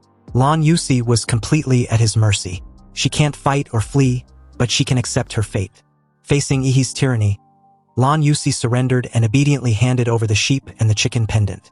When Ehi also demanded she tells them everything she knows, she decisively sold out her ally and informed Ehi about Zinchen's possession of the snake and the tiger pendant, as well as the abilities he demonstrated in battle. Then she proceeded to inform the two about the relevant information and speculations about Ouyang and Yan Zhengxiong in Magic City. Also, if Ehi wants to win the trial, he must collect all 12 pendants. Now that they had entered the late stage of the trial, if Ehi does not take the initiative to strike first and snatch the rest of the pendants from the others, they will take the initiative to snatch them from him. Since she's got no chance of winning the trial anyway, she figured she might as well use this opportunity to muddy the waters to stir up trouble and let the two sides kill each other. Lan Yusi gave a bright yet devious smile and offered to take Ehi and Chu Zhou to find Ouyang and Yan Zhengxiong. But Ehi rejected her offer decisively, which honestly did not surprise her. After all, they were just rivals who had fought against each other, so it was normal that he would not trust her. However, what shocked her was the way he smiled as he kept staring at the fan beside her. And the moment he stated that he likes it, Lan Yusi had a bad feeling. Meanwhile, as the scene shifted elsewhere, Yan Zhengxiong and Ouyang were seriously making their way towards the explosion site they saw just moments ago. They had just encountered a group of ignorant guys who were planning to join forces to snatch their pendants. Although they were still a mob, it still took the two of them some time to get rid of them. They figured that at this point in time, Zinchen and Lan Yusi must have already found their target. But it wouldn't matter because no matter who wins, they can just snatch the pendants from them. All they can do is keep it for them temporarily. Although Ouyang words were extremely overbearing, Yan Zhengxiong didn't think there was anything wrong with it. In his opinion, this was indeed the case. Suddenly, his pupils shrank and he exclaimed in shock, questioning his friend about the corpse he was staring at. Ouyang also stopped, squinting his eyes and looking at the horrific scene on the street ahead. Zinchen's body was cut in half, simply and neatly, and had been thrown casually on the street like a dead dog, with shock and anger still itched on his face. It seemed that the sword that killed him was fast, so fast that Zinchen didn't have time to show any trace of fear, so his expression remained forever in the previous second. You see, a few minutes ago, Zinchen, who had managed to escape during the brief commotion between Lan Yusi and Ehi, was still railing about how monstrous Ehi was. He didn't expect that he would meet such a strong and unfair guy before even reaching the imperial capital. Nonetheless, he took solace knowing full well that Ehi had definitely crushed Lan Yusi by now. But Zinchen couldn't shake the feeling that he had also been marked by Ehi somehow, and will definitely be sought after. It seems like he needs to find and team up with Ouyang and Yan Zhengxiong from Magic City. In that precise moment, Zinchen heard the sound of a sharp blade dragging on the ground from behind. When he turned around, he saw a figure holding a long tang sword dozens of meters away. On his face, he wore a majestic and ferocious dragon mask made of cold black iron. He was over 2 meters tall, but his physique was extremely thin. He was wearing a black and gray rag suit that swayed in the wind. The most eye-catching thing was his eyes. He has double pupils, with 2 blood-red pupils squeezed in one eyeball, exuding a mysterious and eerie feeling that instinctively shows that he's not to be messed with. This was the first time Zinchen had encountered someone wearing a dragon mask. The feeling this mysterious figure gave him was different from other masked men he dealt with. No matter how agile the other masked men were, they always gave him a feeling of being dead. This masked guy, however, feels alive? The street lights built dozens of meters between the two flickered, as if the current was affected by something and became unstable. Zinchen swallowed his saliva and blinked, and the dragon-masked man with his sword seemed to have teleported, moving forward more than 10 meters, and all the street lights behind him went out with a sizzling sound. For a split second, the entire streets plunged into darkness and silence. When they came back on, Zinchen's body was cut in half. Blood spurted out like a fountain as the dragon-masked man grabbed the snake and the tiger pendant from the corpse, then disappeared into the dark and silent street. Back to the present, Yan Zhengxiong was curious as to why Zinchen was killed on the streets of all places like a dog. As he examines the sharp slash on the corpse, Ouyang stated that it was done by the dragon-masked man. The slash was clean and decisive, a one-hit kill, which shows that the opponent completely overwhelmed Zinchen in terms of strength. The only masked figure that can do this was the dragon mask among the 12 zodiac masks. Yan Zhengxiong was slightly puzzled when he heard what Ouyang just said. He initially believed the dragon-masked man was only supposed to move around in the underground parking lot. Apparently, the first time Yan Zhengxiong and Ouyang saw the dragon-masked man was after they had killed the dog-masked man. Yan Zhengxiong was confident that although the masked man was very powerful, He would never be a match for the two heroes of Magic City. At that time, 20 freshmen followed the two of them. In order to win people's hearts, Ouyang, as the team leader, led everyone to the underground garage in the south side of the city. He heard that someone had witnessed the masked man there. The final result was that only Yan Jingxiong and Ouyang left there alive. When Ouyang first saw the dragon masked man cutting open the bodies of two freshmen like cutting melons and vegetables, he couldn't believe it. After all, this was the freshman trial of the Imperial University. How could anyone really die? But the hot blood was definitely not fake. Seeing Xinchun's tragic death, Ouyang expression suddenly turned gloomy as he recalls those unpleasant memories. Yan Jingxiong's voice brought Ouyang back to reality as he asked what their next move should be. Because the pendant on Xinchun seemed to have been taken away, Ouyang explained after briefly thinking things over. He deduced that the reason why the dragon masked man left the underground garage was probably because the freshmen, had completed a certain condition, like a situation where all the masked men had been defeated. Which means the restrictions on the final boss had been lifted and he can now move freely. Just like how the ordinary Zodiac masked men automatically hunted down every freshman. Perhaps the dragon masked man's objective was to take the initiative to hunt down every freshman in possession of a Zodiac pendant. At present, it's impossible to fight against the dragon masked man in a head-on confrontation. They must be one step ahead of him and snatch the pendants from the others. They absolutely cannot let the pendants fall into his hands. Ouyang made up his mind that he would take the initiative to send out signals to attract the other pendant holders and fight them to the death. He activated his Fourth Order King bloodline awakening, the Golden Winged Dragon. Ouyang body burst into golden light. A few feathers grew on his cheeks. A pair of platinum-colored winding dragon horns grew on his forehead. And a pair of domineering golden feathers more than 4 meters wide and mixed with dragon scales spread out. Ouyang flapped his wings, flew high into the sky, and let out a provocative cry. The sound of golden martial energy spread throughout the city. Ouyang was calling for challengers. Elsewhere in the dead city, Lu Qingzhu, who was in the first carriage of the Imperial train and was among the first batch of freshmen to be drawn into this strange city, was currently hiding in a ruined building with her wounds still untreated. After she and 2 freshmen teamed up to kill the Minotaur masked man, they mistakenly entered an underground parking lot and encountered the mysterious masked man holding a tang sword and wearing a dragon mask. One teammate was killed on the spot. If more than 20 people had not come in later and attracted the attention of the dragon masked man, she knew that she would have died there. But even though she came out alive, she was severely wounded by the sword energy of the dragon masked man. Fortunately, she and another survivor met a teacher from the Imperial University, who claimed that the Imperial University train had been attacked. With the professors and several other teachers currently missing, he had a way to get someone out of the city to warn everyone. Lu Qingzhu chose to let her fellow freshman leave the city on the grounds that she was seriously injured. Before that freshman left, she inexplicably thought of Ehi. She took out a photo of Ehi and for some unknown reason, asked the freshman who went out to warn Ehi not to come there. Lu Qingzhu had been quietly recuperating after that when she saw the blue explosion in the sky. She immediately realized that Ehi had entered the city after all. This was unfortunate, and on top of that, she didn't even have the energy to look for him. However, she believes that with Ehi's brute strength, as long as he doesn't face the dragon masked man, he wouldn't lose to anyone. Just when she had barely regained the ability to move, an extremely aggressive cry reached her ears, the call of a high-level bloodline of the same kind as hers. Lu Qingzhu's heart tightened as she wondered whether she had been discovered. In her current condition, there is no way she can escape. The other party has sensed her aura and will definitely come to snatch the pendant from her hand. Though she doesn't care much about it, she has a feeling that he definitely needs it.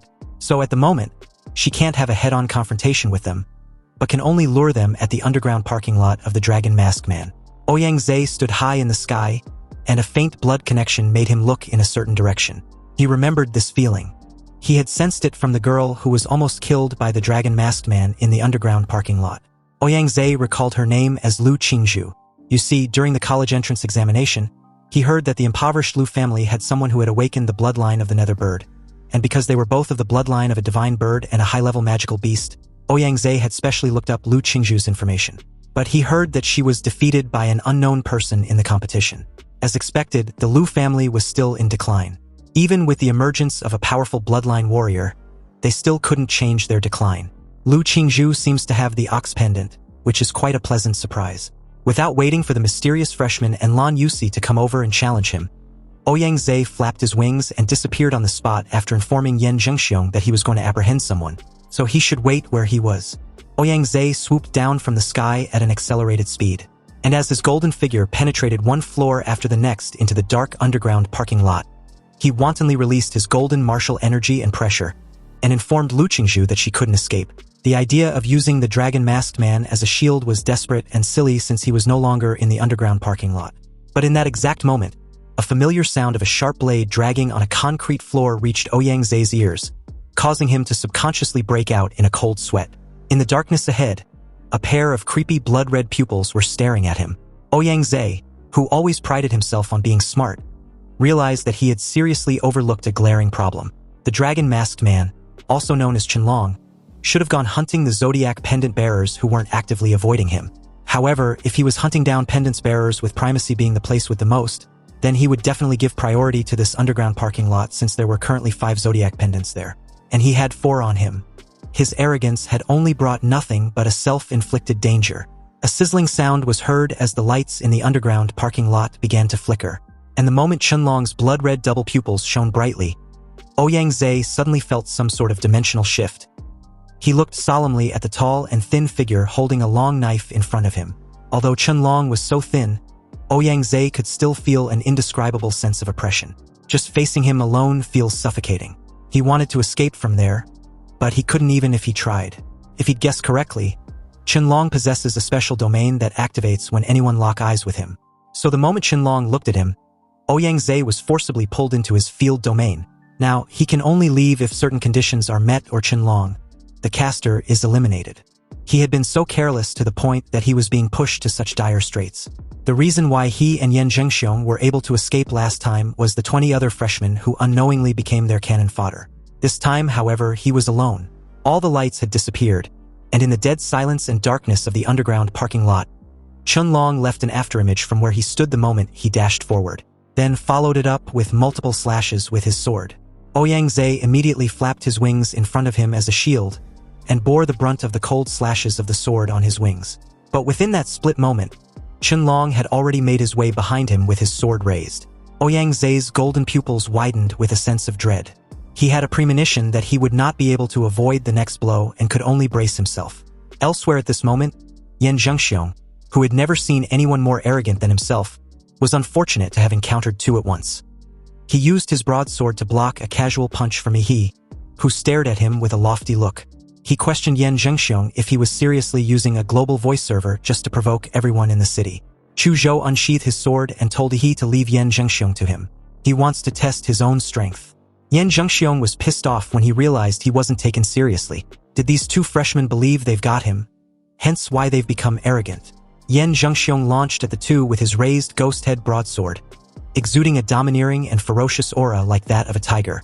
Chu Zhou had a cold glint in his eyes when he countered the attack. He used his ice sword to summon a massive ice wall which shot up and met Yan Zhengxiong's broadsword. The impact shattered the massive ice wall with little effort, which made him dodge to the side. Yan Zhengxiong smiled, showing all his white teeth as he questioned where Chu Zhou was running off to. Chu Zhou remained silent, and his eyes became a little serious, because he felt a fierce atmosphere from Yan Zhengxiong, who had surprisingly mastered a domineering sword skill. His broadsword drew a ferocious half-moon in the air, aimed directly towards Chu Zhou, who leaned back slightly and used his ice sword to block the fierce broadsword. But Yan Zhengxiong, who seemed reckless and clumsy, actually deftly gathered his strength in midair, and simultaneously swung his sword towards Chu Zhou from the side. Chu Zhou noticed this immediately and chose not to dodge. So in a single fluid motion, he swiftly angled his arms and moved his sword to the side, blocking Yan Zhengxiong's broadsword yet again. Chu Zhou's intentions were clear from the start. He wanted to defeat Yan Zhengxiong and confirm which one was stronger, his sword intent or his opponent's domineering and ferocious intent. Chu Zhou almost instantly closed his 5 senses and entered a mysterious realm of unity between man and his sword. This was hurting the soul, commonly known as sword intent.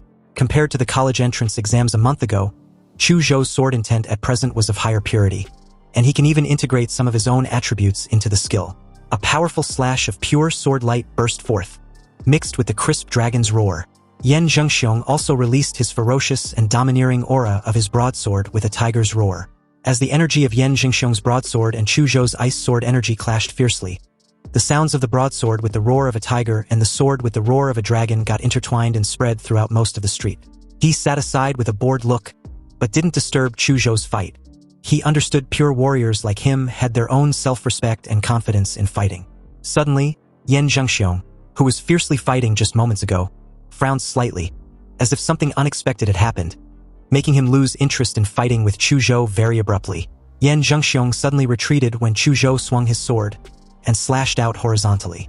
After distancing himself from his opponent, Yan Zhengxiong gave a prideful scoff and informed Chu Zhou he suddenly had urgent business to take care of, and if he wasn't in such a hurry, he would have broken all 8 of Chu Zhou's bones. Yan Zhengxiong was about to leave when Ehi, who had been bored to death, launched in his direction. After all that tough talk, did he honestly think he could just leave without permission? Yan Zhengxiong barely caught a glimpse of a black shadow sweeping over with a strong gush of blue flames before he was suddenly struck by a heavy punch. His body got trashed across 3 street lamps in succession. In shock, Yan Zhengxiong groaned and spat out a mouth full of fresh blood, wondering aloud if he was just knocked away by a monster. He held his stomach with a painful look on his face and tried to get up but couldn't. He informed him that he was the one responsible for his trashing.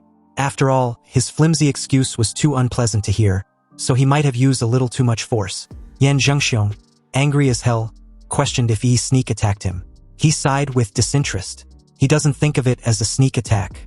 Rather, Yan Zhengxiong was obviously too slow to react to his punch. This remark only managed to infuriate Yan Zhengxiong even more.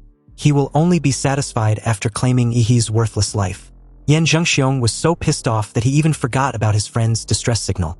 He grabbed his ghost head broadsword, intending to teach this ignorant guy a lesson. But within just 3 minutes, his eyes lost their luster and his face was swollen like a pig's head. He praised him for sulk lasting a full 3 minutes against him. Given Zinshin got knocked away with a single punch, he held Yan Zhengxiong's ghost head broadsword, swirled it in his hand, and comments on how heavy it was. He would like to borrow it and believes Yan Zhengxiong has no objections, right? Yan Zhengxiong didn't say anything. He had been beaten into submission. When he thought about how he was treated like trash, and was repeatedly picked up and slammed to the ground by Yi, his body trembled. Anyway, the domineering and ferocious aura of the broadsword was cool, but it lacks the necessary reinforcement. As an upgrade, Ehi used his atomic flames on the sword, transforming it to suit his style and radioactive energy. As he marveled at the new appearance of the ghost head broadsword, Chu Zhou informed him that there was no pendant in Yan Zhengxiong's space ring. But he found a jade pendant that seems to be constantly flashing some sort of signal. It's also engraved with the word, Ouyang, and looks like it's about to flicker out completely. Meanwhile, back in the field domain, Ouyang Zhe had already held on in Qianlong's hands for 5 minutes, at the cost of both of his golden wings being cut off, and all his means of saving his life had been exhausted. He once tried to actively attack Qianlong, but the result was him completely losing an arm. The sword energy that entered his body made his situation even worse. Honestly, Ouyang Zhe didn't expect that he could only go this far. He looked at the dragon-masked man's chest, where there was a long bronze nail, which was a relic brought out from the secret ruins. Its function was to block the martial energy and energy flow of warriors or monsters.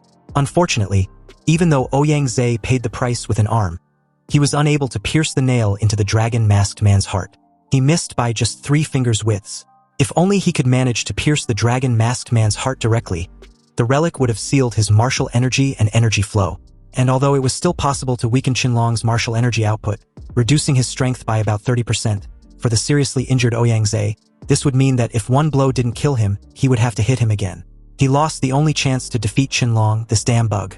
After a few breaths, the lights in the underground parking lot came back on, and Ouyang Zhe, whose wings were broken, had his heart pierced by the dragon-masked man's long knife into a concrete pillar, creating a strange and cruel picture. Qianlong casually threw Ouyang Zhe's body aside.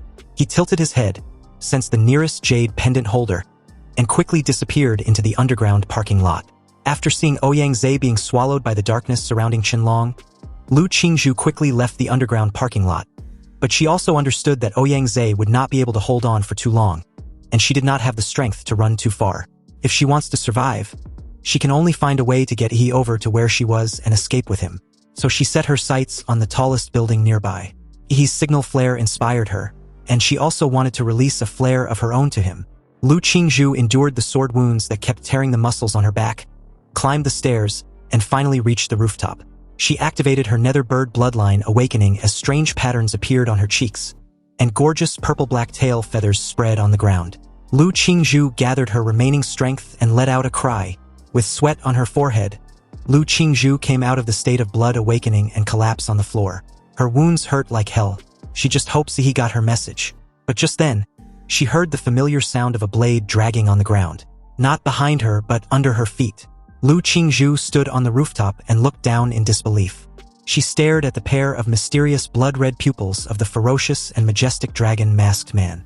At this time, Qianlong was perpendicular to the surface of the building, approaching the rooftop as if walking on a flat ground. She was astonished as to how fast she was discovered. However, the first thing Lu Qingzhu thought of was not her own safety, but how fast she could send another signal to warn he not to come. It was too late for her. And apparently it was too late to send another signal also, because the moment she met those blood-red pupils, Qianlong's field domain was activated, encasing the entire rooftop of the building under a dark and ominous dome. The lights inside had dimmed significantly as the sound of the blade dragging against the surface of the building got closer and closer. Qianlong eventually entered the dome with his sword in hand. The moment he did, he approached Lu Qingzhu with his raised sword and swung it down. Lu Qingzhu felt everything slowed down, leaving only the flash of the sword gradually approaching her eyes. Death was at hand when suddenly, a crisp sound of a mirror breaking was heard, and the figure of Ehi with his broadsword broke into the field domain, shattering it into pieces. He had promised Qianlong to protect her daughter, and he intends on keeping his word. Ehi's sudden appearance surprised Lu Qingzhu, whose eyes widened with hope, and the dragon-masked man, who immediately noticed the raised ghost-head broadsword in Ehi's hand. Apparently, a surge of murderous aura and martial energy, rich in atomic energy, had been imbued into it. A black and blue crescent moon with a width of more than 10 meters was slashed out. Qianlong raised his sword to block, but the power of the slash was too powerful. He was pushed off the building by the half-moon slash, because the entire building was literally cleaved in half by the powerful sword energy. He told Lu Qingzhu to leave first. Chu Zhou and Yan Jingxiong were in the alley on the east side. When she asked about him, Ehi replied to meet up with them after dealing with the dragon-masked man. With that said, he didn't give Lu Qingzhu any chance to disagree, and made his way directly below. He fell from the sky like a meteor, shaking off a large amount of dust when he landed. But Qianlong, who was slashed to the ground moments earlier, was nowhere to be found. It was like he'd disappeared, and this was really troublesome since he couldn't find his location with his magnetic field detection. He looked at the quiet streets and guarded against any potential murderous intent. The moment the dragon-masked man reappeared, the light above Ehi's head flickered and dimmed, plunging his surroundings into darkness. Ehi realized that his opponent had again activated his field domain. He then heard a sharp sound of a sword dragging on the ground. He turned his head and saw a shirtless Qianlong holding his sword. It seems his clothes had been completely destroyed by the crescent black slash just now. When Ehi got Lu Qingzhu's distress signal earlier, he quickly rushed over, and was fortunate to notice the discrepancy the dark dome created. He wondered if this was the only way the dragon-masked man knew how to fight, which was to hide like a turtle in his little field. He keenly noticed that there was a huge nail stuck in the dragon-masked man's chest. Could that nail be the plan that Yan Jingxiong mentioned? Just as he was thinking of this, Qianlong's figure suddenly moved forward, but it was so fast that he barely caught up with his movements. He instinctively sensed the danger, and as someone who often practiced sparring with Chu Zhou, he was very familiar with the unique chill of approaching cold weapons. He grabbed his ghost-head broadsword and blocked the sword slash from above him. Dazzling sparks kept flashing the moment the two swords clash. He felt the tremendous force coming from the broadsword, and was somewhat surprised that Qianlong's thin body could burst out with such tremendous power. Now he's really looking forward to this fight. It took less than no time for the battle to become more intense, tearing through everything in their path. A towering building nearby was even sliced into pieces and crushed down with a reverberating boom. The thunderous collapse was extremely massive, but amidst the debris was Ehi and Qianlong, who launched back in the air simultaneously and clashed once more. Dozens of fierce exchanges followed, with Ehi mostly at the end of Qianlong's relentless onslaught. But despite this, Qianlong had yet to breach through Ehi's defenses.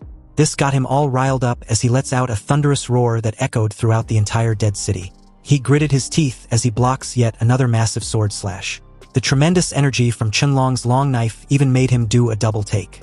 He was actually impressed. No wonder the dragon-masked man was the final boss of this trial. Anyway, although Ehi managed to block the attack, the force behind the strike sent him crashing to the ground like a freaking meteor. Amidst the dusty debris, a familiar blue light shone brightly, turning the entire battlefield a shade of blue. Then, under Qianlong's chilling gaze, an unparalleled destructive energy brewing in Ehi's throat spouted out in a huge stream of blue light that swept across the entire street. piercing through 3 buildings in a row, and buried Chun-Long in the ruins. Clad in Demora's armor, he grips his broadsword tightly in one hand, and wipes his mouth clean of the excess steam with the other. He stared at the ruins and acknowledged Chun-Long's incredible strength. The dragon-masked man is the first worthy opponent he had encountered ever since he came to this world. And it seems the fucker wouldn't be taken down so easily either, which was even better for him.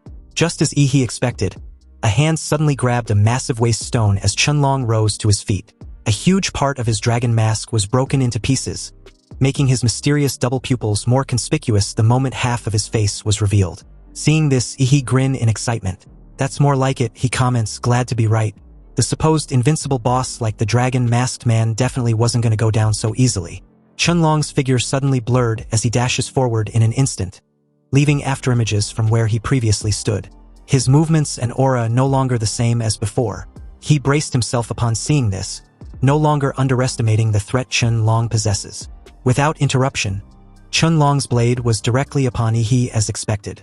The speed of his sword slash was extremely fast, and the afterimages of his blade intertwined together were as if cutting through the air. Nonetheless, Ehi was still able to block it in time with his broadsword. But the sheer force of the sword strike confirmed what he already suspected. Not only did Chun-Long's speed increase drastically after his mask broke, but his strength also did the same. The moment Chun-Long's blood-red pupils flared slightly with a burst of scarlet light, the ghost-head broadsword in Ehi's hand could no longer withstand such a high-intensity slash and broke directly with a loud crack. The sudden break caught Ehi completely off guard. But at the exact moment the ghost-head broadsword broke, Chun-Long accelerated and appeared behind Ehi in an instant. His sword turned horizontally, as if to stab straight towards Ehi's throat and release him of his head. Seeing this, Ehi reacted on pure instinct. His jaw clamped down tightly and bit the blade mid-strike. With the blade between his teeth, he stares at Chun-Long with a smug look on his face. He'd finally got this slippery fucker right where he wants him. Chun-Long was startled for a moment. His expression shifted for the first time the moment he saw Ehi's dark and blue claws suddenly clamp tightly together into a heavy fist. The next moment, an uppercut with black and red lightning burst out and hit his jaw directly. The air was howling and crackling due to the evil electric arcs. Chun-Long was briefly lifted into the air by the huge force of the fist, and the mask on his face was completely shattered, revealing a strange face with no lips or nose, only eyes. Without giving Chun-Long any chance to recover, he grabbed his wrist, holding his sword with one hand to neutralize his sword slashes, and folded the other into another heavy fist and swung it in rapid succession. Temples, throat, heart, spleen, kidneys, and genitals. The fatal weaknesses of the human body were bombarded by Ehi's fists like a hurricane.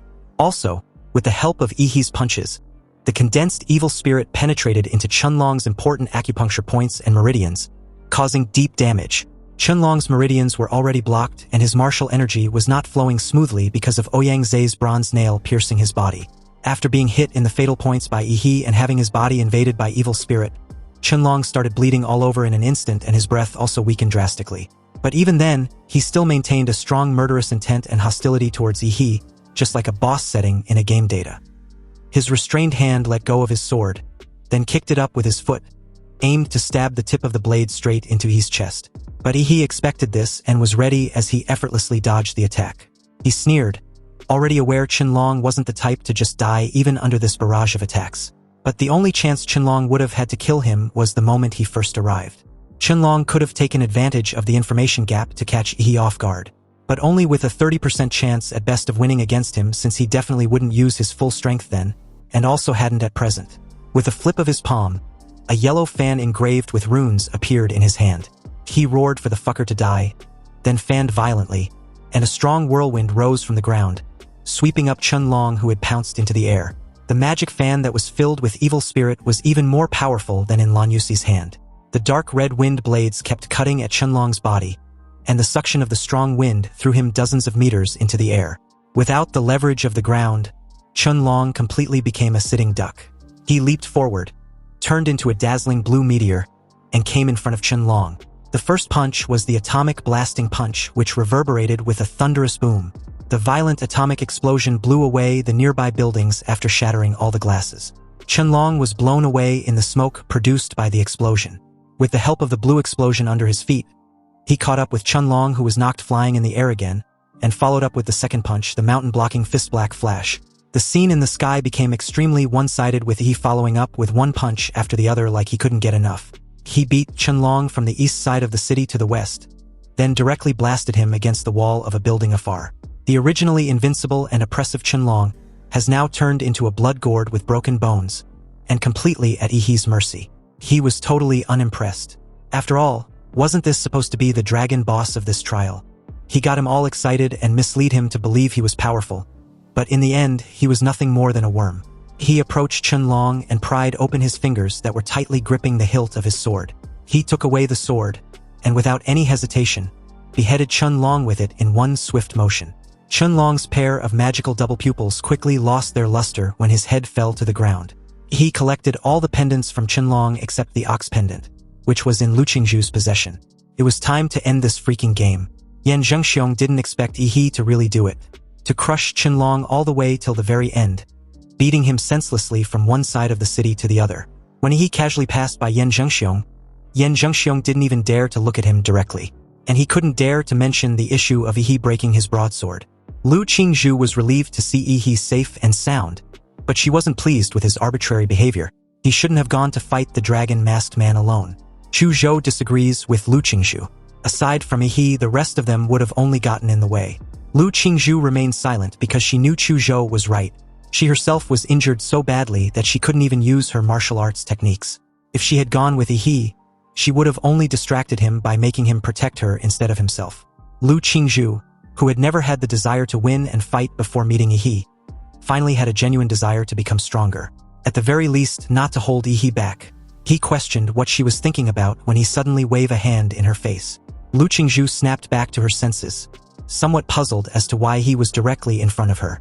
Lu Qingzhu's face had already turned a little red when Ehi asked for the ox pendant. She quickly took it out and handed it over. He then took all the pendants in his hands and began to rearrange them in order of the 12 zodiac signs like Chu Zhou suggested. But nothing happened. The group frowned and began to think about which step was wrong.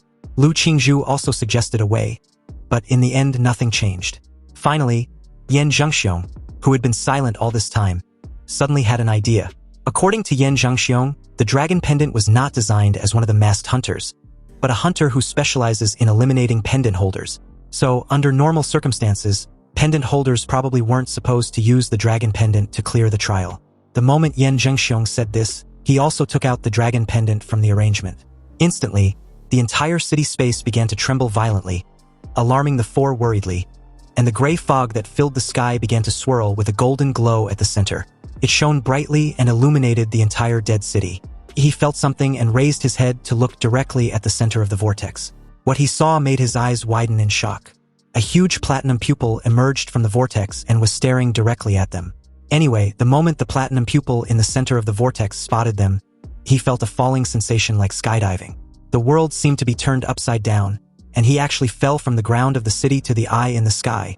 It was like being thrown into the dark abyss. He opened his eyes again and found himself still sitting on the seat of the Imperial University train, as if everything that had just happened was just a dream. But judging from the reactions of everyone around him, maybe that's not entirely true. A freshman touched his head, gasping for breath, with fear in his eyes. He remembered getting killed by a dragon-headed masked man. Others recalled being in a strange city just moments ago. Almost everyone in the carriage were talking about their experiences, and many of them had not yet recovered from their death experiences when a sudden announcement was issued, informing them to remain calm. They were just dragged into an illusion dream created by the magic artifact named the Mirage Eye. What they experienced was the freshman trial of the Imperial University this year, so again, they should relax and adjust their mindset. Also, as a special notice, in this freshman trial, Ehi, Chu Zhou, and Lu Qingzhu's team from Ant City collected all the zodiac pendants and won first place. Among them, Ehi performed outstandingly and will receive a special award after admission. After the train's broadcast ended, the carriage was silent for a moment. Then an even louder argument broke out. Many of the freshmen died early in the trial, so they have no idea what happened afterwards. But their main concern was who this mysterious Ehi was, and what kind of place was in city. Besides, wasn't Ouyangze from Magic City supposed to win? How come all the freshmen from the big cities lose to those from in city? Also, how was it even possible to collect all the pendants when most of them couldn't even defeat a masked man? Some even speculated absurdly that Ehi might be a hidden heir of some elite martial clan. Ehi, who was the center of discussion among his fellow freshmen, sat silently in his seat, as if nothing had anything to do with him.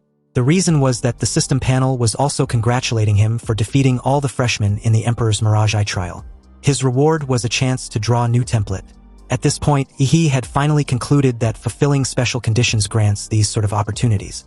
As he asked Chu Zhou for a wet wipe to clean his hands thoroughly, he silently prayed for an awesome template. With his command, the panel in front of him began to spin, and countless indescribable roars of monsters came out from it. It wasn't until a devilish, arrogant laugh sounded, as if looking down on everything, did the drawing session end.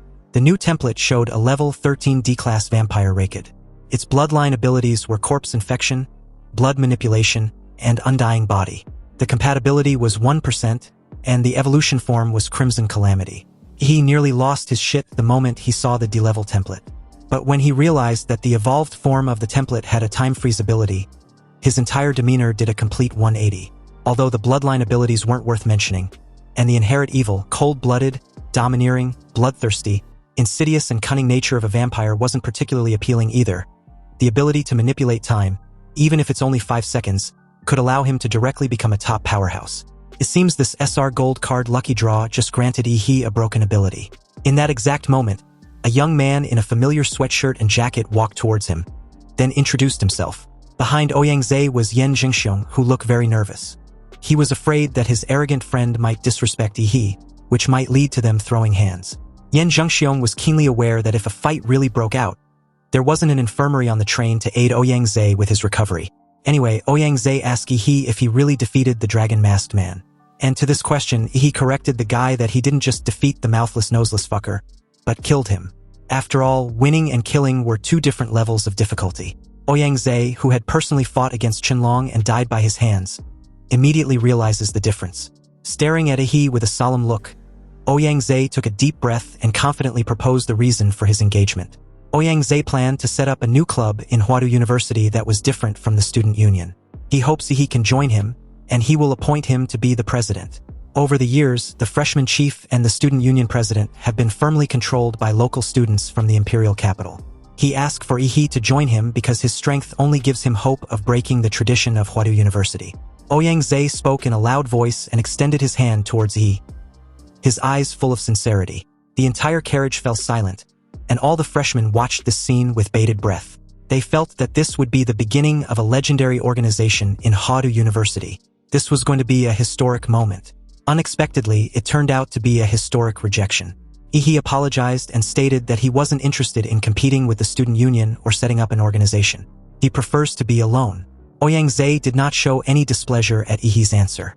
He just smiled and handed him his business card, adding that his newly founded club would always look forward to working with him. With this rejection, everyone else quietly looked in Ehi's direction.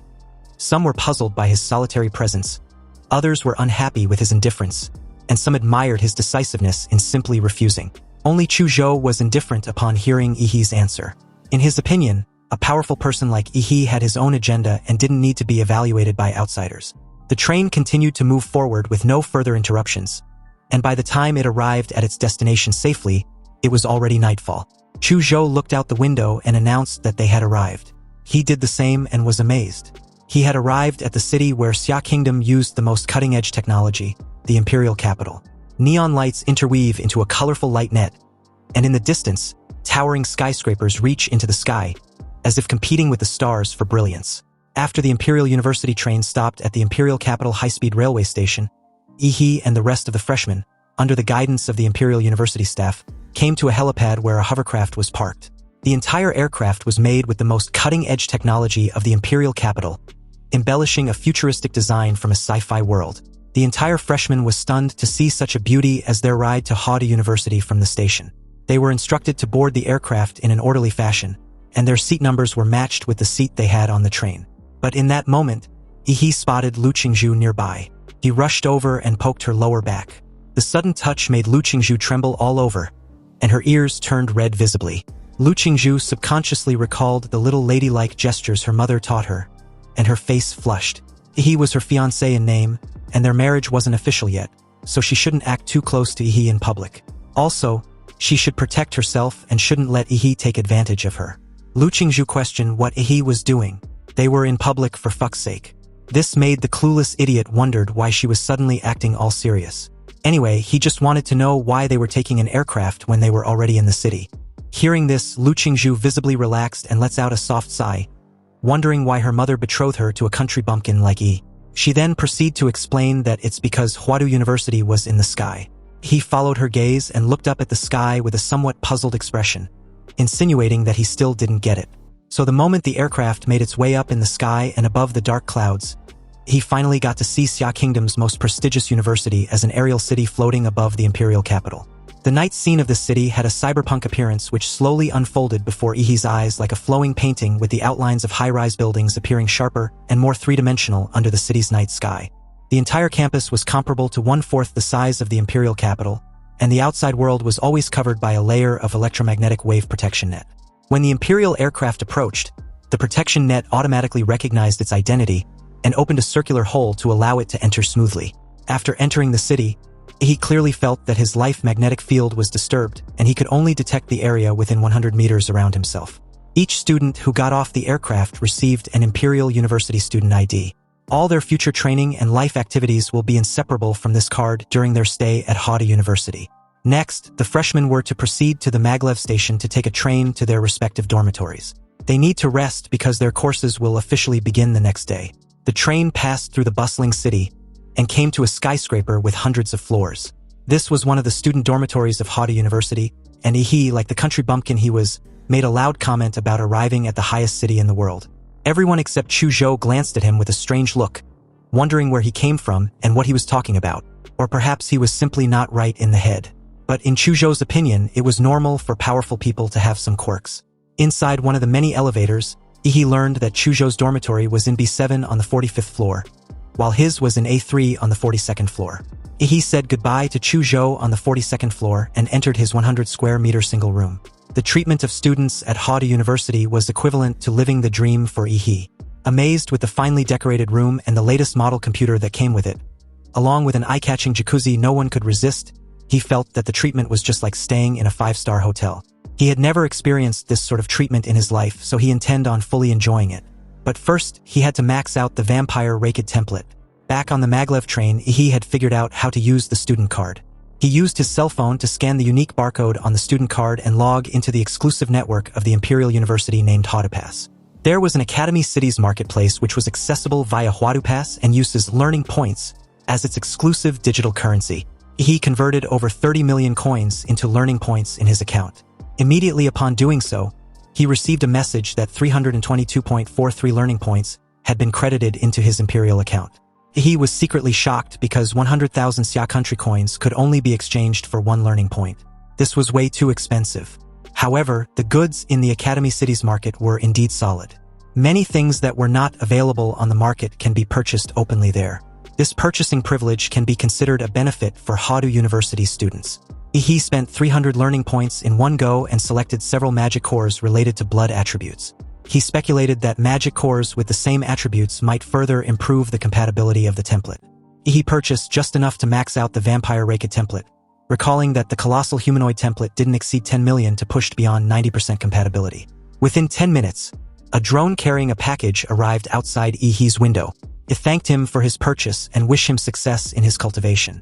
It also asked him to leave a 5-star review for the service if he didn't mind. The drone then flew away. Impressed with the quick delivery, Ehi opened the package to see 9 blue magic cores and 4 green magic cores. He took less than no time gulping them down, even though eating so much magic cores at once messed with his tummy a little. Anyway, the tremendous energy immediately got converted as the panel's compatibility gradually increased to 100% and unlocked the Crimson Calamity. Ehi's overall constitution also increased to 29. Staring at himself in the mirror, he noticed that his skin was now paler, and his fangs had become sharper with blood grooves attached. Once they pierced into a target's flesh, they would start sucking the blood like drinking milk tea. Opening his palm and revealing his visibly long and sharp fingernails, a bold yet crazy idea popped up in Ehi's head, and without any hesitation, he pierced his throat with his nails. The pain was excruciating as a large amount of blood gushed out. Then, almost immediately, the wound on his throat healed naturally. The self-healing ability of Ehi's vampire bloodline was quite noticeable and pretty impressive. It was also faster than before. However, to Ehi, his physical mutations were secondary. What matters most was the new power he just unlocked. Ehi made his way to the built-in training room attached to his dormitory. The structure and building materials of this room was enough to support the physical strength of ordinary martial artists, which was just right for practicing. In the center of the room, Ehi closed his eyes and channeled his martial energy around him. And the moment he opened his eyes, the vampire Raked had appeared in front of him. The vampire Raked, who apparently possesses various abilities to interfere with reality, was instructed by Ehi to land a punch on him. The moment Ehi issued this command, the vampire Raked suddenly spread his wings wide, and the gray cloak around him cocooned itself, transforming into a humanoid creature with a cold face half floating behind him like a shikigami. Just as Ehi raised his arms as a shield and readied himself, the humanoid creature swung its fist and punched Ehi with so much force that it literally knocked the wind out of him. All the bones in Ehi's arms were instantly bent and fractured. A loud bang sounded as his body got trashed backwards and smashed heavily against the wall. With his arms completely destroyed, he slowly got up, coughed up a few blood, and smiled with satisfaction. The strength behind that punch was at least twice his normal level, which was not bad. Now, the next was the time stop. With Ehi as the center, a gray spherical area began to unfold. All areas covered by the gray field lost their color and turned into black and white, as if the movement of light had also stopped. The timer immediately started. 1 second, 2 seconds, 3 seconds, 4 seconds. When it reached the 5th second, the gray area became unstable, but Ehi wanted to keep going. On the 5.1 second mark, he began to sweat all over and his eyes instantly turned bloodshot. The timer moved from the 5.1 second mark to 5.2, then 5.3 seconds. At this point, Ehi's nose began to bleed, and the blood vessels in his eyeballs broke and bled due to excessive pressure. Due to the excessive consumption of martial power on the 5.5 second mark, the humanoid creature in front of him began to show a translucent and unstable state. The gray time-stop field began to disintegrate, but he still gritted his teeth and persevered. Finally, at 5.7 seconds, the gray area inevitably collapsed. He half knelt on the ground, wiped the blood from his nose, and grinned. He was pleased to learn that the 5 seconds limit was the original owner's limit, not his. Early the next day, he met up with Chuzhou, and the two head out to the freshman assessment gymnasium.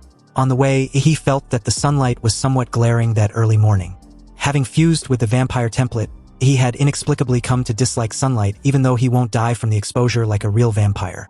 Chuzhou asked him if he had checked out the university's new academic reform for this year's freshmen. He replied that he hadn't. He spent the entire night wrestling with the vampire Raked in training and didn't pay attention to anything else. Chuzhou explained that Huadu University had changed its previous classroom-based teaching model and adopted a group mentorship system this freshman year. This means for each academic year, students will study under a main mentor, and during that time, they can also seek guidance from assistant mentors. He then asked if they need to find a mentor. Chuzhou shook his head and stated that Ehi was exempted from this mentor seeking. He held up his phone for Ehi to have a look at the announcement in the freshman group for himself. Apparently, as the collector of all the zodiac pendants, Ehi had the right to directly choose any instructor, and the instructor cannot refuse.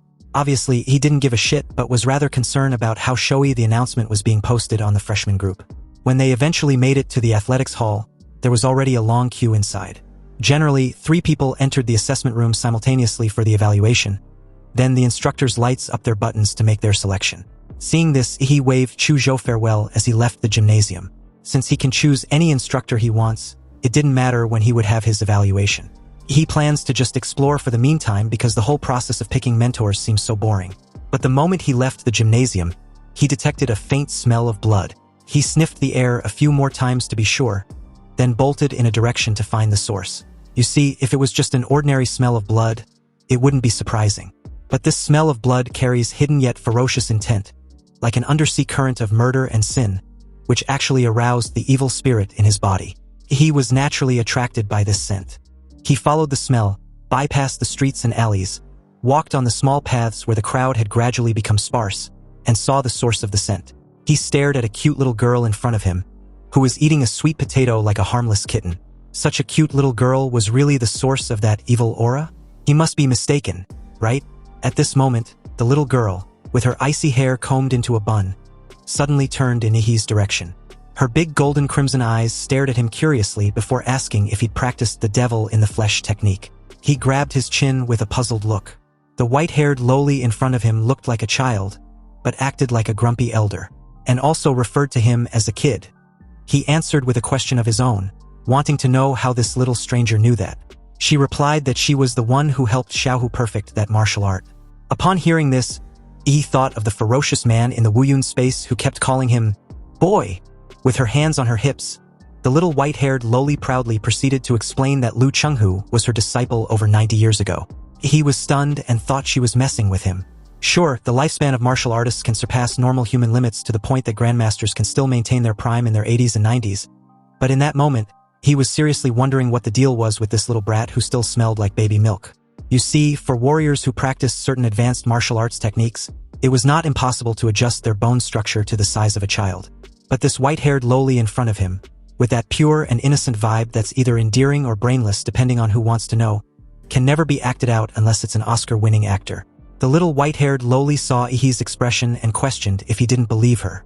Of course I don't, Ehi replied skeptically, because believing that was as absurd as him declaring himself as Emperor Qin Shi Huang. The moment Ehi said this, his heart skipped a beat and he suddenly felt goosebumps all over his body, especially the back of his neck. It felt icy cold, like his neck had been placed on a guillotine and had been executed immediately after before he even realized what had just happened.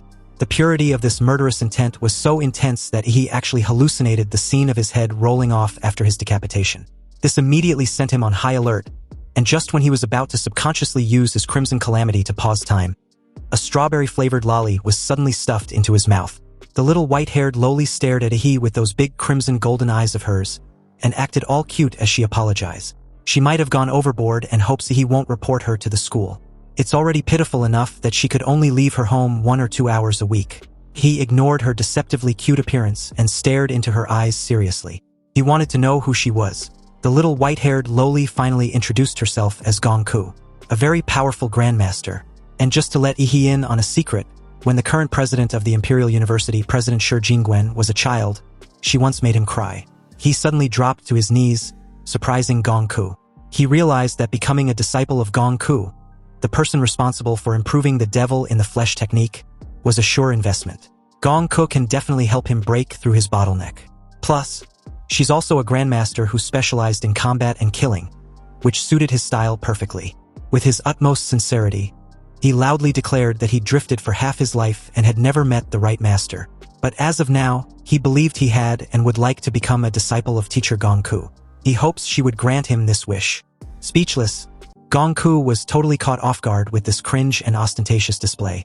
Meanwhile, back at the gymnasium, no one expected the 5 deans of Huadu University to be the mentors of this year's freshman assessment. Countless freshmen glanced in their direction, trying to see expressions of approval on their faces but got none. Even though the chances were extremely slim, most of them still fantasized about becoming a dean's disciple, which was a sure ticket to becoming a rising star at Huadu University. But unfortunately, they were all disappointed because the 5 deans were all there just to fight for Ehi. These freshmen weren't aware that the entire Zodiac competition had been broadcasted live to all the teachers at Huadu University. From the very moment the Level 1 alert was issued inside the train, teachers began to pay close attention to each student's ability to deal with sudden crisis, and an AI facial recognition was used to score their response. Students who shrink back and only care about running away, and the others who naively assumed that it was just a trial and charged into the Zodiac City space unprepared scored poorly in the final evaluation. Once inside the Zodiac City, every student was evaluated on their leadership and organizational ability, combat intelligence, and real combat ability. Every interaction and action during battles with the Zodiac Masked Man were important in the scoring criteria. Even if a freshman failed to successfully hunt down a Zodiac Masked Man, they can still get high scores as long as they perform well in any of the mentioned criteria. In the evaluation, Ehi was the only freshman who has received the highest score in every criteria of the trial. But that alone was not enough to alarm the 5 deans. What really stunned them was Ehi's ability to kill Qinlong, the boss who wasn't even part of the trial's evaluation because no freshman had been able to survive an encounter with him. During the evaluation, the deans also deduced that Ehi probably didn't even realize who the Dragon Masked Man really was, which meant he defeated Qinlong without any preparation. You see, the Dragon Masked Man was a model created by Xia Nation's supercomputer, Netherbird, and it was based on the data left behind by the National Guardian martial artist, Fu Hongsheng, when he enrolled in the Imperial University decades ago. Even though the supercomputer could not fully replicate the insurmountable power of the Divine Double Pupil in the Mirage Eye simulation, Fu Hongsheng was the strongest martial artist in the history of Xia Nation, and even the world. The record he left at the Imperial University has never been surpassed in over a century. However, Ehi's ability to annihilate a model trained by such a master, even without replicating the original's full strength, was enough to prove his incredible talent. As long as he doesn't encounter any setbacks during his growth, he could become a grandmaster at the very least, or even reach the level of a great grandmaster. Thinking of this, the 5 deans could only hold back their excitement and wait for Ehi to formally seek a mentor. But just then, an emergency call came in. Then an instructor announced to the deans that Ehi had already become the disciple of Gong Ku, the former professor of Huadu University and a current special faculty personnel. The 5 of them couldn't believe their ears and voiced their absolute disbelief in unison. Anyway, back to the 2 in question a few moments ago, Ehi had unceremoniously grabbed on Gong Ku, refusing to let go unless she recognized him as her disciple. He had always been shameless, and if it weren't for the fact that the lowly in front of him was already 100 years old, he would, at the very least, be in jail for 3 years due to his brazen behavior of kneeling before a lowly in broad daylight. Anyway, Gong Ku wasn't having it. She wasn't in search of any disciple. And besides, she had already been expelled from the Imperial University. Hearing this, he had no choice but to use his Ultramax pleading trump card. He promised to find a way to let Gong Ku regain her freedom within 2 years if she accepts him as her disciple. This shameless fucker couldn't even hide his devious grin the moment Gong Ku's eyes suddenly lit up in agreement. But before the 2 could make it officially known to the entire university, 5 powerful auras approached them rapidly. Yup, the 5 bunch of busybodies showed up to covertly impede on this master-disciple union. The dean of the School of Mechanics and Magical Equipment anxiously reiterated Gong Ku's promise to not interact with students during her release period. Also, with her current mental state, she wasn't suited to teach anyone. The dean of the School of Human Body and Physical Training nodded in agreement, and even pleaded for Gong Ku to just go home. Gong Ku, already used to these 5 busybodies all show but no substance attitude, agreed to go home as suggested. However, she was taking her new disciple with her. She asked for Ehi's name and told him to follow her. Although for unknown reasons, Gong Ku's appearance and behavior were that of a teenager, her strength was very likely to be one of the strongest in the entire Imperial University. So regardless of her current status and condition, she was still technically a viable mentor candidate. Ehi followed Gong Ku inside the Imperial University Research Institute, a building that looked like a tilted Rubik's Cube. Gong Ku swiped his card all the way to the depths of the Research Institute, and finally found a secret elevator leading to an underground facility. Inside the high-speed falling elevator, he wanted to know why her teacher lived so far away from campus and in secrecy. Gong Ku explained that she had some issues in the past few decades which had often resulted in hurting others. So the Imperial University settled her under the Research Institute. Fortunately, she had been able to control herself in recent years, which finally granted her the opportunity to stretch her legs occasionally. Oddly enough, Ehi's main takeaway from this clarification was being the first student Gong Ku had accepted in all these decades. Glancing in Ehi's direction, Gong Ku finds her new disciple's inexplicable behavior very strange. He had an odd way of thinking since a normal person would be scared shitless of her by now.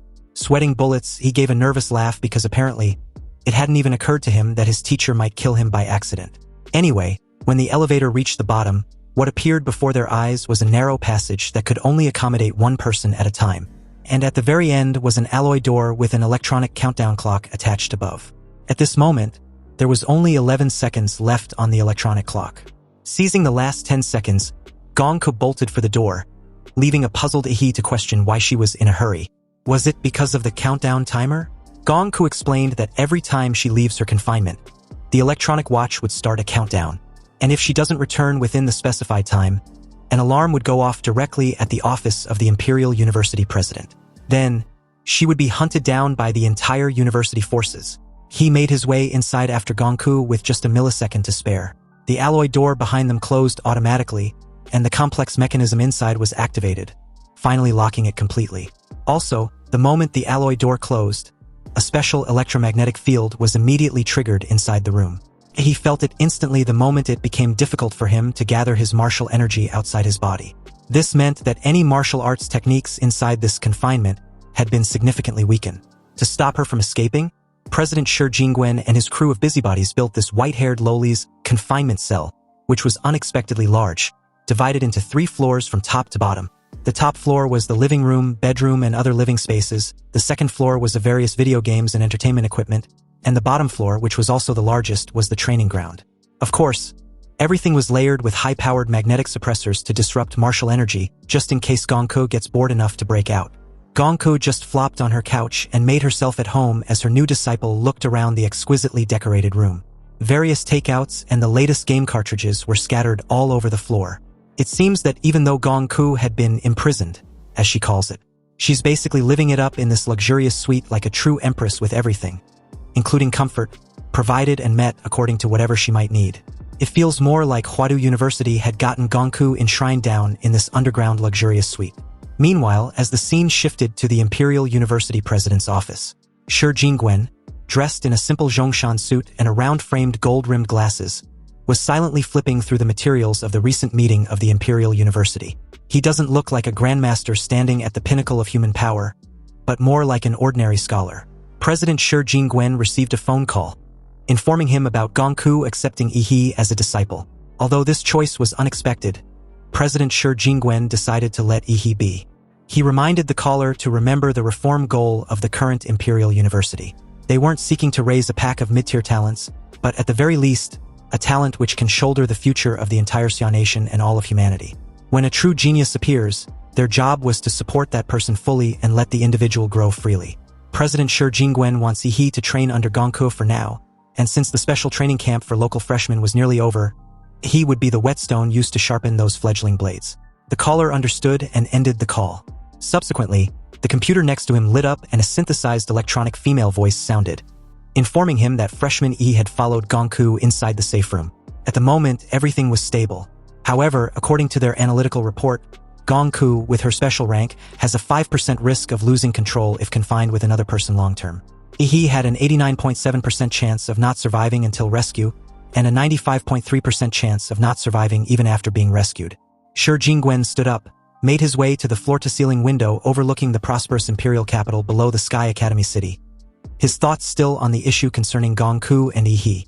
You see, these so-called special-ranked warriors are either death row convicts with powerful strength, or extreme martial artists who are unable to control their strength for various reasons. The country usually restricts their freedom during peacetime, but when Xia Nation encounters a serious crisis, they're deployed to the front line as national-level defense forces. Unaware that Ehi initially had no idea about this, Shi Jingwen believes Ehi knew about the possibility of him dying when he chose Gongku as his mentor. Because without that kind of readiness to die, how could he walk the path of being a slaughterer? Also, with time running out for Xia Nation, those idiots from the Northern Brighton Federation and the heretical lunatics from the Divine Descent Nation who worship the mystical realm civilization are both getting restless as time passes. The young generation really needs to grow up quickly. The scene cuts back to the confinement room, specifically the training ground on the 3rd underground floor. It was the size of at least 2 basketball courts and was surrounded by special alloy walls on all sides. Gongku expressed how it's been over a decade since she taught anyone. Anyway, they need to start with a sparring match to see how strong Ehi was. But before that, Ehi wanted to know if his teacher was going to suppress her martial arts cultivation to the apprentice stage to spar with him. Gongku gave a slight chuckle and replied that she'd forgotten to do so, but now that he'd mentioned it, she will suppress it. Gongku began to stretch and twist her arms and waist to warm up. As Ehi took on a fighting stance, he recalled the guillotine illusion and hoped he doesn't relive that experience again. The moment he declared that he was ready, Gongku's body suddenly dashed forward and was upon him in an instant, her hand already aimed precisely at his throat. His eyes widened, wondering if this was truly a sparring match, because he'd analyzed at least 5 patterns in that brief moment in which he could dodge the attack, but got nailed in every single one before he could even move. It was as if Gongku was reading him like a book. So in that split second, Ehi realized his only choice was to face it head-on. Activating his nuclear light combat body, a deep blue light instantly burst out of Ehi's body, increasing his speed to another level. He blocked his throat with one hand and gathered murderous energy with the other to attack the petite figure in front of him. Gongku smiled brightly when she saw Ehi wisely using his bloodline awakening to simultaneously boost his speed, defend, and counterattack. But unfortunately for him, she was still even faster. Gongku retracted the attack, then made a move that Ehi didn't expect. Her delicate arm, like a python, wrapped bonelessly around Ehi's arms. Then her petite figure suddenly jumped onto Ehi's back and pulled him hard. A loud gut-wrenching scream was heard as the joints of Ehi's wrist, elbows, and shoulders were all dislocated in one go, nearly being ripped apart. If it weren't for the fact that Ehi wasn't an ordinary warrior, he would have temporarily lose his combat effectiveness after facing such severe pain. Gongku let go and made a massive leap backward the moment Ehi reverted back to his normal form. Completely ignoring his bloodied and bent arms, He stared at his master with a pained smile. She was really not holding back because his bloodline awakening just got knocked back to 0. He's blood seemed to have completely stimulated Gongku's desire to fight. It's been a long time since she tasted blood, and her now scarlet eyes had become more excited and brighter. He made his intentions clear. He couldn't match his teacher in physical techniques at all, so he intended on using a slightly unfair martial arts. Facing Gongku, Ehi hopes her teacher can give him her guidance. He chose to play a trump card, the power of the Colossal Titan. Suddenly, a surge of dazzling blue thunderous energy erupted and exploded around Ehi, covering the entire training ground with a suppressive aura. As this power coursed through him, he was glad to have also maxed out this giant anthropomorphic template the night before. On the other hand, Gongku readied her stance with a cheeky grin, her crimson pupils shimmering with brilliance. With that kind of power from just a martial arts technique, Gongku wondered if Ehi could still be considered as a martial arts apprentice. It seems she had accepted quite a monster as a student, and as his teacher, she'd better show some real skills too. Gongku used her hand to slash a half-moon in the air, which was similar to a powerful sword slash, releasing an enormous energy that sliced and shattered the weak point of Ehi's thunderous lightning. This created a slight explosion with a thick cloud of smoke. And before this mist could dissipate, a giant black mecha suit suddenly broke through and launched its massive fist straight at a slightly startled Gongku like a truck out of control. Gongku stared at the incoming fist without any intention of dodging. She took a deep breath, stretched out her arm and palm which pierced through the air with a tarrying force, and clashed with Ehi's giant fist head-on. The collision completely cracked Ehi's giant armored fist and tore through his entire arm.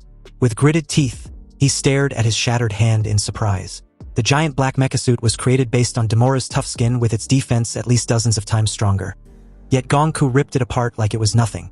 But what happened next made him widen his eyes to the point that it nearly fell out their sockets. You see, in that split second after the collision, he instantly sensed Gongku's petite figure behind him, heading straight for the back neck of the giant mecha suit. He realized that Gongku's detection skills were extremely terrifying since he'd completely shut down all life function of his real body to avoid being detected. Yet she still noticed with ease. Gongku called Ehi out for hiding inside the back neck of his turtle shell like a scared chicken. He better come out already before she makes him. Gongku had her hand raised with another energy slash, but before she could slice the back neck of the giant mecha suit, countless armored spikes of dozens of meters long instantly emerged and forced her to make a tactical retreat mid-air, sticking the landing not far from Ehi. Because by the time she raised her head, he had already turned with his huge mouth wide opened, and a terrifying atomic energy brewing in his throat. Since his teacher was so powerful, he was wondering if her slash could slice through this attack, or defend against it. But if she can't do neither, his atomic breath naturally won't be able to melt the skin of a grandmaster easily. Unexpectedly, before the atomic breath could be released like a divine punishment, he suddenly found himself no longer in the training ground. Instead, his body was tied up with countless thick iron chains and fastened under a guillotine that was 100 meters long. This was Gongku's domain of killing intent. He tried to break free of the iron chains, but realized his strength was as weak as fuck. In other words, escape cannot be accomplished with brutal strength, but with spiritual power so powerful that could surpass or rival Gongku's domain of killing intent. Before the blade of the guillotine could release Ehi of his head, he activated his Crimson Calamity to freeze time. A familiar muscular demon emerged, and under Ehi's command, it threw hundreds of punches in a second at the murderous guillotine. Perhaps it was the powerful spiritual force of the time freeze, or perhaps Gongku had no intention of imprisoning Ehi in the murderous space. Because under the bombardment of countless golden fists, Gongku's domain of killing intent, along with the murderous guillotine, finally collapsed. He slowly opened his eyes shortly after the illusion was broken. He laid on the training floor, totally defeated, with Gongku's petite figure standing right beside him, commenting on how insanely tough Ehi's turtle shell was. The moment Ehi sat up, he saw the diamond-like crystal fragments and the vaporizing remains of the giant mecha suit, and had a rough idea of what had just happened. He was probably pulled out from the back of the giant's neck very violently, and the hardened crystals which he had condensed on his body as protection was also destroyed. Anyway, this was definitely not something that could be achieved at the martial arts apprentice stage. Realizing he'd been cheated, he questioned Gongku suspiciously. Gongku pouted and turned her head away from Ehi, denying the accusation. She claimed she defeated her student fair and square without resulting to cheating, but Ehi wasn't buying it. Gongku retracted her earlier claim and stated that she might have used just a tiny bit more force than necessary. After all, she was super strong, so it was quite difficult to hold back perfectly in one or two attacks. Hearing this, he just stared at her dimly without uttering a word. And as the silent stare stretched out, Gongku finally gave in and admitted the truth that she cheated. She also promised not to do it again so he shouldn't be mad. Gongku started to tear up, pleading for he not to leave. She hadn't played with anyone for decades. He felt a little uncomfortable as Gongku began shedding tears like a child, making it hard to even imagine that her age was over a century. He assured her that he wasn't mad, and didn't plan on leaving either. He'd worked so hard to become her disciple, so why would he leave over such a trivial matter? The moment Gongku felt certain that Ehi wasn't leaving, she quickly returned to normal and corrected Ehi that she wasn't crying. Ehi was speechless, but he couldn't fault the little old granny for pulling this sly tactic. Anyway, with that out of the way, Gongku had gotten a basic understanding of Ehi's abilities. Although they're neither on her level nor as good as hers back then, they're still amazing compared to others. He was truly a gifted warrior, and as of now, she can start training him. But she wanted to know what her new disciple truly desired to learn. Without a moment of hesitation, he replied that he wants to learn advanced martial arts techniques. He would also like to know how Gongku managed to slice through the lightning in his humanoid arm. Slashing, as she calls it, was something Gongku explained to be difficult to teach because in order to learn it, he had to get a feel for it after cutting through enough things. He then asked if Gongku can describe the feeling. Gongku explained it to be a shimmering line. Whether it's the human body, a magical beast, or any object, there is always a precise point of entry, a line as she'd come to believe, which could be clearly severed or cut. Gongku calls it the kill line. After this explanation, he understood why Gongku's slashing attack was totally different from Chunlong's. If Chunlong's slash was the pursuit of ultimate dominance and piercing sharpness, then Gongku's slash was like a butcher with perfect precision and perfectly clean technique. Gongku continued that if he still wished to learn the kill line technique, it would be complicated. She recommends Ehi becomes a martial artist first, because without a solid martial foundation, he wasn't even qualified to learn most of her techniques. She then questioned Ehi if he knew the difference between a martial disciple and a martial artist. Obviously, he didn't have a definite answer, so he asked his teacher to elaborate. Gongku explained the difference to be about the mind, and not just about physical improvement. Compared to disciples, martial artists gain a critical new ability known as an inner vision. With inner vision, a martial artist moves from broad martial cultivation to detailed, micro-level refinement. Through it, one can see their own meridians, pressure points, and internal organs, then use martial energy to reinforce them, expanding the limits of the physical body. In short, a strong spirit comes first before the strength of the body follows. He smiled with understanding. He didn't expect Gongku to be such a good teacher. It's no wonder she used to be a professor at the Imperial University. Even though she's a little unhinged, her knowledge hadn't regressed at all. And speaking of mental power, after fusing with the vampire template and awakening its power after the full compatibility, Ehi feels that his spiritual attributes had greatly improved, and this will give him a huge edge in the martial arts stage. This prompted him to ask his next question, which was the difference in the techniques used to advance in the level of a martial artist. Gongku explained that the advancement techniques and martial skills were ranked into 4 tiers. They're the Tiangang, Disha, Shenhuang, and unranked. Normally, students from vocational colleges or lower-tier schools only have access to unranked advancement techniques. And the benefit of these unranked advancement techniques are that they're easy to use. Anyone with sufficient blood energy and martial power can break through. So, over 80% of all martial artists break through using unranked methods. However, students at Huadu University start with Xuanhuang tier methods at minimum. He naturally wanted to learn the best, so he had no issue with this arrangement, but he was also curious to know about the other 2 tiers, Tiangang and Disha. Gongku elaborate further, informing Ehi that the Tiangang tier skills were basically sacred relics, to which most were retrieved from hidden realms or ancient ruins, and there might not even be 10 left in the world. Even the Imperial University has only 1, but with Ehi's current rank and clearance, there was no way he would get access to it. However, he's in luck because his master can teach him a Disha-level realm-breaking technique known as the Killing Heart Bodhi Heart Sutra. It's a Disha-level realm-breaking that Gongku had mastered herself. And apparently, Xiaohu's the demon in the flesh was actually inspired by this very technique. His eyes sparkled with a gleam thirst for this knowledge as he loudly declared his desire to learn the technique immediately. Gongku was pleased with Ehi's enthusiasm. They can get started right away. But Ehi should get ready to experience the killing intent domain Gongku specifically created just for this technique. Then, without warning, Ehi was instantly drawn into the killing illusion created by Gongku. Standing in the sticky pool of blood on the ground, Ehi was amazed but also felt helpless at the same time. Gongku, on the other hand, was already excited with the smell of blood everywhere. and from the looks of it, he was going to have one hell of a training. Hours later, the sun and the moon had alternated, and the bright moonlight had broken through the clouds and fallen on the college city. The entire academy city lit up with magnificent lights, announcing the end of the day to the students. Chu Zhou was returning to his dormitory when he saw Ehi in a distance. But just as he walked over to say hello and ask of his first day like he heard from the rumors, he felt a chill on his neck, as if a butcher's knife was placed at the back of his neck. Such a terrifying murderous intent made him subconsciously pull out his ice sword. It took a moment for Ehi to snap back to his senses. And the moment he did, he apologized to Chu Zhou.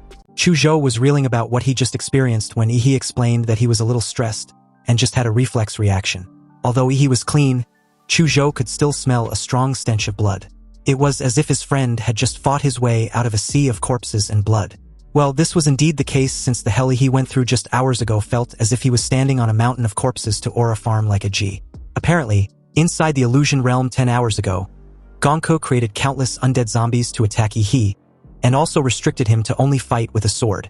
Ehi wasn't allowed to use any of his abilities or martial arts techniques. So as the mindless zombies swamped him from all sides, he couldn't help complaining about how he was supposed to kill this many undead with the dull knife of his. Obviously, he didn't understand the reason why he was handicapped to this extent. So his teacher explained the reason was simply to let his body to gradually become familiar with the sensation of his blade tearing through skin and splitting bones. To remember the feeling and train his muscle memory to the point that they can instinctively locate the kill line in a split second and strike as accurately as possible. He, who initially couldn't fathom the point of Gonko's restrictions, finally understood the task and gripped his long knife tightly, then began to slash and slice the countless zombies with renewed focus that could rival the intensity of the sun. He unknowingly immersed himself in this task of killing that his teacher, who was watching him silently, couldn't help but feel amazed. Sure, practicing her dishatir technique inside an illusion realm was actually dangerous that most martial disciples weren't even qualified to attempt it, but it seems her disciple was different. If Ehi's spiritual power weren't abnormally high, the killing intent alone would have devoured him, turning him into a mentally ill patient or a puppet of killing. At this point, it's no wonder Shi Jingwen calls Ehi the rising star of Huadu University, and Gongku was honestly looking forward to her students' growth in the future. Back to the present, he said his goodbye to Chu Zhou, returned to his dormitory, and took a comfortable hot bath. He was finally making use of the eye-catching jacuzzi after such an exhausting day, deeming it as a fair treat for his dead, tired muscles. Unfortunately, his reverie was cut short as his fiancée buzzed his phone. And on the other end of the line, Lu Qingzhu, who'd always dressed elegantly and properly in public, was now in a yellow cartoon shirt pajamas, sprawled seductively on her bed in a very effortless manner. The moment he picked up the call, wanting to know what's up, Lu Qingzhu rolled onto her stomach, her slender legs like white lotus roots swaying in the air before settling on the bed with her pearly smooth little toes wiggling mischievously. She informed her country bumpkin that her mother had just sent over what he asked for. It was currently in her possession.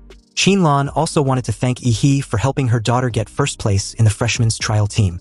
Since Huadu University had apartment-style dormitories with no distinction between men and women, Ehi wanted to swing by Lu Qingzhu's dorm apartment to pick up the item later. Lu Qingzhu suddenly felt nervous when she heard Ehi's plan on stopping by. She immediately countered, informing him that there was no need. He shouldn't bother himself coming over when she can just drone it over to him. He agreed to this arrangement since it works in his favor anyway. Then, he changed the topic by asking of her mentor. He wanted to know who her mentor was. Lu Qingzhu's tone was slightly prideful as she drops the name, Dean Bai, and apparently, this dean told her that she was very talented, before accepting her as her student immediately after her assessment evaluation. So in any case, Lu Qingzhu's success of being accepted as a disciple of a dean of Huadu University was something to be proud of. And he didn't want to sully this by revealing how he rejected these 5 deans, including hers, in a row. He thought about it, then decided against it, knowing full well that Lu Qingzhu wouldn't be able to sleep tonight if she knew. He feigned a timely intervention of the call line breaking at his end and ended the call. Anyway, like a bullet, half a semester year passed and the first term of the freshman year was nearing its end. For these freshmen of Huadu University, countless eventful things happened within the semester.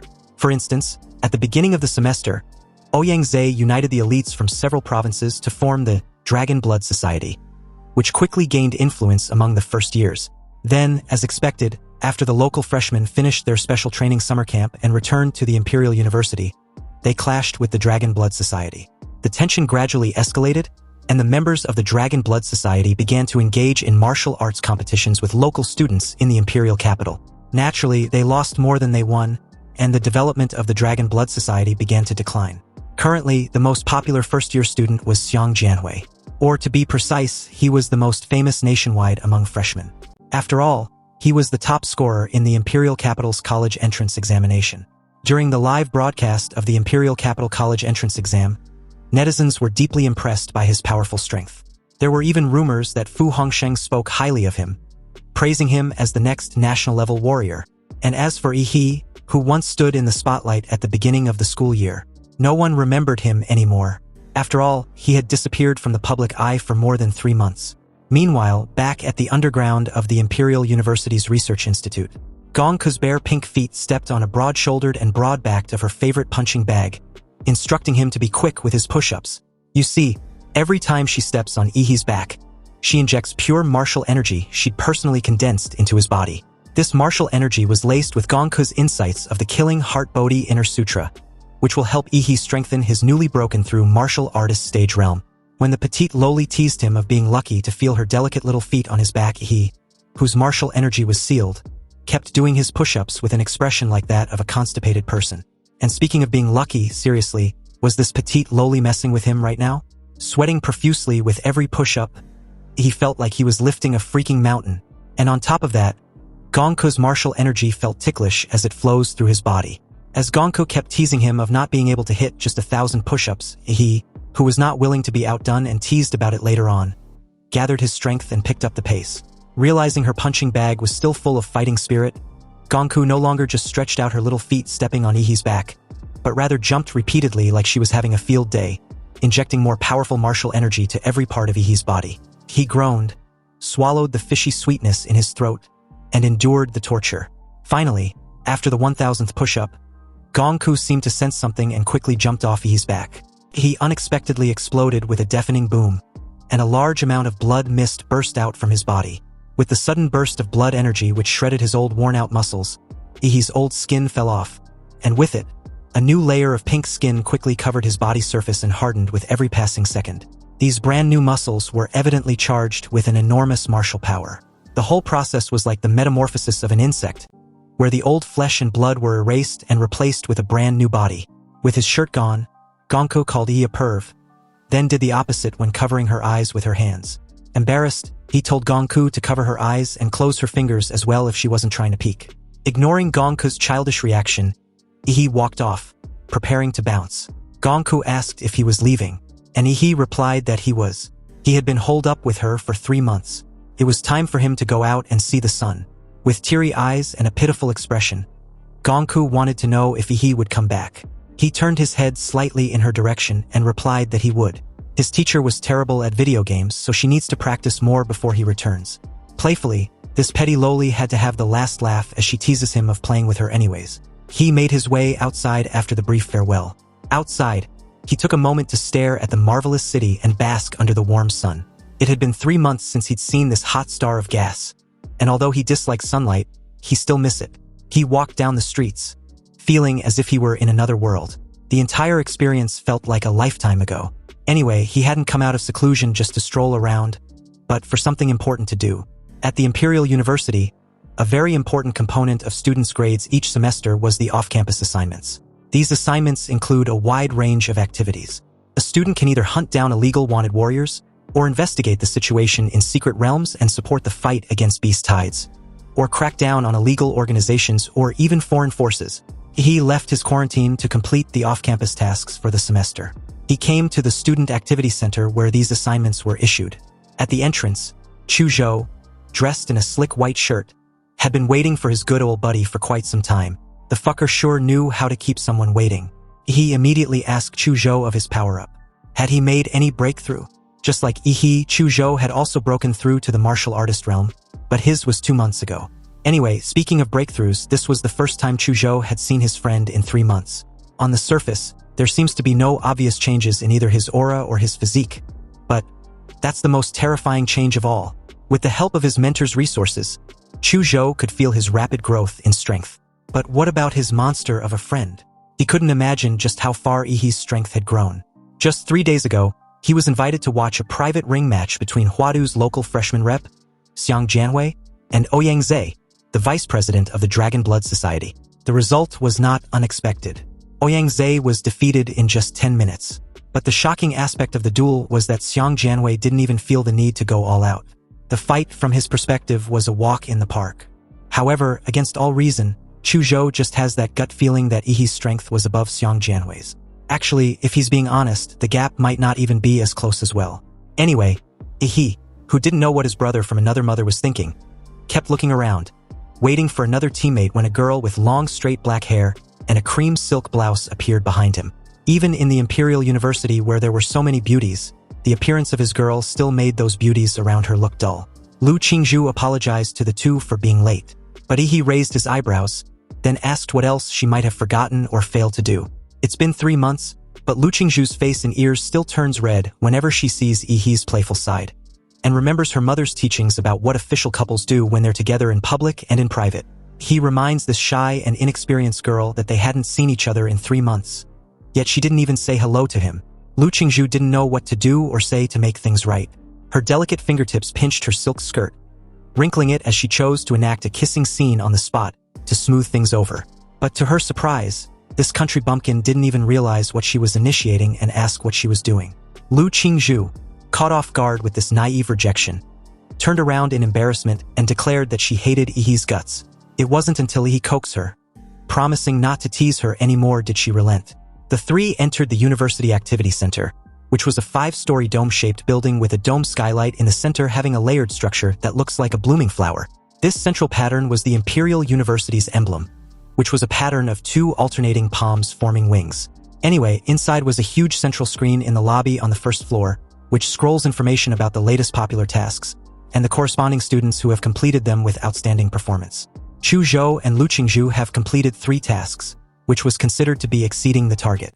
They obviously came there just to team up and help Ehi complete his quota.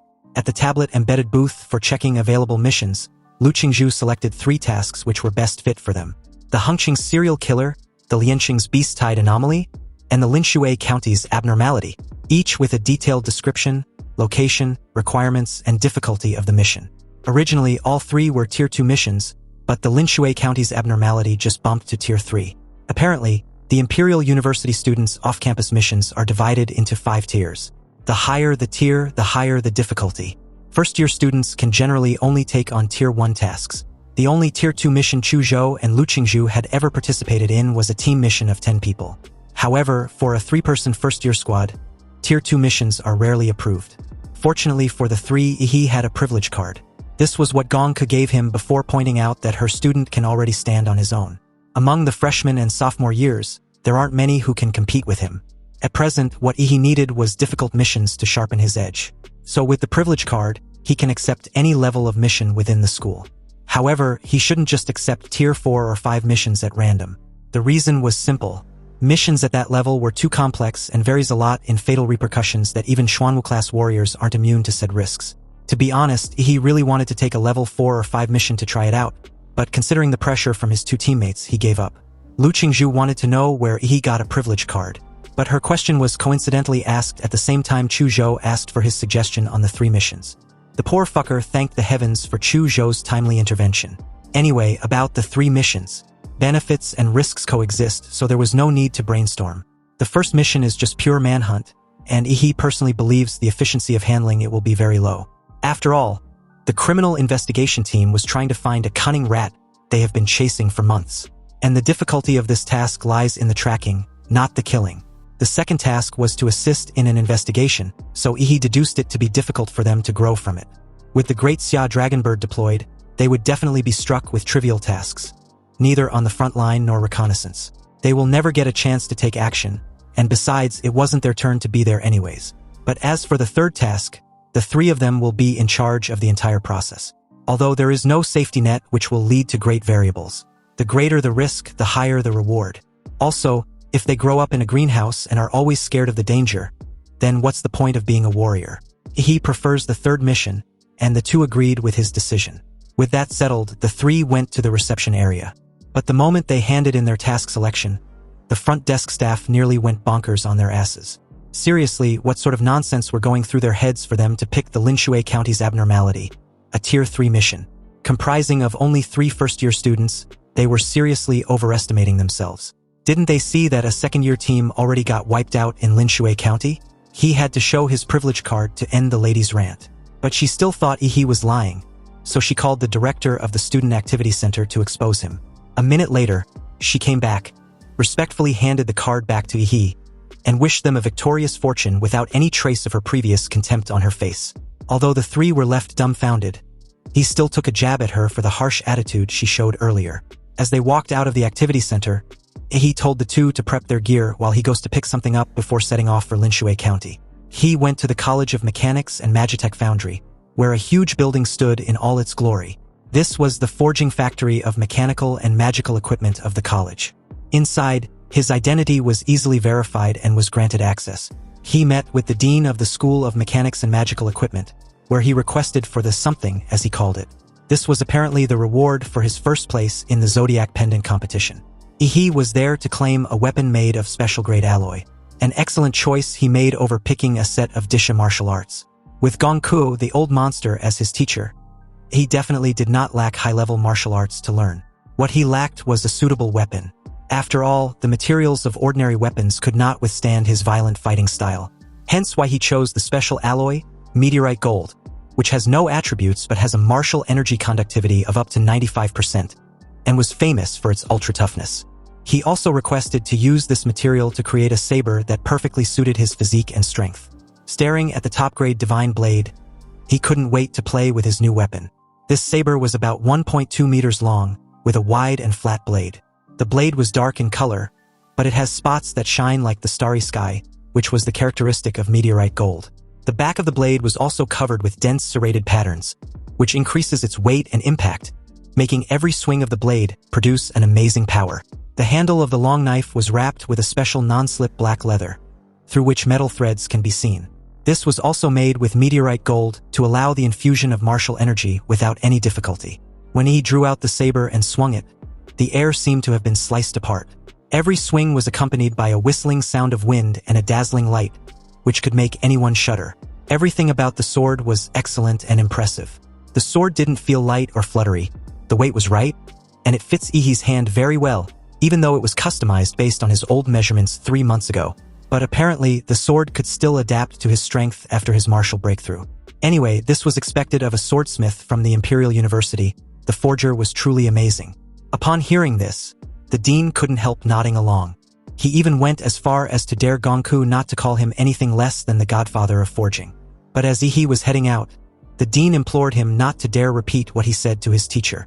Ehi met up with his teammates at the school gate. Then about an hour later, they arrived at Linshui County, an extremely ordinary small county town with very few warriors due to the absence of secret realms. With capital funds and national resources invested in cities with secret realms, Linshui County looks much more backward and closed off compared to the outside world, with the residents' main means of transportation being old buses, tricycles, and electric vehicles. Anyway, to keep the mission a secret, the three were there as ordinary university students on an internship. Upon arrival, Ehi naturally expanded his life magnetic field for sensing, but he narrowed the range of perception to less than 100 meters.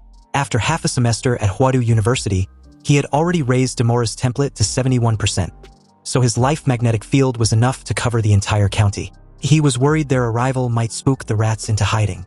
If they go into hiding, it would be a pain. After all, when it comes to rat extermination, the trouble lies in the search, not the killing. Chu Zhou suggests they go check the house arranged by the Imperial University. But just as the three were about to traverse to their residence on foot, a tricycle slowly stopped in front of them, offering them a ride.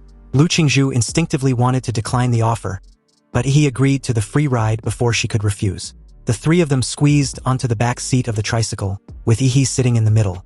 The old fellow took notice that out of the three, Ehi's local demeanor was more approaching, so he wanted to know where he came from, and whether he was on a holiday in Linshui County for some sightseeing.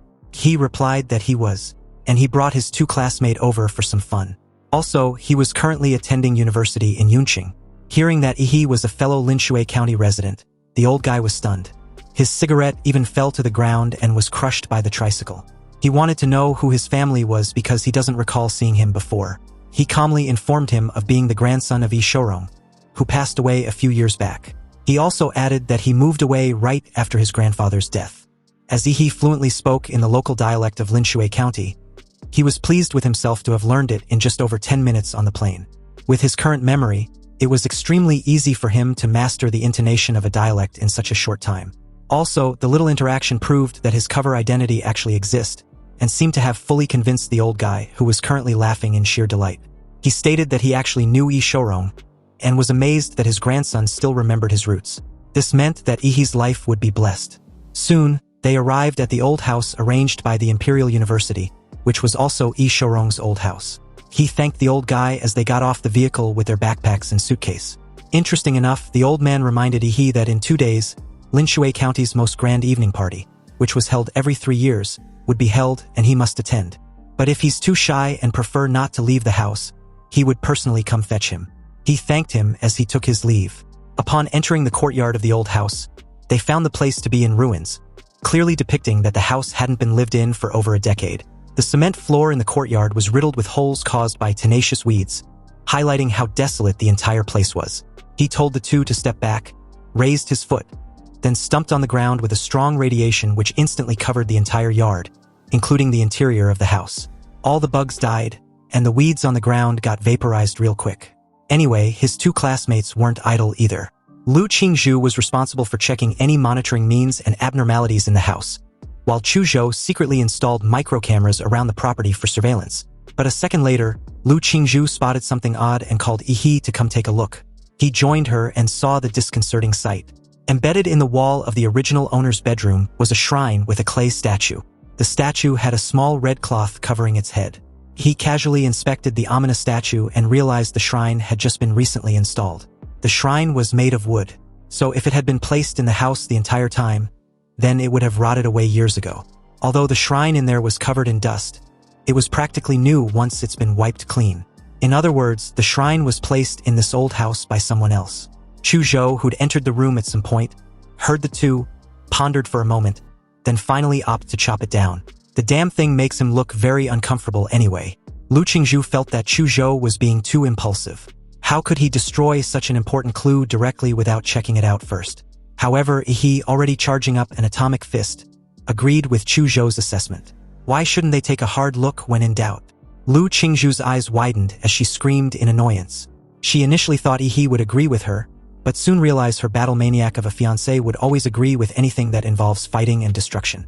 Lu Qingzhu conceded to a compromise. Before chopping it down, they should at least take a look at what the clay statue looks like underneath its mask. She only managed to lift a corner veil of the clay statue when a warm big hand suddenly grabbed her wrist. You see, just as Lu Qingzhu had just lifted a corner of the clay statue's veil, Ehi, who had been training in a killing illusion for 3 months, keenly sensed a hidden, evil and dirty spiritual energy emerging from it. Something was off and he could feel it. He narrowed his eyes and stared at the clay statue suspiciously, then instructed Chu Zhou to cut the filthy thing down. The moment he gave the order, Chu Zhou, who'd already unsheathed his sword, took a stance and sliced the clay statue and the shrine in half. Moments later, a strange scene happened that stunned the three into silence. An ominous black liquid began leaking out of the slit clay statue, almost like it was bleeding. This dirty spiritual energy flowed like a leaky faucet, wanting to escape. But a muscular golden arm invisible to ordinary warriors suddenly shot out from Ehi's body and firmly grasped the invisible and dirty spiritual body in its hand. Chu Zhou and Lu Qingzhu couldn't see the humanoid Shikigami firmly grasping the invisible and dirty spiritual body in place, but saw a twisted mass of flesh and dark blood in the clay statue, wriggling slightly as if it was alive. Chu Zhou waved his hand and instantly froze the flesh and dark liquid inside the clay statue. Lu Qingzhu felt a chill run down her spine as she questioned what the hell that thing was. This was her first time seeing such a strange scene, and almost like how humans can easily crush cockroaches, but still instinctively avoid them, Lu Qingzhu can kill the strange mass of meat with a wave of her hand, but was still afraid of its filthiness and weirdness. Ehi patted her on the shoulder and injected martial energy containing pure spiritual energy into her body. This instantly warmed her up, dispelling all the uneasiness and terror which encroached her body and mind. Lu Qingzhu snapped back to her senses the moment he asked if she was all right. Although she was a bit confused about what exactly she just felt, she replied that she was. Well, it seems like the anomaly in Linshui County was related to this strange clay statue. And from the way it was handled, the group's investigation had just taken a crucial step in the right direction. As the corners of Ehi's mouth curled up in his usual sinister smile, He told the two to stay in the house and observe the dirty spirit body in case anything changes. There was something he's got to take care of. Apparently, he tagged the old guy with a radiation marker. And if his timing was right, it was time to reel the old fucker in. It seems there's no need for the old man to come to get him. He would be going there instead. Meanwhile, at the Linshui County's Jinshan Buddhist Temple, a historical place with 1,000 years of prosperity and magnificence. The Jinshan Buddhist Temple had populated the entire Linshui County with its believers. Almost everyone in the county comes there to burn incense devoutly. A while ago, the old guy, Lu Zhensheng, rode his tricycle to the back mountain of Jinshan Temple. And the moment the temple's red door opened automatically in front of him, a young monk with thin lips and big ears stepped out. He greeted the old man and informed him that the abbot was waiting for him inside. Lu Zhensheng perked up in delight, already thinking of his upcoming blessing, and couldn't help nodding at the thought. The two entered the secret passage inside the stone wall. It was dark, but it seems not to be an issue. It was as if they were walking in broad daylight. The young monk led Lu Zhensheng through many twists and turns in the complicated secret passage and finally arrived at the destination.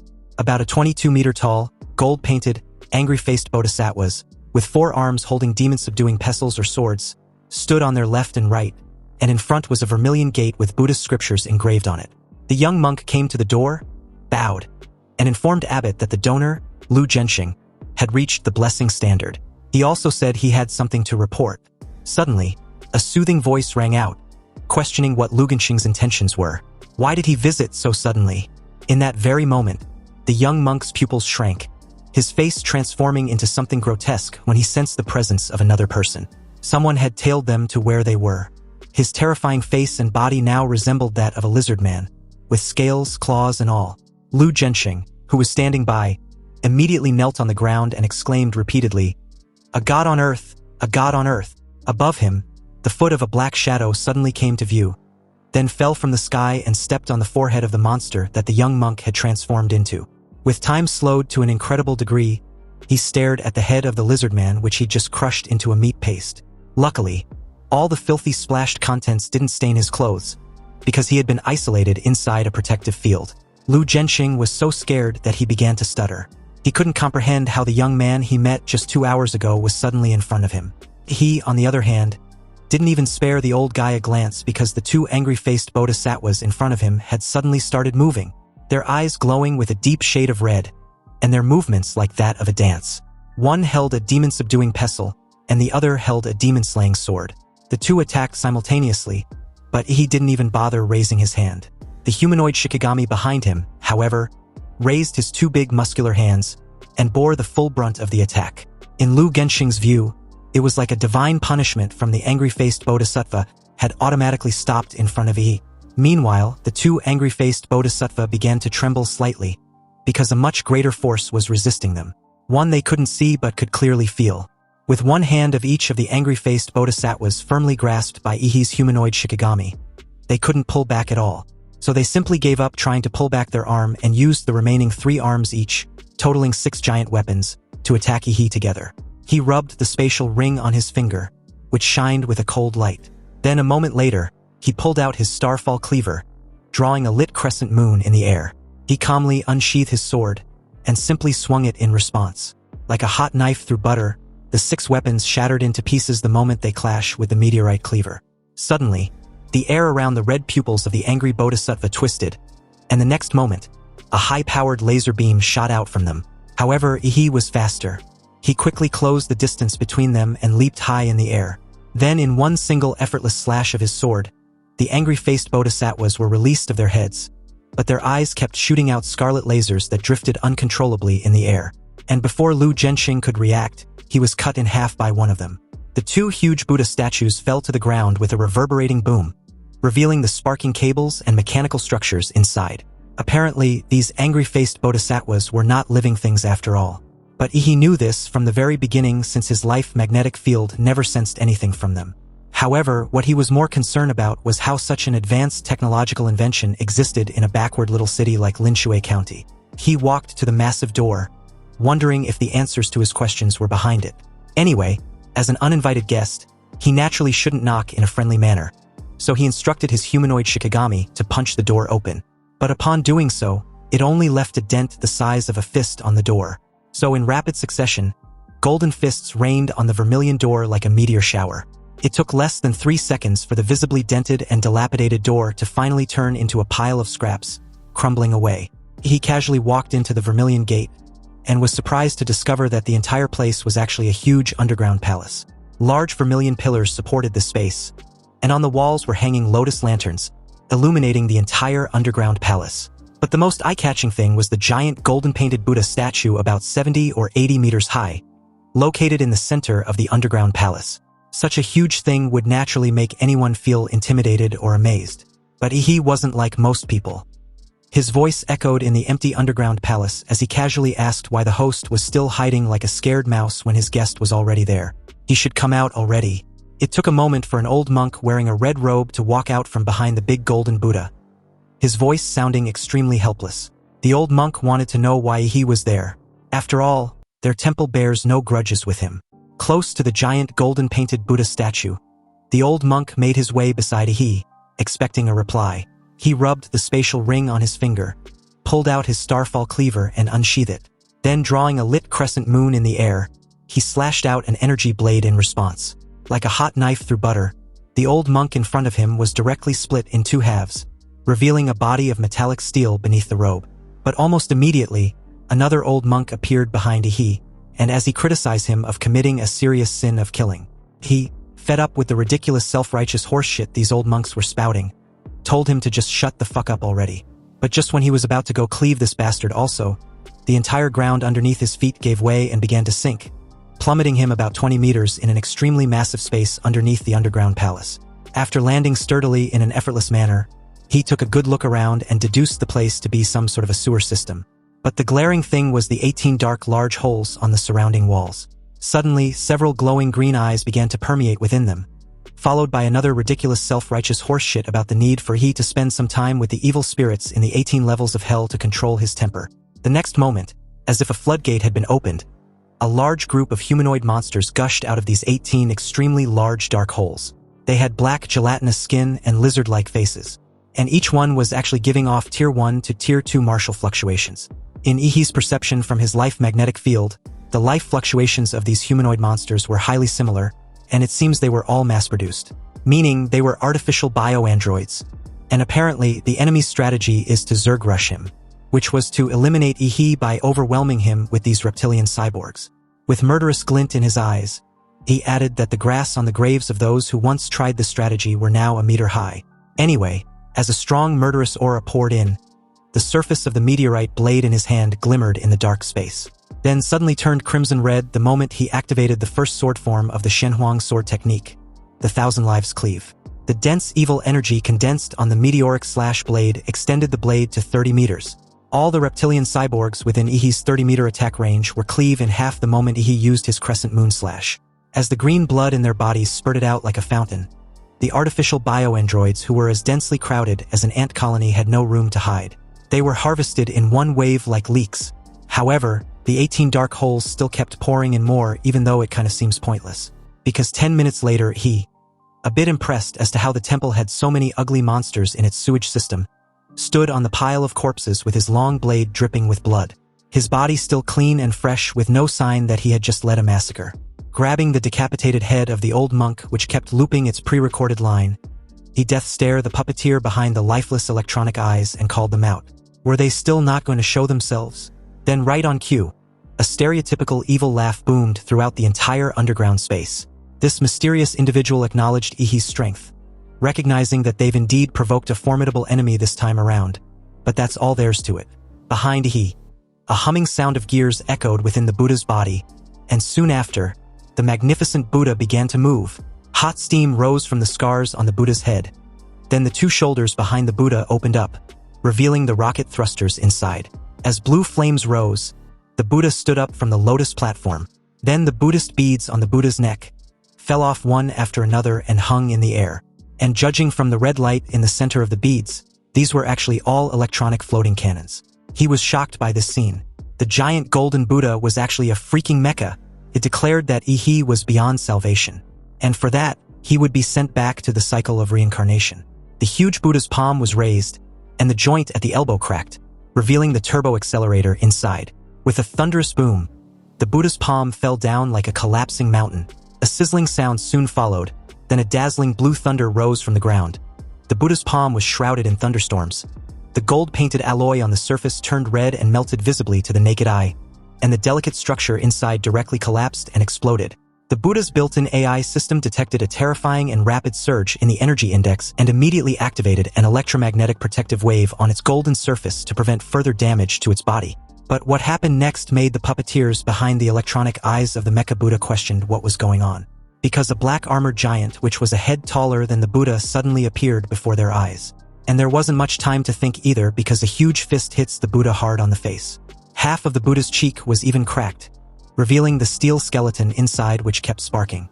The giant roared, and with the advantage of being a more agile organism, he grabbed the Buddha's head with his massive hands, pinned it down, and delivered a knee strike with his thigh, where bone nails sprouted from its knees. The big Buddha with a sunken forehead swayed and leaned back. The floating Buddhist beads around its body fired crosswise to form a laser rain, preventing Ehi from further attacking the big Buddha. Dense laser rain bombarded Ehi's giant body, but the light beam, which was powerful enough to penetrate a military armored vehicle, only left a few scorch marks on Ehi's black armor without causing any actual damage at all. A blue light gradually appeared on the giant's body. Then the next moment, this blue energy pulse burst out, and all the electronic Buddhist beads floating cannons were magnetized and scrapped.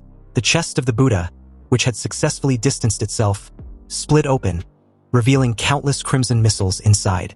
The missiles flew together and all hit the giant's body. The violent explosion made the entire underground palace tremble.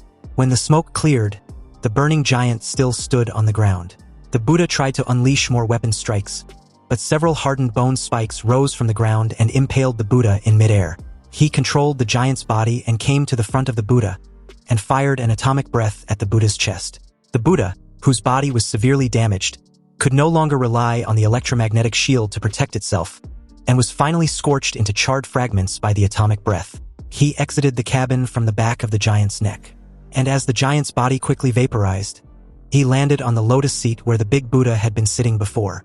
There was a large passage hole leading beneath. He had already deduced the mastermind to probably be a typical research-happy mad scientist. Meanwhile, half an hour ago, in a clean and tidy research institute with a futuristic design, a middle-aged researcher assured the doctor not to worry. Even though Ehi had managed to take care of the mechanical bodhisattva in front of the door, he definitely can't get through it because it was built using the latest materials and structures. But a moment later, on the screen, he didn't even raise his hand and the vermilion gate in front of him was smashed into scrap metal by some sort of unforeseen attack. Seeing this, the middle-aged guy reassured the doctor that they still have a reptilian cyborg army, which had an overwhelming number that could even wear down a great martial artist. Also, this can even help them to clean up that inventory. However, after a moment, they fell silent watching Ehi with a 30-meter-long knife, massacring their supposed overwhelming army effortlessly. The guy, with widened eyes underneath his glasses, took a deep breath and reminded the doctor that they still had their trump card. The Mecha Buddha's combat capabilities were specifically designed to target large Lord-level monsters, so it can easily defeat a small warrior. But after some minutes, they again fell silent, watching Ehi turn into an even taller giant than the Mecha Buddha, then tearing it apart with his bare hands. The immediate silence that fell was so thick that you can practically hear a pin drop. But even under these circumstances, the idiot, once again, was about to spout out his usual BS when the doctor screamed for him to just shut the hell up. Dr. Fong, a short old man with one of his eyes being a modified electronic eye, held his chin speechlessly. If the middle-aged man beside him wasn't his most proud disciple, he would have tore him apart with his bare hands. Seriously, how can he still think everything was fine when the enemy was already at their doorstep? Dr. Fong presumed the overhead guard should buy them a few minutes for their escape. Once they're clear, they'll trigger the self-destruct sequence for this research base. After all, they couldn't let any intel leak out. You see, Dr. Fong was a former level 3 researcher at Prometheus, then secretly recruited by Laserbird after Prometheus was disbanded. 10 years ago, Laserbird set its sights on the unremarkable county of Linshui, and after secretly replacing all the monks in Jinshan Temple, Laserbird took advantage of the locals' faith in the temple and began to brainwash and control them. And under the banner of blessings, the residents in Linshui County were lured into human modifications, turning them into free test subjects of Laserbird's biotech with materials and clinical data. But unfortunately, it seems this base has to be abandoned now. However, just as they were preparing to bolt for the escape route, A beam of blue light cut through the ceiling, leaving a scorching mark beside them. With his arms leisurely folded, he watched the two from above like a god. He then gave off a bone-chilling smile and questioned where the mad doctor was running off to. Two armed guards rushed into the lab the very moment the assistant issued an order. But before they could even take aim, he, in a flash, was already in front of the doctor after killing the guards in a painful manner. Although Dr. Feng was scared as hell, he calmly asked what he wanted before suggesting they talk it out. However, in his right pocket, he held a button which could activate the base's emergency self-destruction program. Apparently, Laserbird had planted microbombs in the bodies of every key researcher or person in charge, with their families and friends also under their supervision. This was to ensure that employees were absolutely obedient to the company and will not leak its secrets. So from the moment Dr. Feng joined Laserbird, his life and that of his family belonged to the company.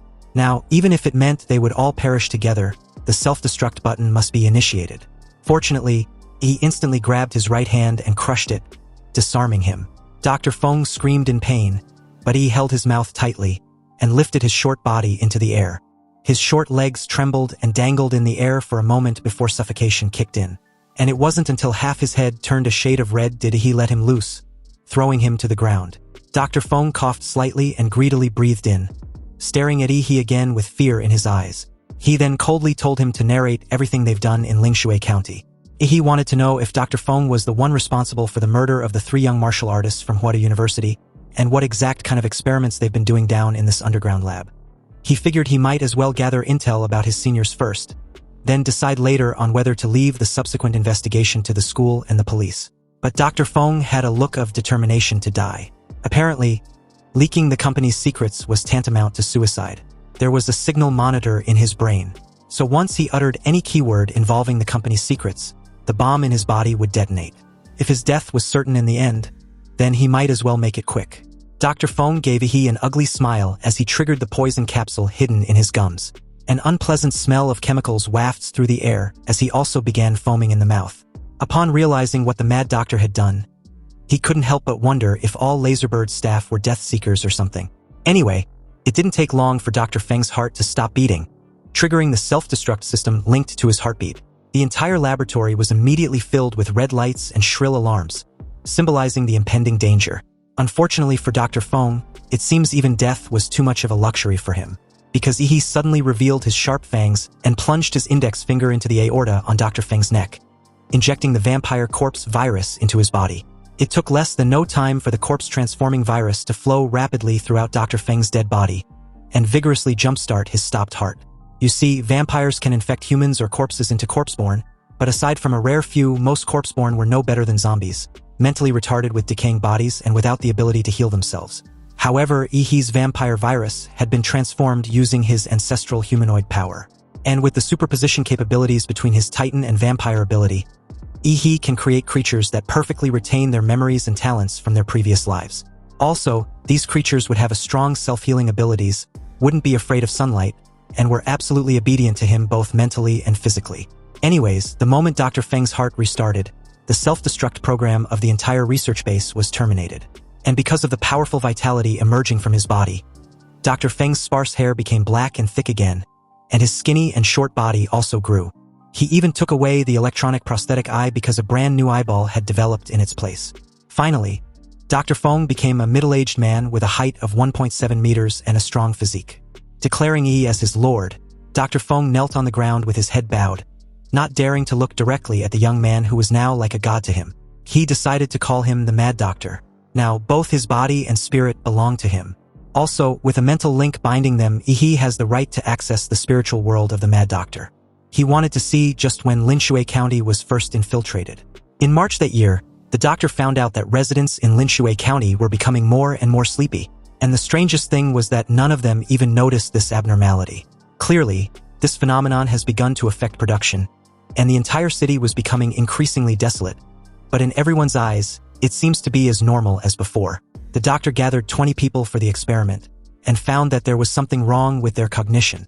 Eating raw meat, sleeping for 2 or 3 days straight, and worshipping a clay statue that had suddenly appeared in their bedrooms every day was now their daily routine. He started wondering when these abnormal changes began. There was also some sort of numeric puzzle carved on his wrist, and upon figuring out the answer, which was a file code, He logged them into a document on his computer which recorded all his data. Only then did he see the files and realized that the numeric puzzle was actually left by him before the infiltration. The doctor felt an unprecedented sense of humiliation after finding out that he'd being treated as a laboratory rat. And at this point, it was obvious to say that his cognition had been altered. He knew that even with his tempered cognition, he would be curious enough to solve the numeric puzzle carved on his own body, and would trust whatever it revealed. The purpose of the files was to inform him about the cannibalism, the hypersomnia, and the eerie clay idols which were the mastermind behind it all, the Divine Descent Nation. He wasn't particularly pleased with the existence of this mysterious Divine Descent Nation, which basically screams a freaking cult, and the cannibalism. The underground lab was Laserbird's secret base, yet this cult quietly infiltrated and seized control. Just like the townsfolk, their cognition were rewritten and made into puppets. It also seems that the 3 Huadu martial artists earlier had already been cannibalized by the doctor, and from the looks of it, Chuzhou, Lu Qingzhu, and himself were next on the menu. This was the doctor's 8th year since Laserbird took over Linshui County. The underground lab had been fully constructed, and the biochemical transformation technology was basically matured and could be put into assembly line production. It would usher in a new era.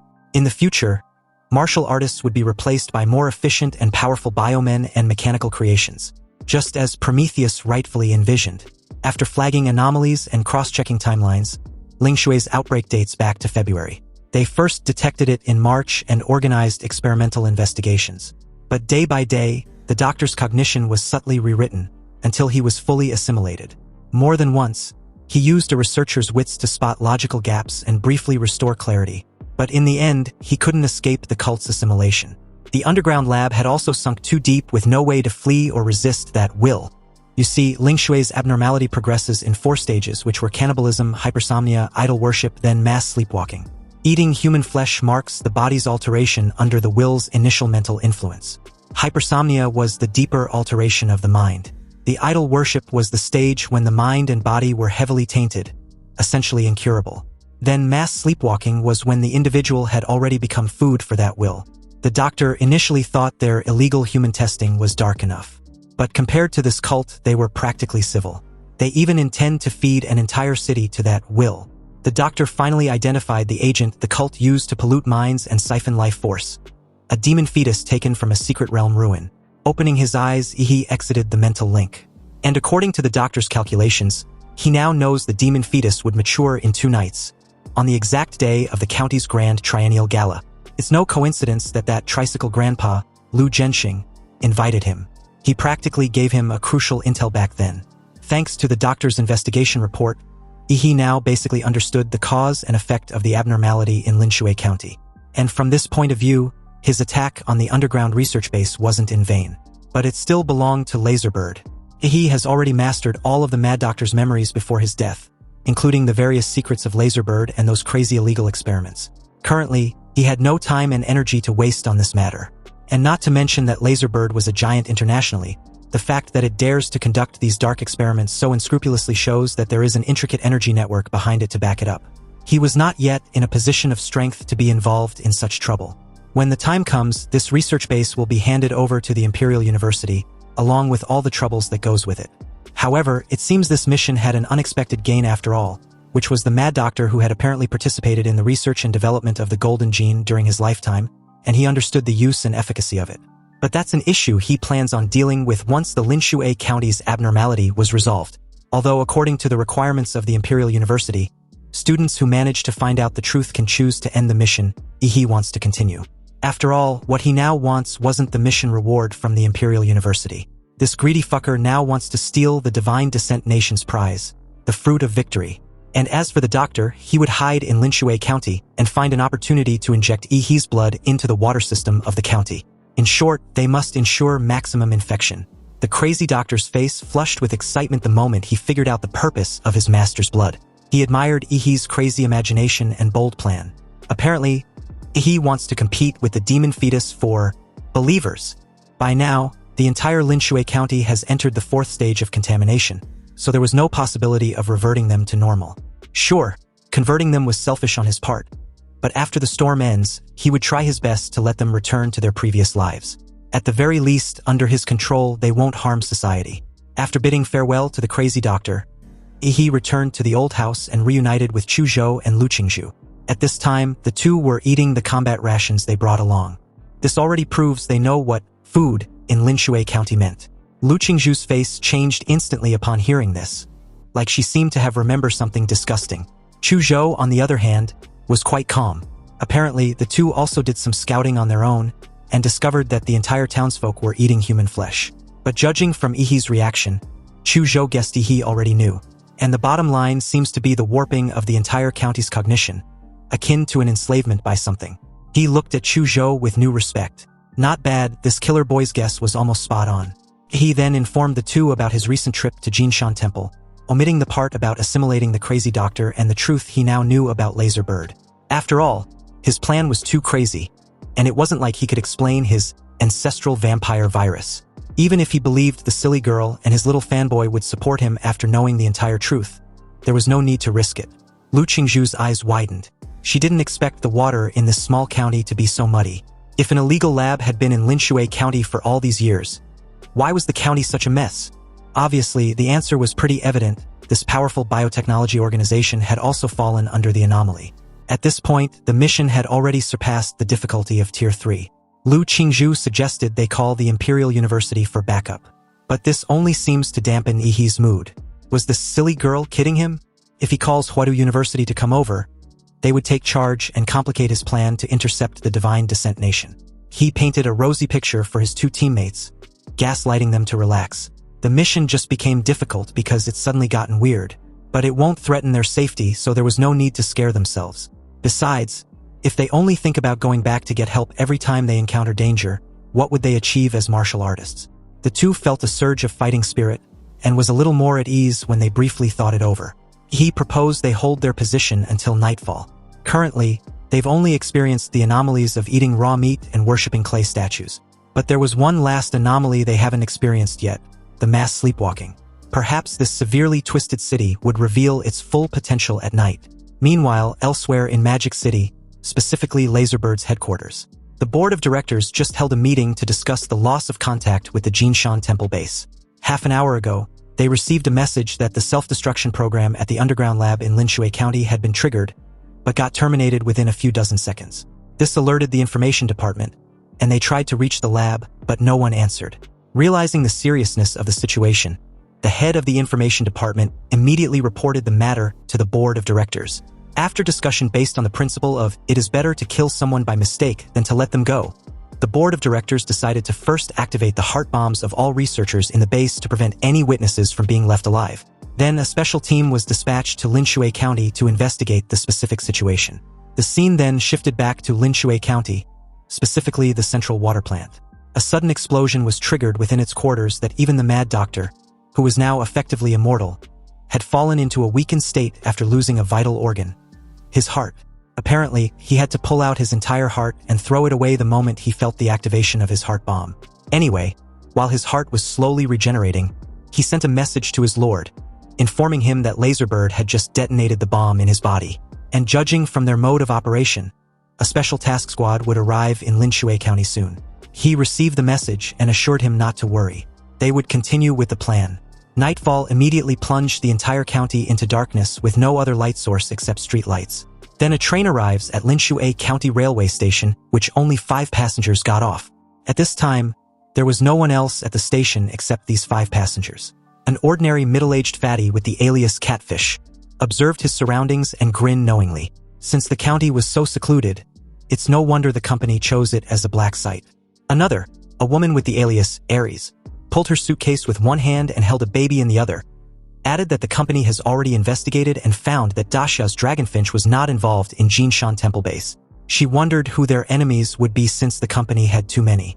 The rest soon got off the train with their aliases. Bluebird, a young short-haired woman, and beside him was a young guy, Golden Snake. Then there's their captain, Black Lion, another young guy wearing a white striped shirt and glasses who looks no different from an ordinary programmer. Black Lion firmly believes real professionals were just like him, able to blend perfectly into the surrounding environment without being noticed as anything unusual. In the past, he was the king of killers feared by the entire underground world. He issued an order for his team to get moving. They would first destroy all the experimental equipment and materials that can be destroyed. Anyways, after division of labor, Golden Snake and Bluebird dressed as a young couple, were responsible for investigating the situation in Linshui County. Programmer Captain Black Lion, Catfish, and Ares were responsible for investigating the situation in the underground lab. Obviously, this team, which had achieved a 100% mission completion rate in their past missions, had no idea they would suffer their first defeat in this inconspicuous town of Linshui County. And the price of this defeat would be their deaths. Anyway, since Golden Snake and Bluebird were both masters of stealth, they would hide in the darkness of the city and quickly organize the information they see. But upon investigation, the two felt something was seriously wrong with the townsfolk.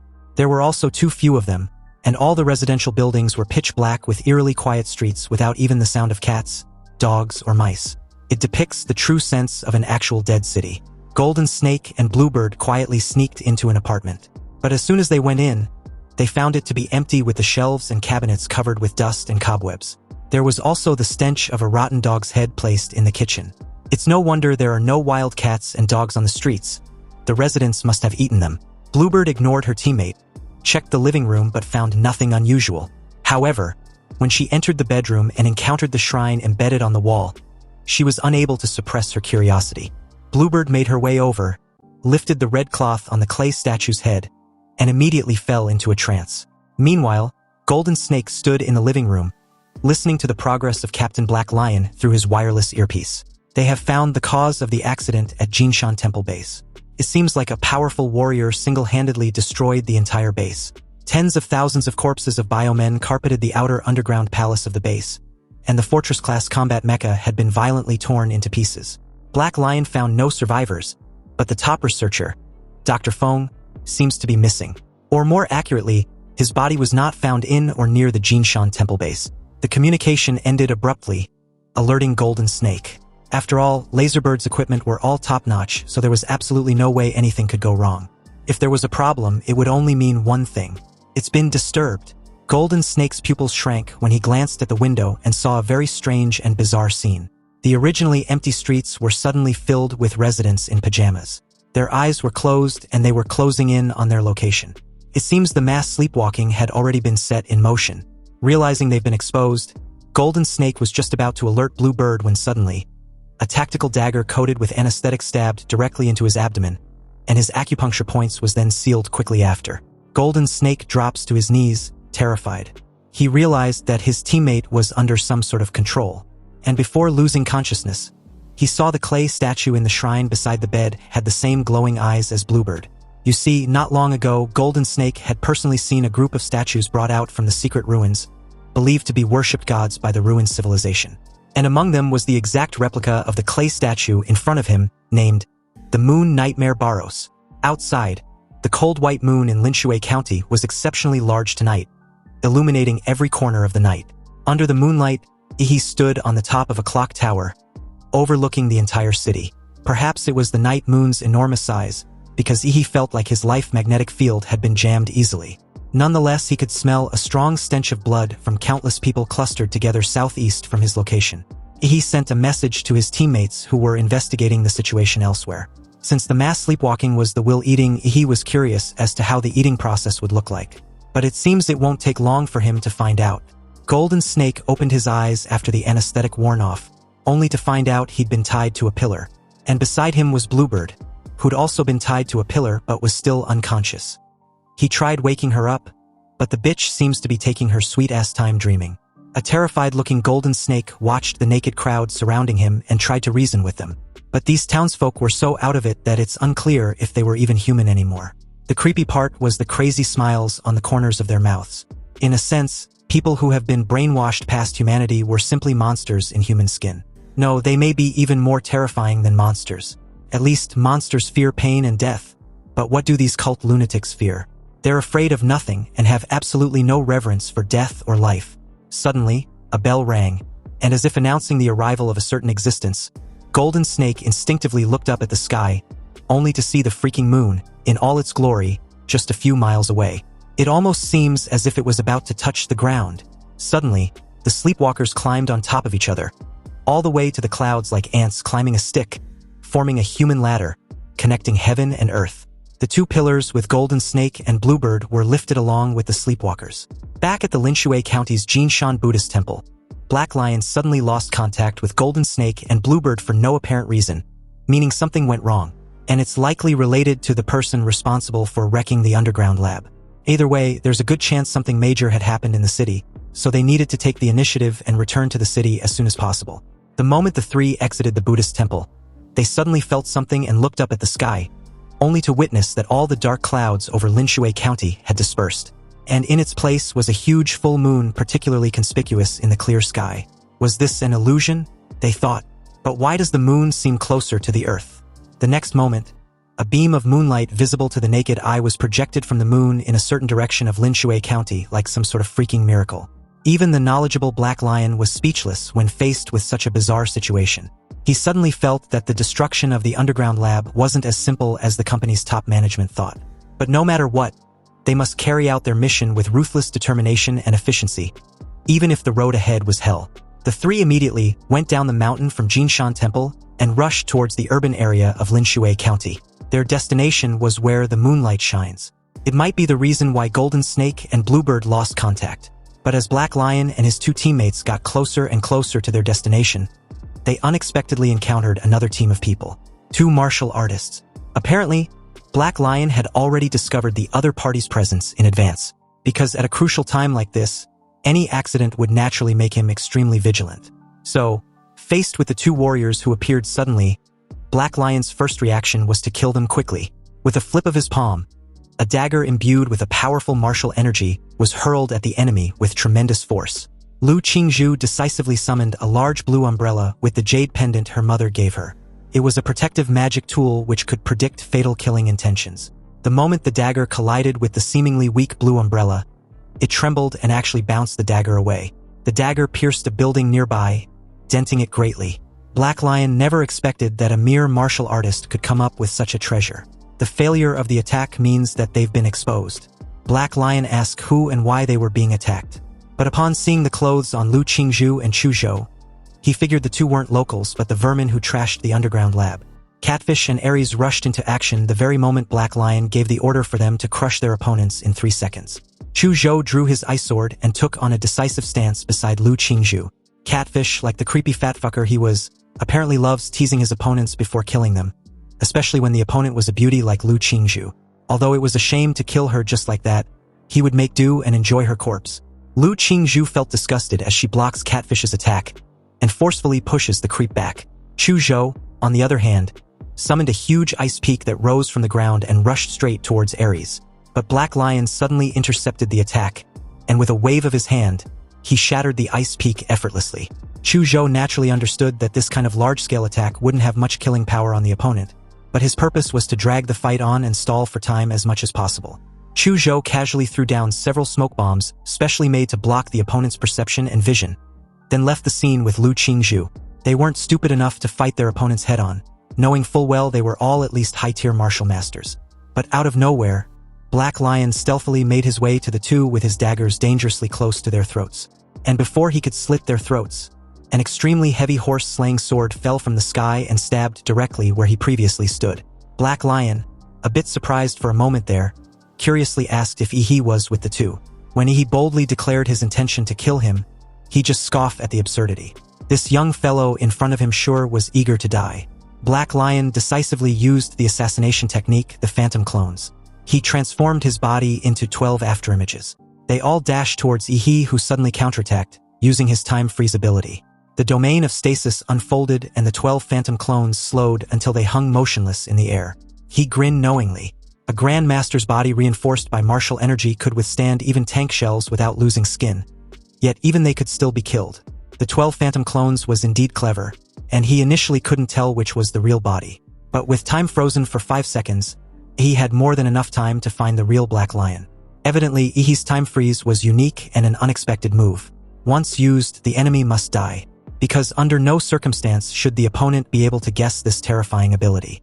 With the vampire's ability for controlling blood, the blood on Ehi's fingertips accelerated countless times, turning into high-pressure blood arrow that shot out, carrying a comprehended killing martial energy, the heart-piercing demonic blood thorn.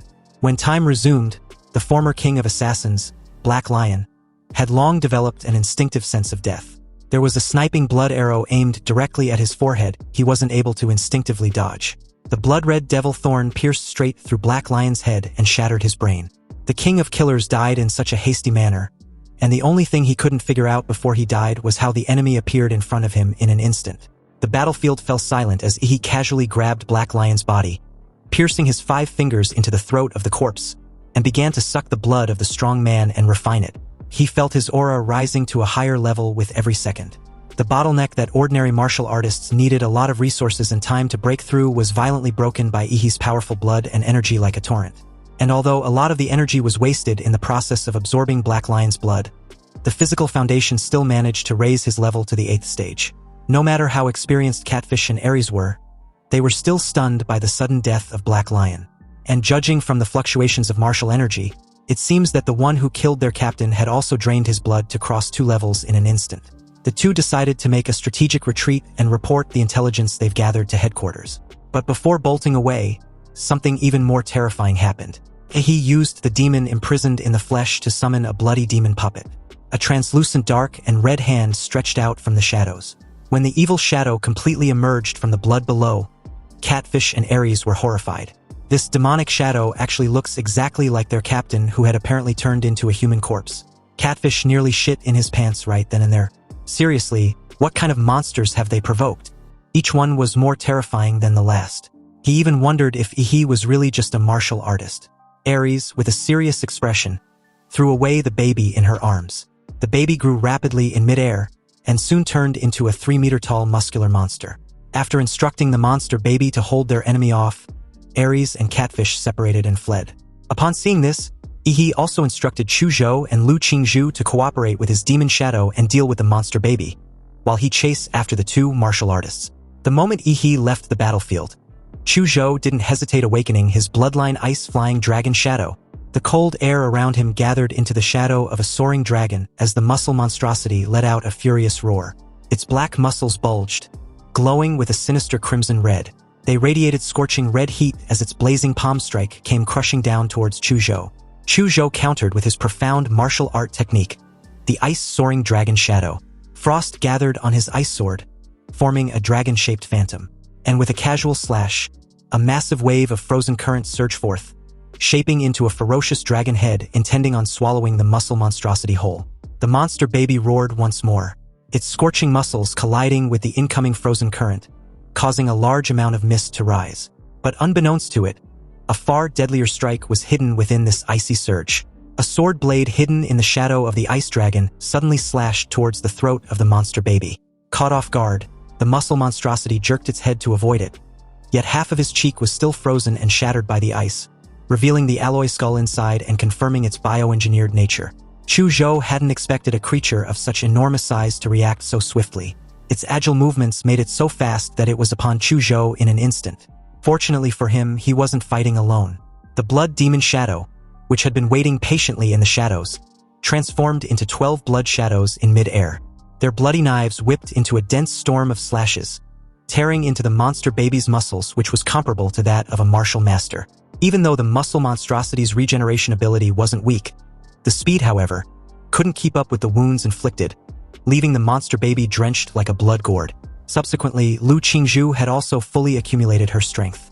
With huge purple wings spread out behind her, she stood high in the sky like a goddess and activated a genetic technique, the purple dark sun flame. The strange lines on her cheeks flashed with dazzling purple glow as countless purple-black feathers gathered in her palm and spontaneously combusted into purple-black ashes. When the radius of the spherical ash ball reached 5 meters, the entire ash ball was instantly ignited, turning into a purple scorching sun. In that very moment, Chuzhou's ice sword froze the legs of the muscle monstrosity, while the blood demon shadow held it from the front, pinning it in place. From high above, Lu Qingzhu hurled down the purple sun in her hand. Accompanied with a thunderous boom, a massive explosion shook the entire city as a colossal pillar of scorching flames erupted skyward, briefly obscuring the cold moonlight. The muscle monstrosity was engulfed in a sea of purple fire, wailing and screaming. And like a maggot attached to a decaying corpse, the violent purple flames also seeped into its body through the dense cuts and ignited the internal organs, reducing it to nothing but ash. Elsewhere in the silent city, Catfish was desperately running for his life in the sewers. The last time he ran so frantically was on the battlefield of the warlords and drug lords in the Black Triangle. Suddenly, Catfish felt something deadly and leaped backwards instinctively. A blue beam of light like a divine punishment cut through the stone bricks on the ceiling, allowing the bright moonlight to shine into the dirty and smelly sewer. Rats really like to crawl into sewers. Catfish heard these sarcastic and provocative words, but he didn't feel angry at all. He was overwhelmed with fear so primal that he felt paralyzed. Meanwhile, outside, Ares was running away while keeping a vigilant eye on her surroundings. Suddenly, she saw in the distance a 20-meter-long crescent blade aura shooting straight into the sky under the bright moon. The familiar murderous aura was undoubtedly the work of Ehi, and this left a sinking feeling in Ares' heart. She was very aware the dazzling blade aura was in the direction of Catfish's escape route. With Golden Snake and Bluebird presumably dead, followed by the death of their captain, and now Catfish, she was the only one left. Ares didn't want to die, so she desperately thought of which escape route had her best chance of survival. Ares suddenly looked up at the strange lunar ladder in the sky and thought of a bold idea. Now, the only thing Ares could think of to stop Ehi from chasing her was this weird ladder in front of her. She wants to live, even if it means giving her soul to the devil. Ares took a deep breath and quickly made her way to the location of the moon ladder. But upon arrival, fear immediately gripped her when she saw the densely packed naked human bodies with creepy peaceful smiles on their faces, forming a bridge connecting heaven and earth. She also found that they were all extremely old, with their skin covered with wrinkles like dry bark. It seemed that while they formed this weird ladder, their vitality had also been taken away by the moonlight. Suddenly, a cold voice came from behind, questioning if she wants to go up there. Scared shitless, Ares turned to see her pursuer holding Catfish's head in one hand and a long sword in the other, approaching her with a murderous aura radiating off in waves. At this point, she no longer cared about anything and climbed up the moon ladder madly. And although the ladder looked very long, she actually climbed it extremely fast and was amazed to see what was on the other end. Ares saw a door with exquisite white jade reliefs. The moment the door suddenly opened with a bright purple glow, Ares fell into a trance and saw her parents inviting her inside. She smiled through her tears and happily walked in, confessing that she'd missed them very much. Meanwhile, the supposed Ehi who suddenly appeared at the bottom of the moon ladder curled up a strange smile after seeing Ares enter through the door. The next moment, he turned into a ray of moonlight and disappeared. Obviously, he wasn't Ehi but a phantom created to force Ares to climb the lunar ladder. The real Ehi, on the other hand, was silently watching the entire scene from afar. He wasn't surprised but intrigued that the moon nightmare Baros used the fear in Ares' heart to create an illusion of him to force her hand. Now that 2 of the assassin team sent by Laserbird had died, and the remaining 3 were probably better off dead, the people from the God-descent Heavenly Kingdom should arrive the next day according to his calculations. Also, with Laserbird's having lost its base and a squad, they would most likely stay put, so there's no off-field factor involved. After all this hard work, the big show was finally about to begin. At dawn, the huge moon finally began to move away from the Earth's surface reluctantly, and the beam of light projected from the moon finally dissipated. The people of Linshui County who formed the human ladder to the moon also returned to the ground. When they weren't bathing in moonlight, they were like dead wood. Their lifeless skin became full again, seemingly returning to normal, but this was just an illusion. Their lost vitality had forever been plundered by the moonlight. They returned to their homes still with their eyes closed, as if nothing had happened. Ehi and his 2 classmates watched this strange scene silently from a distance. Lu Qingzhu was a little worried. The strangeness of this mission has exceeded their imagination, and she wants to know if Ehi really wants to continue. Chu Zhou stared in Ehi's direction, waiting for a reply. He reassured them not to worry. He was very confident in seeing this to the very end. And besides, it wasn't just the 3 of them.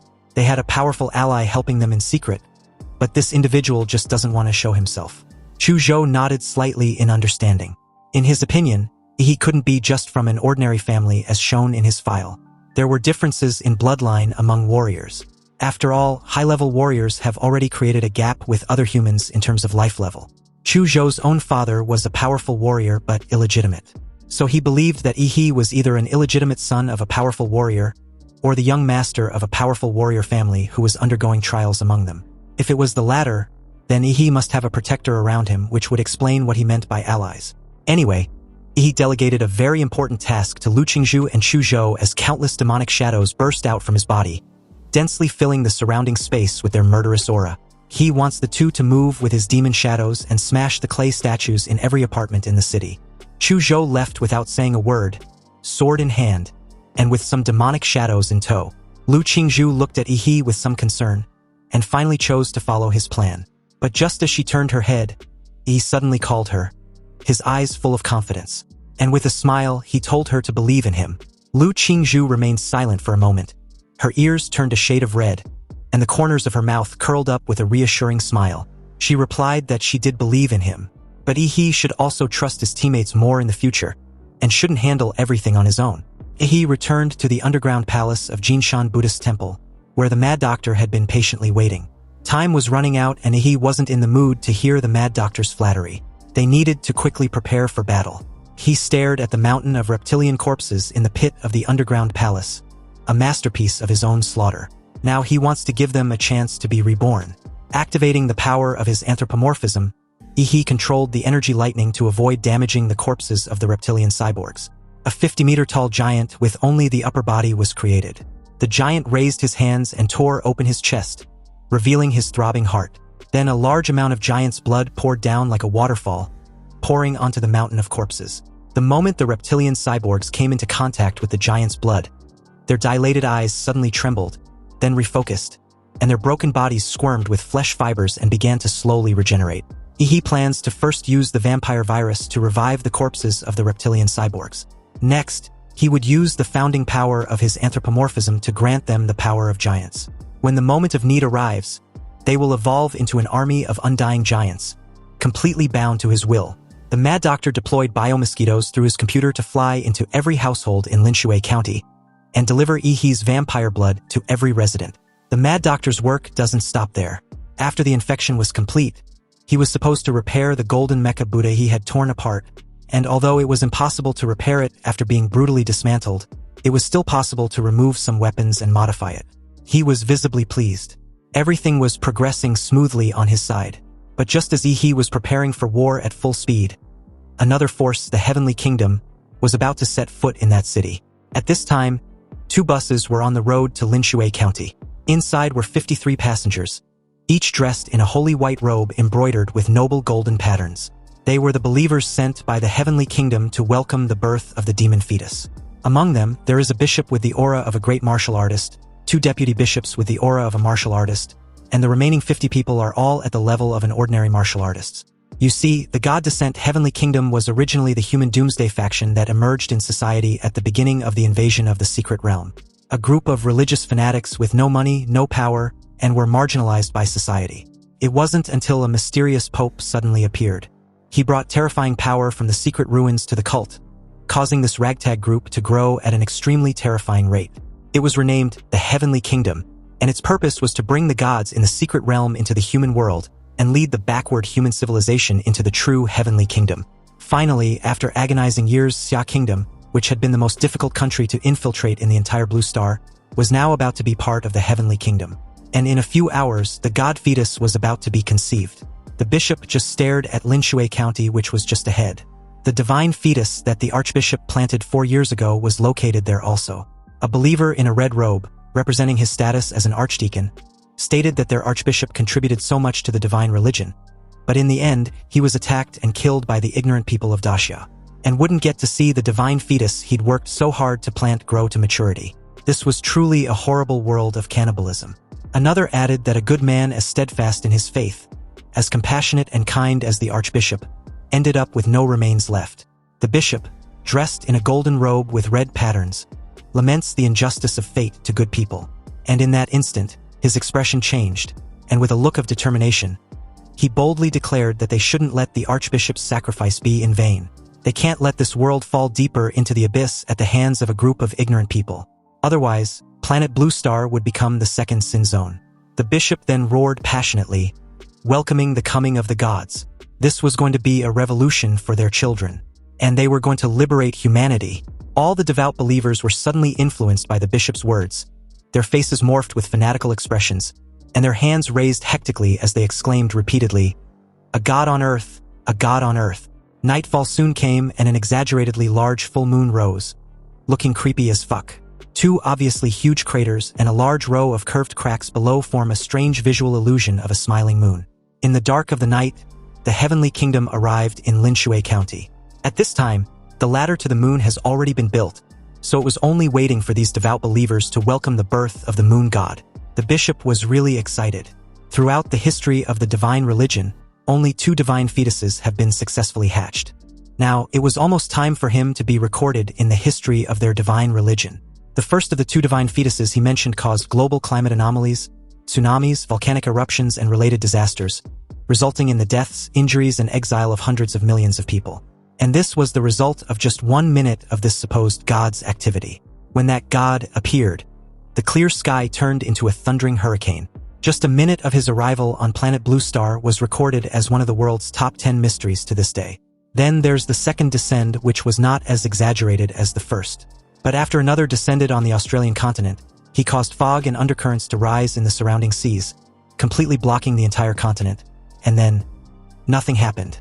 The entire Australian continent lost contact, and that area was now completely blank in satellite reconnaissance. The countries of Blue Star formed coalitions to investigate or attack, both to understand the intentions of the god, and to find out whether the god can be killed. However, the entire Blue Star Alliance could not even break through the sea fog undercurrent. They suffered almost no casualties in this campaign, but could not find a way to break through the sea fog undercurrent. The strangest thing was that, according to all the coalition participants, they lost their way in the sea fog and traveled for 5 whole years. But the rest of the alliance knew that they had only been in there for a few days. However, no one believed the coalition forces were lying out of fear of the gods because scientific testing revealed that they were indeed 5 years older than before entering the sea fog. Since then, the Australian continent has been listed as an S-level life restricted zone, and no one dares to set foot there anymore. Now, the bishop was going to Xia country to welcome the arrival of the third god. 50 believers formed a human flesh magic circle under the moon ladder. They chanted the hymns of the religion loudly and dripped blood on a crystal on the ground that they brought out from the secret ruins. The bishop stepped onto the lunar ladder, chanted with his head down in great piety, and gradually walked towards the strange moon. It wasn't until the bishop saw the magnificently carved moon gate on the moon that he knelt from where he stood, cut his wrists with a golden dagger, and spilled his blood. As if confirming his identity, a hall appeared behind the moon gate. The bishop kept his head down, not daring to look directly at the details of the hall.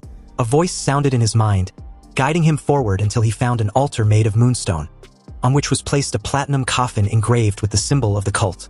The divine fetus that the archbishop had cultivated was among them.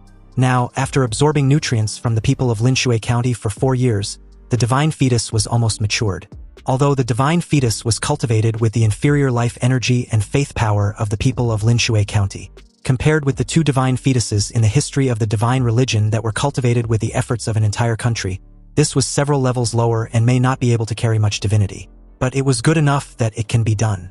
The bishop carefully lifted the platinum coffin, only to find that it was surprisingly light. Nonetheless, he carried it with utmost care and walked out. Under the lunar ladder, the believers finally saw the figure of the bishop carrying the divine coffin and was still reciting scriptures devoutly as he gradually descended. They felt great admiration for him, believing his devotion to their god was worthy for a bishop. The believers made way for him to enter the center of the formation and place down the sacred coffin. At the center of the formation, the bishop shouted, opened his arms, and called out to the great moon, the nightmare god of the dream realm. His most loyal servant was asking permission to call him by his name, the moon nightmare Baros. Just at this moment, the bell tower in Linshui County rang the midnight bell like the opening fireworks, signifying that the show has begun. Throughout Linshui County, a white spirit was seen emanating from the bodies of all the residents. These spirits embodied the power of humans' faith. Tens of thousands of spirits gathered into a white wave and flew towards the divine coffin. But at that precise moment, a loud beast roar suddenly exploded like thunder, revealing the power of an emperor. Like a signal, all of the power of faith in the white wave suddenly turned blue. Some were completely blue, some were some sort of blue, but no matter the shade of blue, it shows that their faith in the moon nightmare Baros had been tarnished, and they actually believe in another, an unknown king. And since the ceremony could not be reversed, all the believers of the heavenly kingdom watched helplessly as the countless impure beliefs entered the platinum coffin that nurtured the gods. Their minds fell into a state of shock, unable to comprehend what they were seeing. He made his move at this time, and appeared behind the bishop in an instant, teasing the poor fucker in the process. The bishop, in a daze, questioned who Ehi was. But in that exact moment, a new perspective appeared in Ehi's mind. There was no exact color, but dense glowing lines. These lines formed the outline of the human body and its internal organs. And there was a particularly glaring red line at the bishop's throat. This evidently shows that Ehi could now see the kill line. With the infusion of his murderous aura, Ehi's starfall cleaver, which could originally be swung with one hand, became extremely heavy, and now required him to hold the handle with both hands to swing it. The bishop world spun around him, and the last image in his memory was a scarlet crescent bursting out as Ehi descended from the sky holding his starfall cleaver. In that moment, he was more than just the harbinger of death. He was the devil incarnate. The church bell suddenly resounded as the bishop drops to the ground, and with his dying breath, he cried out to the moon nightmare Boros, which now had a layer of blood color. But this pathetic sight made Ehi scoffed inwardly. Even with 3 life-saving artifacts on his body, the golden-robed bishop couldn't withstand a single strike. Then, out of nowhere, someone suddenly commended Ehi for his incredible display of strength and invited him to join the church. He turned his head slightly, only to see another bishop in a crimson robe standing nearby. And apparently he was the current highest leader of the Xia Kingdom's cult, Lin Qi. The person Ehi just killed was his archbishop. With the introduction out of the way, Lin Qi calmly explained the reason for the deception. As Ehi was well aware, being a member of the divine religion was a high-risk job, so it's only reasonable for him to let his subordinate pretend to be his superior. Ehi's eyes narrowed, realizing the dead idiot was just a stand-in after all. He immediately chose to withdraw from the battlefield. But upon seeing this reaction, Lin Qi mocked him. Since the place was sacred ground for welcoming the gods, he can't just come and go as he please. Lin Qi stretched out his hand, and Ehi felt his body suddenly sink. The moment he tried to take flight, an invisible force bound him tightly, dragging him down. Realizing the use of telekinesis was at play, Ehi, whose mental power was extremely high, could feel that the telekinetic power was actually pure spiritual energy. And if that was the case, then only spiritual energy could counter. A golden-armored demon emerged from behind Ehi, tearing apart Lin Qi's massive telekinetic hand. Lin Qi's pupils shrank, shock flashing across his face as he stared at the figure behind Ehi. At this point, it's no-brainer that Ehi had also been trained in the divine arts as well. Perhaps because of his towering spiritual power and constant exposure to the divine sound, Lin Qi was actually able to see the humanoid Shikigami as well. He cursed through his gritted teeth. The only reason he wanted to leave was to avoid fighting next to that damn coffin. But it seems this reaction only made the bastard presume he was actually afraid of him. He sneered and threw a punch, his arm bursting out with blue lightning in an instant. Bones as thick as pillars sprouted out of the lightning, and along with it, muscle fibers as tough as steel bars with sparks racing alongside. With just a punch thrown out, the roaring flesh-forged dragon burst out from it in a flash like towering pillars. The dragon's maw crashed toward Lin Qi's stunned face. Lin Qi smirked and informed Ehi that such abominations won't be able to harm him. A thunderous explosion shook the ground as Lin Qi was blasted away. But it wasn't over. The flesh dragon barreled forward with unstoppable force, slamming him relentlessly. It drove him straight through a fortified building, like a bullet train at full speed, shattering the entire structure in an instant. The exposed muscle fibers stretched for hundreds of meters, dragging Lin Qi as they tore through countless buildings with blinding speed. Lin Qi's world spun violently, and the moment he regained his senses, he was already pinned beneath the raging flesh dragon. Lin Qi's ornate crimson robes were reduced to rags, and without the psychic barrier shielding his body, he would have been crushed to dust. At the moment, his veins had burst under the strain of overdrawn mental power with blood pouring from his organs. He nearly blacked out, yet in the very next second, his wounds began to heal.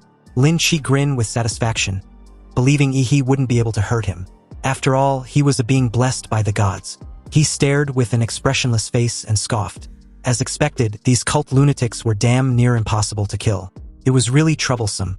Suddenly, the rest of the frenzied cultists started gathering around him and started chanting repeatedly in unison. He glanced at them and smirked, because for a moment there, he'd almost forgotten about them. Anyway, as their final test to prove their loyalty to the church, each freaking cultist drew a dagger, and in the next heartbeat, plunged them directly into their very own throats, then slit them without hesitation. He just sneered, wondering if this act of mass suicide was all these lunatics were capable of. Seriously, the twisted logic of cultists were truly beyond comprehension. Nonetheless, he waited patiently to see what kind of trick they're trying to pull this time. In an instant, an icy, slimy surge of spiritual energy descended, and the corpses of the self-slain cultists began convulsing violently, as though something alive was gestating inside them, ready to burst out. A blood-red hand suddenly tore its way free from one believer's chest. As the creature fully crawled out, he finally saw its true form. Its skin was the color of blood, horns jutting from its skull, and fangs jutting from its maw. So in the end, it was just some foreign-style demon trash. How typical. He couldn't help but smirk. These lunatics really went all in, using their bodies as conduits to summon trashy demons. 50 of them at that. So it seems they're trying to flood the battlefield with these mass spawn. But it's too bad because he also has a mass spawn of his own. The moment he threw his head back, a roar reverberated across the entire county. Bolts of lightning, identical to when he had transformed into a giant, exploded throughout the city. These countless giants, more than 20 meters tall, suddenly rose from the ground and rushed towards the battlefield, responding to their king's call. The demons shrieked in frenzy, their cries echoing across the ruins. The clash was immediate and violent, but the demons were no match for Ehi's giant avatars. They were crushed into dust within moments. The other archbishop stood dumbstruck, staring at the towering giant's birth from the bioreptilian warriors. His mind was reeling, wondering what was going on. An archbishop was killed in an instant, and now an army of giants had appeared out of nowhere. And what's more, he had also lost the sight of Ehi. The archbishop quickly used his spirit sight to find him. His expression twisted in utter shock as he spotted Ehi striding toward the divine coffin. Realizing Ehi's target was the god Fetus, he bolted in his direction, trying to stop him but was immediately intercepted by Chu Zhou and Lu Qingzhu. Scorching violet flames and a blast of freezing dragon breath flared up, boxing him in, each aura carrying terrifying weight. The archbishop brows furrowed, realizing that his foes were clearly prepared, from the sudden decapitation strike, to their giants crushing the demon horde, and now this pincer on himself. Are they Dragon Sparrow operatives? Did they know of the church's plan all along? If so, this mission might already be doomed. He reached the divine coffin. Even at arm's length, he felt a chill cold enough to freeze his very soul. And this presence radiated searing hostility toward him. But this was understandable. After all, he pretty much entered the presence of this so-called god. A system panel flickered before his eyes, announcing a special energy acquired. During the Heaven's Descent ritual, half of the faith energy the cult had hoarded for 4 years was corrupted by Ehi. That tainted faith was used by the god Fetus to build a body for the moon nightmare Boros in the mortal realm. Yet, in the process, part of its divine power had been stolen by Ehi himself. So that's how it is, but truth be told, Ehi never considered the heavenly kingdom was worth his attention. They were weaklings, cannon fodder at best. His true enemy had always been the deity tied to the moon and dreams. Yet, even stripped of divine power, even a malnourished premature wretch, this god should have awakened by now. So why was it still hiding in the coffin? He decided to pry the lid off himself if the bastard wasn't coming out. With a single flip, he blew the lid of the divine coffin open. But the next moment, his pupil shrank. Empty? The coffin was completely empty. What the hell? There was nothing inside. This bastard had declared himself a god, but he was still skulking in the shadows. He took out his starfall cleaver, and as he tightened his grip, his every muscle tense, and the suffocating stillness hung over the battlefield. The roars of giants and demons alike had vanished, and the clash between his teammates and the archbishop had also gone silent. It was as if the entire world had muted itself, leaving only Ehi. Then a voice echoed out of the void. He turned and stared at the bishop he'd beaten not long ago. He questioned him if he had forgotten his true master, the creepy fucker hanging behind him. Obviously, this was an illusion. He narrowed his eyes. That familiar sensation meant he'd been entranced. But when exactly had he been pushed into that dream? Lin Chi's voice slid into his ear, cold and amused, questioning him to guess when he'd fell asleep. In the real world, the archbishop had successfully summoned a hulking demon, using it to pin Chu Zhou and Lu Qingzhu in place, buying himself a precious moment of respite. He wondered anxiously just how the bishop was faring over at his end. Using his spirit sight, the archbishop turned his attention back to Ehi by the coffin. Almost immediately, he sensed something was seriously wrong. Ehi was clearly under the divine punishment for offending a god. And even worse, he could no longer detect the archbishop's spiritual presence. The thought chilled him. He dared not imagine the rest. Left with no choice, the archbishop decided to reach the Divine Fetus ASAP. He drew a short blade set with a green gem, a wooded tribute relic, the Xuanwu Divine Needle. Once it pierced into an enemy, blood thorns would sprout within them and grow outward until the enemy is shredded into a pulp. The archbishop dashed towards Ehi, his decision resolute. He judged Ehi as a sinful soul, deserving the punishment by the gods. The archbishop intended on executing Ehi's filthy flesh himself. However, nearby, Chu Zhou and Lu Qingzhu, pinned by the hulking demon, watched Ehi teetering on the brink, and their faces went white with rage. Chu Zhou's cursed through his gritted teeth, watching the Archbishop heading straight for Ehi. He instructed a hesitating Lu Qingzhu to go save Ehi, while he holds the hulky demon back. Chu Zhou unleashed the blood-burning forbidden technique, and in an instant, a surge of massive frost burst forth. The demon which had previously had them subdued suddenly lost its edge. But freezing such a behemoth took almost every ounce of Chu Zhou's martial energy. Yet he still instructed Lu Qingzhu to not hesitate. Their lives weren't worth as much as Ehi's.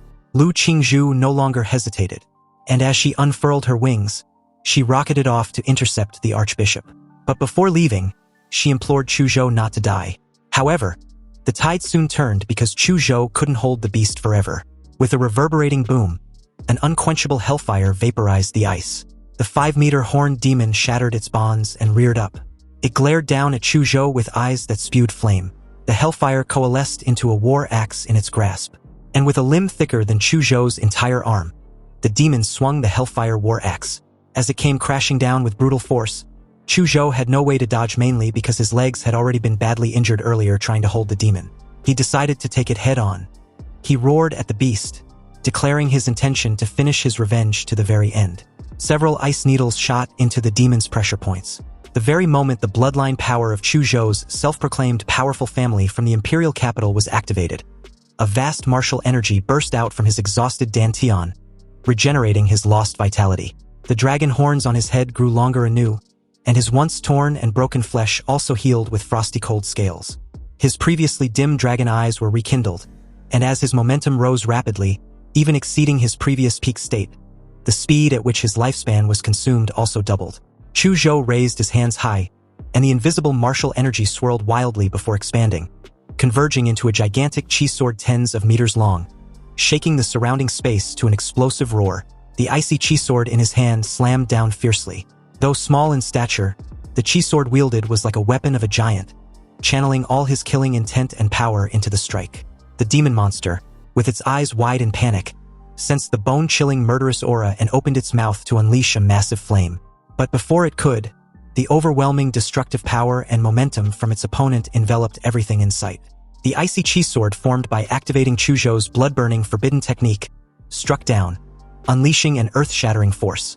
But unexpectedly, blazing flames roared fiercely and countered, clashing violently against this overwhelming icy earth-shattering force. The two opposing forces merged and spread throughout the battlefield. Chu Zhou's eyes widened in astonishment, his face slightly pale. He felt something was wrong. The beast roared defiantly as it crouched and braced against the earth-shattering slash. His whole body trembled but remained standing firm. As the scorching red flames and the icy earth-shattering force split the sky in half, Chu Zhou watched the beast gradually breaking through his icy chi sword, and eventually scorched it to pieces with its demonic flames. With his martial energy depleted, Chu Zhou was at loss when a bullet was fired straight from behind, piercing the demon's skull and exiting through its mouth. Blood erupted violently, but before the beast could recover, a series of heavy armor-piercing rounds was fired in succession, piercing the nape, waist, abdomen, back and other relatively vulnerable parts, creating bowl-sized blood holes one after another. The demon monster was mutilated on the spot. Chu Zhou, nearly drained of all energy, deactivated his blood-burning forbidden technique. He glanced around cautiously, wondering if the expert who helped him was the ally he mentioned. The muzzle of the recently fired gun still bore the scorching mark, and its owner was none other than the Mad Doctor. He kept his eye pressed to the tactical scope, still covertly observing the battlefield. Fortunately, Ehi left him armor-piercing bullets which were imbued with his martial energy in advance. Otherwise, it wouldn't have been possible to salvage the situation in time. Initially, the Mad Doctor thought Chu Zhou was the weakest in the team, and never expected him to have such a powerful trump card hidden. After all, with the hierarchy of a warrior being ranked from martial disciple to martial practitioner, then martial master, grand martial master, mystical martial master, sect master, grand sect master, and finally National Guard level, Chu Zhou should be close to breaking through to martial disciple.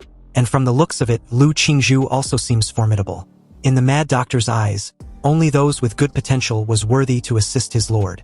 And since Chu Zhou made the cut, he decided to send a drone to help him recover his strength. After that, taking down that head demon will be a piece of cake.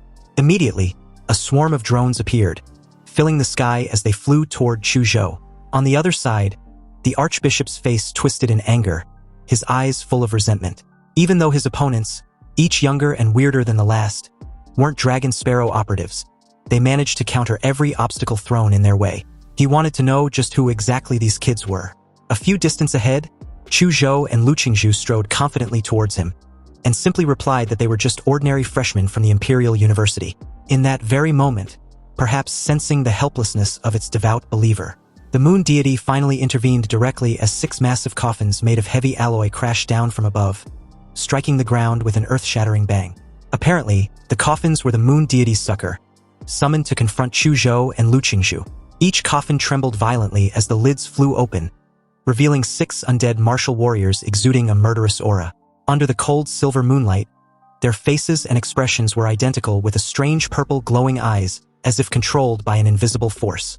Lu Qingzhu was a bit shaken. She recognized several familiar faces. 3 of them were the missing students from the Imperial University, and one of the remaining 3 was the woman they fought against earlier. Meanwhile, the Archbishop, initially stunned upon seeing the 6 martial corpse warriors, suddenly became ecstatic after sensing the familiar breath of God from them.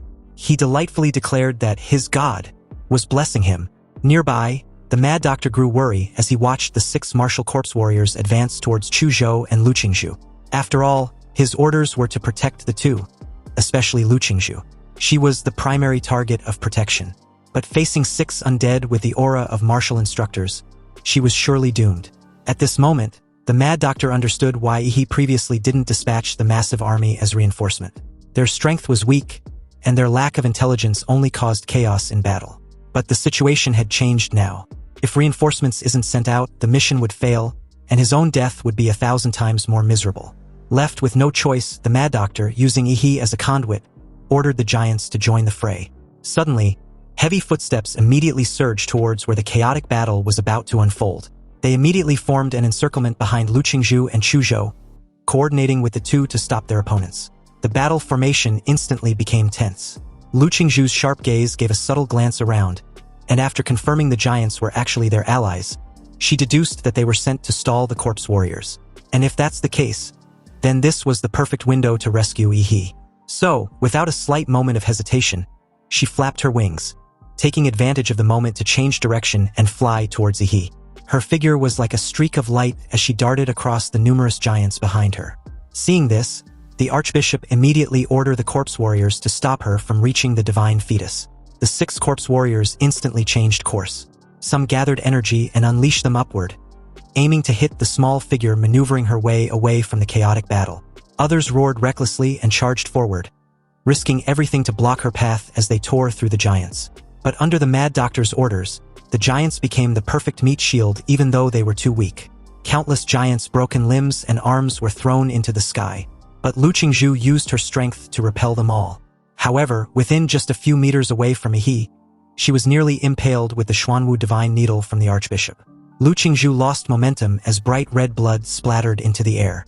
Then her strength gradually started to fade, which nearly plummeted her body to the ground. But just as her body was a few inches from impact, her wings sprang open once more as she soars into the air, pushing her delicate frame hard against the wind. The Archbishop froze in horror as all his efforts in stopping Lu Qingzhu was for naught. Lu Qingzhu eventually made her way to Ehi and hugged him, clinging tightly as she gently rested her head on his shoulder. Her breath weak yet mixed with heartwarming relief. She finally caught her man. With no time to waste, Lu Qingzhu flapped her wings and took off into the sky, holding Ehi with her intact arm. But her injured arm, wrapped in blood thorns, was throbbing painfully as her blood was being sucked away. Lu Qingzhu used her nether flames to burn away the blood thorns, but this could only suppress and prevent it from affecting her movements from being accidentally injured by her pursuers. At this time, she also noticed that the ground was covered with the corpses of the giants. They have all been killed, yet not a single scratch was left on any of the 6 martial corpse warriors. They watched her from below with open hostility, gearing up to officially hunt her down when a command was issued for them to halt. Lu Qingzhu made her decision not to stay any longer and was about to flee with her remaining strength when a voice suddenly resounded in her head, advising her to leave Ehi behind. She'd already done all she could, but it wasn't enough. He wouldn't blame her. She should just hand him over. For a moment there, Lu Qingzhu wondered who the mysterious voice belonged to, but upon realizing it was the creepy fucker behind her, a surge of anger flared up within her, and in a defiant tone, she replied that she would never hand her man over. She sucked in a lungful of air, and after telling the moon deity to fuck off, she let a nether cry with every ounce of strength left in her delicate body. she was suddenly hit with a psychic attack. Her head began to hurt so much with all the wails and agony of the souls the moon deity consumed. They were overwhelming and unbearable. But Lu Qingzhu still refused to let go of Ehi. Even when her consciousness was fading, all she cared about was preventing Ehi from getting hurt. It didn't take long for a completely exhausted Lu Qingzhu to plummet down with Ehi like an angel with broken wings. On the ground, the heads of the 6 martial corpse warriors with cold pale skin and glowing eyes as numb as puppets snapped up at the same time. Then, together with their necks, they began to elongate at an extremely creepy and fast rate, turning into moon spears and pressing towards Lu Qingzhu in midair. Lu Qingzhu kept her eyes slightly shut with Ehi firmly hugged in her arms. But the expected pain, along with the moon spears and her fall, halted. Everything seemed to have stopped in time. Lu Qingzhu groggily opened her eyes the moment she heard Ehi's voice. He apologized for waking up a little late than what she could take. However, staring at Ehi, Lu Qingzhu, who was already exhausted to her limit, finally closed her eyes with relief and a bright smile. She simply murmured that it wasn't too late. He encouraged her to rest well while he handled whatever comes next. Meanwhile, back on the ground, the archbishop cursed in disbelief when he saw that he had broken free from the god's illusion. But he immediately assured himself that it didn't matter, because Ehi wouldn't be able to deal with 6 moon god apostles at the same time.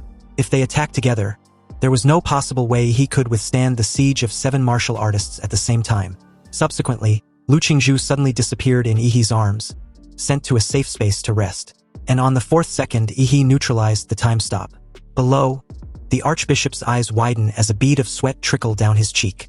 His next command was stuck in his throat when he saw a sudden gigantic feet appeared out of nowhere from above.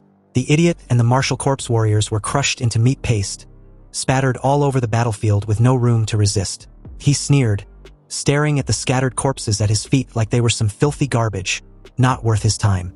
Meanwhile, somewhere on the battlefield, Lin Qi was in agony, trembling all over after experiencing so many deaths. He didn't know how many times he had been killed. Headshot, tearing, burning, slicing. Every time he was killed, he could feel the specific pain. And although his willpower was far superior to that of an ordinary person, he was on the verge of a mental collapse due to Ehi's endless slaughtering. In Lin Qi's eyes, he was practically a demon that even the gods couldn't punish. Anyway, after an endless torturing and slaughtering, Lin Qi couldn't hold on any longer and kicked Ehi out of the illusion space. With teary eyes, he apologized to the moon deity and explained that he didn't have a choice. The moon deity simply instructed him to go lie down in the coffin. Time was running out and he can only complete the vessel using Lin Qi's weak mortal body. In the distance, Ehi took less than no time slaughtering any remnants of the moon god's power on the battlefield, especially the 6 moon apostles. Sneering at what's left of their current pathetic state, the disgust in his tone was evident. After all, even with the moon god's power, they were ultimately nothing more than a pile of corpses. Now, all the cultists of this heretical sect had been eradicated, leaving only Lin Qi and the disabled moon god who had never appeared until now. Because in that very moment, he suddenly felt something and looked up at the moon. A figure in a silver-white robe stood in the void, with the eerie big moon behind him. The moonlight shone on him, covering him with a hazy silver light, like a royal robe. The figure had silver-white hair that reached to his shoulders. In terms of facial similarities, he was somewhat similar to Lin Qi, but more three-dimensional and thinner, and he looked very much like a well-polished character. His eyes were like 2 silver moons, revealing the moon's coldness and purity. This pair of cold eyes stared at Ehi with full appreciation and recognition. Even though Ehi couldn't sense this fucker in the sky, he could tell from his aura that he was incredibly strong. And he was undoubtedly the source of the anomalies in Linshui County, the evil god who plays with hundreds of thousands of lives, and the moon goddess's carrier on Earth, the moon nightmare Boros. Invisible steps appeared under Boros' feet as he stepped on the void and walked towards Ehi. The moon behind him even casted a dedicated lunar spotlight that followed his every step. Ehi was also covered by a layer of moonlight. When he reacted, the city background around him had disappeared, replaced by an endless void. And judging from the grayish-white soil under his feet and the large and small potholes around him, this was the moon. But this can't be the real moon. After all, he didn't feel the extreme cold of space or the lack of oxygen. He deduced the entire space to be similar to Gongku's killing intent domain. A domain was different from the illusion that touches the spirit and soul like a certain field covering reality, but the damage caused was real. Therefore, inside a domain, Ehi's invincible golden body without system panels was meaningless. When he analyzed his situation, Boros also came down from the void, hovered in front of Ehi's supergiant anthropoid body but kept a distance of about 20 meters. Of course, 20 meters was too close for both sides and was completely meaningless. Barros spoke fluently in Ehi's native tongue, admitting that he actually admired the little troublemaker very much. In a sense, he was the most outstanding human he had ever seen, especially since he not only dared, but actually succeeded in stealing a portion of his divinity. And what's more, his compatibility with him should be over 96%, making him the perfect other half for Barros to complete his human vessel. He, still in the giant's form, stared at Barros skeptically, thinking of ways to prolong their exchange. After all, his plan of stealing Barros' vessel was already completed. What's left now was just to buy some time. Facing Ehi's silence, Barros continued convincingly, stating that he was willing to grant Ehi the right to retain his consciousness after using his mortal body to complete himself. Ehi would be able to step from the mortal realm into the realm of the divine. He might not know how big and vast this world was. Whether it was planet Blue Star or what humans call the secret realm, the Sin domain, Ehi had only glimpsed the tip of the iceberg. His talent was his ticket to a higher level. Barros invited Ehi to join him. He would ascend to the moon and rise above the heavens. Perhaps there were not many humans in the entire Blue Star who can refuse an invitation and a promise from a god. But since he was part of the very few, he directly refused. His voice resonated from the giant's body as he gave the fucker the middle finger. Honestly, he initially thought these mysterious gods were so impressive. But in the end, they were just a group of higher-level intelligent beings. Anyway, since Barros' incomplete form can't threaten Ehi, he first pulled some piece of trash to help complete it, then tried his usual threats and bribes. These were the same old tricks, no different from humans. Seriously, I really overestimated you, he stated mockingly. However, in the face of Ehi's provocation and ridicule, Barros' cold and handsome face did not change at all, and he seemed not to take it to heart. After all, once his human vessel was completed, even with a body of only 20% compatibility, lowly and flawed, it wasn't something Ehi could fight against. He, at the end of the day, was also food ready to be enjoyed. Barros asked for his opinion simply out of admiration, but it wasn't actually important because the end result won't change anyway. Barros stretched out his cold white hand and made a grasping motion. The giant before him was seized by an invisible hand and crushed like a bug. Under this extremely terrifying squeeze, the flesh, blood and bones were all crushed into a single mangled mass. Ehi's expression shifted. His giant body was crushed on the spot like a balloon.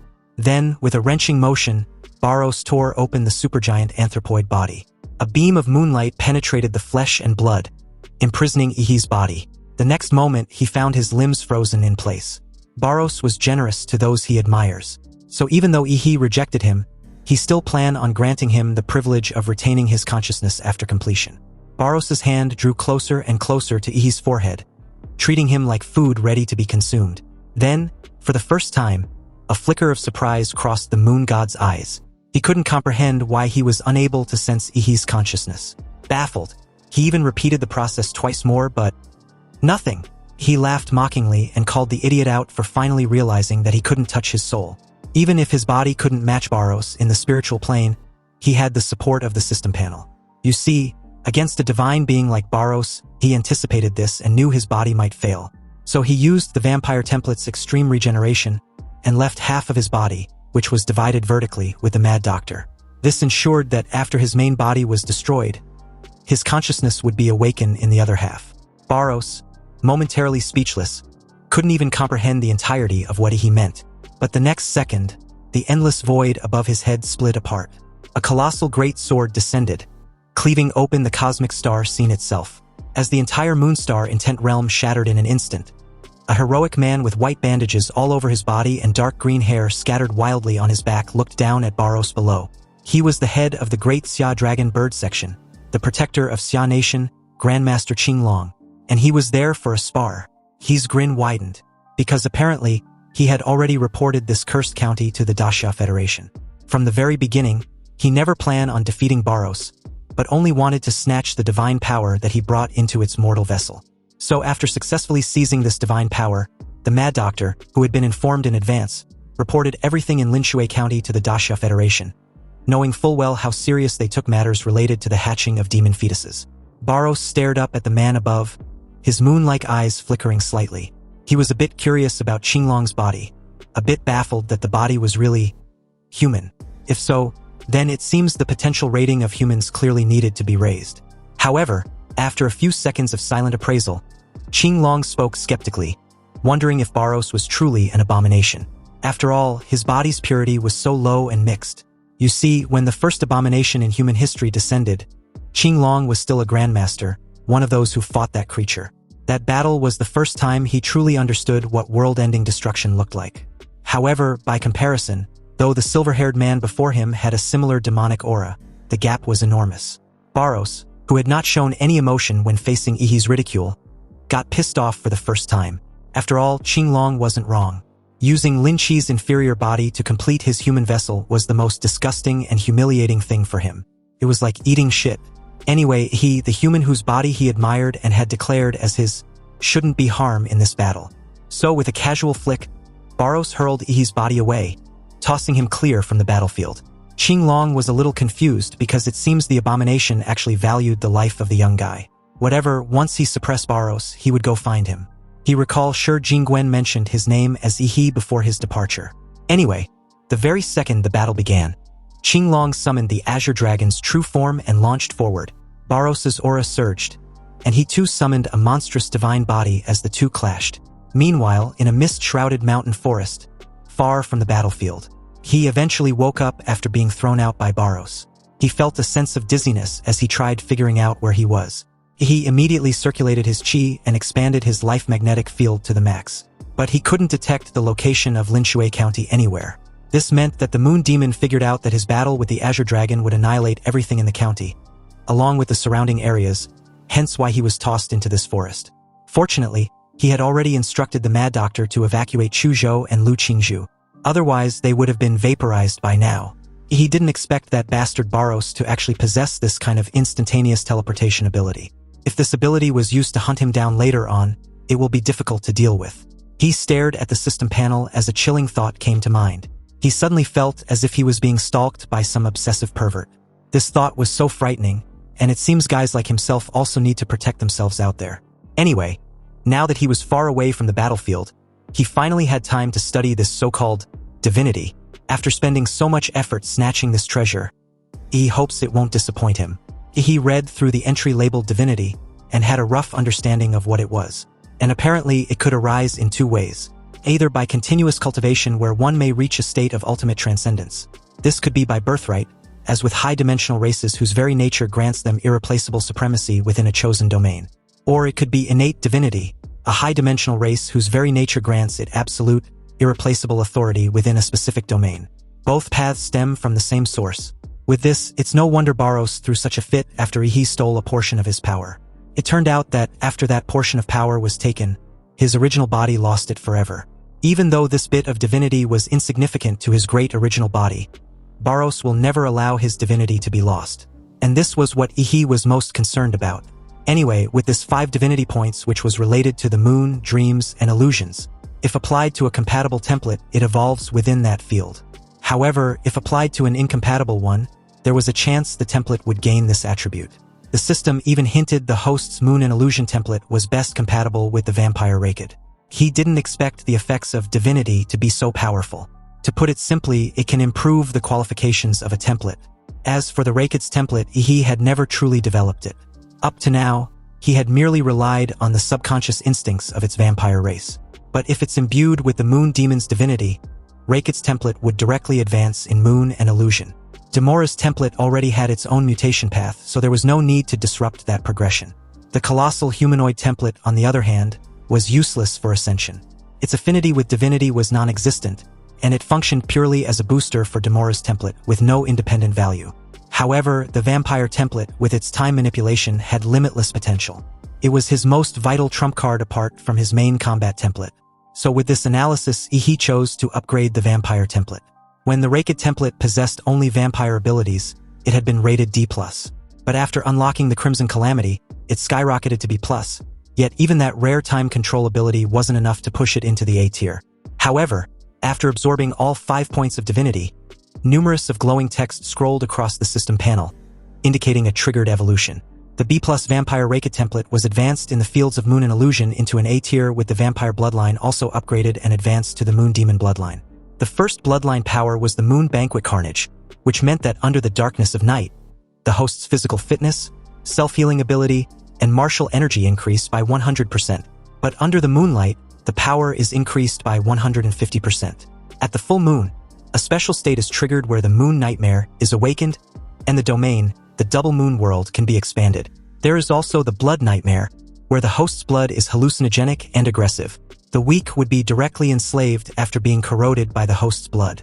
The strong would have their spirits eroded and fall into illusions. The higher the host blood content in their bodies, the deeper the illusion. Also, under the moonlight, the blood nightmare technique is blessed. Then there is the blood control, which accelerate the blood in the body and increase physical combat effectiveness in a short time, or turn into high-pressure blood arrows and shoot out.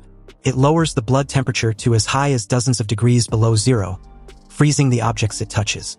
Lastly, there is the moon's darkness, which triples the strength and speed of the host under normal conditions. But under moonlight, it is 5 times faster, and under a full moon, it is 8 times faster. It also has the special ability, which was the time stop. Under moonlight, the cooldown time of the time stop is reduced. And under a full moon, the time-stopping limit can reach double the normal limit. He's breathing quicken as he stared at the advanced template ability. The upgraded version of the vampire Raked was strong, but he didn't expect it to be this insanely strong. Sure, most of its upgraded powers required moonlight or nighttime conditions, but once those triggers were met, the boost stacked into something monstrous. A literal exponential spike in combat capabilities. It's basically a top-tier support-type functional template. As expected, the rougher the storm, the bigger the prize. Seriously, coming to investigate Linshui County's anomaly was totally worth it. Of course, he hadn't forgotten his classmates who risked their lives for him. This mission's difficulty had definitely reached level 4 standards, and the danger could easily qualify for level 5. Under the Imperial University's assessment system, this means one thing: maximum tier rewards. He rose from the forest floor in one swift motion, leaping onto a treetop and easily balancing himself above the endless sea of leaves. As the cold silver moonlight poured over him, the night wind brushed past, and every cell in his body felt alive, exhilarated by the upgrade. Power welled up from deep within his bloodline. The moonlight enhancement of the vampire Raked template was taking effect. With a resounding whoosh, he threw several punches in succession, and relying solely on his normal physical strength and speed, he made the air crackle, and the ripples caused by the distortion of the air could be seen with the naked eye. After simply stretching his muscles and adapting to his physical fitness enhanced by the moonlight, he spread his arms like a giant bat and moved in the woods as fast as lightning.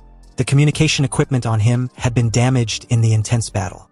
He had to find the nearest human town first to contact the Imperial University. As a key figure in the Moon Nightmare incident, Dacia Federation would definitely interrogate him, but he had too many secrets that he could not reveal. And under the interrogation of professionals, lies were easily exposed. Therefore, he must first re-establish contact with his old backer, the Imperial University. After all, these connections and patronage were used exactly at times like this. A supersonic fighter jet carrying 3 important personnel returned to the Imperial University. There were 4 other aircraft escorting the supersonic fighter jet. The people in the fighter plane were naturally Ehi and his 2 teammates. At this time, Ehi was the only one who was fully awake in the fighter cabin. Chu Zhou and Lu Qingzhu were still receiving emergency treatment in the life support cabin. As the aircraft hatch hissed open, the ramp extended to the ground as Ehi stepped out. Ehi was a little dazed for a moment, before noticing an elegant old man in a neat Zhongshan suit. He gave Ehi the feeling of a pocket watch made with precise and rigorous ancient craftsmanship.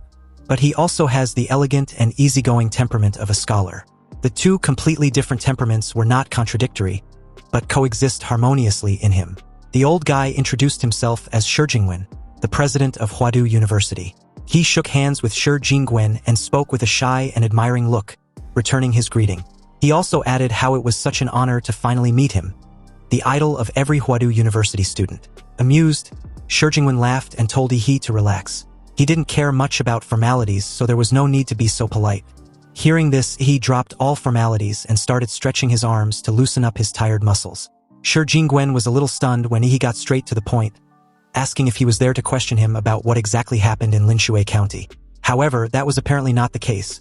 The old guy was simply there to inform him that his team had already successfully completed the Linshui County's anomaly mission, so he didn't need to worry about the aftermath. He found this odd since there would be no review or investigation. After all, with something as major as an evil cult sacrifice and a moon god's descent, how can it be brushed aside so easily? Shi Jingwen reassured Ehi not to worry. He just need to trust Huadu University. And besides, The aftershocks of Lin Shui County's anomaly would be handled by those above them, so he should rest assured. Also, this old fox was tolerant enough to respect Ehi's personal secrets. But in the upcoming university mission briefing, this anomaly will be reported anonymously. Ehi would only be credited with completing a level 4 mission.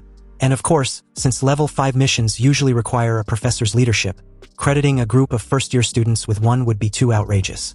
But in terms of rewards, the Imperial University would treat it as a level 5 mission. Obviously, this treatment felt so unreal, like a dream.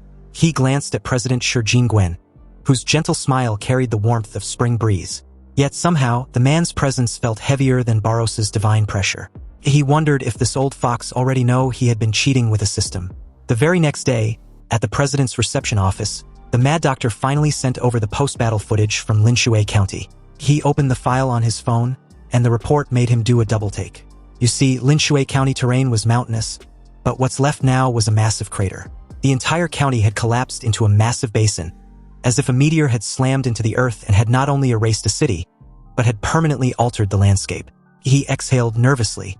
This world of martial transcendence was too damn dangerous. Even with his current power, he still didn't feel safe. Every time he thought about Barros, that godlike being, he feels a dull, aching throb behind his eyes. The problem was the lunar gaze, the mark of Barros, was still lingering on his soul. The day before, he informed President Shi Jingwen about it. The old fox simply reassured him not to worry, and promised him that Qinglong would take care of it. Apparently, the Azure Dragon had a way to seal the lunar gaze. Hence why Ehi was waiting quietly in the university's guest reception hall. In that moment, the door opened silently, and as Ehi looked up with a knowing gaze, he saw the man he had been waiting for, the second-ranked martial artist in the entire Daxia Federation, one of the few who stood at the very top of Blue Star's power hierarchy, Qinglong. But something about him seemed off. He was wearing a thick black fur cloak over multiple layers of clothing.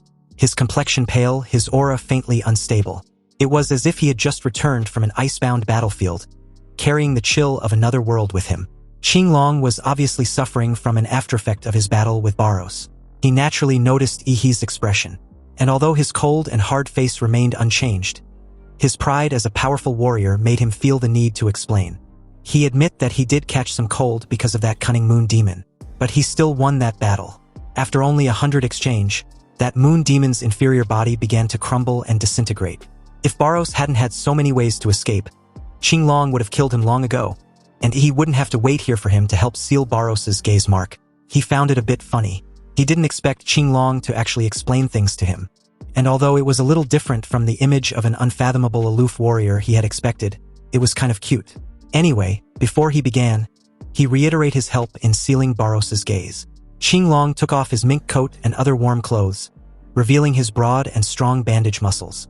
He revealed that President Shi Jingwen was great at fortune-telling and evaluating a warrior's fate.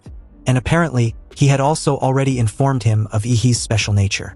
So in that case, he also has a few classified secrets he briefly want to share with Ehi. Qinglong questioned Ehi if he had ever thought the monsters they kill were once intelligent beings, similar to humans. Ehi's eyes widened with realization as Qinglong continued, recalling some past events. According to him, when he was still a Xuanwu martial artist, he followed his teacher and 5 fellow senior apprentices to explore a newly unearthed ruin located in an A-level secret realm. In the end, he was the only one to make it out alive. But he was infected with a horrible curse in the ruins. His body gradually began to transform into a beast. His sanity was also fading as the transformation progressed. Even the best doctors at home and abroad were helpless about this. Qinglong decided to exile himself. He didn't want to transform into an unconscious monster in his own country and eventually hurt his compatriots or be killed by them. So he went alone to an S-level secret realm in the Great Atlantic, ready to die there. But a massive sea storm swept him onto an island that no human had ever set foot on. Qinglong stopped abruptly and explained that the rest was top secret and concerns the future strategic destiny of the entire Xia nation. So he couldn't say more. He was genuinely disappointed with the letdown. Anyway, there were people on the island who helped and saved him from becoming a beast. As Qinglong spoke, he tore off the bandages on his body, revealing a body covered with black, mysterious runes.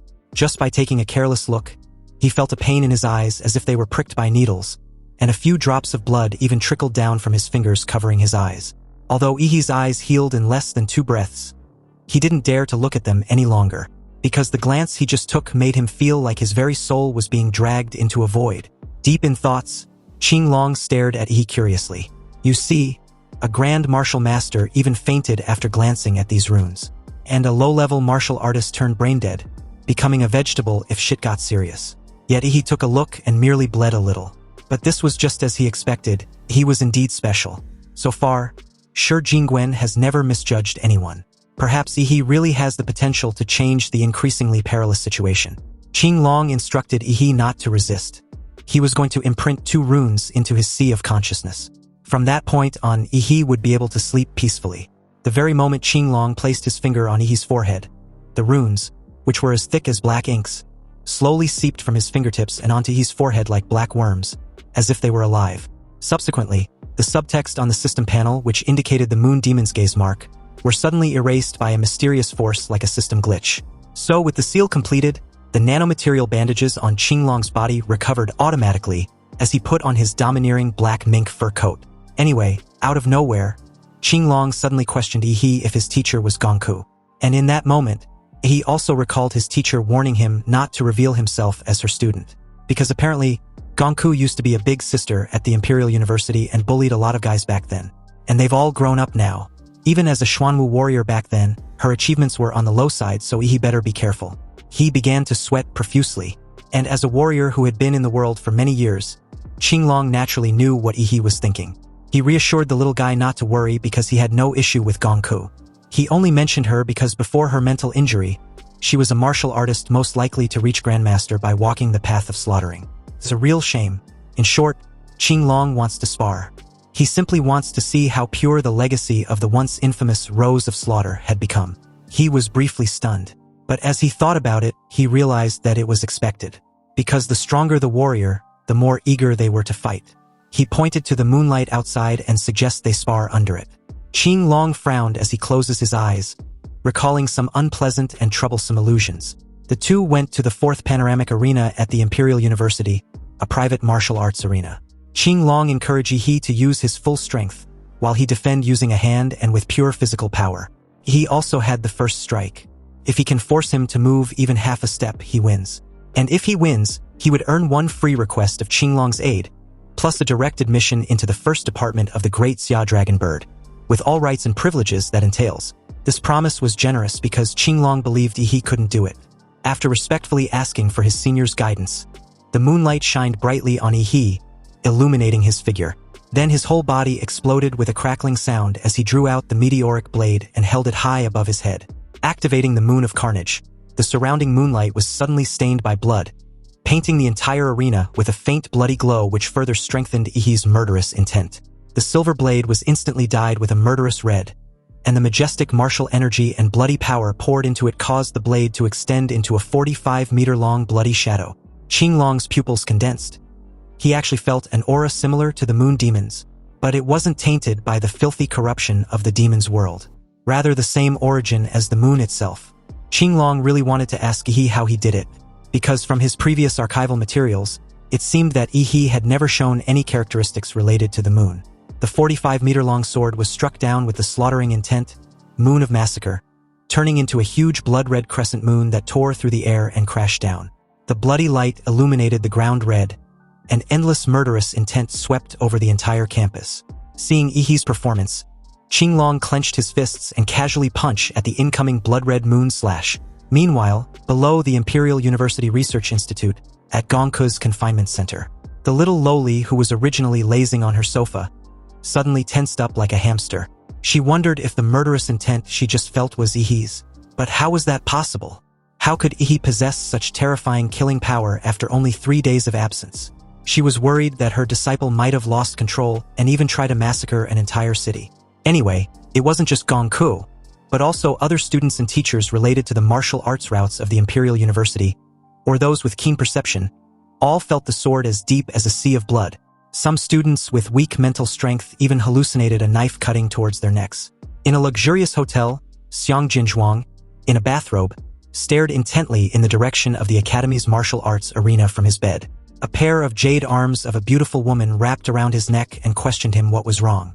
What could possibly be more important than the fun they were about to have? Xiang Jinzhuang brushed it off as nothing serious. He just sensed an insanely terrifying murderous intent, and didn't expect it to spread over such a long distance. He guessed most of the Imperial University campus can sense it too, so it must be just a show-off. Back to the panoramic duel arena in the Imperial University. As the huge blood-red crescent moon tore through the airwaves and crashed down, Qinglong, unlike Gong Ku, did not target the weak points of Ehi's attack, causing the offensive to collapse instantly. Instead, he faced it head-on, directly confronting it with the purest violence. The moment the blood-colored moon and the extremely fierce military fist collided with each other, the strong wind containing sword energy crisscrossed the entire duel arena. But Qinglong's tall and majestic body was as motionless as a mountain. No matter how fierce Ehi's attack was, he could not be shaken at all. But this was expected of one of the nation's top masters. His eyes widened as Qinglong clenched his fist and went on the offensive.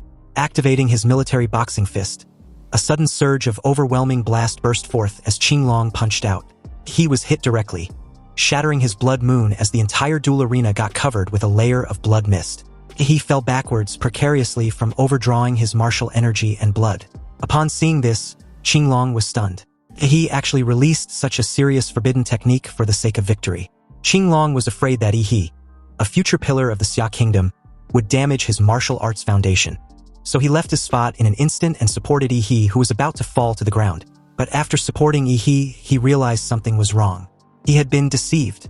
He had a creepy smile on his face, not looking at all exhausted as he points out that Qinglong had moved more than half a step just now. So that means he won. You see, under normal circumstances, Ehi's weak performance wouldn't have been able to fool the Azure Dragon. But the blood mist inhaled by him had triggered the blood magic's hallucination effect, briefly clouding his senses. And with the Nightmare Moon Curse also sapping his stamina, Ehi was able to pull it off. Qinglong sighed in resignation and commended Ehi for not only having outstanding martial arts skills, but being quite cunning as well. He asked for Ehi's request, as one of the strongest warriors on the entire Blue Star, to describe Qinglong's promise as nothing less than priceless was a direct insult and a way of belittling him. Therefore, Ehi plans to keep this promise for the time being. Qinglong nodded, expressing his appreciation for Ehi's foresight. But then comes the climax. Qinglong wants to accept Ehi as his disciple. Originally, he wanted to wait until the little troublemaker lost, but since that's no longer the case, he decided to relay his intentions by coaching. Gongku's teaching wasn't half bad, and although Ehi's killing intent and martial skill was quite impressive, it's still lacking. Killing intent alone was not enough, and without a stronger body to support him, the killing intent was only superficial. In short, Qinglong wants Ehi to exercise his body. He nodded with a smile, but he secretly found this suggestion a bit amusing since he hadn't shown his Demora's body. Qinglong continued, adding that the key was the person Ehi trains with, and since his physical foundation seems to be solid, he couldn't afford to take the wrong path. So in this time, it was very important to have a teacher who was very strong physically to serve as a guide. He totally agreed with this assessment, and informed Qinglong that he would seek out the dean of the Body Cultivation Academy the very next day to guide his physical training. This left the huge guy speechless. He thought he had been obvious enough in hinting to be Ehi's teacher. So why was the young brat being so stupid after being able to pull his earlier stunt on him? However, in Ehi's opinion, Qinglong was in a high position and must be very busy. Also, since he had never heard of him accepting any disciple, why would he think that he would hint at accepting him as his student? Although Ehi was indeed a good seedling, Qinglong still did not lower himself to take the initiative to accept a disciple, but he thought of a compromise. Before leaving, he left Ehi with a powerful but extremely difficult bodybuilding technique he found from a Western warrior after he killed him. It was said to be a national treasure-level martial art of a certain Western country. Qinglong hopes Ehi will study hard and practice diligently, and eventually master this skill in due time. Excited, Ehi thanked him, oblivious to Qinglong's hidden intentions. Apparently, since the technique was extremely difficult to cultivate, Ehi would definitely find it impossible to learn. And this would eventually let him seek him out to ask for guidance when the time comes. This way, Qinglong would be regarded as Ehi's master in disguise. Then later on, he would formally add the status and everything would be settled. After bidding farewell to Qinglong, Ehi returned to his dormitory after so long. And come to think of it, he had been at the Imperial University for over half a year now, but he had spent nearly all of it underground with his teacher and had barely even stayed in his own dorm. Staring at the martial art technique badge, he wondered if he still needed to use the sleep cultivation method to learn and train. But at this moment, the doorbell of his room rang. He placed the badge into his space ring and made his way to the door. But upon opening it, he was surprised to see Ouyang Zhe, who asked if he could come in for a chat. Wondering why Ouyangze came to see him, Ehi invited him inside. The only reason he could think of was him trying to get him to join the club. Anyway, the two didn't even make their way to the lounging room before Ouyangze dropped all pretenses and unexpectedly dropped to his knees, begging Ehi unceremoniously. He claimed there were a lot of people outside, hence why he showed a composed demeanor. But now that there were no prying eyes, he's begging Ehi to become the president of the Dragon Blood Society. He stared at Ouyangze, who was desperately begging and hugging his thigh like his life depended on it, and didn't know what to say for a moment. He wanted to know what happened to his high-spirited and ambitious plan to carve out half the realm from the local Imperial City students. Seriously, how the hell did he end up looking like a loser? And also, how did he know he had returned to his dorm? Ouyangze replied that the Dragon Blood Society happened to have a member who saw him return. He was quick to catch on that they secretly spied on him through a surveillance camera. Although Ouyangze explained that they only installed it in the corridor, he spared no time dragging the poor guy to the training room for some well-deserved scolding. 20 minutes later, Ouyangze laid on the training floor after experiencing what felt like climbing out of the 9 layers of hell. He asked him the reason for his request. Ouyangze, with his swollen face like a pig's head, replied with a muffled response which he couldn't hear. So he gave him some blood-replenishing pills to heal his wounds. Ouyangze absorbed the pills and recovered almost immediately. Since the club couldn't hold on much longer, he was the only student with enough strength to save it. You see, at Huadu University, students were free to form their own clubs and organizations, but unless they make exceptional contributions, the school won't provide any operational funding. When the Dragon Blood Society was first established, the summer special training of the first-year reserve forces in the imperial capital hadn't ended yet. So this emerging organization was very popular for a while and received sponsorship from a lot of martial arts groups on campus. And under Ouyangze's leadership, the Dragon Blood Society opened up discounted channels with many businesses as a benefit for its members, and also further attracted other students to join. The large influx of students would increase the commercial value of the club, thereby attracting more resources and sponsorship, and then attracting more students to join.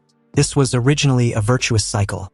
However, as the club grew stronger, it was suppressed by the student union composed of local Imperial City students. The result was that under Xiang Jinzhuang's leadership, the Dragon Blood Society suffered a series of setbacks. Its commercial value continued to decline, investors gradually left, and the company's welfare channels were closed. When the ordinary members saw that the club was failing, they all thought about jumping ship and leaving, and now outsiders would be even less likely to join a declining club. At present, the Dragon Blood Society had fallen into a difficult situation. With this intel, he understood Ouyangze's strength was not enough, meaning he got his ass handed to him by Xiang Jinzhuang. Ouyangze didn't deny this, but was quick to add that if the club wanted to suppress Xiang Jinzhuang, they could of course ask for help from the senior students. But there was an unspoken rule between grades. Thus, grudges within the same grade could only be settled within the same grade. However, at present, if this rule is ignored and a senior is recruited to suppress Xiang Jinzhuang, then he would have a plausible excuse to bring senior-level locals from the Imperial City to overthrow the Dragon Blood Society permanently.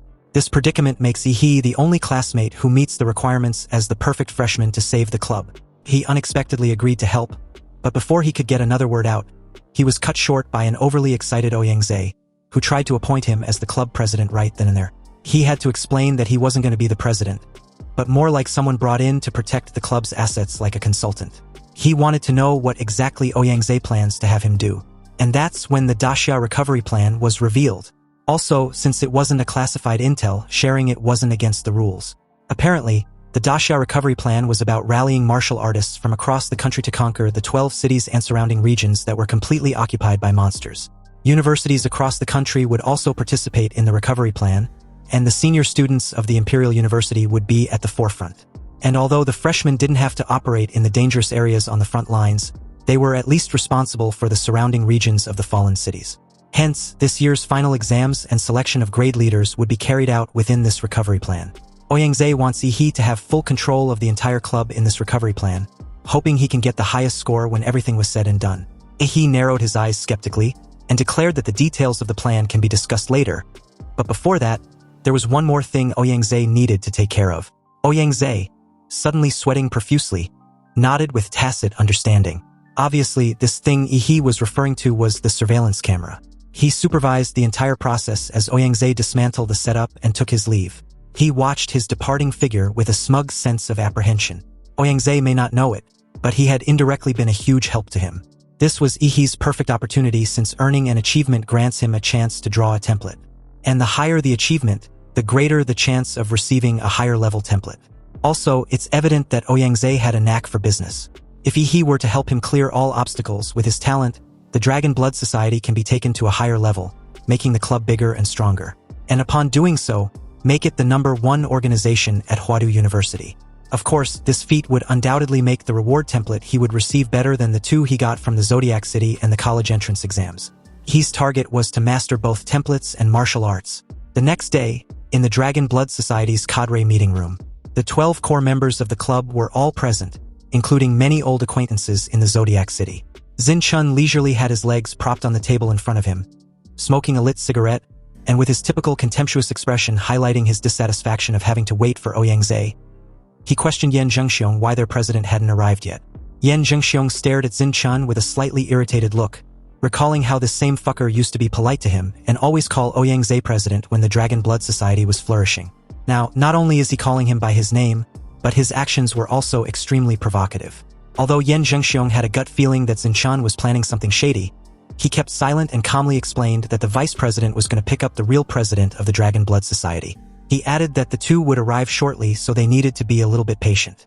Everyone understood what this meant and froze for a moment, especially Xin Chun and Lan Yusi. You see, Ouyangze had always regarded himself as the vice president. And in front of the public, he openly declared that the position of chairman of the Dragon Blood Society had always been reserved for Ehi. Xin Chun and Lan Yusi's expressions changed to that of pure terror as they recall their encounter with that terrifying monster of a freshman. They had always been regarded as geniuses since childhood, but in front of Ehi, they were nothing but pesky flies. Xin Chun strongly expressed his disapproval on pinning their hopes on Ehi. After all, among the first years, Xiang Jianzhuang's strength had no rival, so there was no chance of a possible comeback. The smartest move was to know when it was time to let go. And besides, Ouyangze had already gained enough from the Dragon Blood Society, so backing out at this point wasn't necessarily a loss. Lan Yusi agreed with this assessment, pointing out how meaningless it was to pin their hopes on an outsider. After all, a wise bird chooses its own tree to roost in, and since the Dragon Blood Society was destined to be short-lived, no matter how hard Ouyangze tries to stop it, he would only be crushed by an overwhelming power. Yan Zhengxiong's eyes narrowed as his face darkened. He knew the 2 were up to no good. Xin Chun, with an excited demeanor, declared that the eldest son of the Zhou family in the imperial capital, a true Daxia martial arts family, had promised to give them a great place under his banner. In Xin Chun's opinion, following Zhou Kai was way better than staying in a half-dead club, waiting to be liquidated by Xiang Jinzhuang.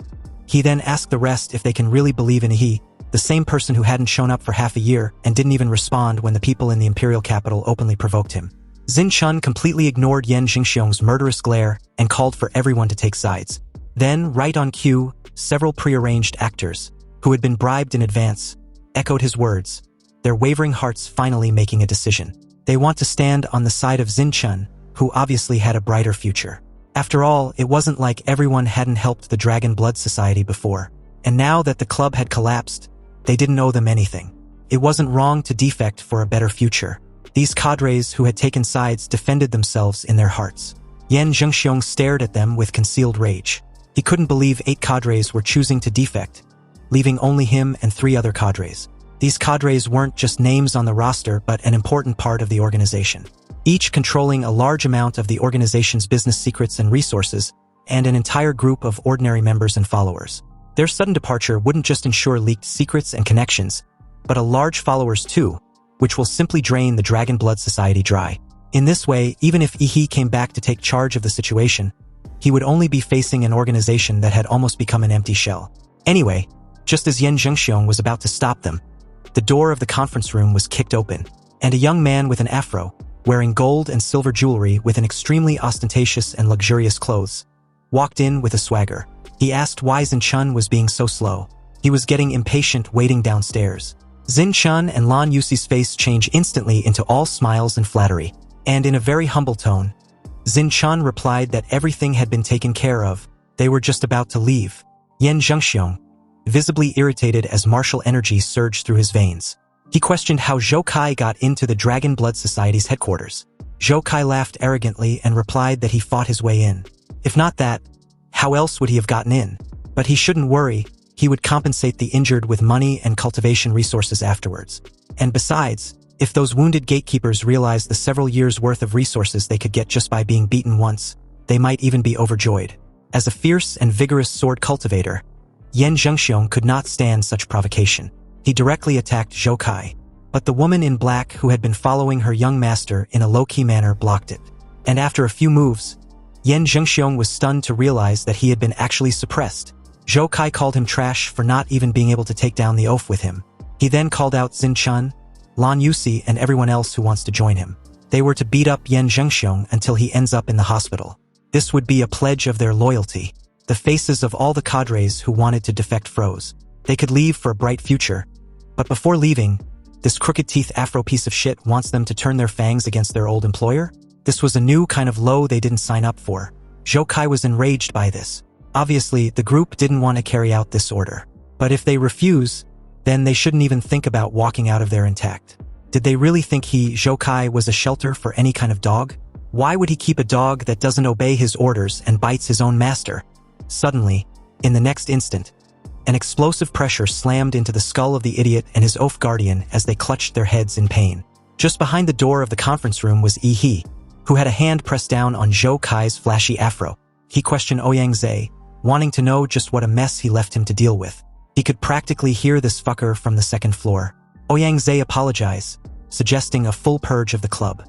Even under such unfavorable circumstance, this crooked teeth moron actually believed he still called the shots. And like a typical afro enthusiast, he was enraged that someone actually dared to grab his exaggerated afro. But before he could preach about who he was and all the typical mantra that goes with it, he was hurled straight out the window with his lackey. He, pleased with the sudden quiet, expressed his displeasure with all the commotion. And as for Xin Chan and Lan Yusi, those traitorous instigators, he didn't even bother sparing them a second and tossed them after Zhou Kai. After throwing out the 4 bags of garbage, he dusted off his palms, turned in the direction of the remaining cadres who tried to sneak away, and questioned if they had something to say. They froze, suddenly drenched in cold sweat. You see, when Ehi made his move just now, they couldn't track his movements even with their dynamic vision. So, in that very moment, they realized that the rumors about Ehi's amazing feat in the Zodiac City exams weren't just exaggerations by Ouyang after all. A cadre, Du Yiming, was the first to apologize and admit his mistake, explaining that he was blinded by greed and believed in Zinchen's horseshit just now. Du Yiming was very smart and quick to adapt, knowing full well he needed to ensure he wasn't abandoned by the Dragon Blood Society, especially after offending Zhou Kai, because it was now impossible for him to join the circle of people in the imperial capital. The other cadres also reacted quickly and apologized. He gave Ouyang a look, indicating he was to deal with them as he sees fit. Since the division of labor between Ehi and Ouyang was practically the same, Ehi didn't want to waste time dealing with the trivial matters of the Dragon Blood Society. And besides, it wasn't his area of expertise anyways. Ouyang informed them that they weren't going to be expelled from the club, but their cadre positions would be under review. If they failed to meet the requirements, then they would be removed. Furthermore, they would not be allowed to participate in any Dragon Blood Society activities for that week. Ouyang asked if they accept their punishment. The room fell silent as they tried to protest, but the sudden murderous aura they felt from their president made them shut the fuck up. He coldly reiterated Ouyang question, wanting to know if they accept their punishment. The cadres felt as if their hearts were being gripped by a huge hand, suppressing and suffocating them. Then, in unison, they replied that they accept. Ouyang narrowed his eyes as he stared at their dismissed figures, fully aware they might definitely be removed from their leadership positions in the end. But for the moment, they have to be kept in place because the club couldn't withstand too much turmoil. That was why he didn't expel them on the spot. At this time, the remaining people in the conference room were all members Ouyang deeply trusted. He wasn't polite at all and sat directly in the main seat as the others followed suit. He informed Ouyang that he already understand the current predicament of the Dragon Blood Society. Generally speaking, it was due to lack of money and investment. Hence why the Daxia recovery in a month was their best chance to step into the spotlight. However, he believed it was too slow and had a more direct solution. Ever since he returned to the Imperial University, he had been constantly hearing the name Xiang Zhenzhuang. He wants to just call out the source of the Dragon Blood Society's decline and give that pesky fucker a fight. If he wins, won't that be the end of this shit they were in? The group stared at him with an incredulous look. Sure, the idea sounds a bit stupid, but only a freshman like Ehi would dare to come up with this method because he had the strength to back it up. But unfortunately, Xiang Jinzhuang had announced that he was entering into seclusion to break through to the realm of Martial Master that very morning. And speaking of which, the reason why he had to go into seclusion for the final sprint was because of the murderous aura that Ehi displayed the night before. The extremely arrogant Xiang Jinzhuang was somewhat stimulated, and wants to strive for a higher level of martial arts as early as possible. He felt a little regretful realizing he couldn't make an appointment to beat the guy up. But then he thought of another way. If he wanted to attract investments by showing off his strength, he didn't have to limit his opponents to the freshman class. After all, attracting investments was in itself a gimmick to create momentum, so wouldn't it be even more impressive if he challenged all the masters in the school? Also, with Qinglong's promise to have him listed in the first division of the Dragon Bird of Daxia, this reputation was prestigious enough to be used as a perfect package deal for marketing. He suddenly asked the group how much they knew about the first division of Daxia Dragon Bird. Upon hearing these words, Yan Jingxiong's eyes lit up with a face full of longing. He explains that the Great Xia Dragon Bird was the most powerful warrior organization in Daxia, and the first division was the most powerful division of the Great Xia Dragon Bird. The members of the other divisions were all known Dragon Bird specialists, while the members of the first division were the aces. Seeing Yan Jingxiong's dreamy eyes, it's obvious he really wants to become an ace. Yan Jingxiong didn't deny this, but added that the first division was a club for the strong, and the section chief was Qinglong, the second strongest warrior in Daxia. Every year, there's probably less than 3 graduates from the Imperial University who gets the opportunity to be admitted into the first division. That's the place that all the warriors in the Imperial University yearn for. He nodded with an idea already taking shape in his mind. But first, they would need to get the club's media team up and running to spread the word. As of now, Ehi, the president of the Dragon Blood Society and a current ace specialist of the first division of the Great Xia Dragon Bird, was going to challenge all the warriors in the entire Imperial University whose cultivation level was below that of the Grand Martial Master. He then asked what the others think about his idea. They should just tell him if it's a big enough hype to attract the most investments or not. But the conference room fell into silence. There was so much information and complaints that everyone didn't know which one to focus on. But Yan Jingxiong was solely focused on the part that Ehi was an ace specialist of the first division of the Great Xia Dragon Bird. Because in his opinion, this was impossible. And the reason was simple. Putting aside the issue of strength, warriors can't even take part in the Great Xia Dragon Bird's entrance examination if they haven't graduated yet. However, he was totally oblivious to this and didn't even know such exams existed. After all, he didn't take any exams but was directly recruited even though he couldn't disclose the details. Ouyang questioned if Ehi was joking because this matter wasn't something that could be taken lightly. He, still oblivious to this unprecedented news he just shared, replied that he wasn't joking. He officially took the position just last night so the documents wouldn't be available for a couple of days. Also, speaking of the challenge, Yan Jingxiong couldn't believe Ehi aimed it at any Huadu student below the level of a Grand Martial Master. But in Ehi's assessment, ordinary martial artists can be crushed directly by him, but some talented warriors may take some time. Unfortunately, if he wants to fight against more powerful warriors, he would most likely have to use his trump card to freeze time. But that ability relies heavily on the element of surprise, and revealing it just to attract investments wasn't worth it. Otherwise, he would have directly challenged the entire Imperial University regardless of the level. Ouyang stared at Ehi's serious demeanor, and although it felt a little beyond common sense, since the other party was Ehi, he believed him. Ouyang directly called the media team and asked them to work overtime, while he prepares to contact investors and start soliciting sponsorship. As for Ehi, he just needs to do one thing: crush every challenger. Within hours, a headline detonated across the Imperial University campus wall, announcing that Ehi, the top student in his freshman year who disappeared for half a year, has become the ace of the first subject upon his return and was going to challenge the entire Imperial University. This attracted the attention of everyone on campus, who believed Ehi was so arrogant to challenge the entire school. There were also some who'd never heard of him, but heard that the year's top freshman was Xiang Jinzhuang of the Xiang family in the imperial capital. As Ehi's challenge became the talk of the school, students who heard of him came out and shared what they knew. It didn't take long for his achievement as the top scorer in the freshman entrance exam after the reform to be widely known. And the fact that he even alarmed the deans of several colleges at that time to show great interest in him. However, with Ehi's fame back then, some students wondered why there hadn't been any news about him in the past 6 months. Anyway, putting aside the question of whether or not Ehi was crazy about challenging the school, almost every student was curious as to how he got into the first division of the Great Xia Dragon Bird. After all, not long ago, this year's graduates who took the first division exam all said that the exam was extremely difficult, and 99% of the people who took it failed. It became clearly evident that Ehi didn't take any exams and was admitted directly with an exemption. Most students were incredulous with this feat, and even wondered if Ehi charmed the higher-ups with a smile or something. The buzz on Ehi didn't die down for a second and even became the most anticipated event of the semester. Meanwhile, at the Imperial University Hospital, Chu Zhou and Lu Qingzhu, who were recuperating in their hospital beds, both saw the news and their first opinion was why Ehi couldn't just sit still. Nevertheless, since this was such a big move from him, it meant someone was shit out of luck. On Ouyang's side, his efficiency was indeed high. He quickly helped Ehi build momentum, and the news even spread outside the school and even got posted online, quickly becoming a hit. But among them was the validity of Ehi's reveal as an ace of the first division of the Great Xia Dragon Bird. Countless netizens wanted to know whether the purpose was to attract traffic. But an official of Great Xia Dragon Bird directly confirmed that Ehi was a special talent, hired directly without taking an exam. Unexpectedly, this official statement didn't silence the media frenzy, who still questioned Ehi's strength and whether he deserves the title of an ace. There were even speculations about Ehi using backdoor deals hidden behind his entry into the first division. These critics wondered just how Ehi plans on keeping up the pretense since the competition would be broadcast live.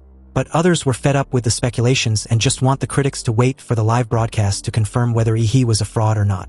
After all, he was daring enough to issue a public challenge and live stream the entire process. Meanwhile, Ouyangze seized this contradiction and led his journalism elites to set the pace. At this point, the accounts which led the trend were divided into different factions. There were those who believe in Ehi, those who scolded him and were ready to see him make a fool of himself, and the so-called neutral faction. But no matter which faction they were in, they all kept circling back to watching Ehi's live broadcast. With the help of some overt and covert promotions, the popularity of Ehi's livestream has been rising steadily. Even major live broadcast platforms have sent people to communicate with the club to apply for exclusive live broadcast rights. With such a surge in traffic, advertisers were also flocking in and rushing to throw money at the Dragon Blood Society. But this was expected of Ehi. In just a day, the Dragon Blood Society had gained a huge cash flow and had been miraculously revived. The scene then shifted back to the Imperial University Hospital. Inside a special ward, Zhou Kai on his hospital bed read the news about Ehi and laughed out of anger. When he was thrown out by that fucker, not only was his martial energy sealed, but he was also subjected to some sort of a hidden energy which left him seriously injured. Zhou Kai still remembers the humiliating scene, but he didn't expect that before he could find someone to teach Ehi a lesson, the brat himself held a competition to challenge the whole school. Wasn't this just courting death? Zhou Kai's expression was as ruthless as a poisonous snake. He was clearly aware that swords had no eyes in martial arts competitions. So even if Ehi was accidentally killed, it was normal, wasn't it? Anyway, as the popularity continued to rise, 2 days passed by quickly, and finally the day of Ehi's challenge arrived. However, what puzzled the audience was the timing. The event was scheduled at nighttime. The Dragon Blood Society applied for the largest duel arena in the entire territory, its shape strikingly similar to an alternate Earthsbird's Nest Stadium. With grand salutes exploding in the sky and passionate music accompanied by catchy drum beats, Ehi's school-wide competition officially began. And in the Imperial Arena, the stands were filled with countless students roaring and waving their glowing sticks. The number of audience in the live broadcast room also exceeded 30 million. Above the arena, a helicopter rented by the Dragon Blood Society to serve as a diving platform for Ehi hovered in the clouds like a hawk. When Ehi heard the host's order, he jumped out of the plane without any protective measures as the atomic energy in his body erupted, accelerating his speed twice in midair, turning into a blue meteor that broke through the clouds. Under the gaze of tens of millions of viewers, Ehi pierced through the clouds in an extremely ostentatious fashion, creating waves of sonic boom as he fell from the sky. Then, accompanied by a thunderous boom, Ehi landed smoothly with style, his handsome and masculine frame sticking out under the dazzling moonlight glow like a god descending from the heavens. The dense barrage of comments in the live broadcast room suddenly skyrocketed tenfold. Ehi's grand entrance was quickly labeled as the year's most badass entrance scene. In that moment, the audience, uncertain of Ehi's strength, were sure of one thing. Thus Ehi was definitely an expert in showing off. His swagger seems to be off the charts, and it's undoubtedly clear that anyone who fights him had already lost in entrance alone. At this point, it seems as if Ehi wasn't challenging the school, but rather the school challenging him. As the atmosphere of the entire duel arena got ignited by Ehi's explosive appearance, Long Tao, a sophomore, watched Ehi from afar, feeling a little unhappy. His friend noticed this and questioned if he plans on facing Ehi. Long Tao simply replied that he had to show his face mainly because of the extremely massive wave of traffic. Apparently, he was a small internet celebrity. so he plans on making an appearance in the competition to increase his fan base. And from his personal experience, the first challenger never loses regardless of the outcome. If he wins, he will use this traffic to become famous overnight. And if he loses, he will just have to wait until someone eventually wins. Then he can just step up and inform the public about his crucial involvement in the winner's victory simply because he exhausted most of Ehi's strength in his matchup. With this credit, he can get a piece of the clout in the end. So, with this in mind, Long Tao hurriedly got in the arena, introduced himself and his level as a second-level martial artist, and expressed his desire to challenge Ehi. Suddenly, a 5-meter-high smoke of blood and energy ignited behind him, making him look very imposing. Ehi responded in kind, introducing himself as an 8th-level Dragon Blood Society warrior. Tens of millions of viewers and live audience held their breath, wanting to see how Ehi would respond. And as for Long Tao, with his realm higher than Ehi's, he decided to suppress him with his strongest move right at the very beginning in order to save face if Ehi manages to win in the end. However, he never imagined that in a split second when the match officially started, he would be defeated before he even knew it. A simple kick brutally knocked him unconscious, and with that, the clout he was daydreaming of. He spared him not a second less and asked for the next challenger. His voice, empowered by his martial energy, spread throughout the entire arena and cemented his absolute dominance. Ehi's next opponent was a 5th-level female warrior with a long Guangong sword as her weapon of choice. Her name was Yao Ling, and she had a record of defeating 3 7th-level martial artists alone. The moment the match started, Yao Ling raised her iconic broadsword, leaped high in the air, and swung it down as she unleashed her aura to suppress her opponent. To counter, a terrifying blue energy gathered around Ehi's clenched fist as he declared the purity of Yao Ling's blade to be too low. Yao Ling was struck directly in the lower abdomen after her blade got shattered completely with a single overwhelming punch. Like a rag doll, she spurted out a mouthful of fresh blood as she was thrown out of the arena.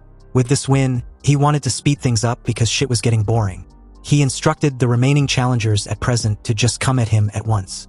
If all the senior students previously treated Ehi's challenge as a joke, they were now really losing face. The remaining 9 in-waiting warriors all charged at Ehi with a look of disdain. After all, his declaration was clearly evident that he was looking down on them.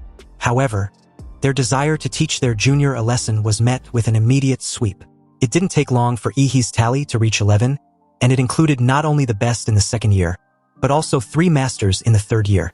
Furthermore, he fought continuously without any rest, the first 2 battles lasting less than a second at the fastest, and the 3rd no longer than a minute. The crowd went absolute bonkers seeing such a display of dominance. Meanwhile, as the scene cuts back to the Imperial University Hospital, Zhou Kai watched Ehi speedrun his opponents in the live broadcast, his eyes red like a crazy gambler. Cursing, he gritted his crooked teeth in frustration after realizing how strong Ehi was. At this rate, how was he supposed to find someone to avenge him? Zhou Kai was afraid anyone he finds will end up in the hospital the moment they step in the arena. In that moment, a name popped into his mind. Perhaps there was only one person he knew who was capable. His brother, the eldest son of this generation of the Zhou family, Zhou Yanting. However, Zhou Yanting was a stubborn blockhead who only recognizes reason, and would definitely not help him seek revenge. Unless... That's when an idea suddenly registered as the bastard gave off a sinister smile. Back to Ehi, he stood proudly in the center of the arena, gazing at all directions like a pillar supporting the sky, unshakable. Faced with his brutality, the 2nd and 3rd years gritted their teeth but could do nothing. The truly powerful talents of the class, as well as most of the reserve graduates of the senior class, had already broken through to the level of Grand Martial Master. The remaining martial artists were simply not capable of competing with Ehi. But the competition hadn't been unfair because all his opponents were of a higher level than him. He didn't leave any room for them to back down. At this point, the 2nd and 3rd years of the Imperial University had completely lost face. They would all be carved on the school's pillar of shame whenever he was mentioned, described as nothing more than his stepping stones. Anyway, with Ehi's dark shadow hanging over the hearts of the senior students, an unexpected challenger made a grand appearance. Zhou Yanting, having recultivated his realm to perfection, was no ordinary 9th-level martial master. He can even fight and defeat ordinary grand martial masters. Also, he had inherited the Zhou family's bloodline power, the Sun Blaze blood. The purity of it was considered to be the peak among all generations of the Zhou family, making it difficult in controlling the immense energy that comes with it. Then there's the Zhou family specialized and customized nano battlesuit that can regulate and suppress his body temperature. Also, coupled with the calming arts like calligraphy and painting he learned from young age, along with a heart sutra to calm his mind. Many viewers and live audience believed Ehi was finally about to pay the price for his arrogance. So, amid the anticipation of tens of millions of viewers, Zhou Yanting, dressed in his silver nanobattle suit, made an unexpected move. He clasped his hands together and apologized on behalf of his brother Zhou Kai. He even assured Ehi to double the compensation for any losses caused to the Dragon Blood Society. Confirming Zhou Kai was Zhou Yanting's brother, Ehi didn't buy this shitty act at all, and straight up tells him he doesn't look like a belligerent person. Anyway, since Zhou Yanting wasn't there to get revenge for his loser of a brother, Ehi wants to know the reason for challenging him. Zhou Yanting replied that he was there for the reputation of the Zhou family, and although his brother was at fault, Ehi shouldn't have insulted the Zhou family's reputation. It seems Zhou Kai had fed his brother with lies, but it didn't matter. He felt too lazy to explain. And with Qing Long, a peerless powerhouse, as his backer, he wasn't afraid of offending anyone. When Zhou Yanting suggested he kneel and apologize to the Zhou family in front of all the teachers and students of the school, he told him to stick it where the fucking sun don't shine. The two sized each other up as the match officially commenced. Then, with a tacit understanding, they slowly closed the distance in between, and like a gun duel, two pairs of lightning-fast fists swung out simultaneously. With a thunderous boom, they collided, creating a massive shockwave of martial energy. It seemed that the punches from both sides were equal in strength and speed, retracting their fists, and then moving from stillness to movement. Ehi and Zhou Yanting's fists swung out like a violent storm and collided with each other repeatedly into afterimages. The air between the two sides was like the surface of water swept by a rainstorm, producing dense ripples and sonic booms one after another. The aura of the two continued to rise during the continuous confrontation, and at the same time, a huge smoke of blood and energy emerged from behind both sides. The clash of their fists were like thunder, and it became louder with every second. The silver nanobattle suits on Zhou Yanting's arms gradually faded, and the moment his skin was exposed to the air, the temperature of his entire body rose by several degrees. The scorching air waves wrapped around his arms, and the meridians inside turned red like molten magma. This was Zhou Yanting's sun-blazed blood. The live audience were in awe and had only one thought in their minds. Thus, those two were monsters on a completely different level to fight with only their fists, yet their bodies remain as immovable as a mountain. In the arena, the audience could only vaguely see blue lightning and crimson flames flashing within a blood-red storm. Although Zhou Yanting's strength was vindicated in the online comments, his ability to even last a few rounds against Ehi, who was now vilified as a demon king, was hailed as commendable. Back to the duel. Zhou Yanting was momentarily distracted by Ehi's monster template transformation. He felt the energy it gave off was that of a demon beast. But his brief distraction was noticed by Ehi, who points this out and gave him a solid right hook that left him spurting out a mouthful of fresh blood. In the live audience, a little boy in the stance, holding an action figure tightly in his hand, loudly urged Zhou Yanting to go for it and take down the great demon king Ehi. Zhou Yanting, wiping the blood off his left cheek, was a bit appalled that the great Xia Dragon Bird recruited someone like Ehi. His fighting style was so barbaric. Anyway, Zhou Yanting didn't know if it was an illusion, but he felt that the opponent in front of him was getting bigger and bigger. Originally, he could look Ehi straight in the eye, but now he needed to look up to see his neck. However, this was really not an illusion because Ehi was indeed getting bigger. You see, instead of releasing the giant's power all at once to form a body outside, Ehi was using his vampire's superior control over its own flesh and blood to gradually release the giant's power inside his body. This way, he can gain agile speed and nerve reaction capabilities, while also increasing his physical quality by several times every second. At this point, Zhou Yanting could only reach Ehi's waist, and beating him now was as comparable and easy as an adult beating a child. Zhou Yanting stared at the monster in front of him, who was covered with black scales and had blue eyes. With just a single punch from Ehi, Zhou Yanting's knees gradually bent like a taut spring, and his feet were almost shaken into the ground. In that very moment, Zhou Yanting finally realized why Ehi dared to challenge the entire school. But how could such terrifying physical strength really be possessed by a human?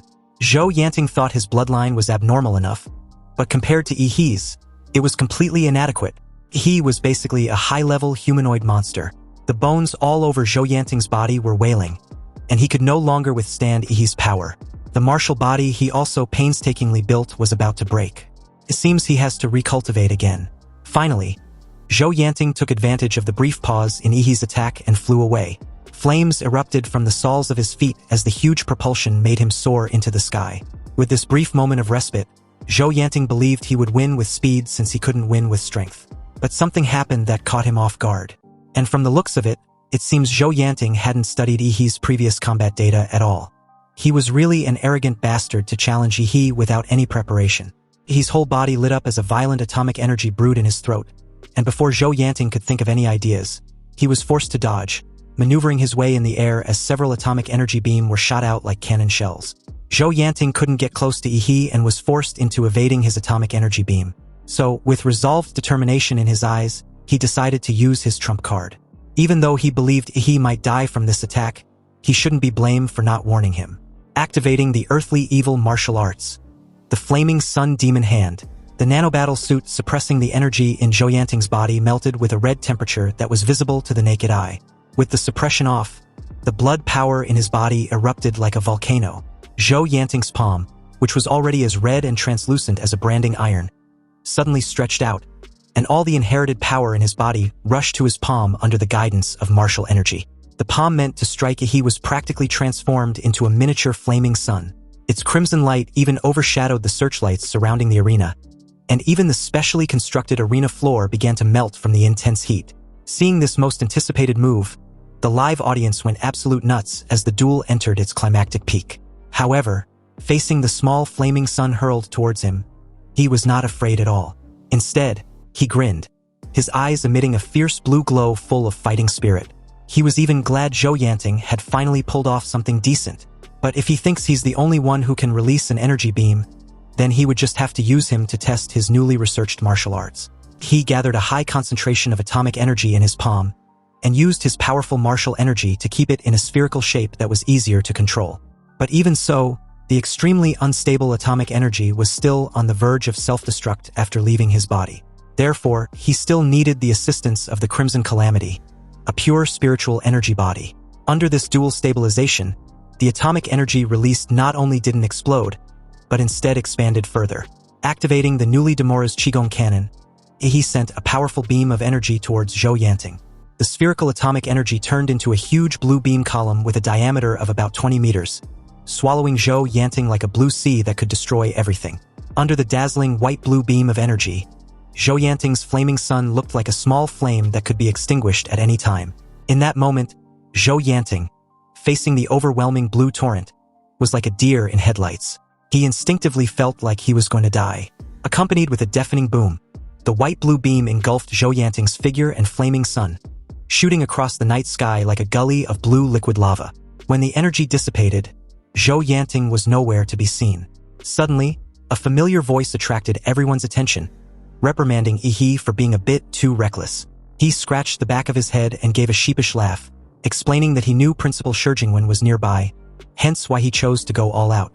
In the air, Shi Jingwen, wearing his usual Zhongshan suit, approached Ehi with a frightened Zhou Yanting in his hand. Shi Jingwen sighed helplessly. He just came over to see what this popular tournament Ehi had been running was all about. But he didn't expect the little brat to drag him out into the open. It seems luring him out was Ehi's intention all along. He apologized for the deception, explaining that it couldn't be helped. Without the principal on stage, his tournament would still lack the needed prestige. A bit embarrassed, he hopes Shi Jingwen would help him out just this once. Shi Jingwen gracefully dropped an unconscious Zhou Yanting on the stage, and in that moment he informed the brat that his teacher, Gong Ku, always tells him her student was dull and stupid. But it seems Ehi was just messing with her. Anyway, since he was already there, he would personally support the tournament just this once. Shi Jingwen's voice spread throughout the entire Imperial University campus, so that everyone could hear it clearly. He asked for the next challenger who still wanted duel Ehi. If no one dares to step up, then he would have to announce Ehi's victory in successfully defending his title against the entire school's challenge. In the shadows, the senior students looked at each other in bewilderment, knowing full well Ehi's grand victory would undoubtedly nail them all to the pillar of shame in the school's history. Future students would probably call them the worst class.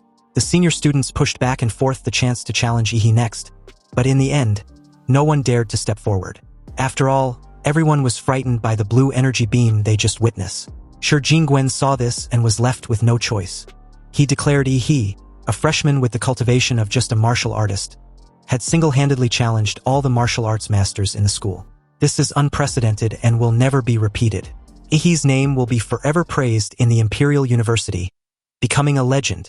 After Shi Jingwen announced Ehi's victory, the entire live stream chat was filled with numerous variations of the same comment after witnessing the rising star of the Imperial University, the Great Xia Nation, and even all of humanity. With the Guardian Grandmaster Du Jingming's life uncertain, the nation's martial saint injured and in seclusion, and 12 cities of the Xia Kingdom already fallen, the appearance of Ehi at this time was simply a blessing from the heavens. Anyway, back to the live stream comments. Many of them were from Anqing, and after their top scorer's victory, they excitedly shared it on their WeChat moments, proud to be from the city of Anqing and associated with Ehi by extension. Someone even claimed to know Ehi since he was a child, and always knew he was exceptionally talented, destined for greatness. This person also added that he was Ehi's uncle, and anyone can follow him if they wish to know more about his nephew. Unsurprisingly, he was quickly branded as a scammer and even banned. Meanwhile, as the scene shifts to Anqing No. 1 High School, the entire campus was abuzz with praise and excitement, determined to work hard and strive to become the next Ehi. Also, as most of the live stream comments fell into the frenzy of collective worship, a few level-headed individuals turned their attention to the glaring question as to why the Imperial University president stepped in to help Ehi declare victory. After all, the entire event was organized by Ehi in his private capacity, with the aim of making his Dragon Blood Society stand out. Nonetheless, Shi Jingwen stood up for him. This move undoubtedly sent a signal that his relationship with the freshman was extraordinary. In other words, Ehi was backed by a national grandmaster, one of the strongest people in the entire Great Xia dynasty. And because of this move, the name Ehi had registered into the sight of countless organizations and forces. In the eyes of these important figures, Shi Jingwen's closeness to Ehi was more noteworthy than his impressive victory against the school. He may not be as simple as his file suggests, an orphan whose parents are both deceased. Then, an inevitable warning from the Great Xia Dragon Bird completely confirmed this point. Ehi's identity was associated with a top-level secret of the First Division of the Great Xia Dragon Bird. All parties were requested to immediately cease the public opinion targeting their ace and back the fuck off. Otherwise, they would take coercive measures. Meanwhile, with the Dragon Blood Society's celebration banquet in full swing, the main star of the event, Ehi, was too busy to attend. And although as the president and a prominent person of the celebration banquet, it was indeed too aloof of him not to attend the gathering. Still, he didn't give a shit, and no one could object to this simply because his status and dignity came from his own strength. Of course, the main reason why he was in such a hurry was a status report he received from the Mad Doctor. So as the scene shifts to his dormitory, which was comparable to a 5-star hotel, he had all the electronically controlled windows and curtains closed. With the room plunged into darkness, he turned on the communication, and a virtual holographic light popped up in front of him. The Mad Doctor, eyes filled with awe, bowed and informed Yi that he had obtained the golden gene he hid in Anqing. He asked if he had managed to open it, and the guy replied that he had a method of doing so. After all, he was one of the main engineering researchers of the Golden Gene Project during his lifetime. However, the canister contains a built-in electronic transmitter. Once opened, the user will be covered in a tracking electronic signal, which Laserbird headquarters will use to track them down. He then asked if he knew of a way to block the signal, and the guy replied that he did. Also, he had already started acquiring materials to build the shielded room which would be used to block the signal. He wanted to know how long it would take to complete the task, and the estimate was half a month. However, cracking the complex mathematical passcode built inside the container would also take at least another half a month. He gave a slight nod and ended the communication, not forgetting to remind this valued top-tier SSR-level research talent under his command to ensure his own safety as his top priority. In his view, the trip to Linshui County, where he snagged the Mad Doctor, was in some ways no less rewarding than gaining a piece of Baros divinity. Also, reviewing the Mad Doctor's memories, he didn't expect that Prometheus had such a close cooperative relationship with the heavenly kingdom of God's descent back then. At that time, Prometheus used its vast resources to secretly cultivate a demon fetus for the heavenly kingdom of God's descent. But when the demon fetus was almost fully cultivated, Prometheus backstabbed them. Those crazy scientists secretly added a lot of ingredients during the long incubation period of the demon fetus, which caused that otherworldly demon to be particularly weak when it descended. In the end, Prometheus successfully captured the first living otherworldly demon in human history. Then, they dismembered that otherworldly demon by organ for experimentation. With a living otherworldly demon as a material whose life level was far beyond all life forms on planet Blue Star, Prometheus advanced in the field of biological science like a Formula 1 race car, stepping on the gas and speeding all the way. This eventually led to several research results based on the otherworldly demon's body, such as the sensational, Eden Project. In this project, those madmen of Prometheus planned to create a god on Earth by themselves. This man-made god was not only to protect planet Bluestar from the invasion of the secret realm and the descent of otherworldly demon gods, but was also meant to abolish the existing national and ethnic systems on planet Bluestar, integrate all human beings, and have this god's brain, which was above any organization and collective, to allocate all the resources on planet Bluestar. This was to achieve some kind of absolute fairness and turn planet Bluestar into the Garden of Eden in mythology. There was also the Fireseed Project, which aimed to change the genes of all human beings and achieve a leap in the life of the race. And this was the predecessor of the Laserbird Golden Gene Project. It seems the waters of Prometheus run too deep. Because he accidentally mentioned the term gene lock back then, he believed he was even mistaken to have a relationship with Prometheus. He had a gut feeling that sooner or later, he would be drawn into the vortex of Prometheus. But speaking of which, he had been so busy helping Ouyangze that he hadn't had time to study the badge Qinglong gave him. Ehi placed the family crest under his pillow, preparing to begin his sleeping cultivation technique. Suddenly, a cold rain hit his face, breaking into tiny splashes. He opened his eyes and found himself wearing a battle-damaged knight's armor, lying among a pile of dead bodies. Kicking the corpse off, he got up and looked around. There was no doubt that a brutal battle had just taken place there, but judging from the traces of the battle, it did not seem to be a fight between people. The ground was covered with huge mud puddles, but from a high vantage point, they were clearly the footprints of some enormous creature. There were still countless scorched marks on the ground, which even the cold drizzle could not extinguish. He took off his tattered armor and threw it away. While he was at it, he found the best-preserved knight's greatsword among the pile of corpses. And judging by the timing, the martial arts master, who was similar to a quest NPC, should be arriving soon. Sure enough, a loud neighing of a horse rang out in the distance, and soon two tall horses pulled a well-made carriage to Ehi's side. The curtain on the carriage door was pulled open, revealing a resolute old man with a buzz cut and an eye patch over his left eye. Upon seeing Ehi's appearance, the old man grunted and pulled the curtain shut. Seeing that the carriage was trying to run away, he quickly grabbed it, and no matter how hard the two strong horses tried, they couldn't run away.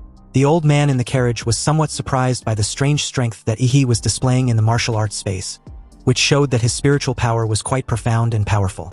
He realized that Ehi was only 20 years old. However, to possess such terrifying mental power at such a young age was something even the most talented wizards of their time couldn't achieve. He grinned mischievously and questioned the old guy why he was running away when he'd seen him. Shouldn't he be giving him a trial mission or something? Since both of them were spiritual beings, there was no barrier of communication. And although Ehi speaks modern Xia language, the old man still understood him. The old guy scoffed dismissively and replied that there was nothing to say to a bandit like Ehi. Upon being called a bandit, Ehi, who had no idea that this was the inheritance that Qinglong had found after searching the corpses of the Western experts, gave an innocent look. Seething with resentment, the old guy explained that when the Azure Dragon, Qinglong, barged in back then, he also came for his family's inheritance. His unfilial sons and grandsons were useless, so the guy could only ignore Qinglong every time he entered the martial arts space, and never told Qinglong the contents of the trial. He originally thought that this would preserve the family tradition from outsiders. Unexpectedly, Qinglong had a breakthrough in his cultivation level and forced his way into the martial arts space, ultimately learning the inheritance through sheer force. A bit speechless, he, with an annoyed expression, informed the old guy that he wasn't interested in his shitty grievances. However, as a quest-giving NPC, he can't just not do his freaking job. So he eventually came up with a compromise. Before the old guy could question what the hell he was doing, he, wielding a heavy sword, cleaved the carriage wheels in 2 quick strikes to force the old man out. Grinning, he apologized and informed the old geezer that in order to prevent him, an incompetent guide NPC, from running away, he can only trouble him to follow him while he explores the map. Ignoring the old guy's complaints about wrecking his carriage, he let him lead the way in search of the target. And since the old geezer was the owner of the martial arts space, he again apologized for the trouble before he reluctantly agreed. In the old guy's eyes, he seems to know a bit of manners than Qinglong when he first came. So for that, he gave Ehi a hint to follow the obvious spray marks, which seemed to be huge footprints left by some kind of a giant beast. The two followed the footprints all the way and then... nothing. They ended very abruptly, surprising Ehi as he pondered. The old guy, already aware of this, was secretly delighted. He believed Ehi, the little brat as he calls him, was too naive. Did he seriously think he would take him to the trial site? Anyway, as for now, Ehi would never be able to find the trial and would forever be lost in this martial arts world. However, It took less than no time for Ehi to figure it out as he stares up at the gloomy sky. If there were no footprints on the ground, then it was possible the target flew away. The old guy, a bit surprised, never expected Ehi to find the key clue so quickly. This keen perception, coupled with the talent Ehi just displayed, also made him visibly anxious. Anyway, without exception, flying creatures never build their nests in low-lying areas. At this moment, they were in a vast plain, and Ehi just needed to keep looking in this direction until he reached the highest point. That would definitely be his target. Ehi's eyes gleamed as he turned in the old guy's direction, then questioned if he could borrow a horse. He pulled the reluctant old man onto the horse, then immediately set off. After riding for an unknown amount of time, they crossed the vast plains and arrived at a high snow-capped mountain.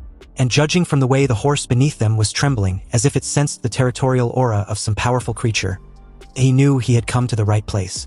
Sure enough, a high-pitched dragon roar came from the snow-capped mountains shortly afterward. The horse made an ear-piercing neigh and desperately shook the two off its back, then bolted away like there was no tomorrow. As the target descended from the sky, Ehi's eyes widened, staring in surprise.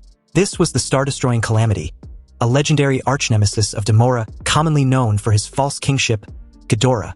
When spread out, its two enormous wings, which could reach tens of meters in length, folded back, and on its numerous long, winding serpentine necks stood majestic white dragon heads. The dragon's heads brought its head close to Ehi as scorching air blew out of its nostrils. However, facing those golden, gleaming dragon eyes, Ehi grinned, his eyes flashing with blue atomic light. The multi-headed white dragon, enraged by Ehi, raised its heads and spurted out a torrent of scorching dragon breath meant to incinerate everything in its path. He and the old guy were instantly engulfed by the terrifying burst of yellow lightning of Ghidorah's breath. However, as the inheritor of the martial arts space, the old geezer naturally wouldn't die, but presumed Ehi was dead. He watched the devastating aftermath and smiled. Recalling how young Ehi was, he sighed slightly. Even though Ehi found the right spot, he was nothing more than another speck of dust to be devoured by Ghidorah's wrath. Apparently, the trial was not about killing the multi-headed white dragon at all, but about finding a spiritual object guarded by various strange beasts in the snowy mountains, and then gaining the multi-headed white dragon's approval through offerings in order to obtain the inheritance. Of course, Qinglong was an exception. After breaking through to the next realm, he directly used his powerful strength to violently kill the multi-headed white dragon and seize the inheritance. But he could never do that. With his cultivation level, he was already incinerated into ash. Or so the old geezer thought, because his eyes widened in disbelief the very next moment seeing Ehi's proud figure amidst the smoke, completely unharmed. He could also sense something odd emanating from him. You see, when Ehi first entered the martial arts space, he did not gain any physical power from the template because the compatibility was too low. But as the template's compatibility gradually increased, its power gradually merged into his soul, finally enabling him to demonstrate the template's power in the martial arts space. Now, the broken sword he planned on using was useless. He grinned maliciously and walked towards the multi-headed white dragon, his body suddenly shimmering with blue patterns along the dark blue scales covering every inch of him. With each step, his body rapidly grew several times taller, and under the old man's incomprehensible gaze, he transformed into a dark behemoth, as large as the multi-headed white dragon, resembling a Tyrannosaurus Rex. Then, with a thunderous roar, visible blue pulses erupted from the mouth of the jet-black behemoth, carrying unparalleled domineering power, proclaiming its grand arrival to the martial arts world. This was 71% compatibility of Demora's cellular power completely absorbed from the Colossus humanoid, achieving Godzilla's complete transformation. Since this form was so destructive, it was practically a mobile natural disaster. If Ehi were to go all out in the real world, an entire city would easily be reduced to ruins. Therefore, he never revealed this trump card. Only in this vast space could he unleash his martial arts power without restraint. Of course, this terrifying god-level power was not unlimited. When his anthropomorphic power and atomic energy are exhausted, he would exit this godlike form. Optimistically speaking, Ehi can only last 2.5 minutes at the moment. But that was more than enough to establish his dominance. The multi-headed white dragon, upon seeing the colossal black beast before them, instinctively shrank back and let out a low, wary growl. Ehi's deep blue eyes, like the headlights of a train, stared straight at the multi-headed white dragon before him, his eyes flashing with fierce fighting spirit. He took the lead, his legs like towering pillars, and with just 2 sprints forward, the entire snow mountain shook as if an earthquake had struck, and an avalanche like a tsunami poured down. But none of this affected the battle between the two colossal beasts. Mountains shattered as they clashed, creating an exaggerated and epic scene reminiscent of the Titans' battle in mythology. After Ehi performed a back throw, smashing the multi-headed white dragon into a mountain peak. The several heads, still dazed from the fall, shook themselves.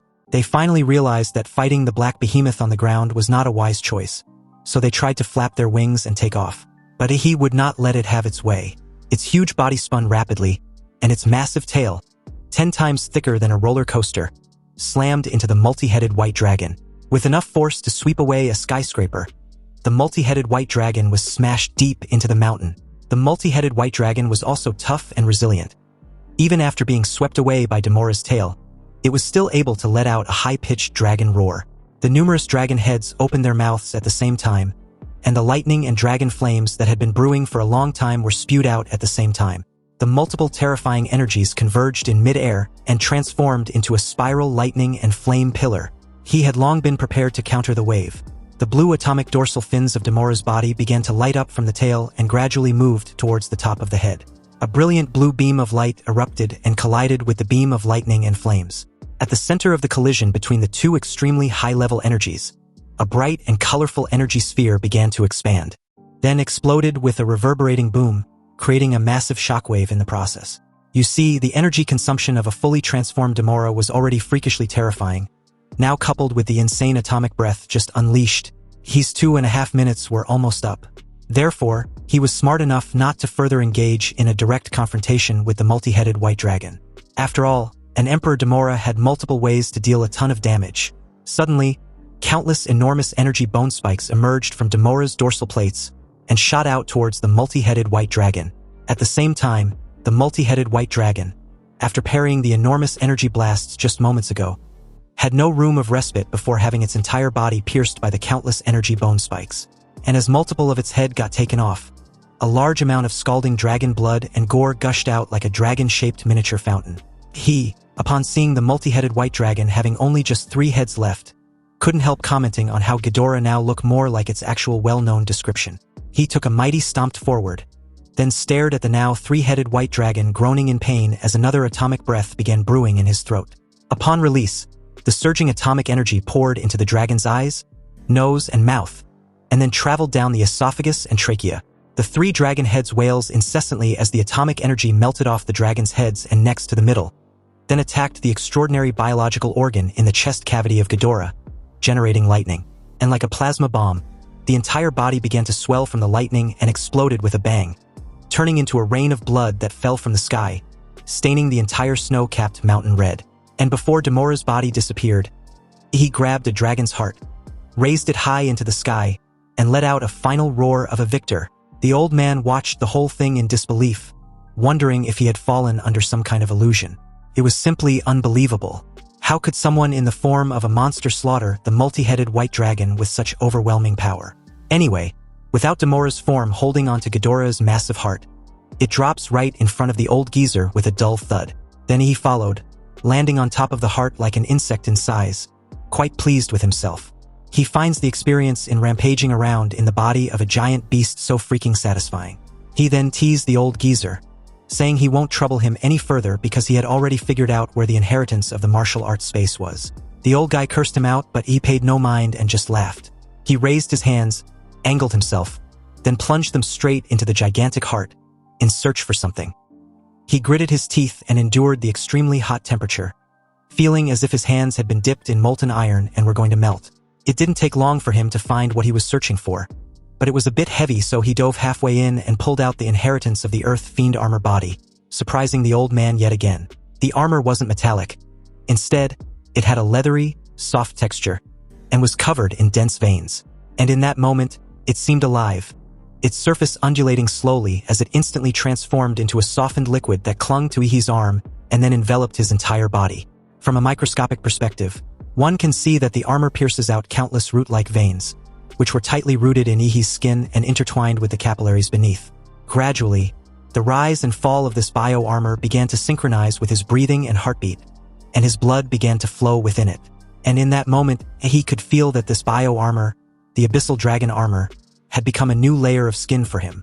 The old guy, astonished, wondered how Ehi managed to achieve a fully recognized version. You see, the strength and bodies of previous challengers were too weak and couldn't bear the weight of the dragon armor or the blood it absorbs. Even Qinglong, who forcibly put on the armor, only received 90% of the inheritance, making Ehi the first warrior in 1,000 years to be fully recognized by the dragon armor. Since the old guy was curious as to how the young bandit did it, he simply explained it to be nothing difficult. He just donned on the armor and that was it. The old man wanted to retort, but he was afraid of being ridiculed for being ignorant. Seeing how perfectly Ehi controlled the dragon armor, the old guy relaxed his clenched fist and finally let out a deep sigh. Well, since the ancestors have already approved of him, he shouldn't hold it against them. Also, there wasn't anyone to carry on the family line anyway, so passing the inheritance on to someone more suitable might be a blessing in disguise. In this way, the tradition hadn't been dishonored at the very least. But just as the old guy took solace in how things had turned out, his next words nearly choked him to death. The little fucker felt like the legacy was still missing something, so he asked the old guy if there was a second volume. The old geezer, upon hearing this, warned Ehi not to push his luck. Was he planning to target his family's other treasures too? The sly smile on Ehi's lips said it all. The old guy had guessed correctly. The abyssal dragon armor was too extreme and domineering, focusing only on external skills. So it must be paired with a similarly leveled internal skill to achieve a balance between internal and external strength for the martial artist. Otherwise, the internal organs of ordinary martial artists simply wouldn't be able to withstand the pressure of the dragon armor. Their bones would be crushed by its weight, and their flesh and blood would be drained by it as well. Therefore, the combination of these internal and external body strengthening techniques constitutes a complete body strengthening method. This level was the heavenly gang martial skill. Realizing how rare of an opportunity the situation was, he dared not waste it nor let it slip away. He stayed in the dormitory for a week, spending 80% of that time sleeping. And of course, secretly rolling around, practicing in the martial arts space since the abyssal dragon armor contained a vast amount of information which needed to be slowly digested. He woke up groggily by a call from Chuzhou, who informed him that he and Lu Qingzhu had been discharged from the hospital the day before and were notified to come to the University Activity Center the next day to settle the task rewards. Then the director in charge of student tasks notified him to inform Ehi that his task reward needs to be settled by the principal in the principal's office. Realizing he had to go to the principal's office, he wondered if he was going to have another private chat with the old fox again. Anyway, since the principal personally intended to reward him, he dared not refuse nor waste any time and quickly made his way to the central hub of the Imperial University floating city, the Heavenly Arc Tower. It was decorated in gold and red, and stands 100 meters tall. While it appears to be a traditional architectural style of the Great Xia dynasty, it actually embodies the most advanced technology on planet Blue Star at present. And beneath the tower lies the power heart which connects the entire Imperial floating city. However, due to the presence of Principal Shi Jingguan, one of the strongest combat forces in the Great Xia dynasty, the Heavenly Arc Tower was probably one of the safest places on the entire planet. Anyway, the very moment Ehi entered the tower, a staff lady immediately came to greet him. She introduced herself as Nuwa and asked him to follow. The principal was waiting for him upstairs. He looked at her delicate, lightly made-up face and raised an eyebrow. Although the lady was simulating breathing sounds and adjusting her body temperature, he still saw through its true nature as not human. She led him inside an elevator after a swipe of his identity card. Then, Nuwa suddenly drops the question, wanting to know if Ehi was curious about her body. He visibly tensed up upon hearing this. He had been scrutinizing Nuwa's body quite a bit just now, not out of any bad intentions, but out of a thirst for knowledge about advanced technology. It seems to be cutting-edge and different. After all, this mass-produced service carrier was very different from the structure of a human female. The head was only made to mimic the human female structure in order to make it more approachable. As Nuwa spoke, she unbuttoned her suit jacket, revealing the smooth, silver body underneath. He gave a curt nod, relieved and impressed at the same time. The elevator quickly reached the top floor, and the moment it opened, he thanked her and walked out. But the very second he took his first step, his vision blurred, as if he was having some sort of brain glitch. And before he knew it, he was sitting on a comfortable leather sofa in the blink of an eye. Shi Jingwen was sitting opposite him, brewing tea. And he seems to be well informed of the martial art manual Qinglong gave to Ehi, wanting to know if he'd mastered it because he seemed to have slept long enough. Meanwhile, he was still reeling about how he was suddenly sitting in front of Shi Jingwen when he never even entered the office. He asked the old fox if the ability he just used was related to space magic. Shi Jingwen pushed a small cup of tea in Ehi's direction, explaining that the tea variety was improved by the research institute from a secret realm, and had a very special taste. He should at least give it a try.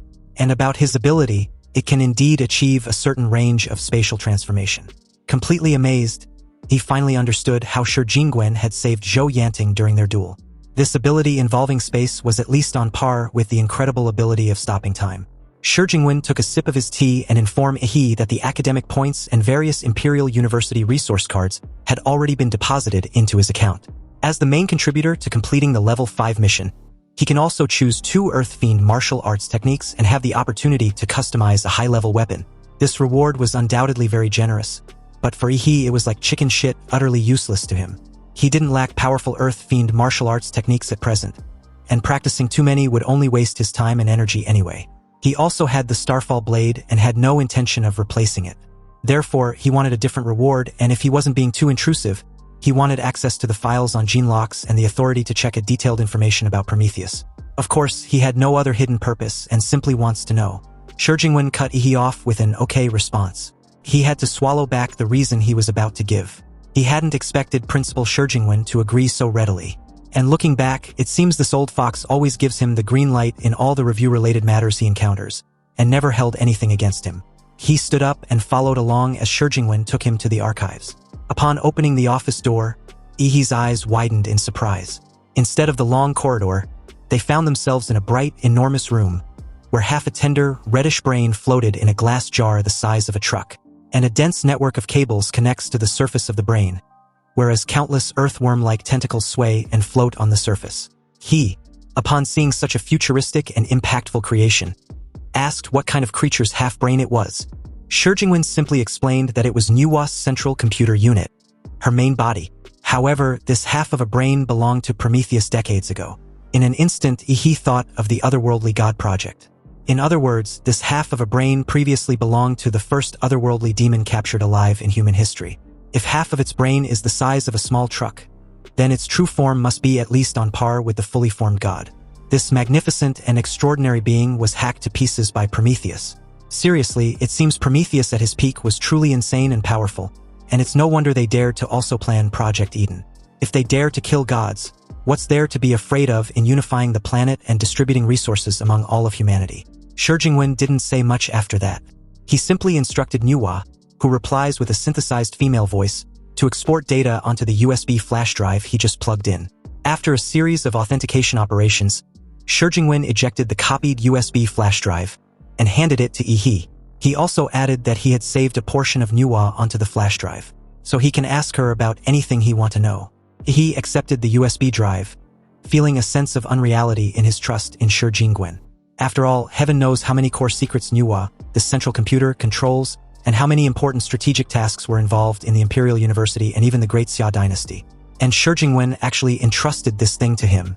In some ways, this was more precious than the 10 Earth Fiend martial arts. Seeing as how Ehi was just standing there in a daze, Shi Jingwen placed the flash drive in his hands, saying that even for him, the president of the Imperial University, bringing students in the archives without permission was against the rules, so they should leave. But knowing that the principal led him in breaking the rules only made him even more uneasy and a bit excited. Meanwhile, as the scene shifts elsewhere, thick white smoke rose from Xiang Jinzhuang's body, and accompanied by continuous rumbling thunder from within him, his aura rose steadily. Air was expelled from his lungs, transforming into visible air ripples that vibrated in all directions. And just like that, Xiang Jinzhuang successfully broke through to the next realm, achieving the status of martial master.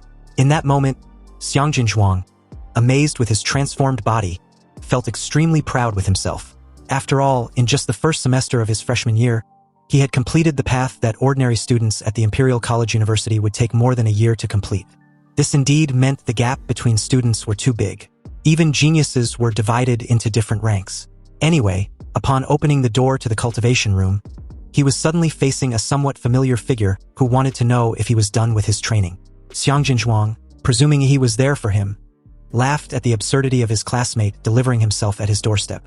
Meanwhile, Ehi, who had never met or seen Xiang Jinzhuang before, just stared at him with a deadpan expression, wanting to know if he was also from the Dragon Blood Society. If that's the case, then he should go find Ouyangze because he needed to use the training room ASAP. Xiang Jinzhuang suddenly flared up and introduced himself, but to Ehi, he was no longer of any importance since the club was already in the rise. Also, Xiang Jinzhuang was way too weak despite his recent breakthrough. Xiang Jinzhuang believed Ehi was playing dumb and declared to crush him just like he did to Ouyangze and the entire club. But his rambling was cut short with a casual karate chop on the head that he could not even perceive. Then nighty-night. He had already informed him his urgent need to use the training room, so why was he still blabbering like an idiot? As for what happened next, Xiang Jinzhuang had no fucking clue, because by the time he woke up from his sleep, an entire week had passed. Meanwhile, in the exclusive advanced cultivation chamber for special talented students, he was rubbing his hands with a devious glint in his eyes. Now that there was no one in his way, it was finally time to feed the starving king of monsters. Considering that providing a large number of magic cores to increase compatibility would cause him to enter a transformation mode in a sleep state, while also releasing a large amount of nuclear radiation. He specially asked Nuwa to open the largest sealed cultivation room for him. You see, ever since he got his electronic-made Nuwa, Huadu University had become like his own home. He can practically do anything by simply asking her to grant him access without needing to go through any procedures. When others have privileges, he was indignant. When he had privileges, it was glorious. Nuwa activated the energy shielding function in the cultivation room on Ehi's orders. Then he proceeded in swallowing all the magic cores released from his spatial ring into his mouth. Ehi subconsciously transformed into a miniature Demora form, greatly increasing the efficiency of energy absorption as pure genetic energy burst forth from within his body. He became brighter and brighter until he transformed into a dazzling little blue sun. The massive amount of magic cores stored in the spatial ring was visibly decreasing, and the blue light emanating from his body was becoming increasingly intense. If it weren't for the special material of the cultivation room, the vigorous high energy on Ehi's body would have already ignited and burned the entire place. And even that wouldn't be enough, because the higher the compatibility rises, the harder it was to increase because the quantity and even the quality requirements of the magic cores also increases exponentially. This was the flaw of high-grade templates. The growth period was absurdly long, and the resources needed were terrifyingly high. In a sense, he was quite glad that the other two templates he drew were of a lower level but had stronger functionality. Otherwise, he simply couldn't afford to raise them, and if the acquired templates could not be transformed into combat power in a timely manner, it will seriously slow down his growth pace. This was why he still needed to work hard to learn the extraordinary system of martial arts. Because when a high-level template stagnates due to resource issues, martial arts power can help him quickly transition out of that period. After all, he was well aware that even with a cheat system, he needed to be clever since even a cheat-powered protagonist could lose, or worse, die in his story. Anyway, Nuwa detected a signal indicating excessive high energy levels, so she helped Ehi intercept the warning message sent to the main control room and quietly adjusted the energy shielding level to the highest level. As time went by, the blue light on Ehi's body gradually dimmed as he reverted to his default form. But this didn't mean that the atomic reactions within his body were weakening, but rather that the energy was becoming more concentrated and internalized. Gradually, blue crystals condensed on his body until he was completely sealed by it, forming a huge blue crystal coffin. A terrifying energy, powerful enough to raise the floating metropolis of the imperial city to the ground, was slowly brewing within the blue crystal coffin. When the crystal coffin eventually shatters, the king of monsters shall appear in the world. Days flew by, and just like that, the day of the Great Xia recovery plan arrived. Two dark, enormous, and imposing airborne aircraft carriers hovered above the Imperial University's floating city, with countless aircraft shuttling back and forth between there and the airborne aircraft carriers. Everything was proceeding efficiently and effectively. After all, this plan of recapturing the Xia dynasty was a gamble with the fate of the nation, so there could be no mistakes. Shi Jingwen, dressed in a black and gold trench coat, stood in mid-air. At present, he lacked his usual gentle and refined scholarly demeanor, instead exuding a resolute and ruthless aura. And below him, apart from a few people who were temporarily unable to arrive due to special circumstances, all the teachers and students that the school could send had arrived. The vast imperial square was filled with people, organized by grades and groups, standing in an orderly fashion without a single sound. Shi Jingwen's voice resounded throughout the sky as he announced the start of the Great Daxia recovery plan. 70% of the nation's martial artists will be setting off. These warriors of the Great Xia nation were going to reclaim the 12 fallen cities. Perhaps most of them would never have the chance to return to the Imperial University after leaving, and would be left in a foreign land forever. But history would always remember the fallen. Shi Jingwen then instructed all students of the Imperial University to ignite their blood smoke banner. The sounds below suddenly rolled like thunder, responding to Shi Jingwen's command. The next moment, countless raging crimson plumes of blood energy rose up, regardless of the difference in blood energy or the powerful phenomena that appeared. The chi and blood of thousands of martial artists rose into the sky, eventually converging and intertwining. Through the collision of martial energy and blood chi, everyone briefly experienced a collective, pure emotion. That was the will to fight, the will to reclaim lost territory and restore the Great Xia dynasty. The combined aura and energy of all the students formed a crimson pillar that stretched across the heavens and earth, its martial prowess spreading for miles. Even the people below could see the floating island in the sky, dyed red by the smoke of blood and gore, simply by looking up. Shi Jingwen continued, reiterating that everyone was already thoroughly aware of all the tasks and plans. And although many of them had prepared to sacrifice themselves, they must use every strength they have to come back alive. Because only by living can there be hope. The Imperial University will always be their home. It will always be there waiting for them to come back.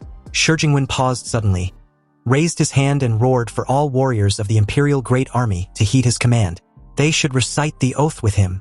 Ahead of us, there are no foe. His resounding voice was so loud that the entire capital city could hear him. Then, at the same time, all the warriors started reciting the oath repeatedly. Ahead of us, there are no foe. Meanwhile, in a certain cultivation room nearby, a huge blue crystal coffin trembled slightly, followed by a flash of blue light, and then quickly returned to calm. The scene then shifts elsewhere as we are introduced to Yu Yan, a former Level 2 Prometheus researcher, now an executive of Laserbird. As Yu Yan walked by with the clattering of her high heels, two martial artists whose brains had undergone deep mechanical modifications bowed and greeted respectfully. Ignoring the two warrior puppets, this aloof, short-haired woman was currently very worried because of the company's precarious situation. First, their golden gene was stolen, then an important base was captured, and finally an elite squad was lost. Laserbird had really had a string of bad luck that year, and the board of directors had begun to suspect that all of this was done by the same person with the aim of destroying the company, even though they still hadn't obtained any evidence yet. And although Black Lion had wiped all traces of them inside Jinshan Temple base, the Great Xia Dragon Bird still had its sights set on them, and if they hadn't been busy reclaiming the fallen cities recently, Laserbird would probably have been taken down.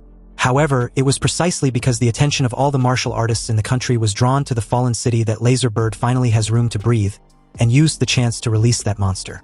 It was a failed experiment of the first generation of the Golden Gene, a Pandora's box that could have dragged humanity into an abyss of no return at the slightest mistake. You see, as one of the main researchers who personally created the monster named -1, Yu Yan was well aware of its terror, but despite her strong opposition, the board of directors still insisted on releasing it. And because it was a being with golden genes flowing in its body, even a failed product, it can still sense the location of other golden gene. Even though it's prone to getting out of control, it's the only hunting dog that can find the lost golden genes. The door at the end of the corridor looks quite extravagant, and the complex internal structure consists of countless precision steel pillars, interlocked and locked together to form a massive circular alloy gate that can only be unlocked using the most primitive method, a key. But compared to electronic locks, which were at risk of being hacked, physical key locks were much more reliable. Yen took the 10 keys given to her by the board of directors, inserted them one by one in a specific order, and then rotated them in a complex number of turns like a coded message. With a series of clicking sounds, the alloy door finally opened. This cell, which contains countless cutting-edge technologies, appeared to be quite ordinary on the surface. It is simply an empty enclosed room containing an iron coffin. However, the interior of the four walls was filled with various lethal weapons, and the tightly sealed floor also contains a powerful pressure-sensitive device and a terrifying high-voltage current. The iron coffin in the very center of the room was an outstanding creation of Laserbird in mechanical engineering. The secret alloy, sufficient to forge high-level martial arts weapons, was crafted into countless precise parts, designed by a top-notch mechanical engineering team to ensure that not a single wisp of air leaked out, tightly locking the creature inside. Also, blood was continuously drawn from the creature to keep it in a mummified state. Furthermore, every hour, various weakening agents were injected into the creature, and the composition of these agents was changed every cycle to ensure it never develops any drug resistance. The iron coffin only locked the body of -1, but the head is covered with an iron virgin headgear. Several steel nails were inserted into the head cage, deeply embedded in -1's brain, sending electrical signals used to suppress -1's mental activity. Just looking at this torture was enough to make Yu Yan's scalp tingle. And due to some deep-seated memories, she quickly swallowed a few tranquilizer pills because she didn't want to show fear when she sees the monster. Now, She was about to release this terrifying monster that would show the world its terror. Moments later, a stealth fighter jet streaked across the sky, moving at high speed and complete secrecy. In the center of the fighter jet cockpit, -1 was still doubly imprisoned by the Iron Maiden headgear and the iron coffin. However, the gag in his mouth had been removed, revealing the lower half of -1's face. Without lips, the skin on both sides of the face was torn off, exposing the dried gums, forming a morbid and exaggerated smile. Coupled with those black and gold triangular shark teeth, the only words to describe it were ugly and monstrous. It would definitely be fit for an R-rated splatter movie as a terrifying serial killer. A hoarse, violin-like voice came from -1, instructing the crew to keep flying forward in the current direction ahead. After being imprisoned for decades, it went from only being able to make strange noises when his mouth was first unsealed to being able to communicate fluently in just 2.5 minutes. A female crew member informed the captain that the hunting dog, -1, seemed to be pointing towards West City. Upon hearing this, the captain, whose arms had both been modified with alloy prosthetics, narrowed his eyes. After all, West City was a fallen city that the great Xia Dragon Bird had prepared to retake. But a member suddenly reminded the captain and the entire crew that as long as the one who stole the golden gene wasn't a Grandmaster-level expert, even if it's a Xuanwu martial artist, they can quickly surround and eliminate this person, so there was no need to worry. Another chimed in, agreeing with what was said. They had never failed under the captain's leadership. As long as they don't encounter the great Xia Dragon Bird First Division, they can escape unscathed. Although the team members all trusted their captain, he paid them no mind and simply stared at his watch. Then, in a foreign language, he instructed Eve, his personal AI system, to block the aircraft signals, hack into the flight system, and activate autopilot. Eve did as instructed, and almost instantly, the pilot cried out in alarm, informing the rest of the crew that the plane was out of control. But the very moment the crew heard this, a male crew member near the captain instantly had her neck tore through, and her trachea pulled out. The captain shook the blood off his alloy hands and stared in the direction of his teammates, who remained frozen in their hacked combat suits. No one expected the captain to be a traitor, betraying the crew right before the mission even began. But the captain simply gave a chilling smile and explained that he had never been a member of Laserbird, so technically he can't be branded as a traitor. Then, in a condescending manner, he apologized to them, saying when he eventually goes to hell, they can punish him as they wish since that's where they will be heading. As his teammates were reduced to sheep to be slaughtered, they had no ability to resist and could only watch helplessly as that large alloy hand crushed their necks like soda cans. But as the captain carried out the massacre, -1 laughed gleefully, then stuck out its dark red tongue and licked its dry skin, claiming to be so thirsty. It hoped the captain could spare him some blood. The captain grabbed a teammate's heart and shoved it into -1's mouth. Since the entire crew were on the level of Grand Martial Master, the captain hopes -1 enjoy their hearts as he repeatedly fed it. Like a juicy peach, the hearts were chewed up and swallowed, but the ugly bastard was not satisfied. It licked its ugly lips and demanded more. You see, according to the rules of Laserbird, -1 was forbidden from eating, because once fed, even the slightest, the iron coffin would no longer be able to confine him. Anyway, the captain, who apparently was a secret agent of the North by Dun, instructed -1 to do as it pleased with nothing specific in mind, can just vent its frustration on Xia Kingdom. After all, the purpose of this operation was to bring the monster imprisoned by Laserbird back into the light of day, and to disrupt the Great Xia's recovery plan as much as possible. Obviously, the revival of Xia Kingdom was something that the Empire on the other side of the world did not want to see. Opening the hatch, a raging gust of wind rushed in, but it couldn't budge the captain at all. He decided to take his leave. Otherwise, when -1 gets out, it would tear him to pieces. It can keep the corpses of the Grand Martial Masters as its first feast when it gets out of the iron coffin. The captain jumped off the stealth fighter jet and flew off. Meanwhile, back inside, -1 laughed once again. Up until just moments ago, he was a hunting dog that searched for things. But now he was a mad dog that's been let off the leash and was supposed to bite people indiscriminately. It seems he had been seriously underestimated. Nonetheless, he really want to tear everyone to pieces and swallow them whole. In that moment, the steel nails stuck in the Iron Maiden's skull flew off like bullets, each smeared with brain matter. The steel nails ricocheted through the interior of the aircraft, bouncing back and forth until they eventually struck the various joints of the iron coffin rhythmically. Under the attack from both inside and outside, the tightly sealed iron coffin began to crack, then shattered into pieces like a confetti. -1 was finally free, and his appearance was like a withered, twisted demon crawled out from hell. He needed to first complete his golden gene to achieve a true transformation and become a god. Then he would like to see who dares to treat him like a dog again. Meanwhile, at West City, a fierce purge was in motion when all the martial arts teams in the city received orders from the Imperial warships to withdraw from the bombardment range immediately. Their ship was about to conduct a bombardment. The plan was to first attract the beast tide from the entire city through large-scale bombing. Then, when the Overlord-level magical beasts stationed in the West City are surrounded by weak forces, a sharp-edged squad led by a martial arts master would be dispatched deep into the enemy's core and carry out a decapitation strike. Soon, countless missiles rained down from the warships, turning into a meteor shower that swept across the ruined city. And as the flames ignited, the war officially entered a critical state. But unbeknownst to anyone, a stealth fighter jet swept past the clouds on one side and flew straight toward the heart of the western city. Then suddenly, a large black shadow of a strange bird with 6 huge eyes appeared in the clouds above the fighter jet. It tore through the clouds, and its 2 sharp claws hooked directly onto the fighter jet, seemingly having successfully hunted its prey. Unexpectedly, when the strange bird tore open the top of the fighter jet with its claws, there was no one inside, only a large amount of blood.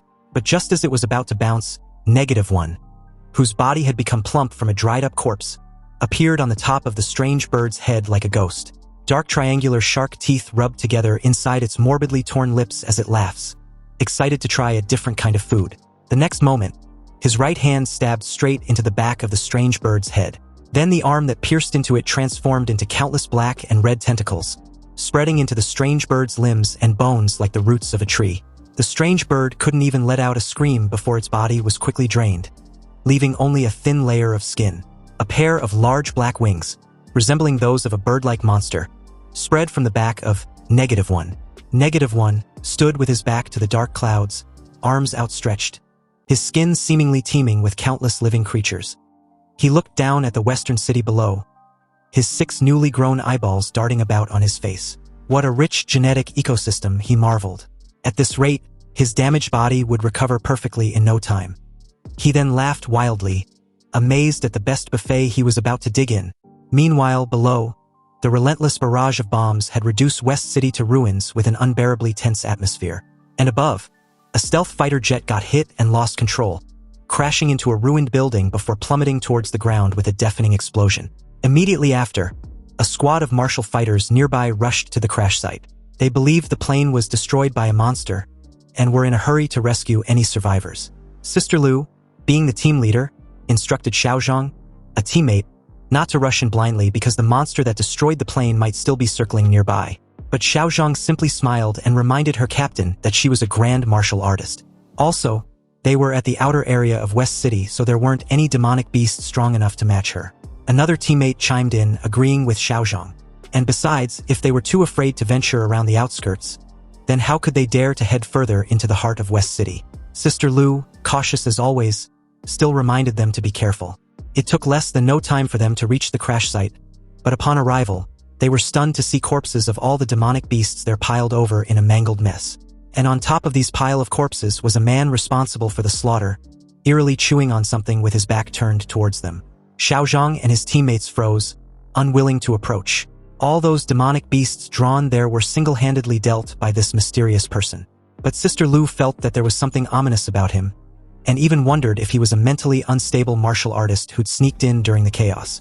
In that moment, this person gnawing on raw flesh, who apparently was none other than -1, noticed the squad approaching and sharply turned his head a full 180 degrees, revealing a grotesque face with 6 symmetrical eyes and a mouth smeared with blood. The creepy fucker was glad that a prey had taken the bait. Then, very abruptly, countless dark red tentacles erupted from underneath where the squad stood, trying to cage them in a massive prison. Xiaozhang roared and unsheathed his sword, but upon using his martial skill, the Qi Wind Slash, with the intention of breaking through, his blade suddenly got stuck mid-slash.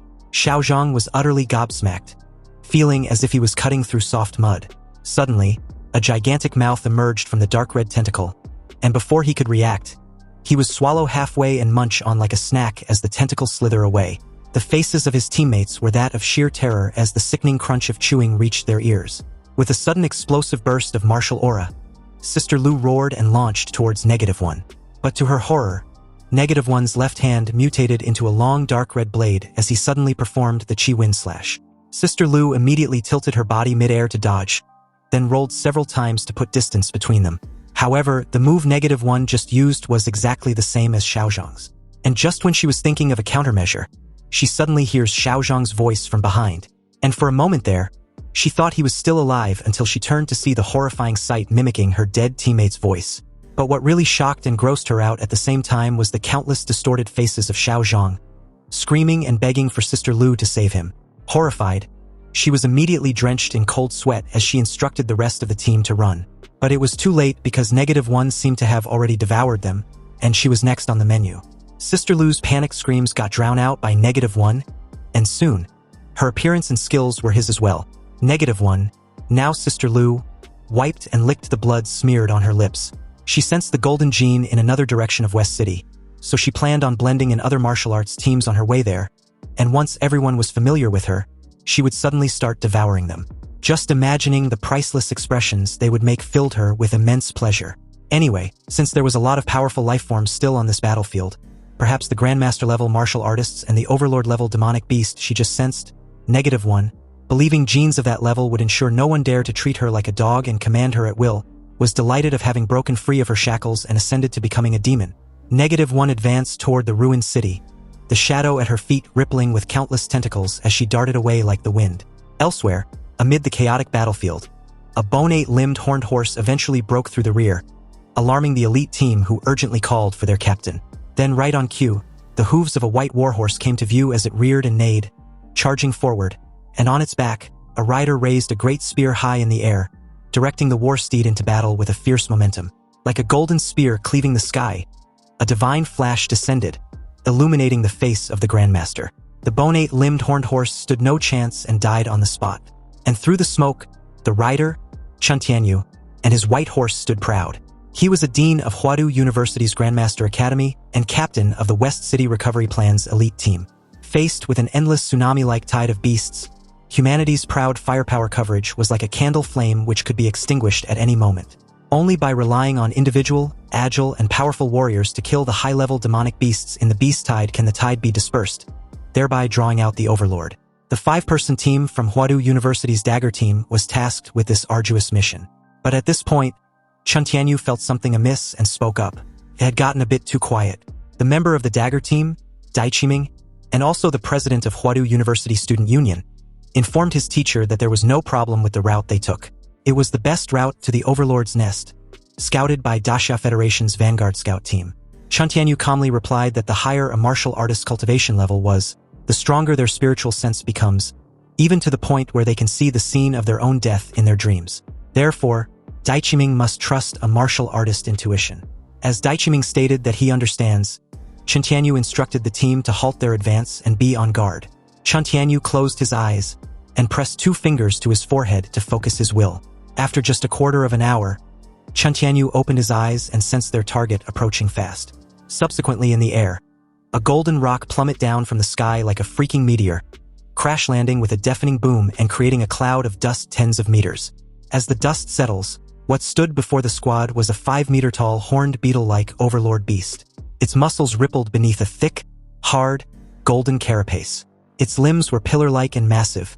Its small eyes were a terrifying red, and atop of its head sat a smooth, pointed horn like an ivory. It folded its arms arrogantly, and with a mocking show of regret, it questioned why the elite squad halted their advance. It clearly set up a grand gift for them ahead, but it seemed they had refused his offer. Anyway, confirming the target as the West City Overlord Golden Horn Beetle, Chen Tianyu instructed his squad to form up. Amidst the ruins of West City's battle zone, Chen Tianyu, executing the earth-slaying martial technique, charged forward on his warhorse like a fired projectile. His Thundersteel dragon spear crackling with blue lightning as the Overlord Golden Horned Beetle chuckles with contempt. His arms leisurely folded as he mocks Chen Tianyu for being weak and ignorant. Did he honestly believe he can hurt him with such petty tricks?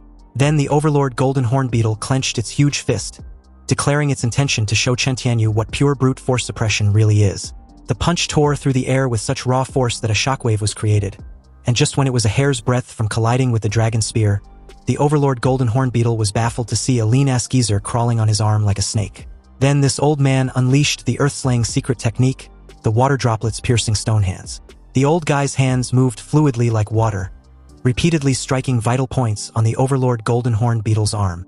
As it felt a sharp pain in its arm, the power of his punch reduced significantly, and at the same time, the erupted lightning along the dragon's spear pierced the golden carapace that encased the massive fist. The Overlord golden horned beetle roared in pain. Not the least bit surprised, the cunning humans actually studied his bodily traits carefully and had devised countermeasures. With its insect wings spread wide, its whole body trembled slightly as it knocked the dragon's spear aside, whereas the other hand descended on the old geezer, intending on dealing with him first. But before Elder Mu could be crushed into meat paste, the tank of the team, clad in heavy armor and nearly 3 meters tall, raised his massive shield and rushed over to block the descending punch. A thunderous shockwave shook the ground as the tank's huge body was slammed deep into the earth. Nearby, Dai Kaiming and his girlfriend Bai Qianqian, both cultivators, waited for an opening. Given the go-ahead, Bai Qianqian immediately spread her arms and unleashed a Grandmaster-level assault, executing her yin-yang locking technique. Cold yin and vigorous yang auras swirled around her hands, merging into two opposing yet tightly linked forces. Then Dai Kaiming lunged forward, his hand glowing with a dazzling blue light as he effortlessly moved the yin-yang locking technique onto the Overlord golden horned beetle with a perfect trajectory. Momentarily perplexed, the Overlord golden horned beetle sneered and mocked what he believed was a pathetic excuse for a martial art meant to seal his movements. Then it was suddenly pulled into a domain world. The Overlord golden horned beetle immediately sensed an unusual aura and involuntarily turned its head, eyes full of astonishment. Standing amid the battlefield, a giant golden horned insect lord scanned around. At its feet lay countless stacked corpses. It roared in fury as it realized this place appeared to be what humans called the field of death. Suddenly, a spray of red blood burst into the air, staining a corner of the battlefield. Opposite him, Chun Tianyu charged on his warhorse, his thundersteel dragon spear crackling with blue lightning. And before the Overlord golden horned beetle could react, countless troops formed from the heavenly army Thundersteel were unleashed inside the domain world. The Overlord golden horned beetle looked up, eyes fixed on the scene above, and admitted aloud that humanity's cultivation system indeed had aspects worthy of its consideration. It roared madly as its body doubled in size, cracking the golden armor to reveal red veins like flowing magma. Its hind insect wings beat violently, generating sharp layers of shockwaves that swept sideways, each flap sounding like thunder. It lowered its body, gathered momentum, and blasted off while still hissing provocatively. Perhaps the Emperor was right. They should learn a thing or two from him. Its form instantly became a supersonic streak of golden light, hurtling straight into the incoming Thunder Army. Two opposing streams of light prepared for a violent clash, illuminating the surrounding space. With a thunderous boom that shook heaven and earth, the two forces collided and shattered the entire domain's mental landscape. Blinding thunder spread across West City, and a massive lightning beam tore from the center to the city's edge, wiping out everything in its path.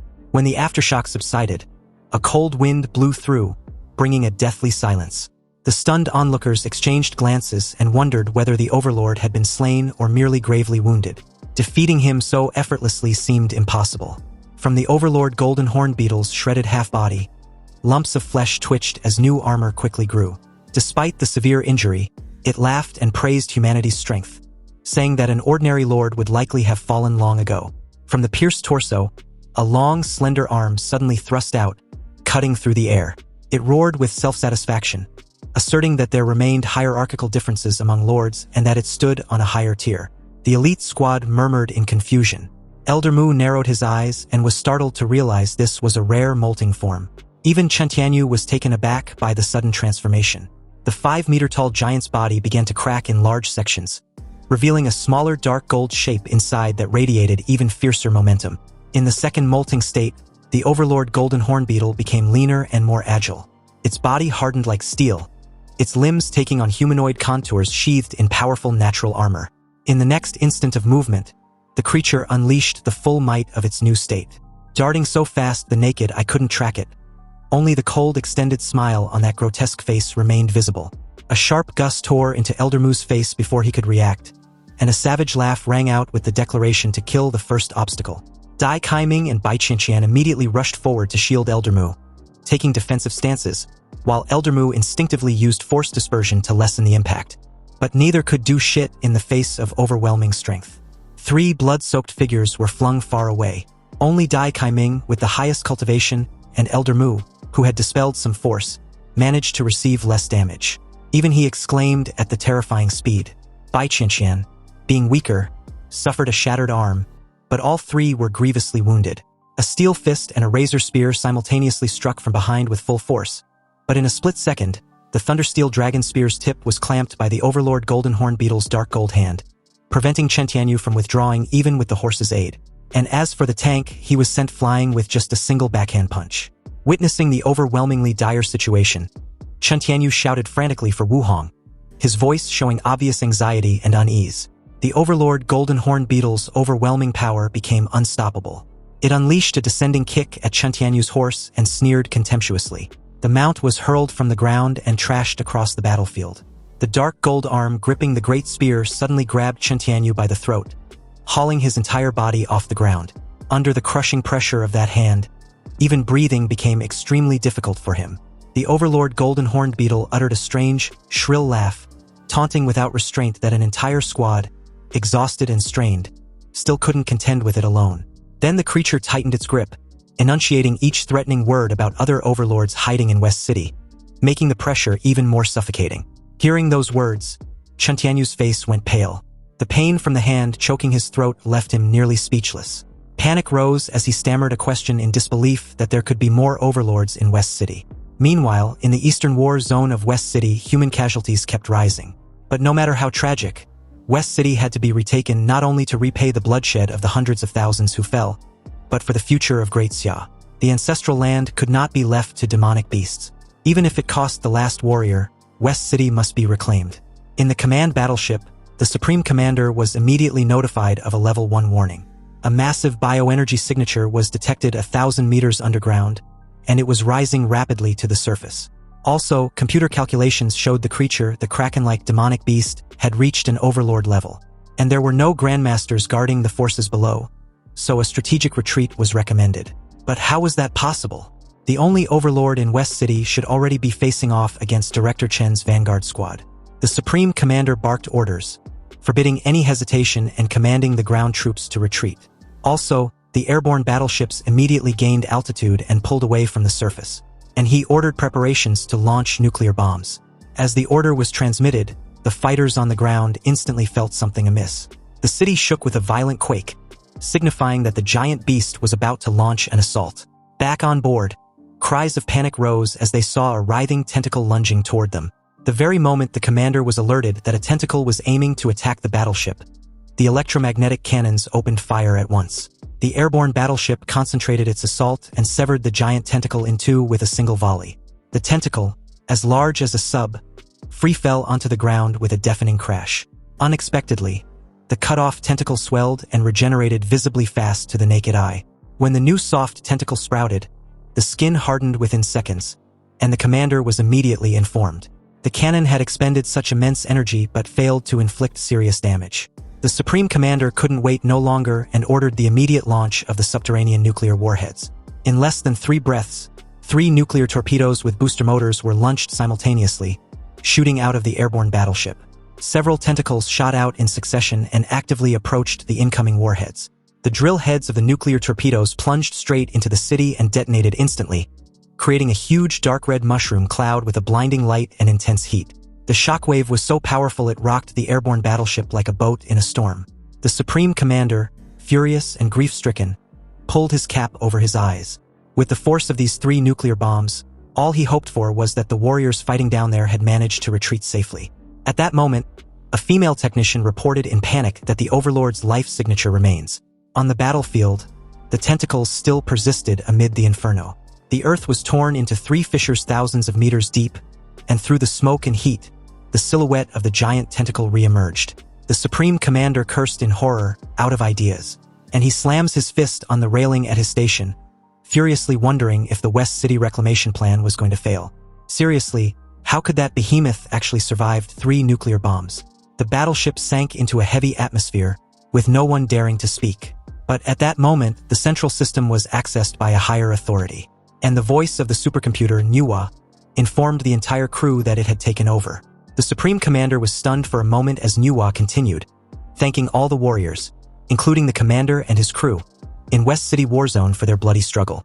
Now they can rest assured and hand the battlefield over to him. The Supreme Commander stared up in shock and hesitantly asked who this him was. At the same time, A technician reported that an intercontinental ballistic missile was heading their way. The Supreme Commander was startled, unable to believe his ears.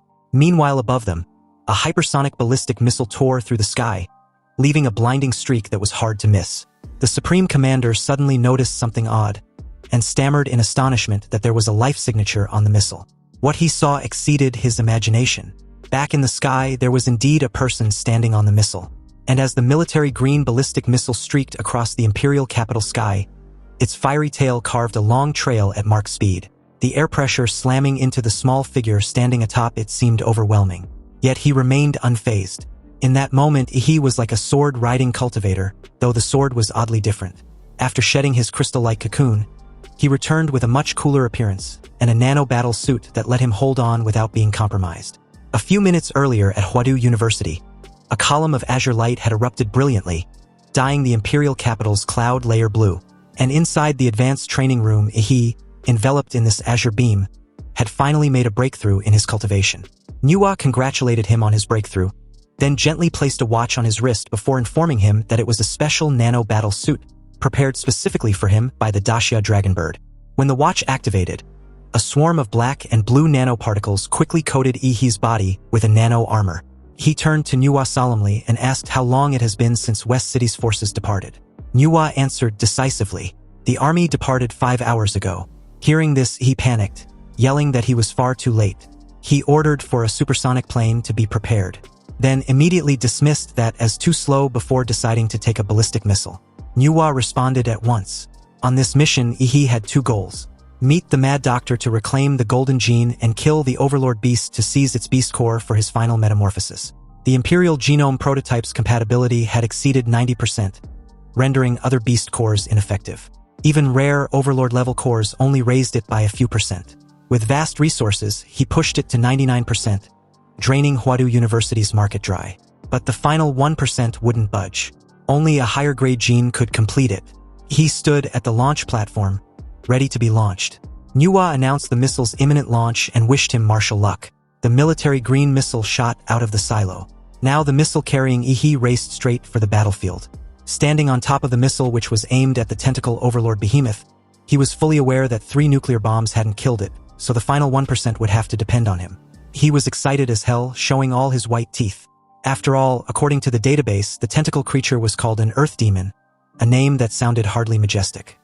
He taunted the beast further, asking if it was offended by the name.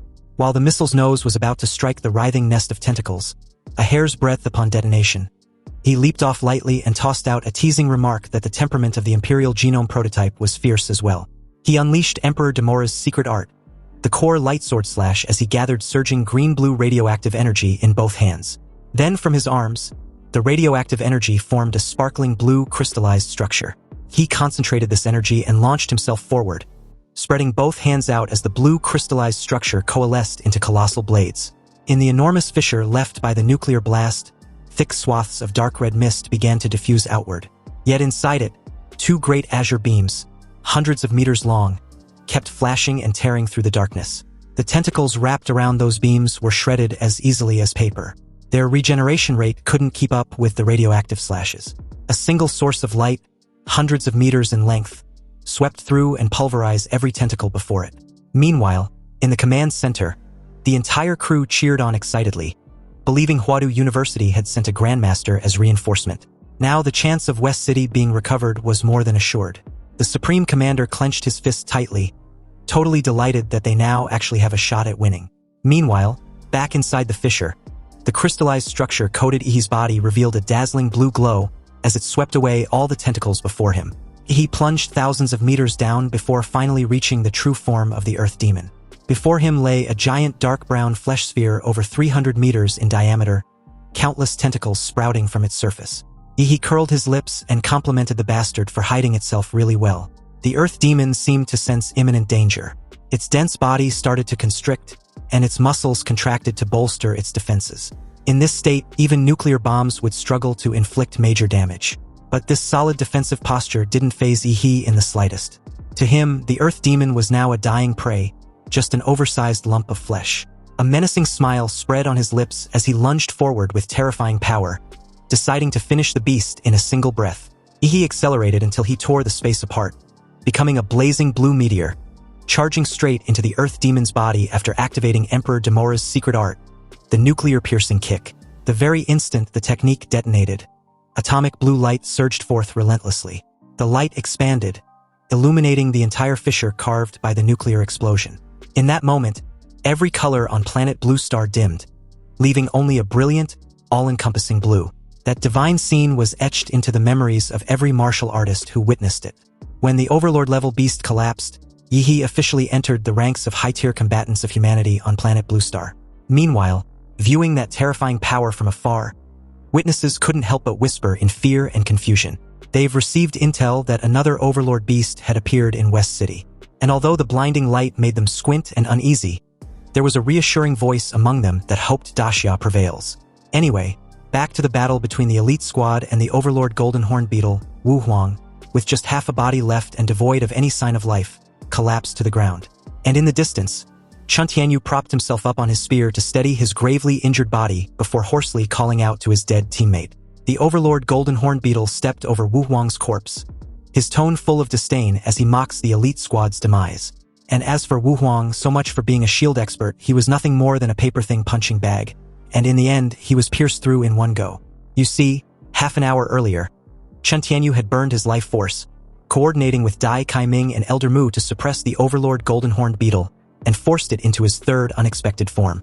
Now, its dark golden skin had turned a menacing deep red and gold, with 4 new arms sprouted across its chest and hips, and in the dominant posture, it spoke arrogantly. Chen Tianyu choked in despair. The blood-burning arcane art would be exhausted sooner or later. Even if he wins this battle, he knew he wouldn't last long before he perishes, but that no longer mattered. As a Grandmaster of Daxia, Chen Tianyu vowed to finish off this monster here and now. The Overlord Golden Horn Beetle nodded slightly after seeing Chen Tianyu will manifesting technique. His martial intent for locking down opponents and forcing an attack. Although these idealistic moves from Chen Tianyu seems quite mysterious, in the end, he cannot make up for the absolute gap in strength. A piercing red gleam flashed in the eyes of the Overlord Golden Horn Beetle before Chen Tianyu activated his Earth Fiend martial art technique, the 1,000-fathom Thunder Spear. Chen Tianyu's figure instantly moved like a thunderbolt, surging forward with countless dazzling bolts of lightning. But the Overlord Golden Horn Beetle casually blocked the incoming lightning with just his fist. It casually stated that the Emperor had just completed the transformation experiment of the old civilization, and as a human acknowledged by him after Chen Tianyu dies, he would recommend his corpse so he may be reborn in a more powerful way. The Thunder Dragon's spear cracked in segments, but Chen Tianyu braced through the unbearable pain and poured his last strength into his suicidal strike. He roared, vowing to inflict heavy injuries on the Overlord Golden Horn Beetle that it wouldn't be able to further interfere with West City recovery battlefield even if he dies. A violent explosion of blue lightning billowed outward, and the intensity was so blinding that the rest of the squad had to squint. However, as the thick smoke dissipated, the Overlord Golden Horned Beetle, unharmed in the slightest, simply sneered once more. The life-burning move Chen Tianyu just used truly was annoying, but clearly the attack was not enough to kill him. Yet he insisted on using that secret art to forcibly extend this pointless struggle. Anyway, it matters not because he didn't mind a little bit of trouble. It declared that it held back its full strength to preserve Chen Tianyu's corpse. However, the rest of the squad wouldn't be receiving the same treatment. Unexpectedly, as those words fell, Wu Huang, who was apparently dead, suddenly stood beside the Overlord Golden Horned Beetle, his body completely healed. He smiled faintly and comments on how lively this battlefield was. He could practically feel the tremor all the way from the city's outskirts. Elder Mu, horrified and confused, questioned how Wu Huang was still alive. Wu Huang approached Chen Tianyu's dead steed before turning his head in Elder Mu's direction, his eyes glowing with an unnatural color. Clearly, Wu Huang, who was obviously -1, was no longer himself. His distorted face grew more demonic as he began laughing maniacally like a lunatic. Then an even more horrifying scene followed. Wu Huang's belly suddenly split open, forming a gigantic mouth. A long tongue coiled around the corpse of Chen Tianyu's steed before swallowing it whole.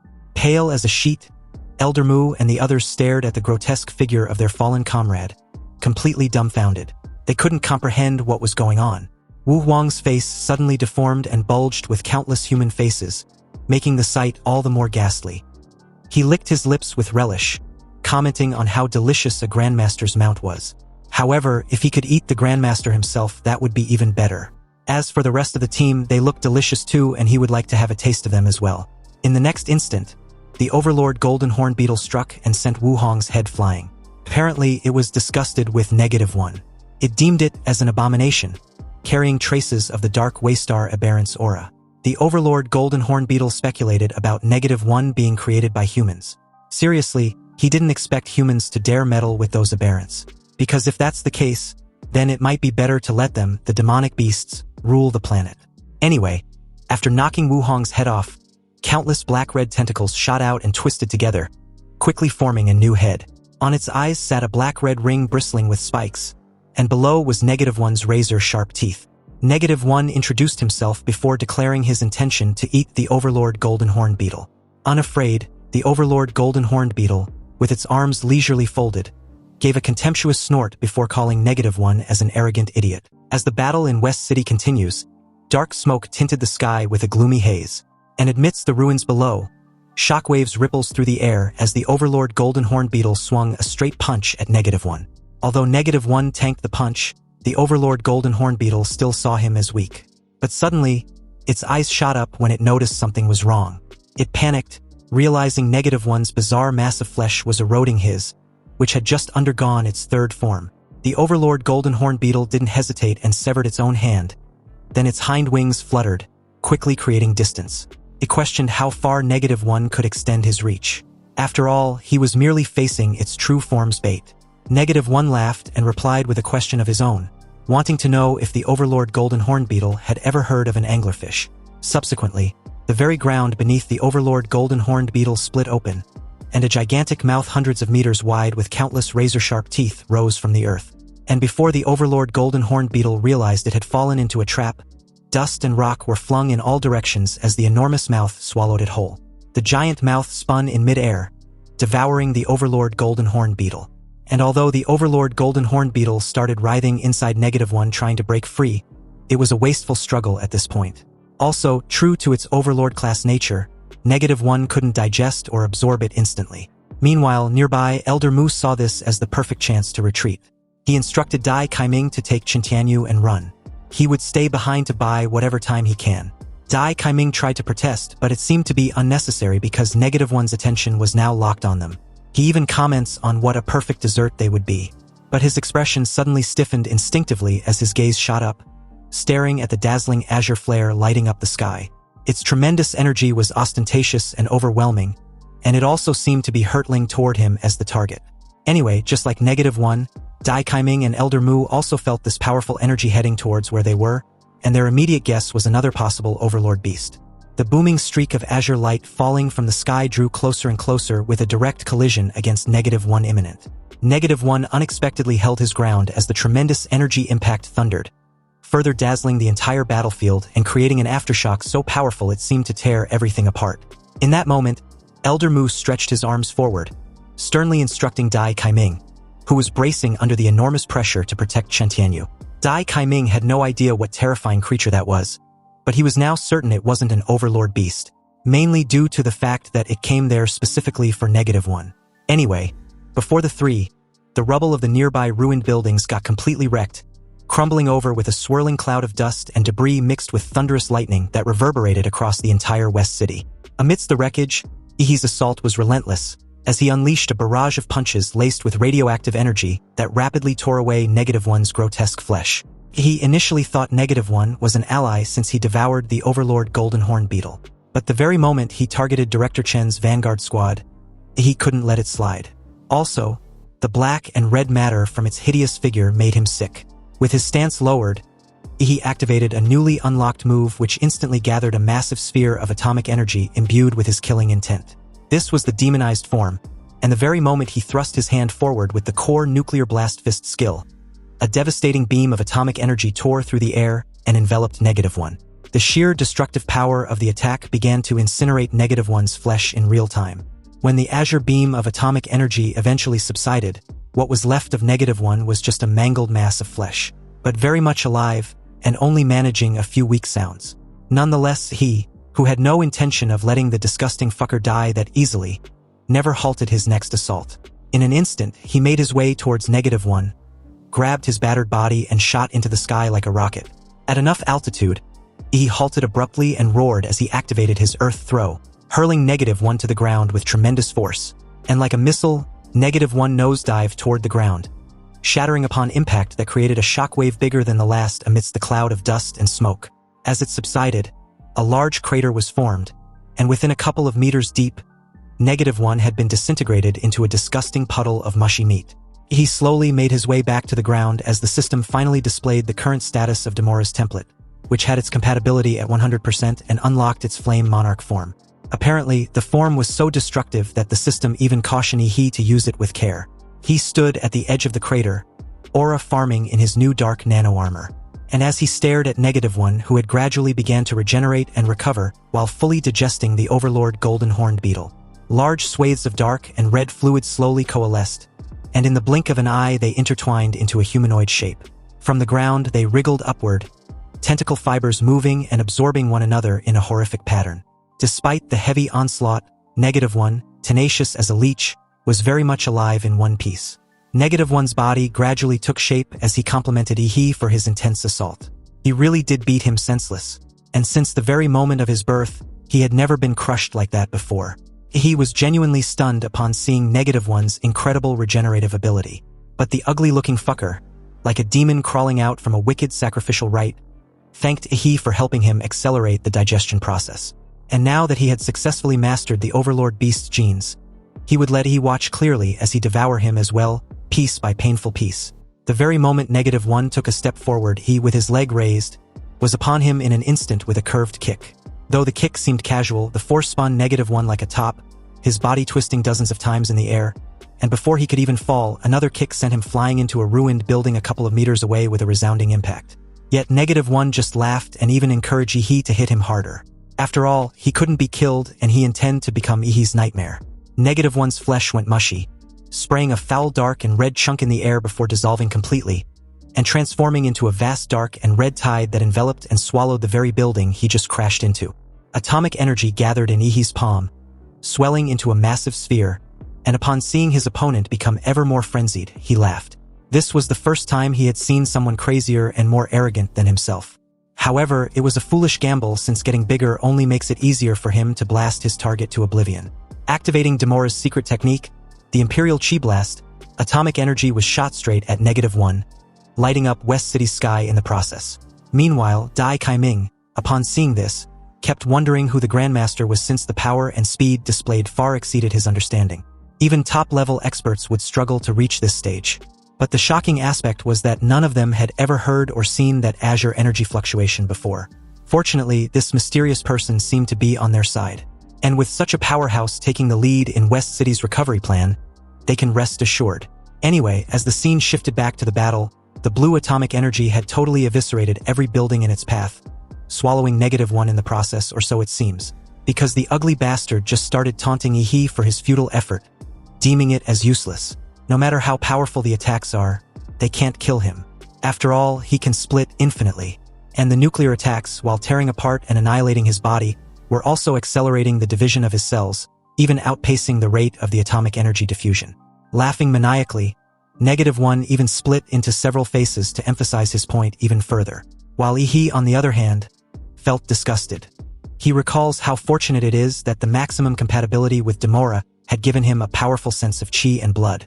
And although it can't observe the changes in each cell with the precision of an electron microscope, it can still roughly sense that -1 was constantly adapting to his atomic energy. -1 was now practically taunting and laughing right in Ehi's face, confirming his earlier thoughts as well. He was indeed invincible in the matter of evolution. This was his power, and no matter how strong Ehi was, he can never defeat him and would eventually be devoured by him. He can feel just how incredibly powerful the genes within Ehi's body are. And compared to those top-tier genes to that of the Overlord level he devoured not long ago, it seems so dull and worthless.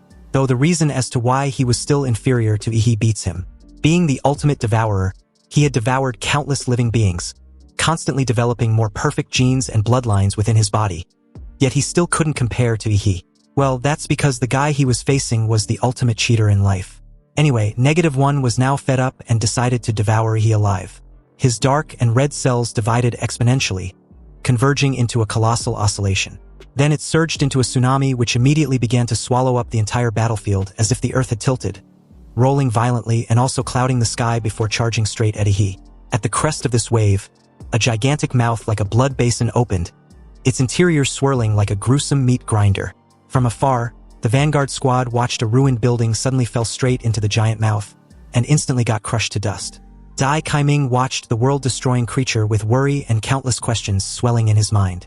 But the major one was how the mysterious expert was going to deal with this monster. After all, he was not the only powerhouse, but -1 was also unbelievably terrifying in strength to match him. And with his terrifying regeneration and adapting ability, even a large nuclear bomb might not faze it. However, in contrast with Dai Kaiming's panic from afar, he faced the dark and red tsunami without a trace of fear or worry. In fact, he was a bit disappointed. After all that talk, -1 was just a disgusting glutton in the end. He raised a hand, and right on command, his abyssal dragon armor layered his entire arm like his nano-battle suit. With the one-arm liberation from the abyssal dragon armor, he gathered his strength, and his armored hand, like a blood-red gauntlet, surged with atomic energy and murderous intent as he released the skill, one punch that splits the sea. Almost immediately, a colossal azure fist descended, carrying a suffocating pressure that seemed to rival the dark and red tsunami that was swallowing everything in its path. With a thunderous boom, the fist erupted, cleaving through the dark and red tsunami and compressing space until it warped. The dark and red tsunami got torn apart instantly by the blue beam, exploding from its center, and a large remnant of it got destroyed with one move, making -1 writhe in unbearable pain. The slimy dark and red membranes slowly retracted, writhing and deforming into separate parts before coalescing into a single mangled mass, no longer spreading like before. -1 detached himself from it with a look of disbelief. He couldn't comprehend how Ehi suddenly increased his power to such a terrifying degree. Of course, this was only the tip of the iceberg, and it was now Ehi's turn to taunt -1. He spoke with a matter of fact that his strength would always be greater than the so-called ultimate devourer. And apparently -1 can dish out but can't take it. He cursed and activated the gene ability from a beast he had absorbed. Suddenly, the air within 100 meters boiled like molten magma, signaling the awakening of the gene ability, the atmospheric fury. Violent shock waves from the weapon spread, flinging into the air, erupting into dense veils as if torn by an invisible force. The ground trembled in successive quakes. Moments later, the surrounding air detonated like vacuum bombs, exploding in rapid succession so densely it was suffocating. Then a massive detonation erupted, sending shock waves outward for miles. But amid that horrific destruction, a golden sphere had enveloped Ehi, and not a single speck of dust even touched him. He remained unbelievably calm, not hurried at all despite everything around him got obliterated in the recent blast. He even deliberately blew off an imaginary speck of dust off his shoulder with a chillingly nonchalant gesture. When he turned to look at -1, his face was full of contempt as the corner of his mouth curled in a bone-chilling smile. He questioned -1 if he was sure the power he just displayed was the height of his power. From afar, the massive single mangled mass of the coalesced dark and red tsunami was like a giant sculpture, towering every building. And as the scene shifted back to he and -1, the ugly bastard was pissed and had charged straight at Ehi, throwing punch after punch with everything he's got. The deadly acid elbow strike, the molten lava iron mountain, and the thunderous 5-strike lightning whip. Yet, none of it dealt any damage, and the worst part, he never dodged a single attack and tanked them with ease. -1 was completely gobsmacked as he questioned what the hell he had been devouring. He couldn't comprehend it. How can Ehi possibly be more invincible than him? He was supposed to be the perfect being after all. -1 then tried another assault, the ultrasonic roar, draining his power and releasing a colossal sonic wave like a maelstrom. But amid the sonic storm, he was completely at ease, even enjoying a breeze as the assault tears the surroundings apart. He coldly questioned if -1 was playing a prank on him with those series of nonsensical attacks. Anyway, as he can see, it was his turn to be at the receiving end of the statement he mentioned earlier. No matter how -1 attacks, he can't kill him. After Ehi's physical strength got elevated to a new dimension, his Shikigami, a combination of spirit and body, also got elevated to a level far exceeding his original level. And his stats in all aspects were now several times his normal level, so whether -1's attack can even break through his skin in his normal state was still unknown, let alone his Shikigami after his stats had been increased several times over. To put it bluntly, even if he stood still and fought for a whole day, -1 probably still wouldn't be able to break his defenses. Ehi's taunts were delivered with a masterclass, and it completely shattered -1's earlier confidence. He couldn't believe he was completely outmatched, even though his power kept growing and his genes became more perfect. Was he really not capable of defeating Ehi? -1, who'd never known fear, first felt the urge to retreat, his trembling body in stark contrast to his formerly resolute will. He coldly stated that their strengths were no longer on the same plane. The gap was so vast that any attempt to close it, however huge, was meaningless in the end. From -1's point of view, he was a towering titan, comparable to an extremely huge mountain. And although -1 was still evolving, it was nothing but a speck of dust in Ehi's eyes. With a trembling voice, -1 admitted this obvious fact, but he believed that with more time to consume stronger beings and perfect his genes, he would eventually surpass the being before him. But as he spoke, his tone also weakened, for he understood it was already too late. Regret and rage surged as he recalled the sudden breakdown of the aura related to the golden gene. If the refinement hadn't been broken, he could have faced Ehi from a superior state and at least avoided his current pitiful end. Realizing continued fighting only meant pointless annihilations, -1 admits that he had yet to find a way to kill Ehi.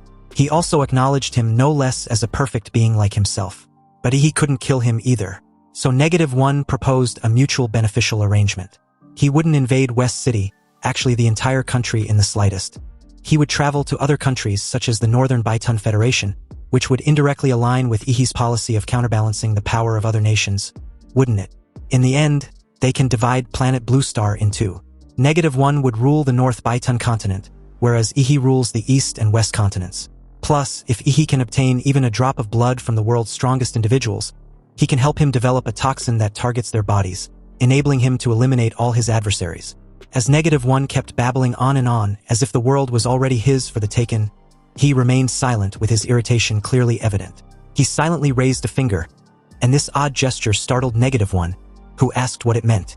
He then slowly raised another finger to form a clear sign. 10 minutes. If -1 was still alive in 10 minutes, he would take his name, which meant he would practically be his dog. Realizing he was being mocked, -1 roared in anger. But Ehi responded indifferently as he simply counted down the minutes. After all, every extra second mattered. -1 leaned back with his arms wide, his expression morphing into a twisted grin bearing his gums as he scoffed that death was something eluded even him. So he couldn't die even if he wanted to. Every cell in his body was frantically forcing to evolve. Before he could gloat further, he suddenly appeared right beside him, startling him once more. In an eerily close posture, he whispered that he wanted to just try and see.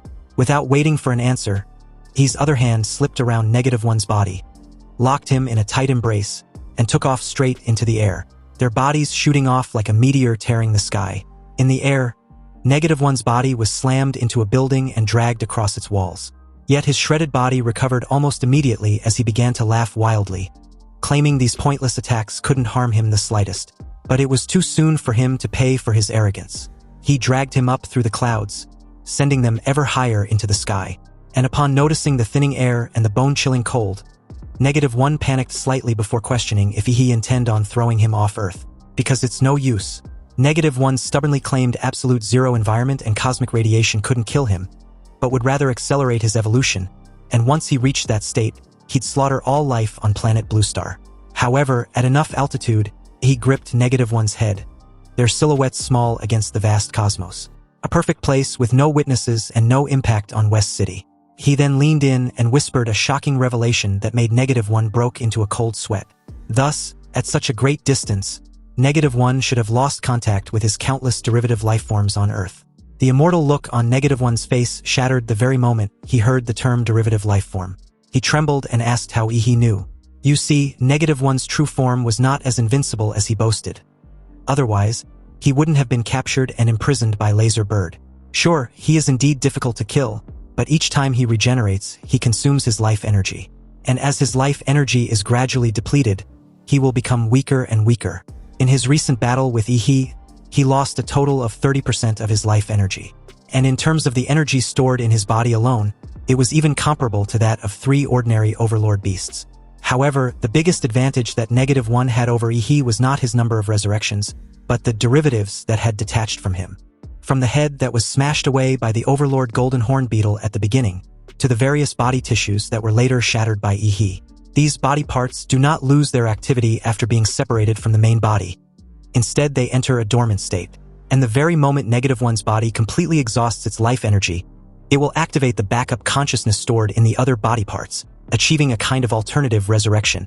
Unfortunately, this ability to split consciousness has not been developed to true perfection and was currently limited to a certain range. Anyway, he simply replied that he was better than -1 when asked how he knew. But he actually sensed the connection between the body parts detached from -1's main body using his life magnetic field. Then, by observing the changes on the battlefield, he perceived the strength of this connection and deduced that there was a distance limit between the main body and those other parts. In other words, -1 only had one life left at present, his main body. And if he were to lose that life, he would be taking a permanent nap. -1's face went ashen, and the sheer terror that suddenly enveloped froze him for a moment. As the two faced each other in an unbearably tense and dangerous standoff, -1 was mind-boggled that he actually saw through him. He absolutely must not die, because if he dies, he will never see the light of day again. -1 suddenly self-destructed, splitting into countless pieces. This was his trump card for survival, believing he couldn't possibly catch every scrap of flesh. And as long as even a single piece of flesh reaches the limited range, he would survive. He questioned whether -1 was finally feeling that instinctive fear of death. A violent boom suddenly resounded, and before -1 realized what was going on, Ehi's body had swelled in an instant, becoming a 10-meter-tall giant. And in contrast to Ehi's gigantic hands, the entire scattered pieces of -1 were like a minuscule specks of dust. -1 cursed loudly, shocked to see that Ehi actually had the ability to grow bigger. But the best part of being in his supergiant anthropoid body in this situation was the fact that he didn't need to grab every single piece, but could just hold them all in the palm of his hands. Now -1 had nowhere to run, and the very moment he asked Ehi what he planned on doing, the giant's hands started rubbing his palms together repeatedly, deliberately crushing -1. When Ehi was done, every piece had been painfully crumpled together into a single ball of flesh. Ehi remained silent when -1 kept asking what he planned on doing with him. But upon realizing Ehi intended on actually eating him, he called him an arrogant fool. Wasn't he afraid he would rather devour him from within? Regardless, he opened his mouth and swallowed -1 in one gulp. -1 started to laugh wildly, believing he had narrowly escaped death. But apparently, devouring him was the first step in the extermination plan. The next step was to unleash the Flame Sovereign, which basically meant turning his giant body into a furnace to refine -1 across the vast space. Ehi's entire aura changed color, and a fierce red flare burst forth like a new sun, dyeing the surrounding space blood red. The temperature of his giant body rapidly rose from 3,000 to 5,000 degrees Celsius in an instant and still kept rising. Then soon it reached the threshold of the sun's surface temperature. Meanwhile, amid the horrific heat, -1 panicked and howled endlessly. He couldn't fathom a creature that could unleash stellar-level temperatures, and his genome simply didn't have any extraordinary gene capable of adapting to the extremely life-threatening environment comparable to the sun. -1 wailed and begged, wanting Ehi to stop. Was he trying to refine him into a medicinal pill? In despair and rage, -1 burned and writhed in agony as he kept screaming that he won't accept it. He desperately tried to regenerate his cells to adapt to the extreme heat, but every effort failed. He also kept claiming to be a perfect being who only needed time to ascend, but his wails soon faded out into silence. In that moment, Ehi released a radiant red lotus shockwave from his body that spread for hundreds of kilometers in the vast space. If he had done this in West City, the terrifying heat of his Flame Sovereign would be enough to level the entire city, and even permanently alter the country's climate. Meanwhile, back on the battlefield in West City 10 minutes earlier, Dai Kaiming, after watching Ehi fly off to space with -1, gave a status report to West City Mission Control. But they informed him that they were aware the beast tide in the West City war zone had completely dissipated, and was currently being successfully annihilated. The general headquarters had also confirmed that all the overlords of West City have been killed in action. Dai Kaiming, upon realizing that headquarters was aware of the current situation, felt at ease. But he was also curious to know who the mysterious powerhouse was. After all, without him, their plan to retake West City would probably have been impossible to carry out. Anyway, if the identity of this mysterious expert was not a secret, he would like to know. Dai Kaiming would like to personally visit and express his gratitude. But to his surprise, he was informed that this mysterious person was also someone who was currently residing at Huadu University. Dai Kaiming immediately thought of a dean or a professor, and asked who specifically since he'd never seen or heard of him.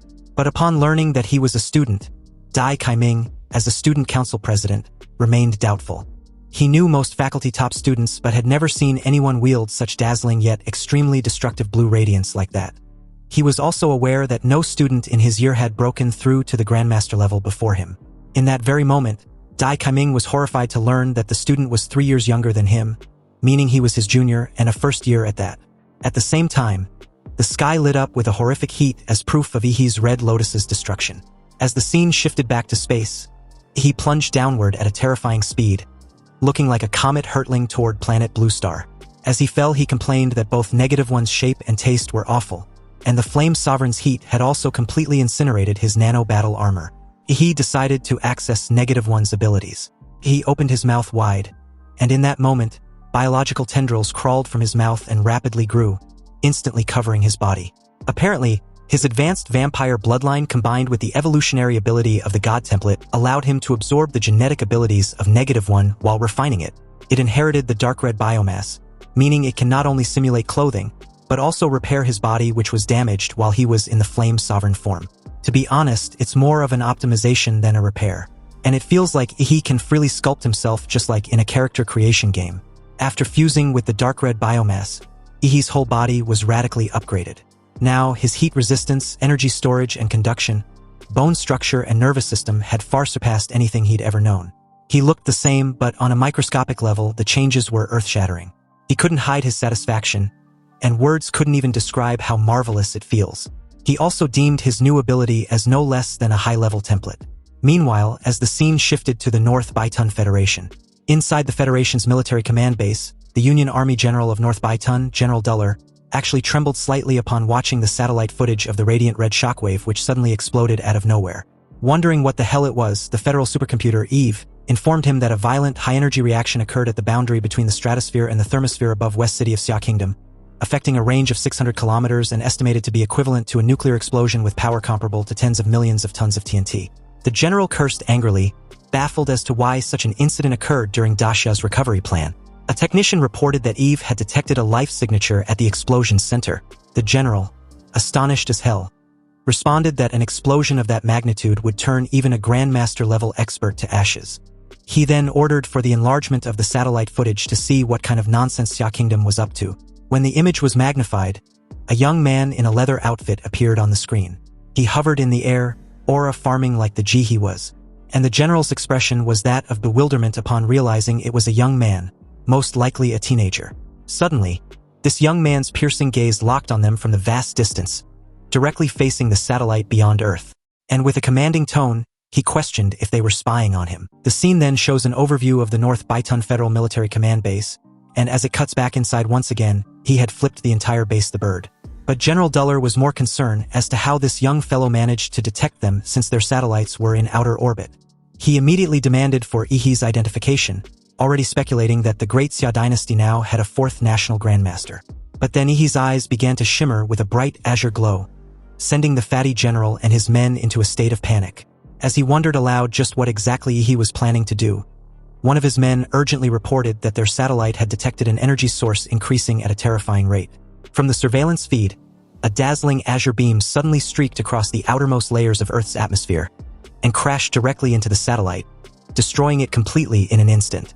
After directly blowing up the satellite, he coldly taunted those spineless bastards at the North Baitun.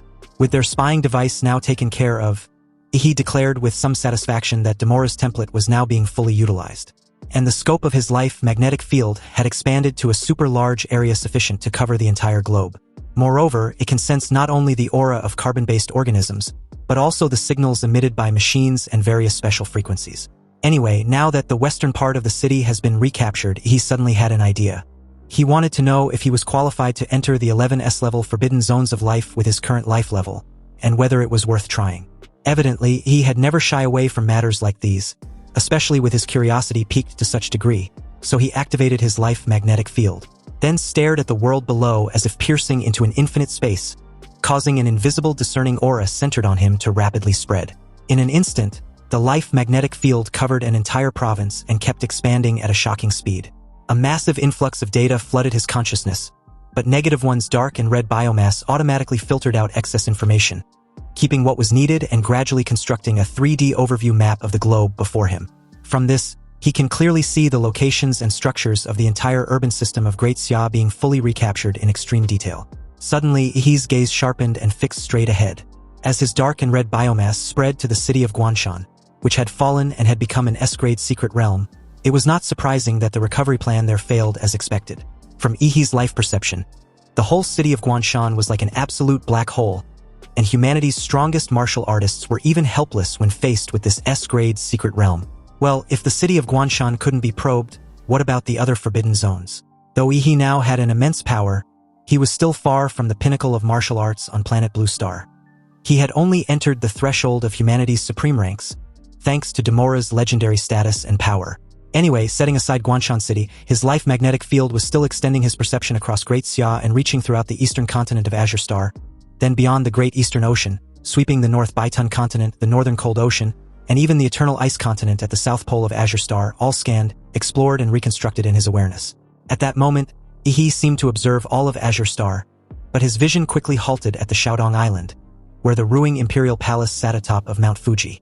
Inside this Sun Star Imperial Palace, the luxurious hall of gold and crystallized incense still could not hide the strong stench of death that permeated the place. And behind a thin curtain of a 20-meter-long dragon bed, a gaunt yet colossal figure coughed, prompting the three maids to immediately bow in reverence. From behind the luxurious curtain, a gigantic arm, far larger than the maid's body, reached out. It was withered like rotten wood and covered in necrotic marks. And accompanied by a hoarse cough, a maid was urged to bring the medicine. When the maids left, the figure on the dragon bed muttered in a hoarse voice, astonished that a perception ability had even reached the south central of the country. This mysterious colossal figure wondered which powerhouse it could be. Was it the old fox Shijingwen from the Great Xia? Or Charles from the western continent? Or was it that someone had noticed something from his nearly century-long absence from public view and was trying to test him? The figure then expressed his desire to quickly refine the divine artifact and await his ascension to the legendary realm, because on that day will be his era to dominate the entire Azure Star planet. Meanwhile, on the western continent, specifically at the divine capital of the Divine Descent Theocracy, the 1,000-meter statue in the holy city showed a strange omen, causing devotees to kneel and cry out that the true God had manifested, that doctrines and prophecies were real, and to beg the deity to protect their seriously ill loved ones. At that moment, a figure suddenly appeared before the statue as if stepping out of nothing, asking in a probing voice whether that arrogant gaze had awakened the supreme existence. The stone statue's brow trembled noticeably, emitting a strange scent. Fresh blood flowed from a crack at its eyebrow, and its mouth gaped to an extreme, forming a grotesquely exaggerated smile. The young man calmly pressed a goatskin covered in sacred text over the statue's upright gray-yellow eye. The eye quivered, and the entire statue immediately went rigid. The young man, wearing the Divine Descent Theocracy's supreme robe with his eyes hidden by a white silk band, turned and left, murmuring apologies and begging the deity to remain at rest. The scene then shifted to the waters off the A0 continent. A colossal icebreaker glided silently across the frozen sea, its hull shimmering silver reflecting the full moon which always seemed visible at the stern. In the wheelhouse, the man at the helm noticed a familiar presence above, and wondered with a bit of uncertainty whether that gaze belonged to Ehi. This silver-haired man with cold crescent pupil was apparently the Moon Nightmare Barros. This leech of a higher-level intelligent being marveled at how astonishingly he had matured in such a short time. It was truly astounding and something he never imagined. Barros looked down at his pale hand which had cracked like a broken porcelain, and quietly blamed Qinglong for severely damaging his vessel, which forced his recovery to be prolonged. But putting that aside, Barros resolved to find Ehi right after leaving where he currently was. He slowly steered the ship into a gray mist covering the icy Oceania, the fog of chaotic era beyond which lay the continent held by the second aberrant demon who hadn't acted since appearing. Meanwhile, from Ehi's vantage view, his life magnetic field covering the entire planet revealed at least 12 other places like Guanshan City, which apparently had black holes that swallows his perception. There were even some entities that tried to trace his signature to lock onto his location. He curled his lips into a faint smile, silently admitting how unfathomable deep planet Blue Star still was, along with its countless hidden latent masters and grotesque beings beyond imagination. But just as he was about to withdraw his awareness, a weak mental stream suddenly intruded from the peak of Kunlun Mountain. Though the signal was intermittent, Ehi was quick to recognize the voice to be Principal Shijingwen. And through this broken signal, the voice urgently warned him to be careful of Fu Hongsheng. He also entrusted the Great Xia to him. This brief message instantly filled Ehi with dread. He kept the magnetic field active, concentrating fully to catch every fragile mental fluctuation. He clearly confirmed the source of the signal to be originating from the summit of Kunlun Mountain. He couldn't comprehend why Principal Shi Jingwen would warn him to be careful of Fu Hongxiang, a national warrior who was supposedly in seclusion due to serious injuries. Seriously, what incident had occurred at Kunlun Peak? He immediately summoned Nuwa and asked if it could locate Principal Shi Jingwen's signal. Unfortunately, after an intensive search, Nuwa reported that there was no signal detected at present. Gritting his teeth, Ehi's expression darkened as he asked of Qinglong of the Great Xia Dragon Bird. But just like Shi Jingwen, Qinglong's signal was also not detected. However, Nuwa checked the last trip that he took, and it happens to be the Death Valley of Kunlun Peak. Also, the specific reason for the trip wasn't disclosed by Qinglong. Hearing this, he felt slightly uneasy as he guessed the two were indeed in the same place. And this incident occurred at a crucial moment of Daxia's recovery plan. As of now, the 3 national grandmasters guarding the Great Xia Nation are all unreliable.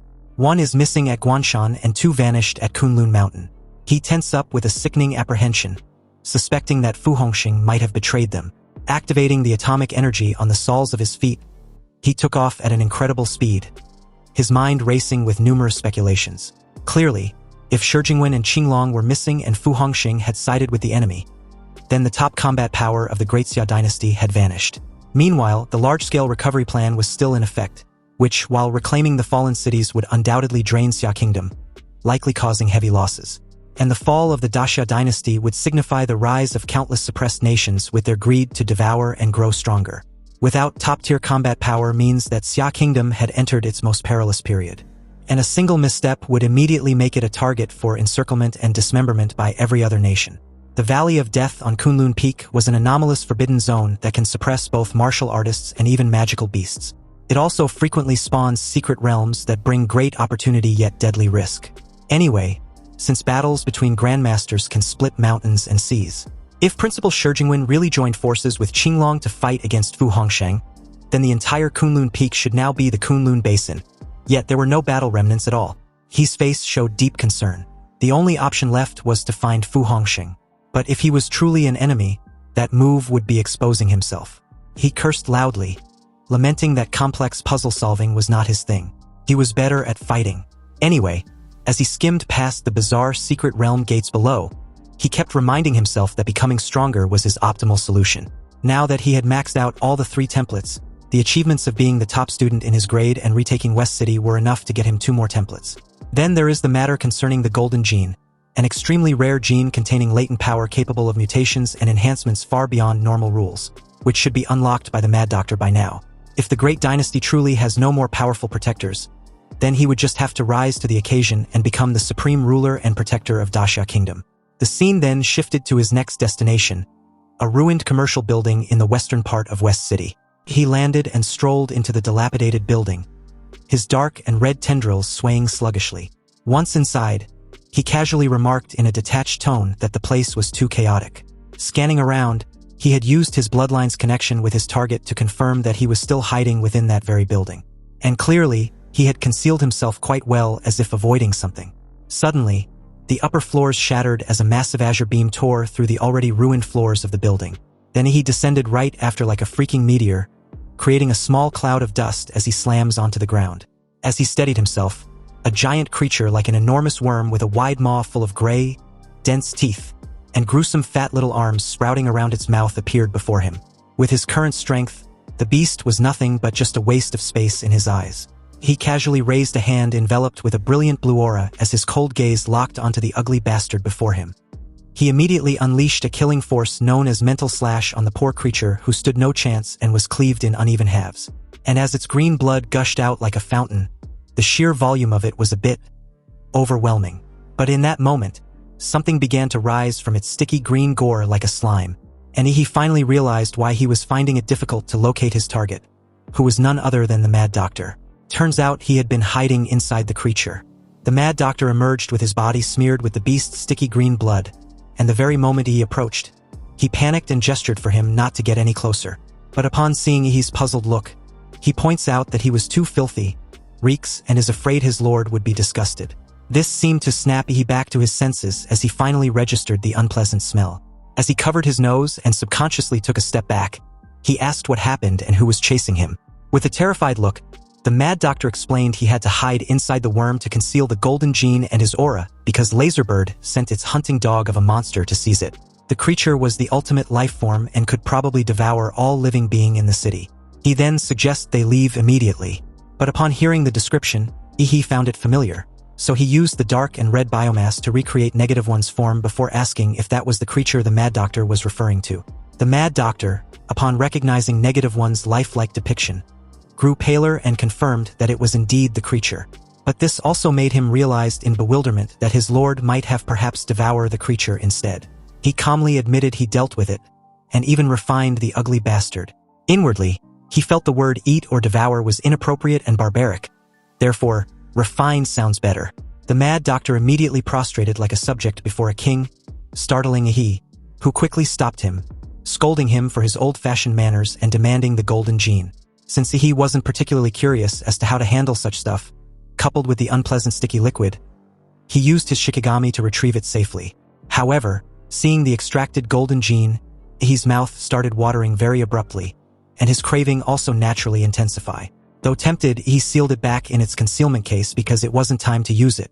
When the Mad Doctor asked for his reason, Ehi explained that absorption would force him into a deep metamorphic sleep unsuitable during West City's current combat situation.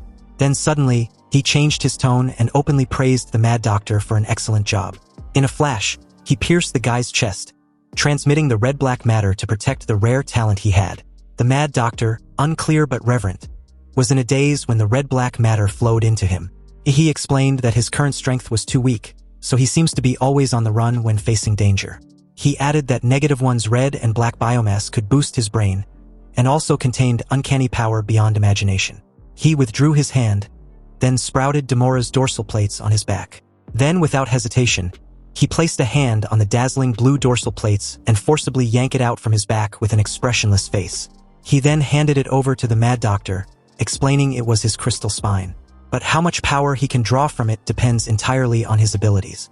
The Mad Doctor's forehead was drenched in cold sweat, each drop sliding down his pale face, revealing his profound gratitude. Overwhelmed, he started to sob, solemnly vowing to repay he with an empire in the future. He, stunned for a moment there, mentions how he never noticed before that the guy was so sentimental. He calmly turned away and told him to get back to work. The Mad Doctor wiped his tears, stifled his emotions, and solemnly accepted the order. As Ehi's shitty face with his familiar sly smile came to view, he comments on how the monsters in West City were still too unruly. It seems it was time for a citywide purge. Meanwhile, on the eastern front of West City, the martial warriors gradually realized a conclusive yet shocking truth. The Overlord beast was dead, and his feral beast tide were completely in disarray, losing all order and will to fight. With the two sovereign-class beasts out of commission, the Lord-level beasts immediately spiral out of control, even slaughtering one another and turning the battlefield into a bloody chaotic mess. At the same time, the martial warriors closed in from all sides, advancing and shouting words of encouragement to exterminate every monster on the battlefield. But amid the chaos, some panicked beasts fled into the city's dark alleys. And as everyone prepared for a close-quarters assault, the cold voice from Nuwa suddenly demanded for the inner city to be handed over to him. The entire warrior crowd froze, and as a female warrior among them recognized Nuwa, she gasped, realizing that this him the Super A I was referring to was the same powerhouse who personally killed the two Overlord beasts. So without hesitation, the young commander ordered a full withdrawal, and under the quiet crescent night sky, a single bluish-purple meteor-like object, impossible to ignore, suddenly tore through the air, aiming right amidst the city's chaos. The Lord-level monsters all lifted their heads and roared wildly at the ostentatious omen seemingly plummeting towards them at a high speed. And just like that, this mysterious meteor-like object warped, coalescing into a frenzied dark and red energy that slammed right into the battlefield like a nuclear blast, creating a destructive shockwave that swept everything away. Ehi immediately expanded his life magnetic field. Then an invisible yet overwhelming pressure enveloped the entire West City, locking onto every monster and completely stripping them of any chance to resist or escape. The dark and red biomass from his body shot out in all directions, forming tentacles which swept up the scattered guns on the battlefield. Next, all that biological matter was compressed into a gigantic sphere whose source of operation came from a nuclear reaction he controlled within his body, causing the veins and vessels on its surface to glow like surging life energy. This sight was truly horrific and terrifying. Then the surface of the grotesque sphere sprouted hundreds of undulating gun barrels laced with atomic energy that was coursing through every conduit, giving every gun a destructive power capable of tearing through almost anything. Amid the ruined battlefield, the sight of this colossal biosphere loomed over everything, its exterior covered with hundreds of heavy guns aimed and ready to fire with the single objective, exterminating all surviving beasts in West City. He frowned, a cold glint flashing in his eyes. He declared to make the beasts witness the true power of his new weapon, the Divine Angel Gun. In the next instant, countless bioprojectiles hardened from his flesh and blood, carrying terrifying atomic kinetic energy which were fired in unison, leaving a brilliant blue streaks that tore through the chaotic night. Guided perfectly by the life magnetic field, each round self-corrected its flight, never missing and piercing the beast cores of each monster. After that initial volley, countless beasts collapsed across the battlefield, their wails drowned out by the rains of destruction unleashed. Ehi alone wielded firepower comparable to an entire artillery division. Moreover, each shot was capable of homing on its target with precision. This slaughtering efficiency clearly surpassed any normal combat standard. The Supreme Commander, witnessing it all from his station, was absolutely gobsmacked, his mind consumed with a single thought. The young man on the battlefield was an absolute monster, no longer human and had transcended to the realm of divinity. If he claimed to be an extraterrestrial, the Supreme Commander would find no reason to deny it as a fact. In the observation station, he no longer wondered how a freshman could overwhelmingly crush two Overlord beasts and their Lords-level monsters.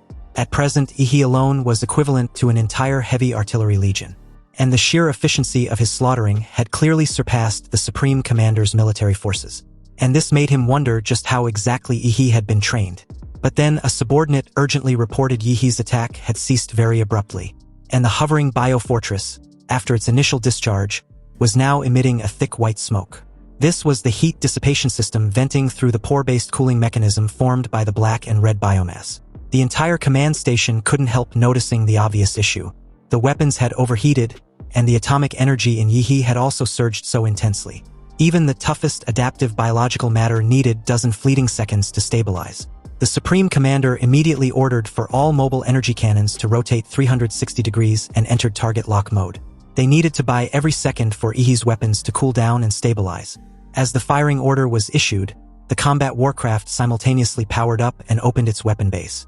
Then what followed after was a barrage of ammunition raining down like a divine punishment, kicking up a cloud of dust. The firepower hammered non-stop, and the Lord-level beasts left alive in the city began to panic. They had never feared human firepower before, but now they were furious and horrified to see that human weapons had evolved. Obviously, the airborne warship was coordinating with the gun sphere on the ground, and if they can't find a way to destroy that gun sphere, there would be no escape back to the abyss. A gargoyle-like beast, clearly a lord level, tried to push the charge onto the others, suggesting any of them take the lead while they follow behind.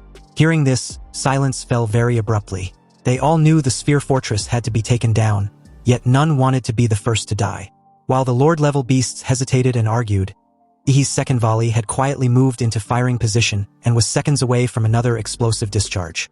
Explosions rolled like thunder as West City's sky lit with countless explosive streaks. Like a Damocles blade over the monsters, they wailed in terror as the second bombardment began. Low-tier beasts couldn't withstand the bombardment at all, and Ehi ignored the reconstruction consequences. As a martial warrior, he knew that without this overwhelming firepower, countless warriors would die in brutal street skirmishes. The Lord-level strongholds were singled out, emphasizing that those panicked beasts with rationale had to be dealt quickly for the entire hive to be wiped out. As the bombardment continued relentlessly, even the underground nests weren't safe from Ehi's earth-piercing missiles. Then suddenly, the gun sphere ceased fire once again. But after 2 purges, West City's streets were littered with shredded beasts. As thick white smoke continuously vented from the biosphere, a lord-level beast could no longer hold back and roared in order to attack. The aim was to rush and destroy the weapon sphere while it was reconfiguring. If they fail, not a single beast would hope to return alive. These words suddenly forced all the beasts to act, and a monitoring technician saw this and urgently reported that the city was experiencing a large number of extremely high-level energy fluctuations. His screen showed over 20 lord-level beasts had gathered, roaring in unison as they launched a suicidal charge straight at the sphere fortress. Below, the martial warriors turned pale as they watched all the lord-level beasts sortie onto the battlefield. The team's captain realizes the crisis and immediately ordered for the squad to support the gun sphere. They absolutely couldn't let the Lord-level beast succeed. The objective was to hold on until the Sphere Fortress next firing begins. With a vow to fight to the death, the captain charged ahead leading his squad. Though outmatched, they gritted their teeth and plunged forward. But at the decisive moment, a piercing crack resounded as Ehi's biofortress suddenly opened, and before anyone could react, an azure beam suddenly tore through the sphere biofortress with a dazzling, blinding light. Then this blue atomic beam, hundreds of meters long and as thick as a giant pillar, directly slammed down on the charging Lord-level beasts, eviscerating their bodies in an instant.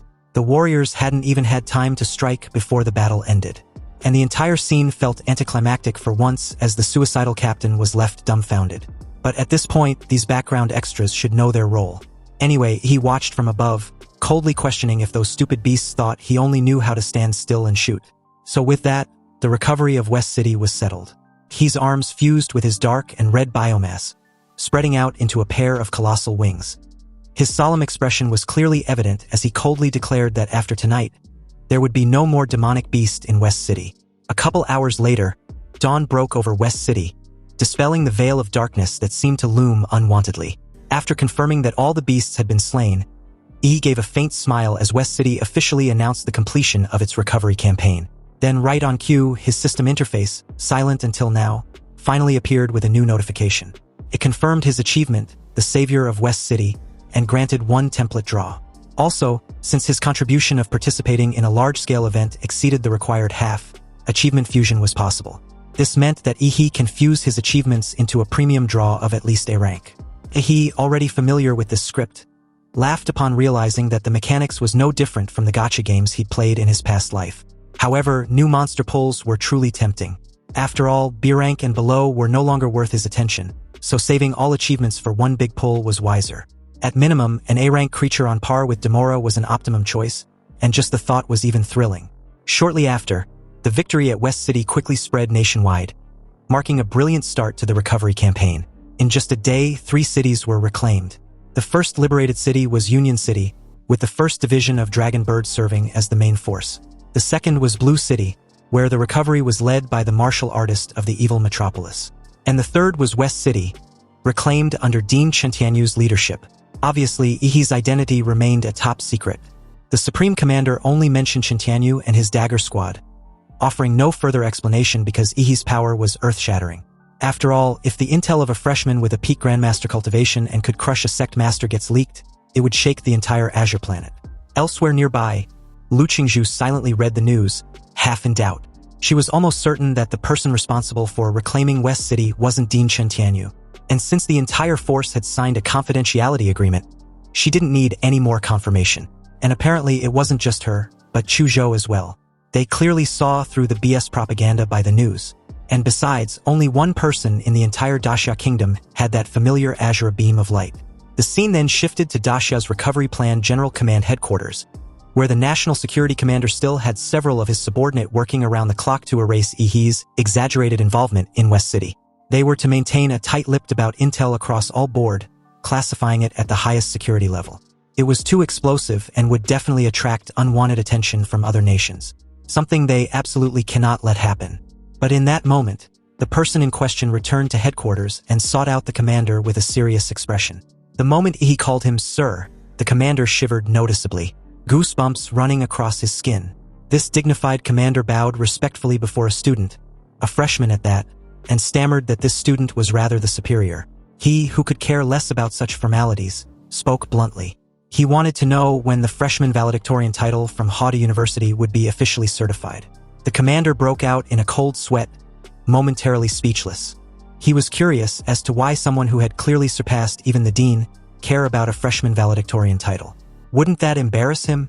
The chubby commander hurriedly explained that the valedictorian recognition had to go through Hada University's student council, and normally took about a month. But upon seeing Ehi's salty expression, he scrambled to find a workaround. He hastily added that Ehi's case was exceptional, so no freshman would dare oppose the title. Moreover, the student council president of Hada University was present and could certify him on the spot. At this point, the commander was sweating as if he'd just run a marathon. He, upon hearing this, immediately asked where the student council president was. Then subsequently, the door burst open and the person in question entered. When Dai Kaiming saw Ehi's youthful appearance, He took a deep breath. But as Ehi turned in his direction to ask if he was the student council president, Dai Kaiming unexpectedly quickened his steps and rushed straight toward him. And up close, he studied his features with an expressionless face that left the poor guy all flustered and freaked out. Then a second later, Dai Kaiming's expression shifted to fervent adoration. His pleased face looked even happier than when he'd killed a monster. He solemnly thanked Ehi, saying he spoke for his master in expressing their deep gratitude for saving their lives. Faced with such excessive enthusiasm, he replied awkwardly that it was just what anyone would do, so there was no need for thanks. Also, Dai Kaiming looked older than him, so calling him senior was inappropriate. But Dai Kaiming immediately dismissed this, insisting that in martial arts, strength rules above all, so the stronger person was naturally the senior. He could only nod and force a small smile in acceptance. Seconds after, the system also chimed in, congratulating him for achieving Huadu University's valedictorian. He was awarded a template draw. After finishing matters at the General Command Headquarters, Ehi spent time observing and studying the system.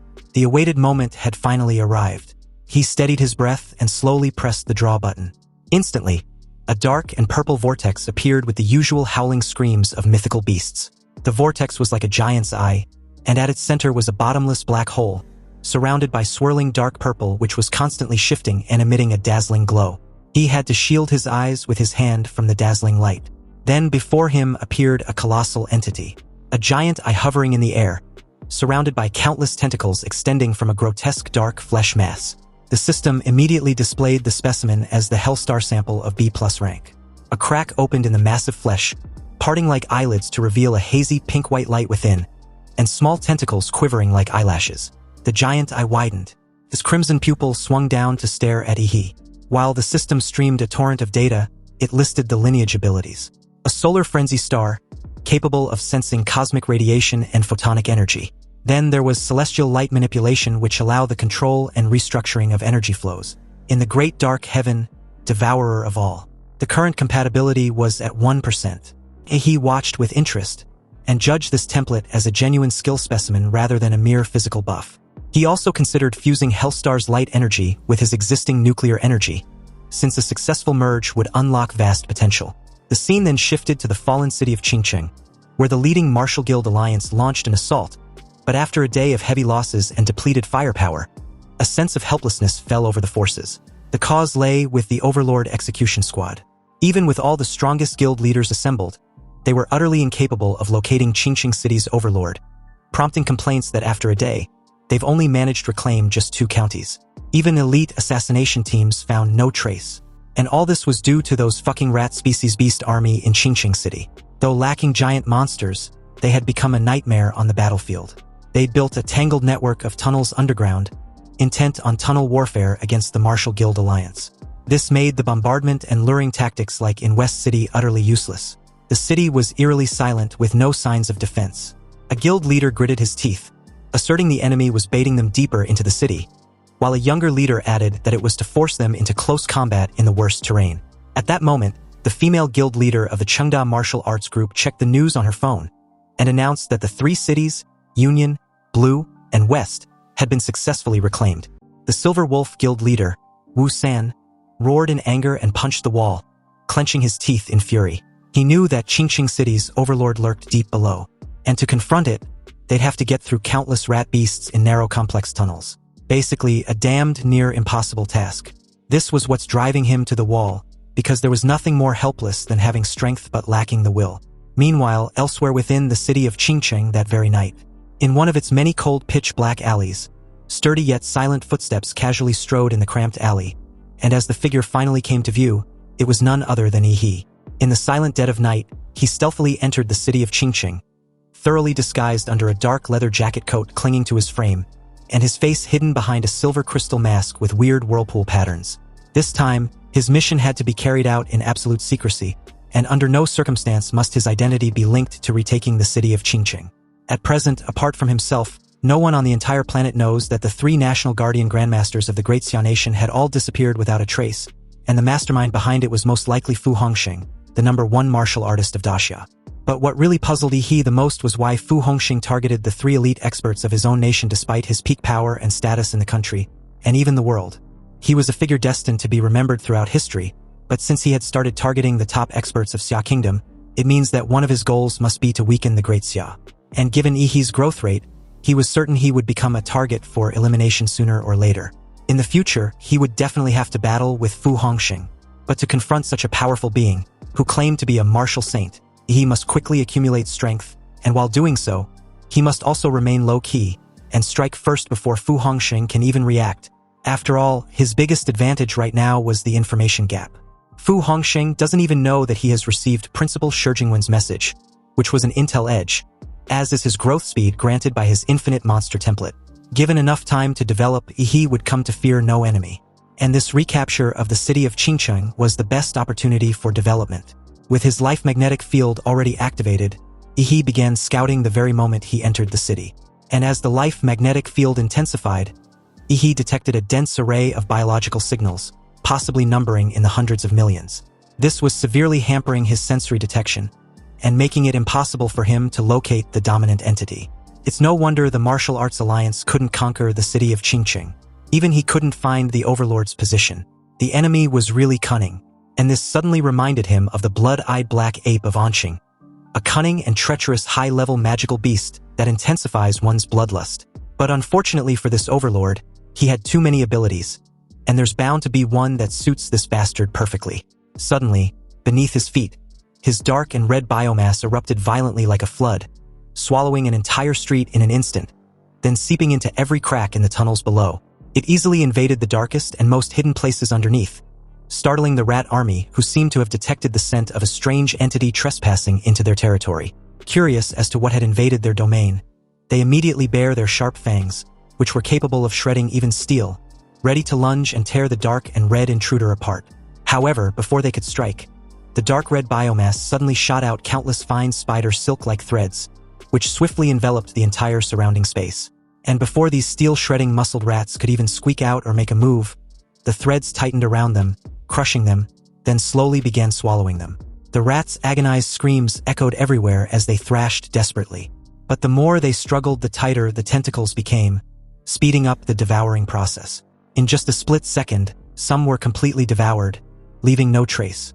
Evidently, the crux of these rats' strength were their overwhelming number and their elusive concealment. But unfortunately, both advantages were rendered useless against the devouring power of the dark and red biomass. He, with an eerie amusement, watched their demise for a while before taking out his cell phone to kill time. And at the same time below, the unseen slaughtering quietly unfolded as the hundreds of millions of rats got band together and devoured in a whirlpool of dark and red biomass. The rats had run rampant, thwarting the Martial Guild Alliance from finding the Overlord beast. But against Ehi, they were easily dealt with like they were nothing. A moment later, he calmly announced that the monstrous rats in the city were nearly wiped out, and his dark and red biomass had extended hundreds of meters underground, so his target should no longer have anywhere to hide. Meanwhile, as the dark red biomass reached a depth of about 100 meters below ground, the cunning Overlord could no longer remain in hiding. So about a couple of alleys from Ehi's initial position, the ominous dark and red biomass suddenly began convulsing violently, rolling and boiling like water pushed to its limit. Then in the next instant, a tremendous tremor exploded, sweeping away the dark and red biomass with a massive shockwave. What followed was a reverberating stump as a deformed giant rat's paw slammed down, its weight cracking the very ground into tiny rifts. And when this hideous behemoth came to view, it was an enormous white rat the size of a cargo truck with countless rat heads making up its freakishly looking face, all screeching at ultra-high frequencies into destructive sonic waves that toppled the surrounding structures. This Overlord beast suddenly turned its hideous head in the direction of the whirlpool mask figure in a dark leather jacket coat. And although it had no clue how this human was able to sneak up on him, it furiously questioned if he was alone. As an infamous rat king, it felt a bit incredulous since it thought there would be a group of humans waiting to ambush him. Then it began to laugh, sneering at Ehi's dark and red biomass. The Rat King admits that the dark red biomass was indeed powerful, but it was completely countered by his sonic roar. And now, he had foolishly sought out his own demise. However, faced with the Rat King's murderous threat, Ehi, looking bored as hell, lazily stared and replied coolly, questioning why the abominable rat assumed he possessed only a single move. Then, to the Rat King's utter confusion, he casually raised his hand upward.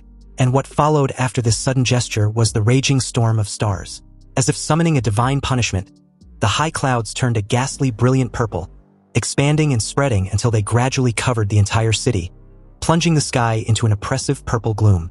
But under this terrifying showcase of power, the Rat King, now scared shitless as this heavenly punishment locked onto him, asked what kind of energy it was.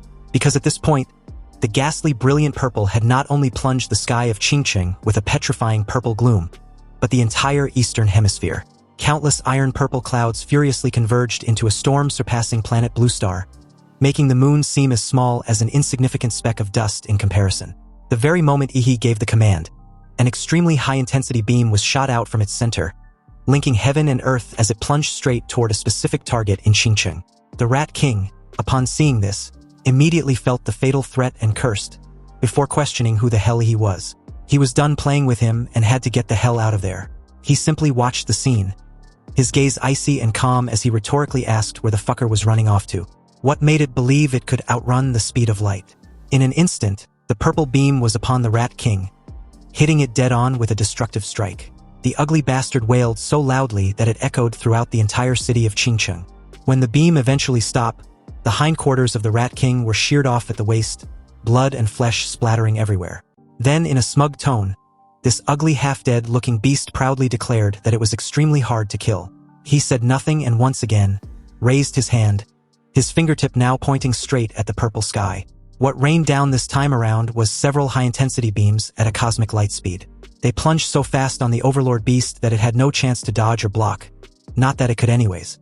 The Rat King lets out a gut-wrenching howl, wailing like a creature on the brink of annihilation as the overwhelming beams slammed down on him, forming a deep crater within the earth. Amid the destructive beams, the Rat King's giant body was instantly torn to shreds, disintegrating into countless fragments and vanishing completely in the dazzling purple beam. Shortly after, the dust and smoke slowly cleared, and as it did, a sphere as red as fire, radiating a crimson glow, was revealed within the crater's center. He recognized it at a glance. It was the Overlord's demonic core, and although its body was utterly crushed, its core remained intact. Anyway, just as Ehi reached out to seize it, sharp screeching sounds suddenly came from within, and at the same time, the demonic core's surface flickered violently like it was about to explode. He halted slightly, a flicker of suspicion crossing his eyes, putting him on guard. Clearly, this demonic core before him bore abnormalities, and seemed to be entirely different from a normal demonic core. Then, accompanied with a boom, the core did indeed explode into countless rats, surging forth like a living tide. They immediately scattered in all directions, squeaking chaotically. However, faced with the sudden change, he only showed a faint trace of surprise, his composure unaffected. And as he watched the litter of rats fleeing in disarray, he spoke with a hint of mockery, questioning if they were trying to imitate Musin. The next moment, his dark and red tentacles emerged from behind, shooting out one after another before sweeping across ferociously, crushing some of the fleeing rats with ease. But unexpectedly, any rat struck instantly underwent a mutation, their split bodies rapidly growing into a new freaking rat. And these new rats, though a bit smaller in size, fled even faster and were damn near impossible for the dark and red tentacles to catch or kill. Obviously, the smaller they became, the more their speed surged unnaturally. He clicked his tongue, contempt evident in his tone. This bitch-ass Overlord was clearly a hegemon, yet all it had were these cowardly survival skills. Seriously, it seems a rat will always be a rat in the end. It can never become an Overlord. He then called forth his Shikigami and activated his time freeze ability. Almost at once, a figure appeared behind him, slowly spread its arms, and a strange aura immediately diffused outward. A colorless field formed in an instant, sealing the space at that moment. The flow of time froze completely. At present, the time freeze of his Shikigami Zawarudo had upgraded to the point where it can sense the vital cores of living beings. And once Ehi shatter each core, the Rat King won't be able to split again. But if these rats are the ones disguising as the demon core, then where was the Overlord's real demon core? It seems this Rat King actually has a trump card that temporarily cheats death.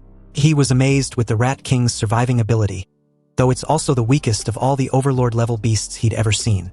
The bastard was a cunning fellow, but unfortunately, it was destined to die by his hands. After all, this rat had already slaughtered the city, so Ehi declined using his progenitor to turn it into a subordinate. He simply hoped the bastard become a human in its next life. Anyway, as a dazzling light radiated from Ehi's hand, the scene shifted to the Rat King's underground palace, deep within the earth. Millions of rats were densely crowded together like a writhing mass of maggots. They writhed non-stop, seemingly desperately combining to perform some sort of transformation. A giant transparent cocoon enveloped them all, and inside was a demonic core curled into the shape of a rat. The rat inside the cocoon suddenly awakened, opening its eyes as the accumulated energy reached its threshold. Then the demonic core shuddered violently as the cocoon swelled, before directly devouring the outer rats to convert them into nutrients. When the last rat was absorbed, a hairless giant rat burst forth from the cocoon. It recalled how it almost died. And in that moment, white fur quickly covered its body as it fearfully admits that the outpost of Qingcheng can't be held. It must immediately retreat to the Sin domain. Cursing, the Rat King revealed that if it weren't for the Emperor's order, those brainless, low-intelligence magical beasts with demon cores wouldn't even bother coming to the human territory to fight to the death. It initially thought it could hold out for at least another month. And as long as those so-called grandmasters from the humans didn't make a move, he could keep the human battlefield in Qingcheng occupied by staying in the underground rat palace. But he never expected such a freak to appear. He, being this masked freak, can not only release a mysterious substance that devours all demon beasts, but also wield the power of the stars. In the end, even how he managed to kill all his clones in an instant, this ugly bastard have no idea. Fortunately, he was a cut above the rest. He used the golden cicada shedding its shell technique, believing Ehi, that foolish freak of a human, probably didn't realize that he had only killed a clone. Anyway, as the Rat King approached the secret realm rift, it did not dive into the swirling light immediately, but showed a triumphal smile as it laughed gleefully. It foolishly believed the threat to his life was over, and just passing this rift will take him back to the Sin domain. After briefly patting himself from escaping his demise, it admits it was still far too dangerous to be among humans, so leaving was the optimum choice. But just as it charged forward, another sudden light descended from above, bleaching its white fur into a blinding purple. He roared in bewilderment, questioning how it was even possible that he found him. Meanwhile, from the outskirts of Qingcheng, the third and final purple beam was so devastatingly powerful that the entire city trembled. And somewhere at the outskirts, the guild leaders of the Martial Guild Alliance stared at the unbelievable sight in stunned silence, a bit unsettled. Wu San, with eyes full of shock and doubts like the rest, wondered aloud if it was some sort of a space-based energy weapon, because surely it would be too far-fetched if these beams were actually summoned by someone. And even if it really was a space-based energy weapon, why didn't anyone notify the allied forces in Qingcheng? So without hesitation, the group finally raced into the city to see for themselves exactly what was happening. When they entered the inner city, they were met by a terrifying yet unexpected silence. All signs of the rat creatures had vanished, and after a brief fruitless search, only a huge crater remained filled with magma and warm fragments of glazed crystals. The bulky guild leader frowned slightly and said skeptically that he couldn't detect any trace of the rats. It was as if they've all vanished. And although this seemed too shocking to comprehend, Wu Sun seconded, adding that he too couldn't trace any rats left. Perhaps they retreated into the secret realm, or worse, were completely annihilated by the purple beams. Wu Sun slowly looked up at the vast sky once more, still wondering who on earth could manipulate such a terrifying weapon. Anyway, shortly after this, news of the victory at Qingcheng quickly spread nationwide. It has been a week since Union, Blue, and West City were liberated, and now Qingcheng had become the fourth reclaimed city. Celebrations soon followed as the news and several media outlets assured everyone that they will continue to bring them the latest news on the Great Xia recovery plan. Anyway, as the scene shifted elsewhere, the senior executives of the Great Xia allied forces had gathered. And unlike the celebratory mood outside and on the giant-ass screen before them, their faces were grave and suspicious. Obviously, their predicament was the identity of the person who secretly aided the recovery plan in Qingcheng. They have no clue who it might be, what this person's intentions were, and whether he or she should be considered an ally or foe. Just like in West City, they encountered all sorts of difficulties, and then this mysterious person appeared and solved them. Qingcheng was no different, with the exception of just the attack's color change to purple, of course. But at present, it's clear this mysterious person is siding with the Great Xia Alliance. Logically speaking, the appearance of such a mysterious and powerful figure within Xia Kingdom, capable of influencing battlefields of such scale, would certainly attract the attention and investigation of the Great Xia Dragon Bird. But when they contacted them, their vague refusal to disclose anything insinuated that they too have no fucking clue who this mysterious person was either. But regardless of who this person was, they must recapture the other cities first. Otherwise, it would make the Great Xia Alliance look incompetent. They had to speed up reclaiming the remaining cities or risk becoming passive and useless. Meanwhile, as the scene shifted back to the mysterious person in question, Ehi had already left Qingqing and was on his way to his next fallen city. If he exclude Guanshan City and S-Class Forbidden Zone, then there were currently 3 fallen cities that have not yet been liberated. 2 of these fallen cities were currently under the control of the Great Xia Dragon Bird and Huadu of the Imperial Capital. He'd heard that they've been winning battles on the front lines recently and were not far from being successfully recaptured. That left the final city by city as his only choice, a nearly forgotten city. Thinking of that, he accelerated towards Bai City, leaving a streak of red flames across the sky. He took out his cell phone, recalling that the Allied forces in Bai City released daily updates on the battles at fixed times, showing neither major defeats nor victories, and rarely appearing in the news. Previously, the abilities used by Ehi and Qingqing were mainly based on the Hellstar template, and that standard purple light was too conspicuous. So if he wanted to keep operating, he had to change his identity once more. The very next moment, black and red tentacles surged forth from within his mouth, and as they rapidly lengthened, they coiled around his body, causing his appearance to change noticeably. His hair quickly grew to his waist, turning into a shade of white that fluttered with every breeze. His face then got concealed under a red mask formed from the black and red tentacles, and with that added cover, Ehi's appearance looked completely unrecognizable as he plunged forward. He then decided to use a weapon this time around, so as he took out his Starfall Cleaver from his spatial ring, he also realized a slight altercation had to be made. He raised his Starfall Cleaver, the tip aimed at the gloomy sky. Then almost immediately strands of black and red tendrils crawled up and coiled around the blade, looking creepy as hell. And after the disguise was complete, he gave a swing and was pleased with the results. With this identity, he planned on focusing solely on his killing techniques and martial arts. Since Gongku and Qinglong were the only people aware of his killing force martial arts, he was confident his current identity was totally secured. He then instructed Nuwa to play him a specific song as he suddenly shot forward, flying at Mach speed. It took less than no time to arrive at Bai City, which was shrouded in a thick fog that obscured any sunlight. Upon arrival, Ehi activated a concealment skill to fully hide his presence as he slipped into the Allied forces camp.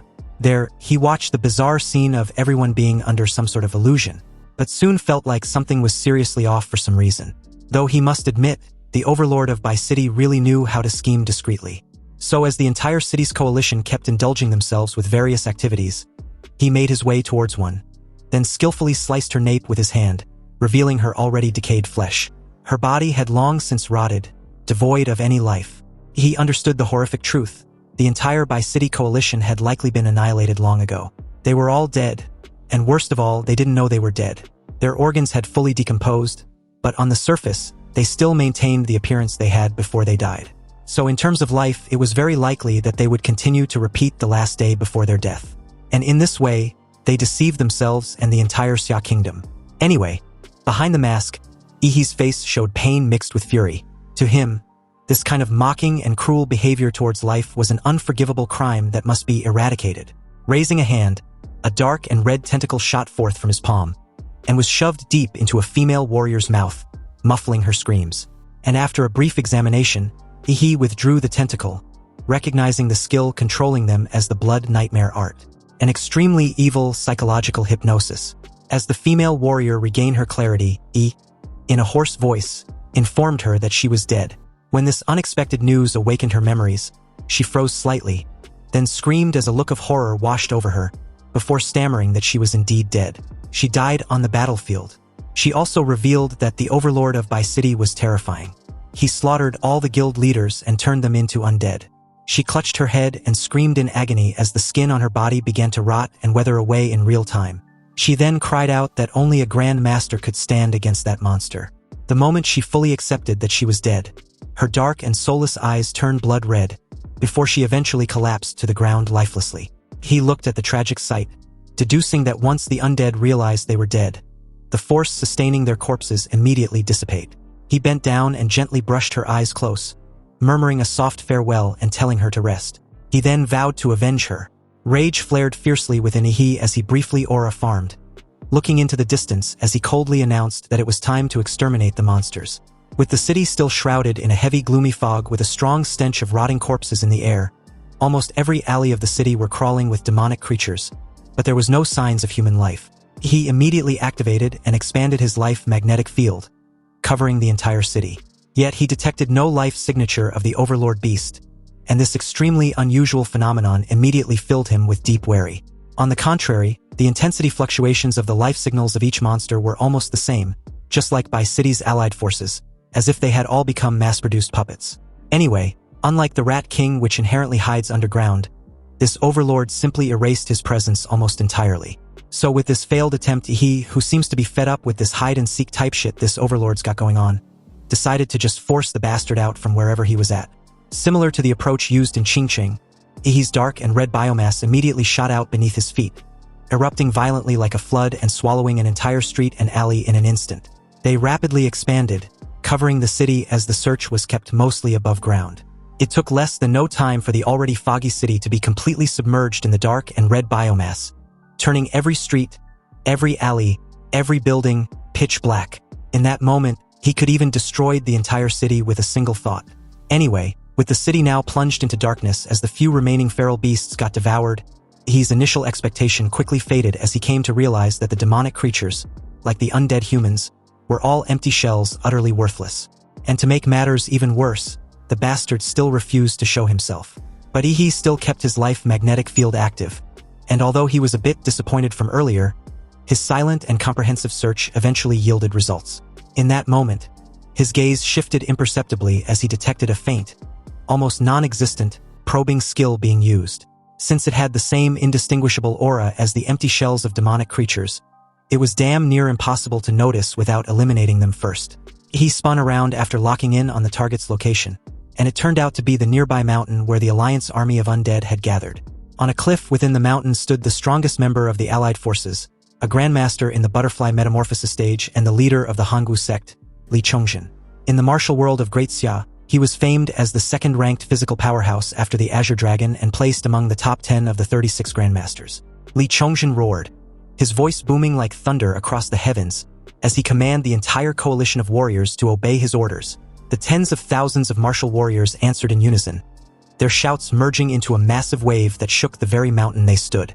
Li Chongzhen bellowed fiercely, veins bulging on his face, his whole body exuding a ferocious aura like an awakened ancient beast. He informed the coalition that the Overlord of Bai City was right ahead, and he was all alone. So they were going to face and kill him together, liberating Bai City from his demonic hold. Immediately, the tens of thousands of warriors erupted into a frenzy as they surged forward, picking up a cloud of dust as their cries of liberating Bai City resounded. Seeing all his troops respond wildly, this Walmart version of Darkseid felt immensely satisfied. A wide, crooked grin stretched to his ears as he emitted a low, eerie, malicious chuckle. Then, unexpectedly, the once gloomy clouds suddenly changed to a dazzling purple color with its winds rolling and twisting into a massive vortex, large enough to blot out the entire mountain sky. The countless warriors immediately fell into a state of panic upon facing such a sudden anomaly, their gazes unable to tear away from the dark purple sky. Obviously, they wondered what exactly was up there. Could it be reinforcements? But in the next instant, a figure of a man gradually took shape at the center of the violently swirling purple vortex.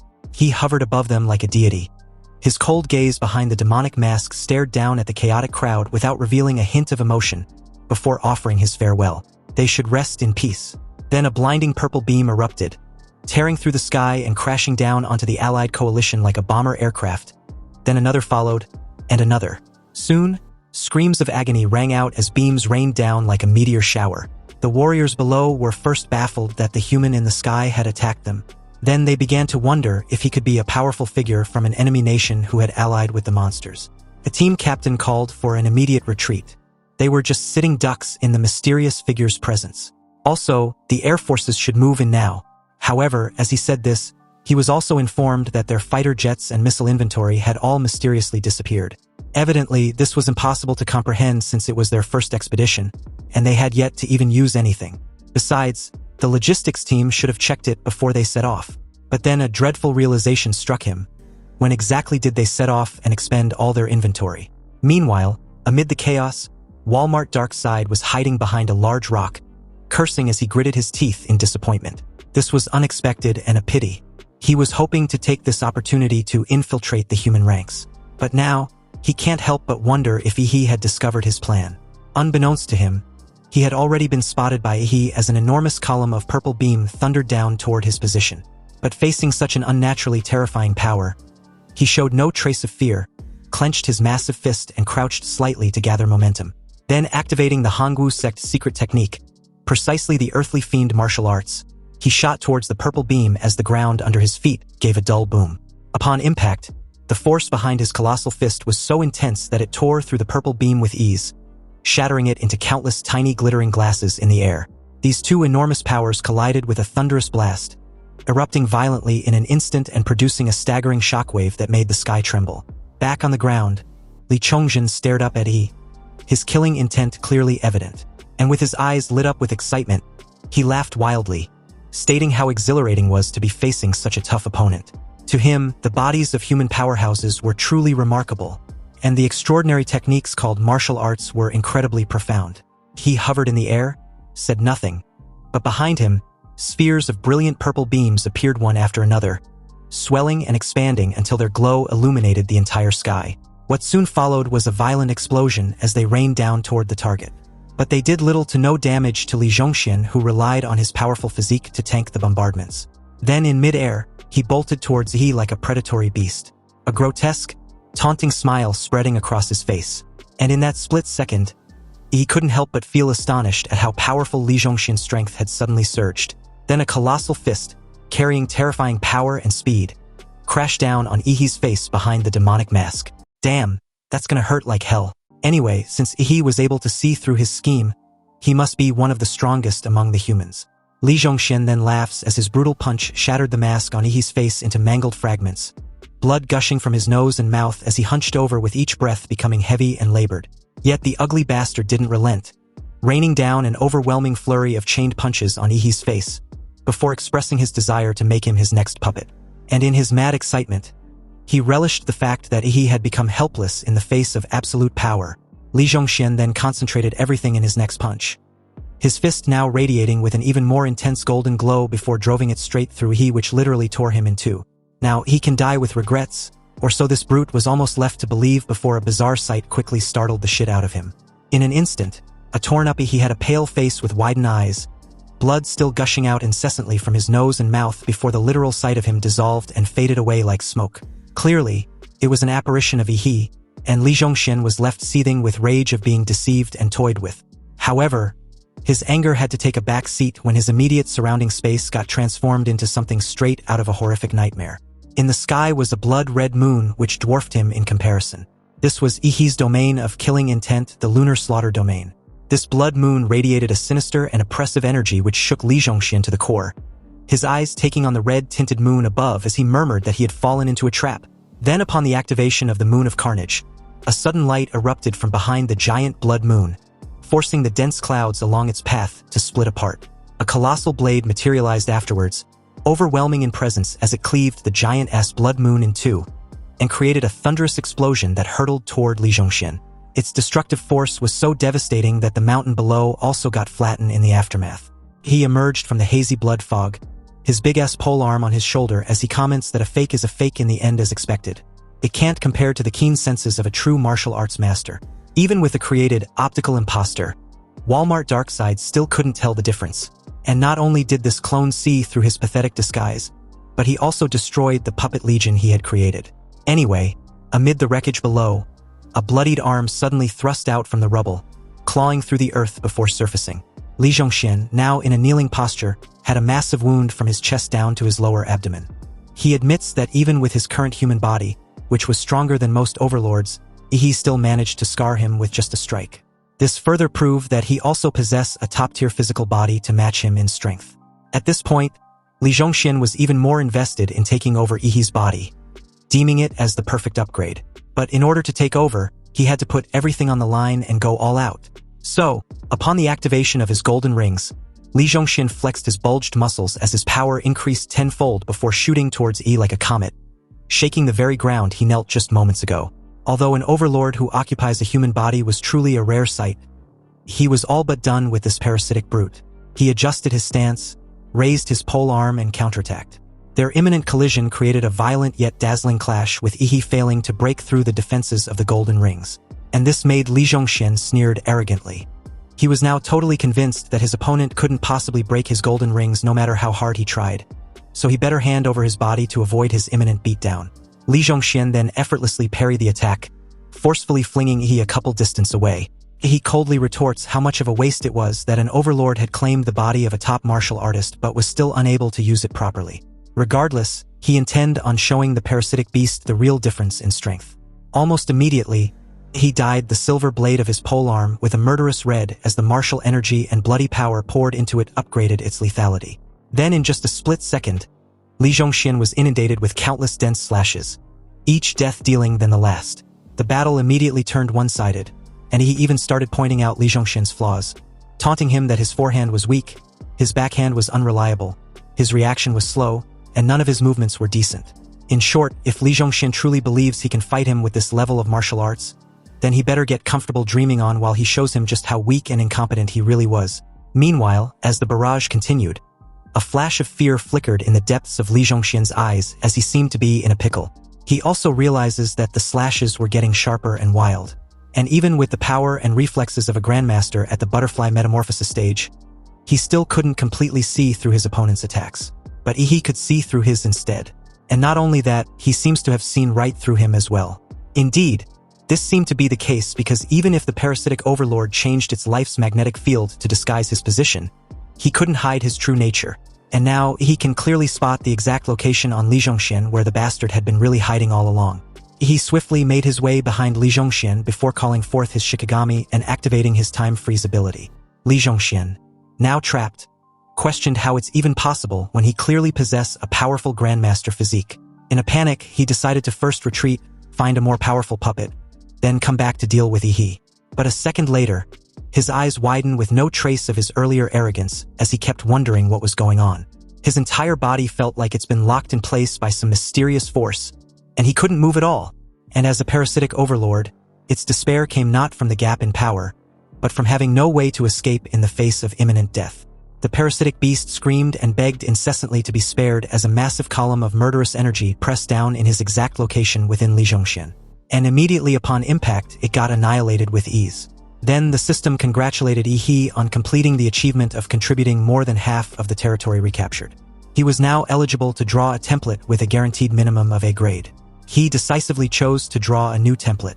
And just like the previous instances, the familiar dark and purple dazzling vortex appeared with the usual howling screams of mythical beasts.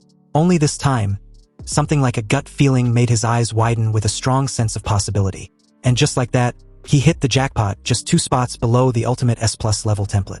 Its materialization further shimmering and dazzling with an irresistible allure. Anyway, according to the system specifications, the S- grade template was the 10-tailed world tree Zhenmu. Its bloodline ability was to gather the planet's natural energy and creates 7 types of elemental energies. The bloodline of the sacred tree grants access to the cells of the sacred tree and control over the essence of the divine tree. There's also the Eye of Cause and Effect bloodline, which awakens an ability called the Karma Eye. Current advanced form was none, and the compatibility was at 1%. He, upon reading through, exclaimed in excitement how amazing it was to have drew his luckiest draw yet. With the 10-tailed world tree, an actual S-level template regardless of its lower tier within that grade, meant that he had now officially entered the templates that signifies possessing an extraordinary system. If this template could be maximized, while its destructive power might not match that of Hellstar or Demora's template, its skill set might be even more abundant and would likely surpass them. So with this view in hand, Zhenmu, like the vampire template, was indeed a top-tier skill template. As Ehi continues to bask in his euphoria, the system, in that moment, was like a gift that kept on giving. It notified him that he had been detected to possess a homologous template, which can be fused. The 10-tailed world tree, Zhenmu's template, can be added to the plant attribute mutation path of the Mad Emperor Demora's template. The system wished to know if Ehi wanted to proceed with adding them. There was also a note that since the 10-tailed divine tree was a high-level panel, adding it may cause unpredictable changes to the final mutation of the Mad Emperor Demora's template, which was the Star Emperor Demora's state. His face darkened with this unexpected gamble. He realizes that both the Zhenmu and the Star Emperor of Demora shared plant-related attributes. And it turns out that templates can complement each other and be integrated based on their complementary characteristics, just like fusion and advancement in card games. However, reality was far more complex than card games. Merging 2 templates with limitless potential, and with the result unknown, wasn't ideal. Success means that the 2 templates are combined into one, which will not only greatly reduce the resource burden of upgrading the template, but also give him a more powerful super template. And if it's a failure, he was assured that both templates wouldn't be completely ruined. After all, they have such a good foundation and a high starting point. Even if they drop in grade, they won't be too weak. At least they won't be dragged down to a D-level supergiant anthropomorphic template. However, the merged template was likely to experience a sharp drop in growth potential and template rating. Anyway, with this predicament, surely plot armor had to kick in because by sheer coincidence, the system then added that Ehi also possesses the advanced fusion material golden gene, which has the ability to optimize bloodline genes, greatly increasing the probability of the genes developing in a positive direction during the fusion of the two templates. Upon seeing this, Ehi, as a being from an alternate world, immediately realized how much of a coincidence the entire situation was. It almost seems too convenient that he apparently have the one thing that could boost his success rate. As if the very moment the golden gene unexpectedly fell into his hands, it was all for this precise moment. At this point, Ehi couldn't help but wonder if some unseen entity called the Author was guiding him from another dimension. But whatever the case might be, Ehi now had no right to refuse, nor did he intend on refusing. If he was to fight Fu Hongxing in the future, he must be 10 times, or even 100 times, stronger than his current self. And with that, he initiated the fusion process. The moment the command was issued, the golden gene within the vial trembled and began a violent transformation, changing from the golden-colored gene to a dark color before slowly dissolving. Then the system stated that the Star Emperor Demora state could not completely devour the 10-tailed world tree's genes, so further mutations have begun. And at the same time, the gold gene had been injected, and the template was undergoing fusion and optimization. But before a concrete conclusion could be made known, the scene shifted back to Li Zhongxian, who now looked shockingly frail and as thin as a mummy. His body laid on the ground with his flesh clinging to his bones. With his few remaining strength, he asked Ehi if the parasite within him was dead. He confirmed that it was, and of course, he just had to aura farm as he gave the reply. When Li Zhongxian asked of the warriors of the Bi-City allied forces, he was informed that they would all be wiped out soon. Li Zhongxian gave a self-deprecating smile before expressing his gratitude. At least, their corpses wouldn't be desecrated. But Ehi couldn't help but wonder who exactly was responsible for slaughtering the Bi-City allied forces, because this parasitic monster shouldn't be enough to defeat a martial art master like Li Zhongxian on a direct battlefield. It was also at this moment that Li Zhongxian warned Ehi to be careful because the Overlord-level magical beast in question claimed to be one of the 4 envoys of their emperor, and its strength even surpassed that of a grandmaster in the butterfly metamorphosis stage. Most importantly, it can skillfully utilize martial arts techniques, and has even comprehended the domain of a grandmaster. Also, it said it would be going to the imperial capital. Ehi's pupils contracted with this intel. He was fully aware that the Great Xia dynasty had a total of 36 grandmasters, with at least 20 usually stationed in the imperial capital. Now, in the plan to reclaim the 12 fallen cities, those with strong combat capabilities had left to lead their troops to reclaim a lost territory. And as part of the recovery plan, the Great Xia Dragon Bird also dispatched a large number of powerful warriors to the borders to guard the territory in order to prevent enemy forces from taking the opportunity to enter the country. So all these grandmasters of the nation protection were all absent. In short, the imperial capital had no powerful warrior to guard it. Meanwhile, as the scene shifted to the imperial capital, specifically the garrison base stationed within the secret territory of the Jilong River.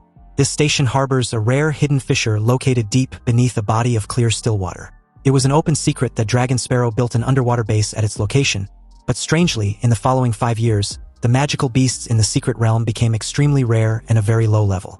As a result, the danger level there was downgraded from B to D.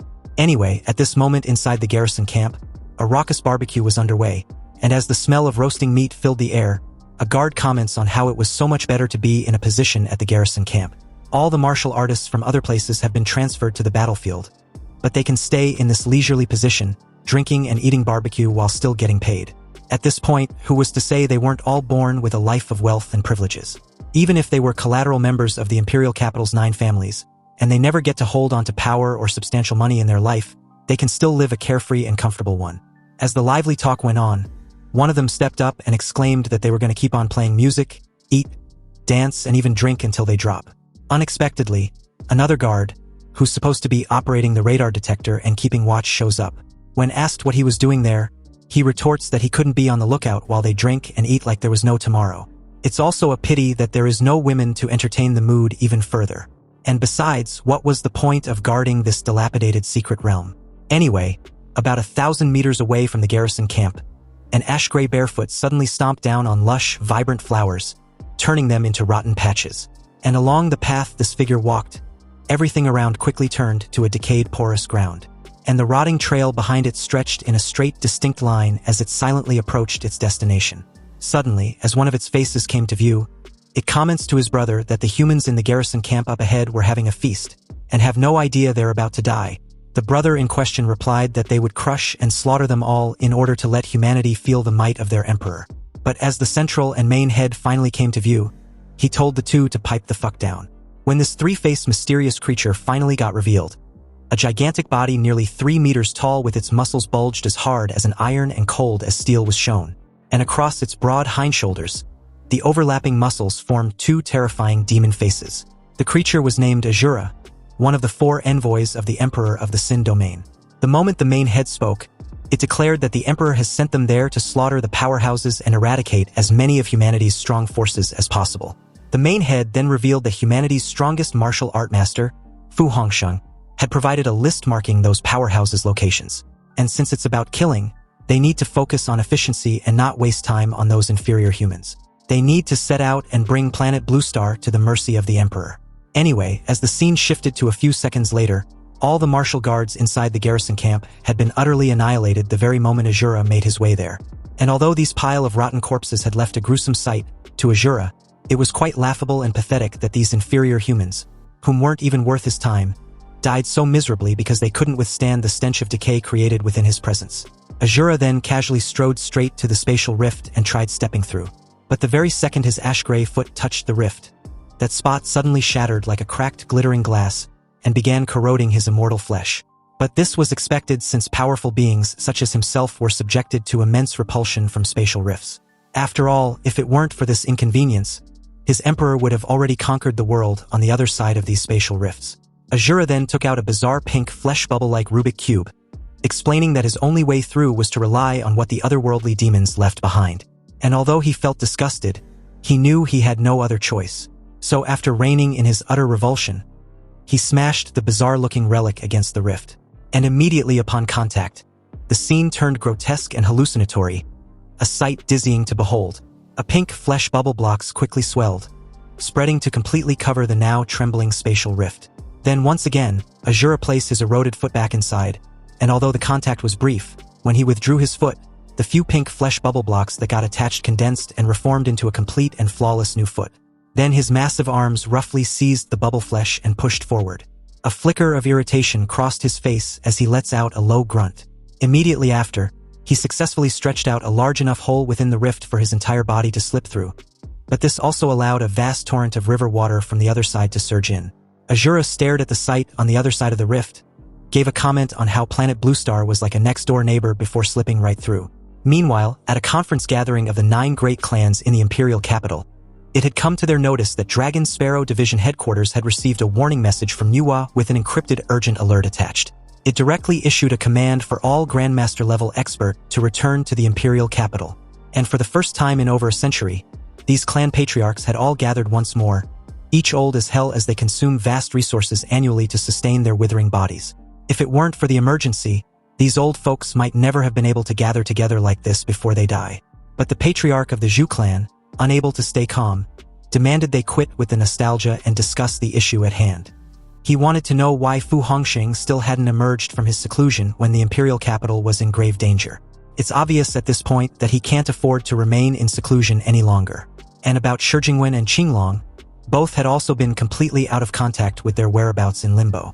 The patriarch of the Sima clan reported in a low voice that Shi Jingwen and Qinglong had inexplicably disappeared, and as for Fu Hongsheng, someone had been sent to find him. His words abruptly trailed off as the patriarch of the Lai clan leaned forward, urging him to continue. They were then informed that there had been no response from Fu Hongsheng.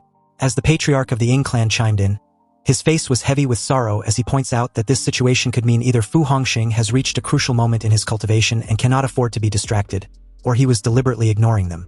The patriarch of the Zhao clan, unable to contain his anger, clenched his fist as he cursed furiously, before stating that Fu Hongsheng was just a mere military man. Yet he harbored such ambitions toward Great Xia's central power and even sought to bring down the 9 great families of the imperial capital. He reiterated what he had long been saying: they must suppress martial artists in terms of treatment and reputation, otherwise they will definitely grow even more ambitious. The patriarch of the Zhu clan lowered his voice and coldly analyzed the situation, asking whether the 9 families were supposed to defend against the great enemy Netherbird spoke of on their own, before arguing that that would undoubtedly be falling right into Fu Hongxing's trap. Apparently, the powerful individuals cultivated by their 9 families at great expense were meant to suppress domestic martial artists. They represent their clan's very foundation, and if they were to lose them all now, even if they win this battle, their 9 families would collapse. In that moment, one of them cautiously proposed a tactical retreat for the time being, then wait until all the nation's powerful warriors returned before deciding their next move. The conference fell into heavy silence as these old folks mulled over the implication of that proposal, yet none dared voice it directly. The scene then shifted back to the Jilong River, when suddenly, at its center, a towering column of water dozens of meters high was shot skyward as if an explosion had been detonated on its riverbed. The 2 couples nearby panicked, staring at the sight of the river suddenly turning pitch black with thousands upon thousands of fish floating lifelessly to the surface. They first wondered if an explosion had caused this, before speculating the cause to be a possibility of a rift to a secret realm. Meanwhile, up in the sky, an enormous dark gray figure who was none other than Azura was falling at high speed, and with a reverberating boom, he crash-landed near the couple, who immediately got incinerated into a bloody mess. His right demonic face sneered with a mocking smile, before stating that the incinerated humans were so weak. His left demonic face seconded it, smirking in contempt as it also points out that they couldn't withstand a single stump and was turned to dust. Azura then spread out his terrifying death aura in all directions as he aura farmed. And on the giant-ass monitoring screen inside the Dragon Bird Command Center, the entire staff watched the scene and were very terrified. They couldn't comprehend how an Overlord-level beast suddenly appeared in the Imperial capital. They issued a code red, then moments later the surveillance screen in the command center also went dark. Dragon Bird's director, Wang Zhiding, gritted his teeth as he furiously cursed at their current predicament. All the top specialists of the 1st Division are still guarding the border, and Section Chief Qinglong and Principal Shi Jingwen were not currently in Huadu.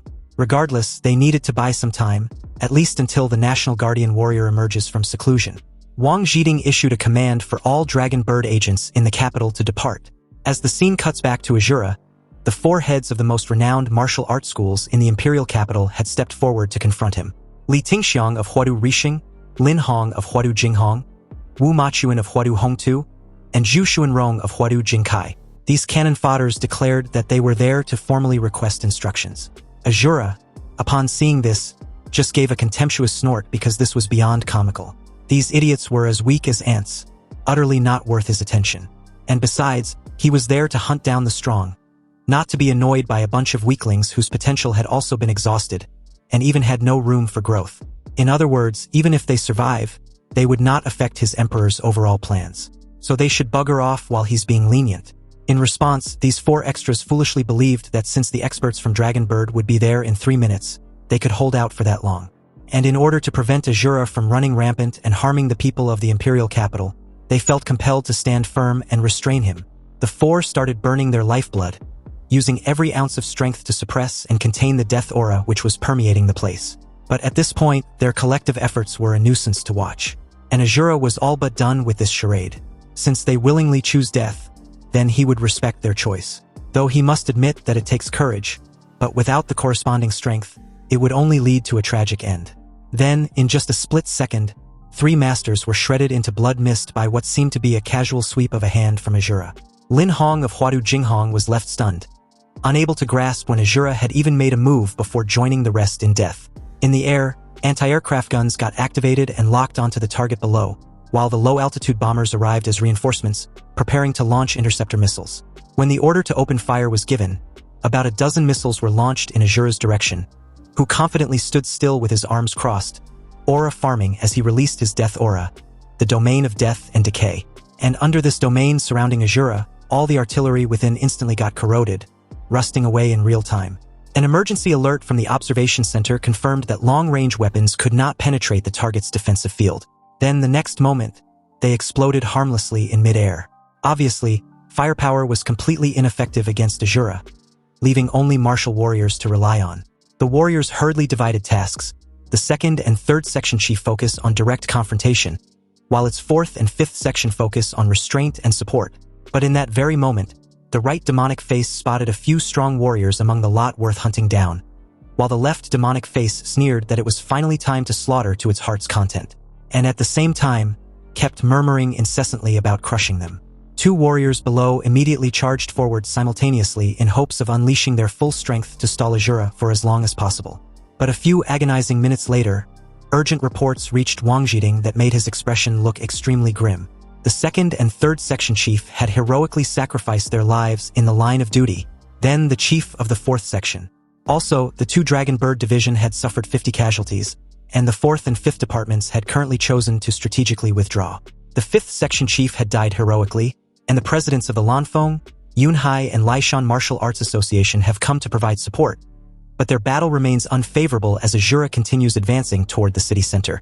In that moment, Wang Jiding could hardly stand, speak, or even think straight under the weight of these shocking reports.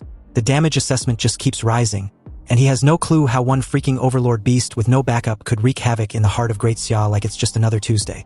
So far, for Grandmasters in the Transcendent stage had already perished. Wang Jiding's limbs suddenly went numb as he collapsed into his chair, shaking all over. It took a moment for him to recover before questioning his staff in a hoarse voice if they have been able to reach Fu Hongxing, Section Chief Qinglong, or Principal Shijingwen. When he got a reply that they still hadn't been able to contact none of them, he asked of the 9 families of Huadu. Because apparently, those cunning old bastards had only dispatched Grand Martial Masters and a handful of Xuanwu martial artists to participate in the Azura interception operation. But about the martial elders guarding Huadu, they've suddenly all gone AWOL. Wang Jiding couldn't comprehend what was going on, because there was no excuse as to why Huadu's 9 great families had also lost contact with the Dragon Bird division. Meanwhile, on the large surveillance screen, Azura's giant arm had crushed his next victim into a mangled mess.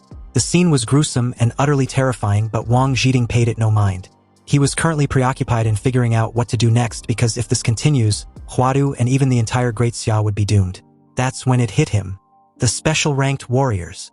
And although this option seemed like a nuclear one, Wang Jiding had been backed into a corner with no other choice. He immediately issued the command for the special ranked warriors to be released from their confinement. When his staff tried to argue that they could run out of control, Wang Jiding loudly retorts that their current situation was a matter of life and death for Huadu.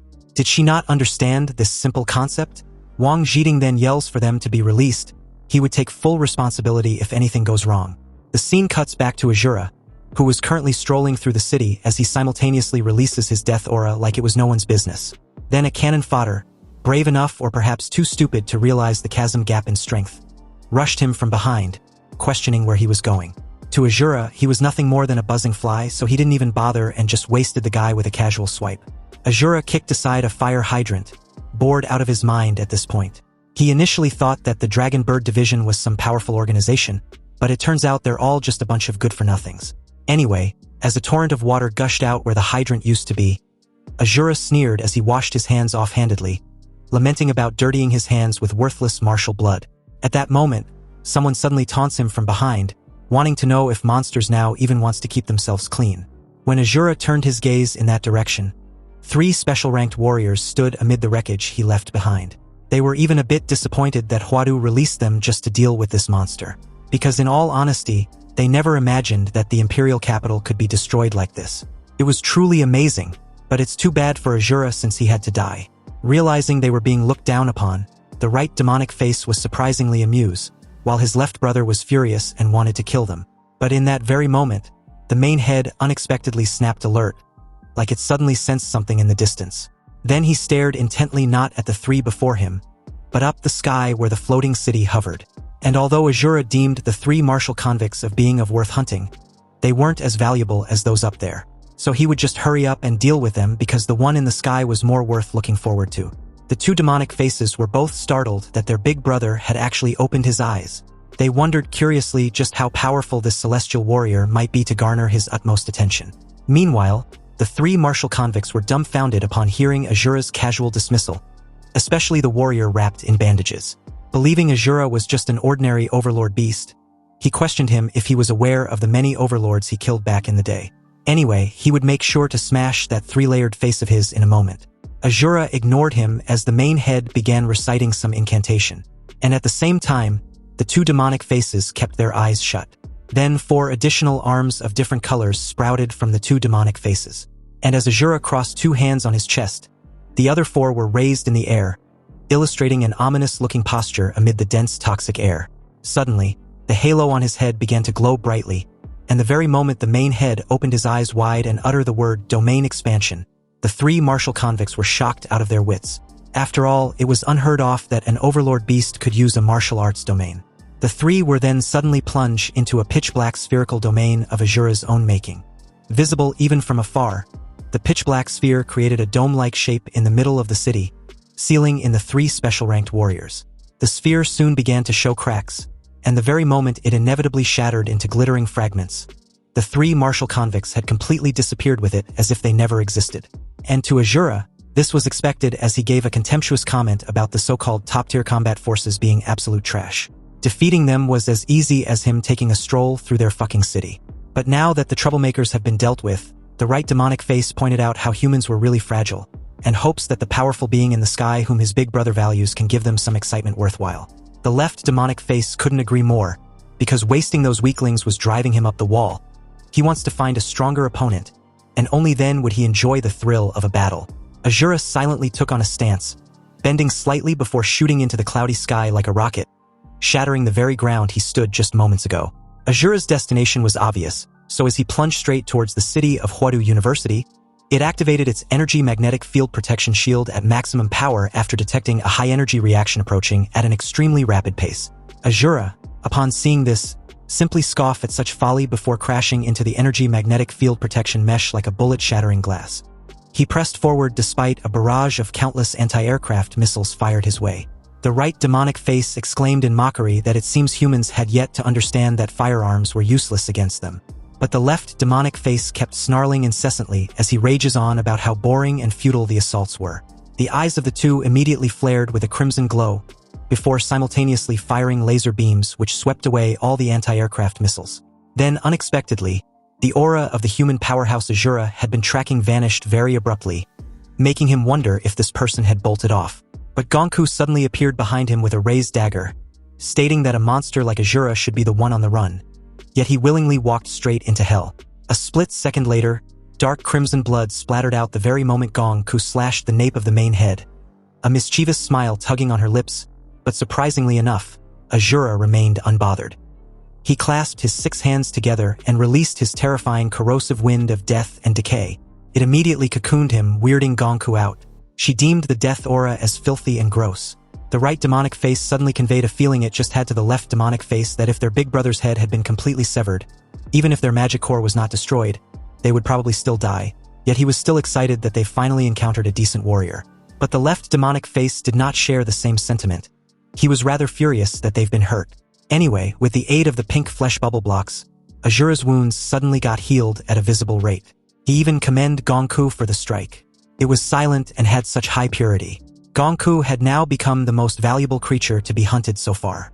However, the little white-haired lowly found the entire fuss to be far too much of a compliment. So in that case, she would try to show off a bit more with some real skills. Gonku spared no time initiating her domain of killing intent as 2 enormous eyes appeared behind her, and with it, a blood-colored phantasm that spread out with an oppressive vision that startled Azura. The squelching sound of the sticky pools of fresh blood beneath his feet indicated that Gonku had placed him inside a domain visible only to him. Azura then peered down and immediately deduced that Gonku had directly opened a domain. However, the surrounding buildings didn't disappear, meaning she simply extended her domain into reality rather than using martial arts to create a more independent space. And instead of being alarmed, he was rather curious to see just what the effect would be. Compared to Azura's filthy and disgusting corrosive death aura, Gonku proudly declared that hers was much better. But at this point, Azura was done talking, so the little white-haired lowly needn't need to say more. He suddenly appeared behind her with his 6 massive fists, and upon the activation of his earthly fiend martial technique, the Sunset Hammer, his giant fist struck in rapid succession with terrifying speed, aimed in crushing Gonku into meat paste. The floating Imperial University city shook and tilted, and a stream of blazing golden light tore through space within the crimson slimy phantasm. However, to Azura's utter bewilderment, his target had disappeared right before his very eyes, leaving him a bit puzzled as to whether he hit or missed his target. After all, before him was only a chaotic swirling void of fresh blood. Gonku suddenly exclaimed in surprise, genuinely stunned to see a magical beast that can actually use martial arts. She even announced that Ehi's jaw would definitely drop when she tells him about it. Azura was still stuck up on how Gonku made her way behind him. He guessed teleportation or an illusion, But Gonku wasn't in the mood to entertain him with an answer. She was about to get serious. Gonku raised 2 of her slender fingers and activated the genetic technique, death by 1,000 cuts, blood slaughter. Tens of thousands of blood droplets, like soft round bubbles, rose from the space where Azura stood, drifting around him as he watched in bewilderment. The right demonic face, spotting how different the blood beads were, grinned mysteriously. He could see a blood thread in between each pair of droplets, interconnecting with one another. These thousands upon thousands of blood droplets with their linked blood threads formed a blood mesh so dense not even a mosquito could pass through. Gonku then proudly declared that Azura was trapped and couldn't escape even if he wanted to. The blood droplets solidified into a silk blood sphere, enveloping and restraining Azura while Gonku watched from above, before striking a cute anime-like pose as she declared that it was time to start slicing. Azura was first stunned into speechlessness, its main head just uttering "what?" in response after being caught totally off guard.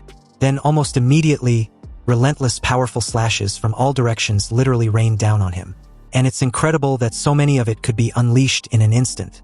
Even his ironclad body, which can easily withstand a single strike and ignore the attacks of a grandmaster, couldn't withstand thousands upon thousands of strikes, all landing on the same spot within seconds. Even if those pink particles can restore the deep hole, they cannot stop the next slash. Azura was now certain that his opponent was no pushover like the others, and instead of being furious or in pain to complement his brutally battered state, he laughed. He actually laughed and declared that it was definitely worth the fight. However, it wasn't enough. Azura tried to move, but realized immediately that he was stuck. His legs felt heavy all of a sudden, and when he looked down, he saw numerous crimson figures clinging and crawling up his legs like they were rock climbing. Then an overwhelming sight drew his attention, making him tremble as he slowly looked up, only to see a mountain of corpses topped by 3 massive skulls, bodies packed together and surrounded by a suffocating, horrifying phantasm, reeking of death. Azura once again used the pink flesh bubble blocks to heal all his wounds, and at the same time, commend Gonku's capacity for slaughter. Her talent for killing was truly astounding. But if it weren't for the psychological trauma that was preventing her from making further breakthroughs, she would have been a significant obstacle on his emperor's path. Gonku, displeased by Azura's long-winded words, covered her small ears and started chanting sutras, before stating that she won't listen to his incessant yapping. But Azura continued regardless, informing Gonku that he'd wasted too much time and still needed to hunt down more powerful opponents, so he would finish her off quickly. Azura activated his domain expansion, but he was immediately interrupted by Gonku, who claimed that she can also do the expansion of a martial arts space. She even took out her cell phone from her breast pocket and started recording the entire thing, promising to show it to Ehi later. She intended on using it to showcase just how powerful she was to that brat of a disciple. Gonku raised her hand and activated her domain expansion, the boundless severing head. A phantom slaughter guillotine suddenly appeared above Azura, dwarfing his domain expansion in comparison. And upon release, Azura suddenly got overwhelmed as countless thick iron chains suddenly got tied around his neck, before dragging and fastening his sorry ass under the guillotine. Meanwhile, his domain expansion had also taken effect, gradually erasing Gonku like it did earlier with those 3 special-ranked warriors. Azura, believing it was all but a done deal, bid his farewell and even thanked Gonku for giving him a very good combat experience. But the little white-haired loli was also fed up with Azura's incessant chatter and bragging like he was better than her. So what if she's disappearing? She would just set aside this embarrassing sight for now and release him of his freaking head. On command, the guillotine was released, and the massive blade plunged down without restraint. Azura could only watch as it sliced down on his neck with a thunderous crush. And this indirectly severed his connection with his active domain expansion, which shattered like a broken glass and released Gonku before she got completely erased. It was as if the two canceled each other out. But the lingering side effects were quite evident on Gonku's side as she dropped on 4s, gasping for breath before cursing. Just a moment ago, she felt her jade feet and slender waist almost fade away into nothing, and her martial arts realms simultaneously encountered their limits and collapsed in the process. Nearby, Azura was faring a bit better. He then mentions how Gonku was far more powerful than Li Zhongxian, and at this point, he was left with no choice but to go all out in order to kill her. Since human martial arts were not Azura's forte, he dropped all pretenses and decided to show his true power. Azura lets out an ear-piercing roar as 6 bony spikes grew out from the savage muscles on his back. He then grabbed each spike with his 6 hands and ripped them free from its sticky tissue, creating 6 flesh blades, one in each hand as he announced that Gonku deserves their serious attention. Azura had abandoned all his human techniques and was about to fight by pure primal instinct. Gonku's playful face turned grim for the first time, and as a titan in the field of slaughtering, she sensed a sudden spike in her death probability, which was a bit troublesome. You see, since the onset of her illness, she can clearly sense the strength of an enemy's killing intent, and use it to judge the odds of killing them or vice versa. But when Asura used his domain expansion, perhaps due to a lack of familiarity with it and the instability of his martial arts domain construction, the threat level of his killing intent was only about 6 out of 10. So in a head-to-head confrontation, she wouldn't lose at the very least. But with the sudden spike in Asura's killing intent, Gonku could clearly see herself being crushed violently under his death aura, resulting in her imminent death. Gonku's face suddenly went pale with fear as the scene of her death flashed before her eyes.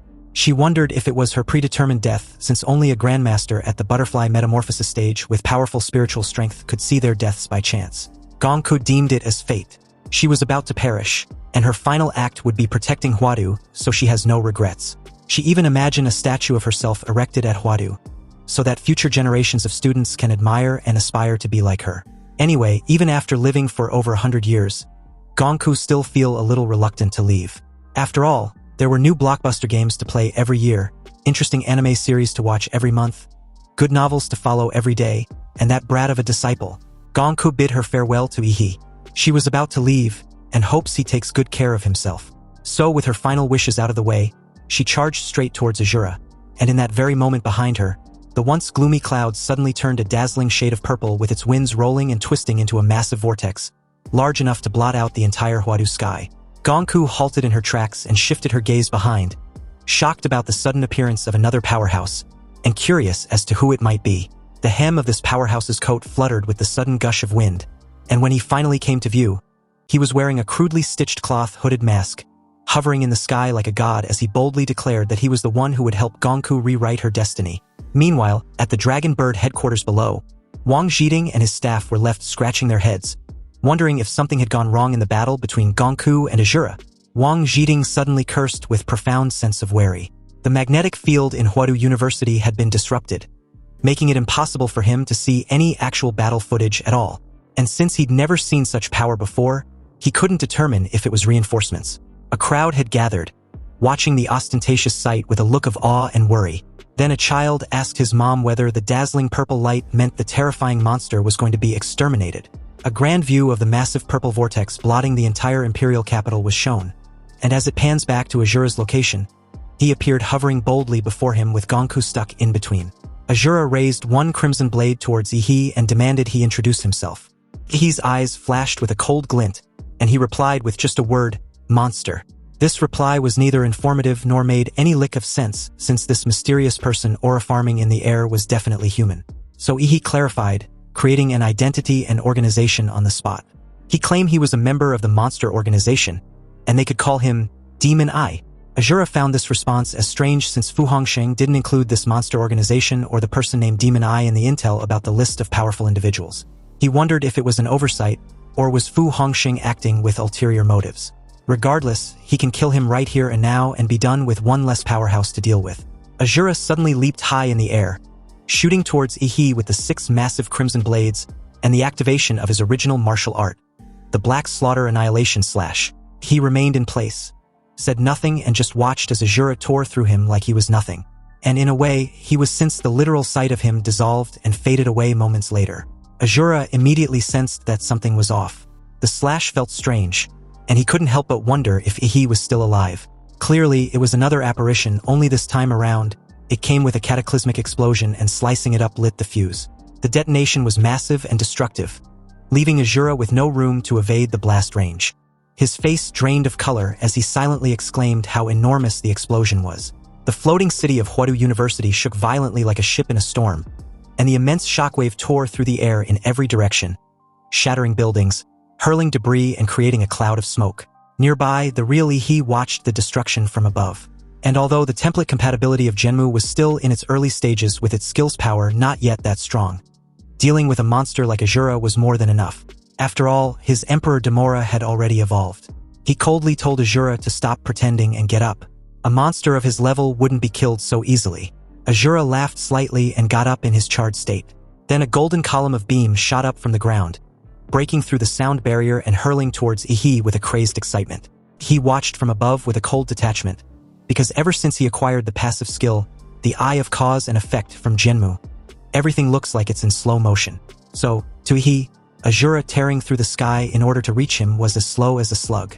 However, since Azura was his first battle after unlocking an S-tier template, he would use him as a test subject.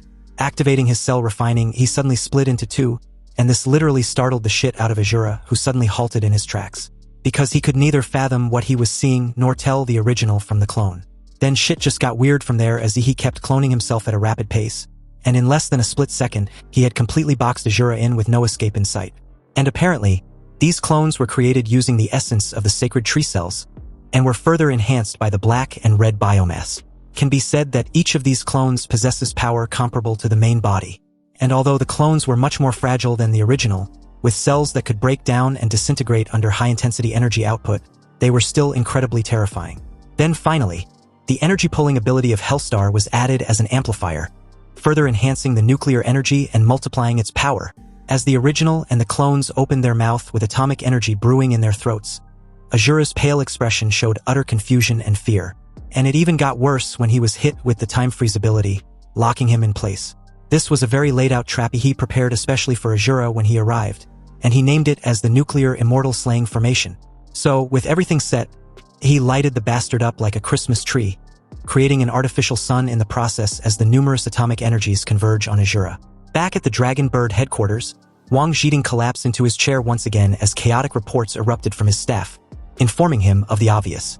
Above the city of Huadu University was a second sun with a blinding azure light that seemed to engulf everything. And with a sharp increase in radiation levels, the outside temperature was also skyrocketing at an alarming rate. Less than a second in, and its destructive power had far surpassed the earlier explosion.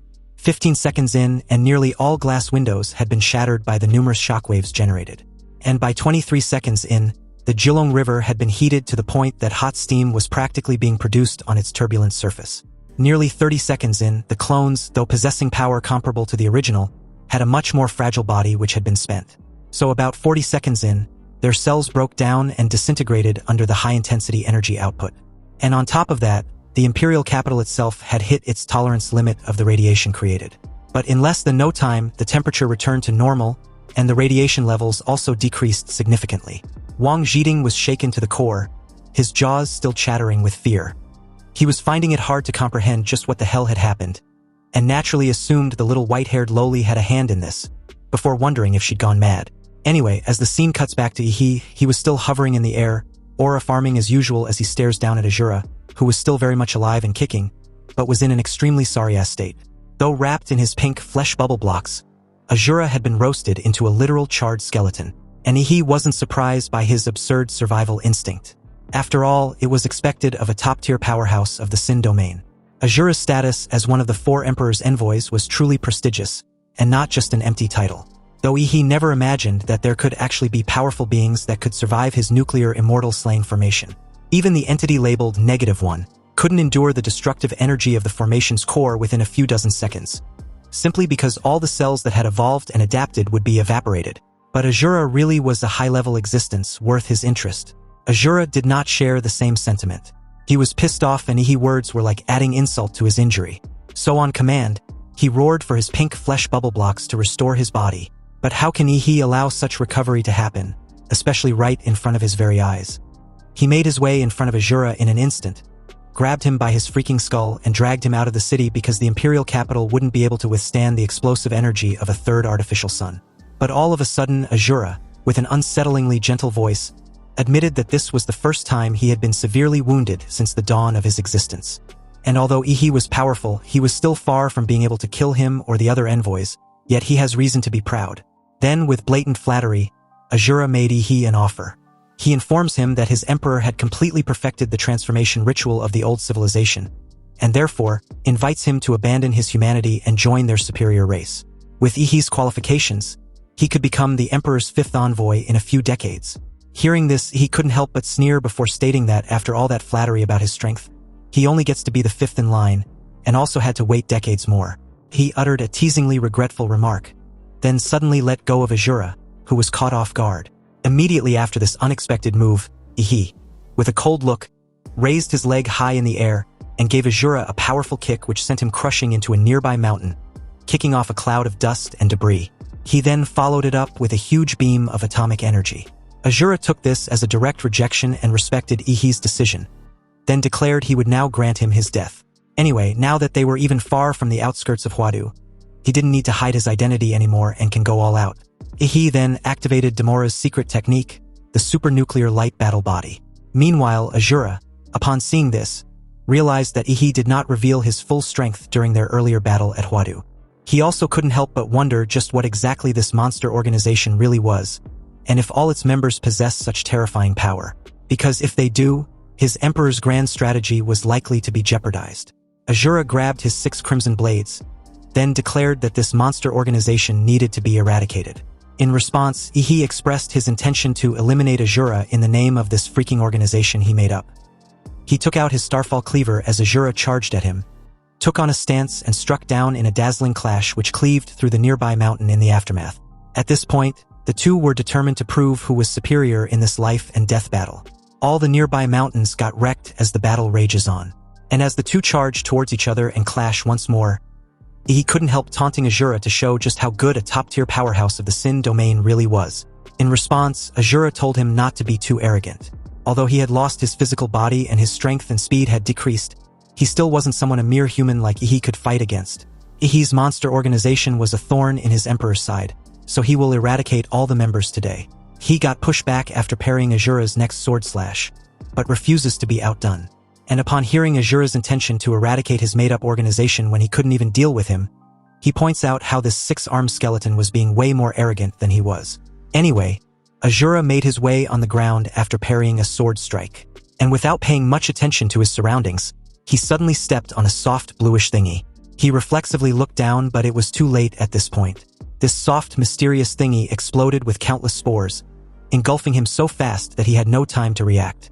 Ehi, watching from above, explains that these spores were the product of the combination of the Judgment Cell of the Star Emperor Demora and the Cell of Genmu, which he calls the Ye Cell. As for the effects, Azura would find out soon enough. The spores, like compressed matter finally being released, instantly expanded at an incredible speed, covering Azura's entire skeletal body. This scared the living shit out of him, and he screamed in panic, wanting to know what he had done and why he couldn't move. With just his main skull left, Azura felt an unprecedented sense of helplessness.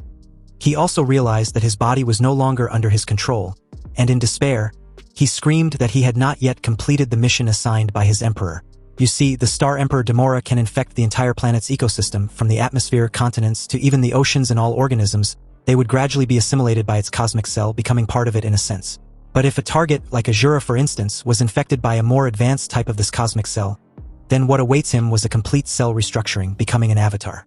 When the entire process was done, Azura's cells had been restructured with organs and blood vessels weaving into muscle tissues over his bare skeleton, taking on his original form with Demora's features and traits added to the mix. He was quite pleased with himself when his new avatar called him Lord.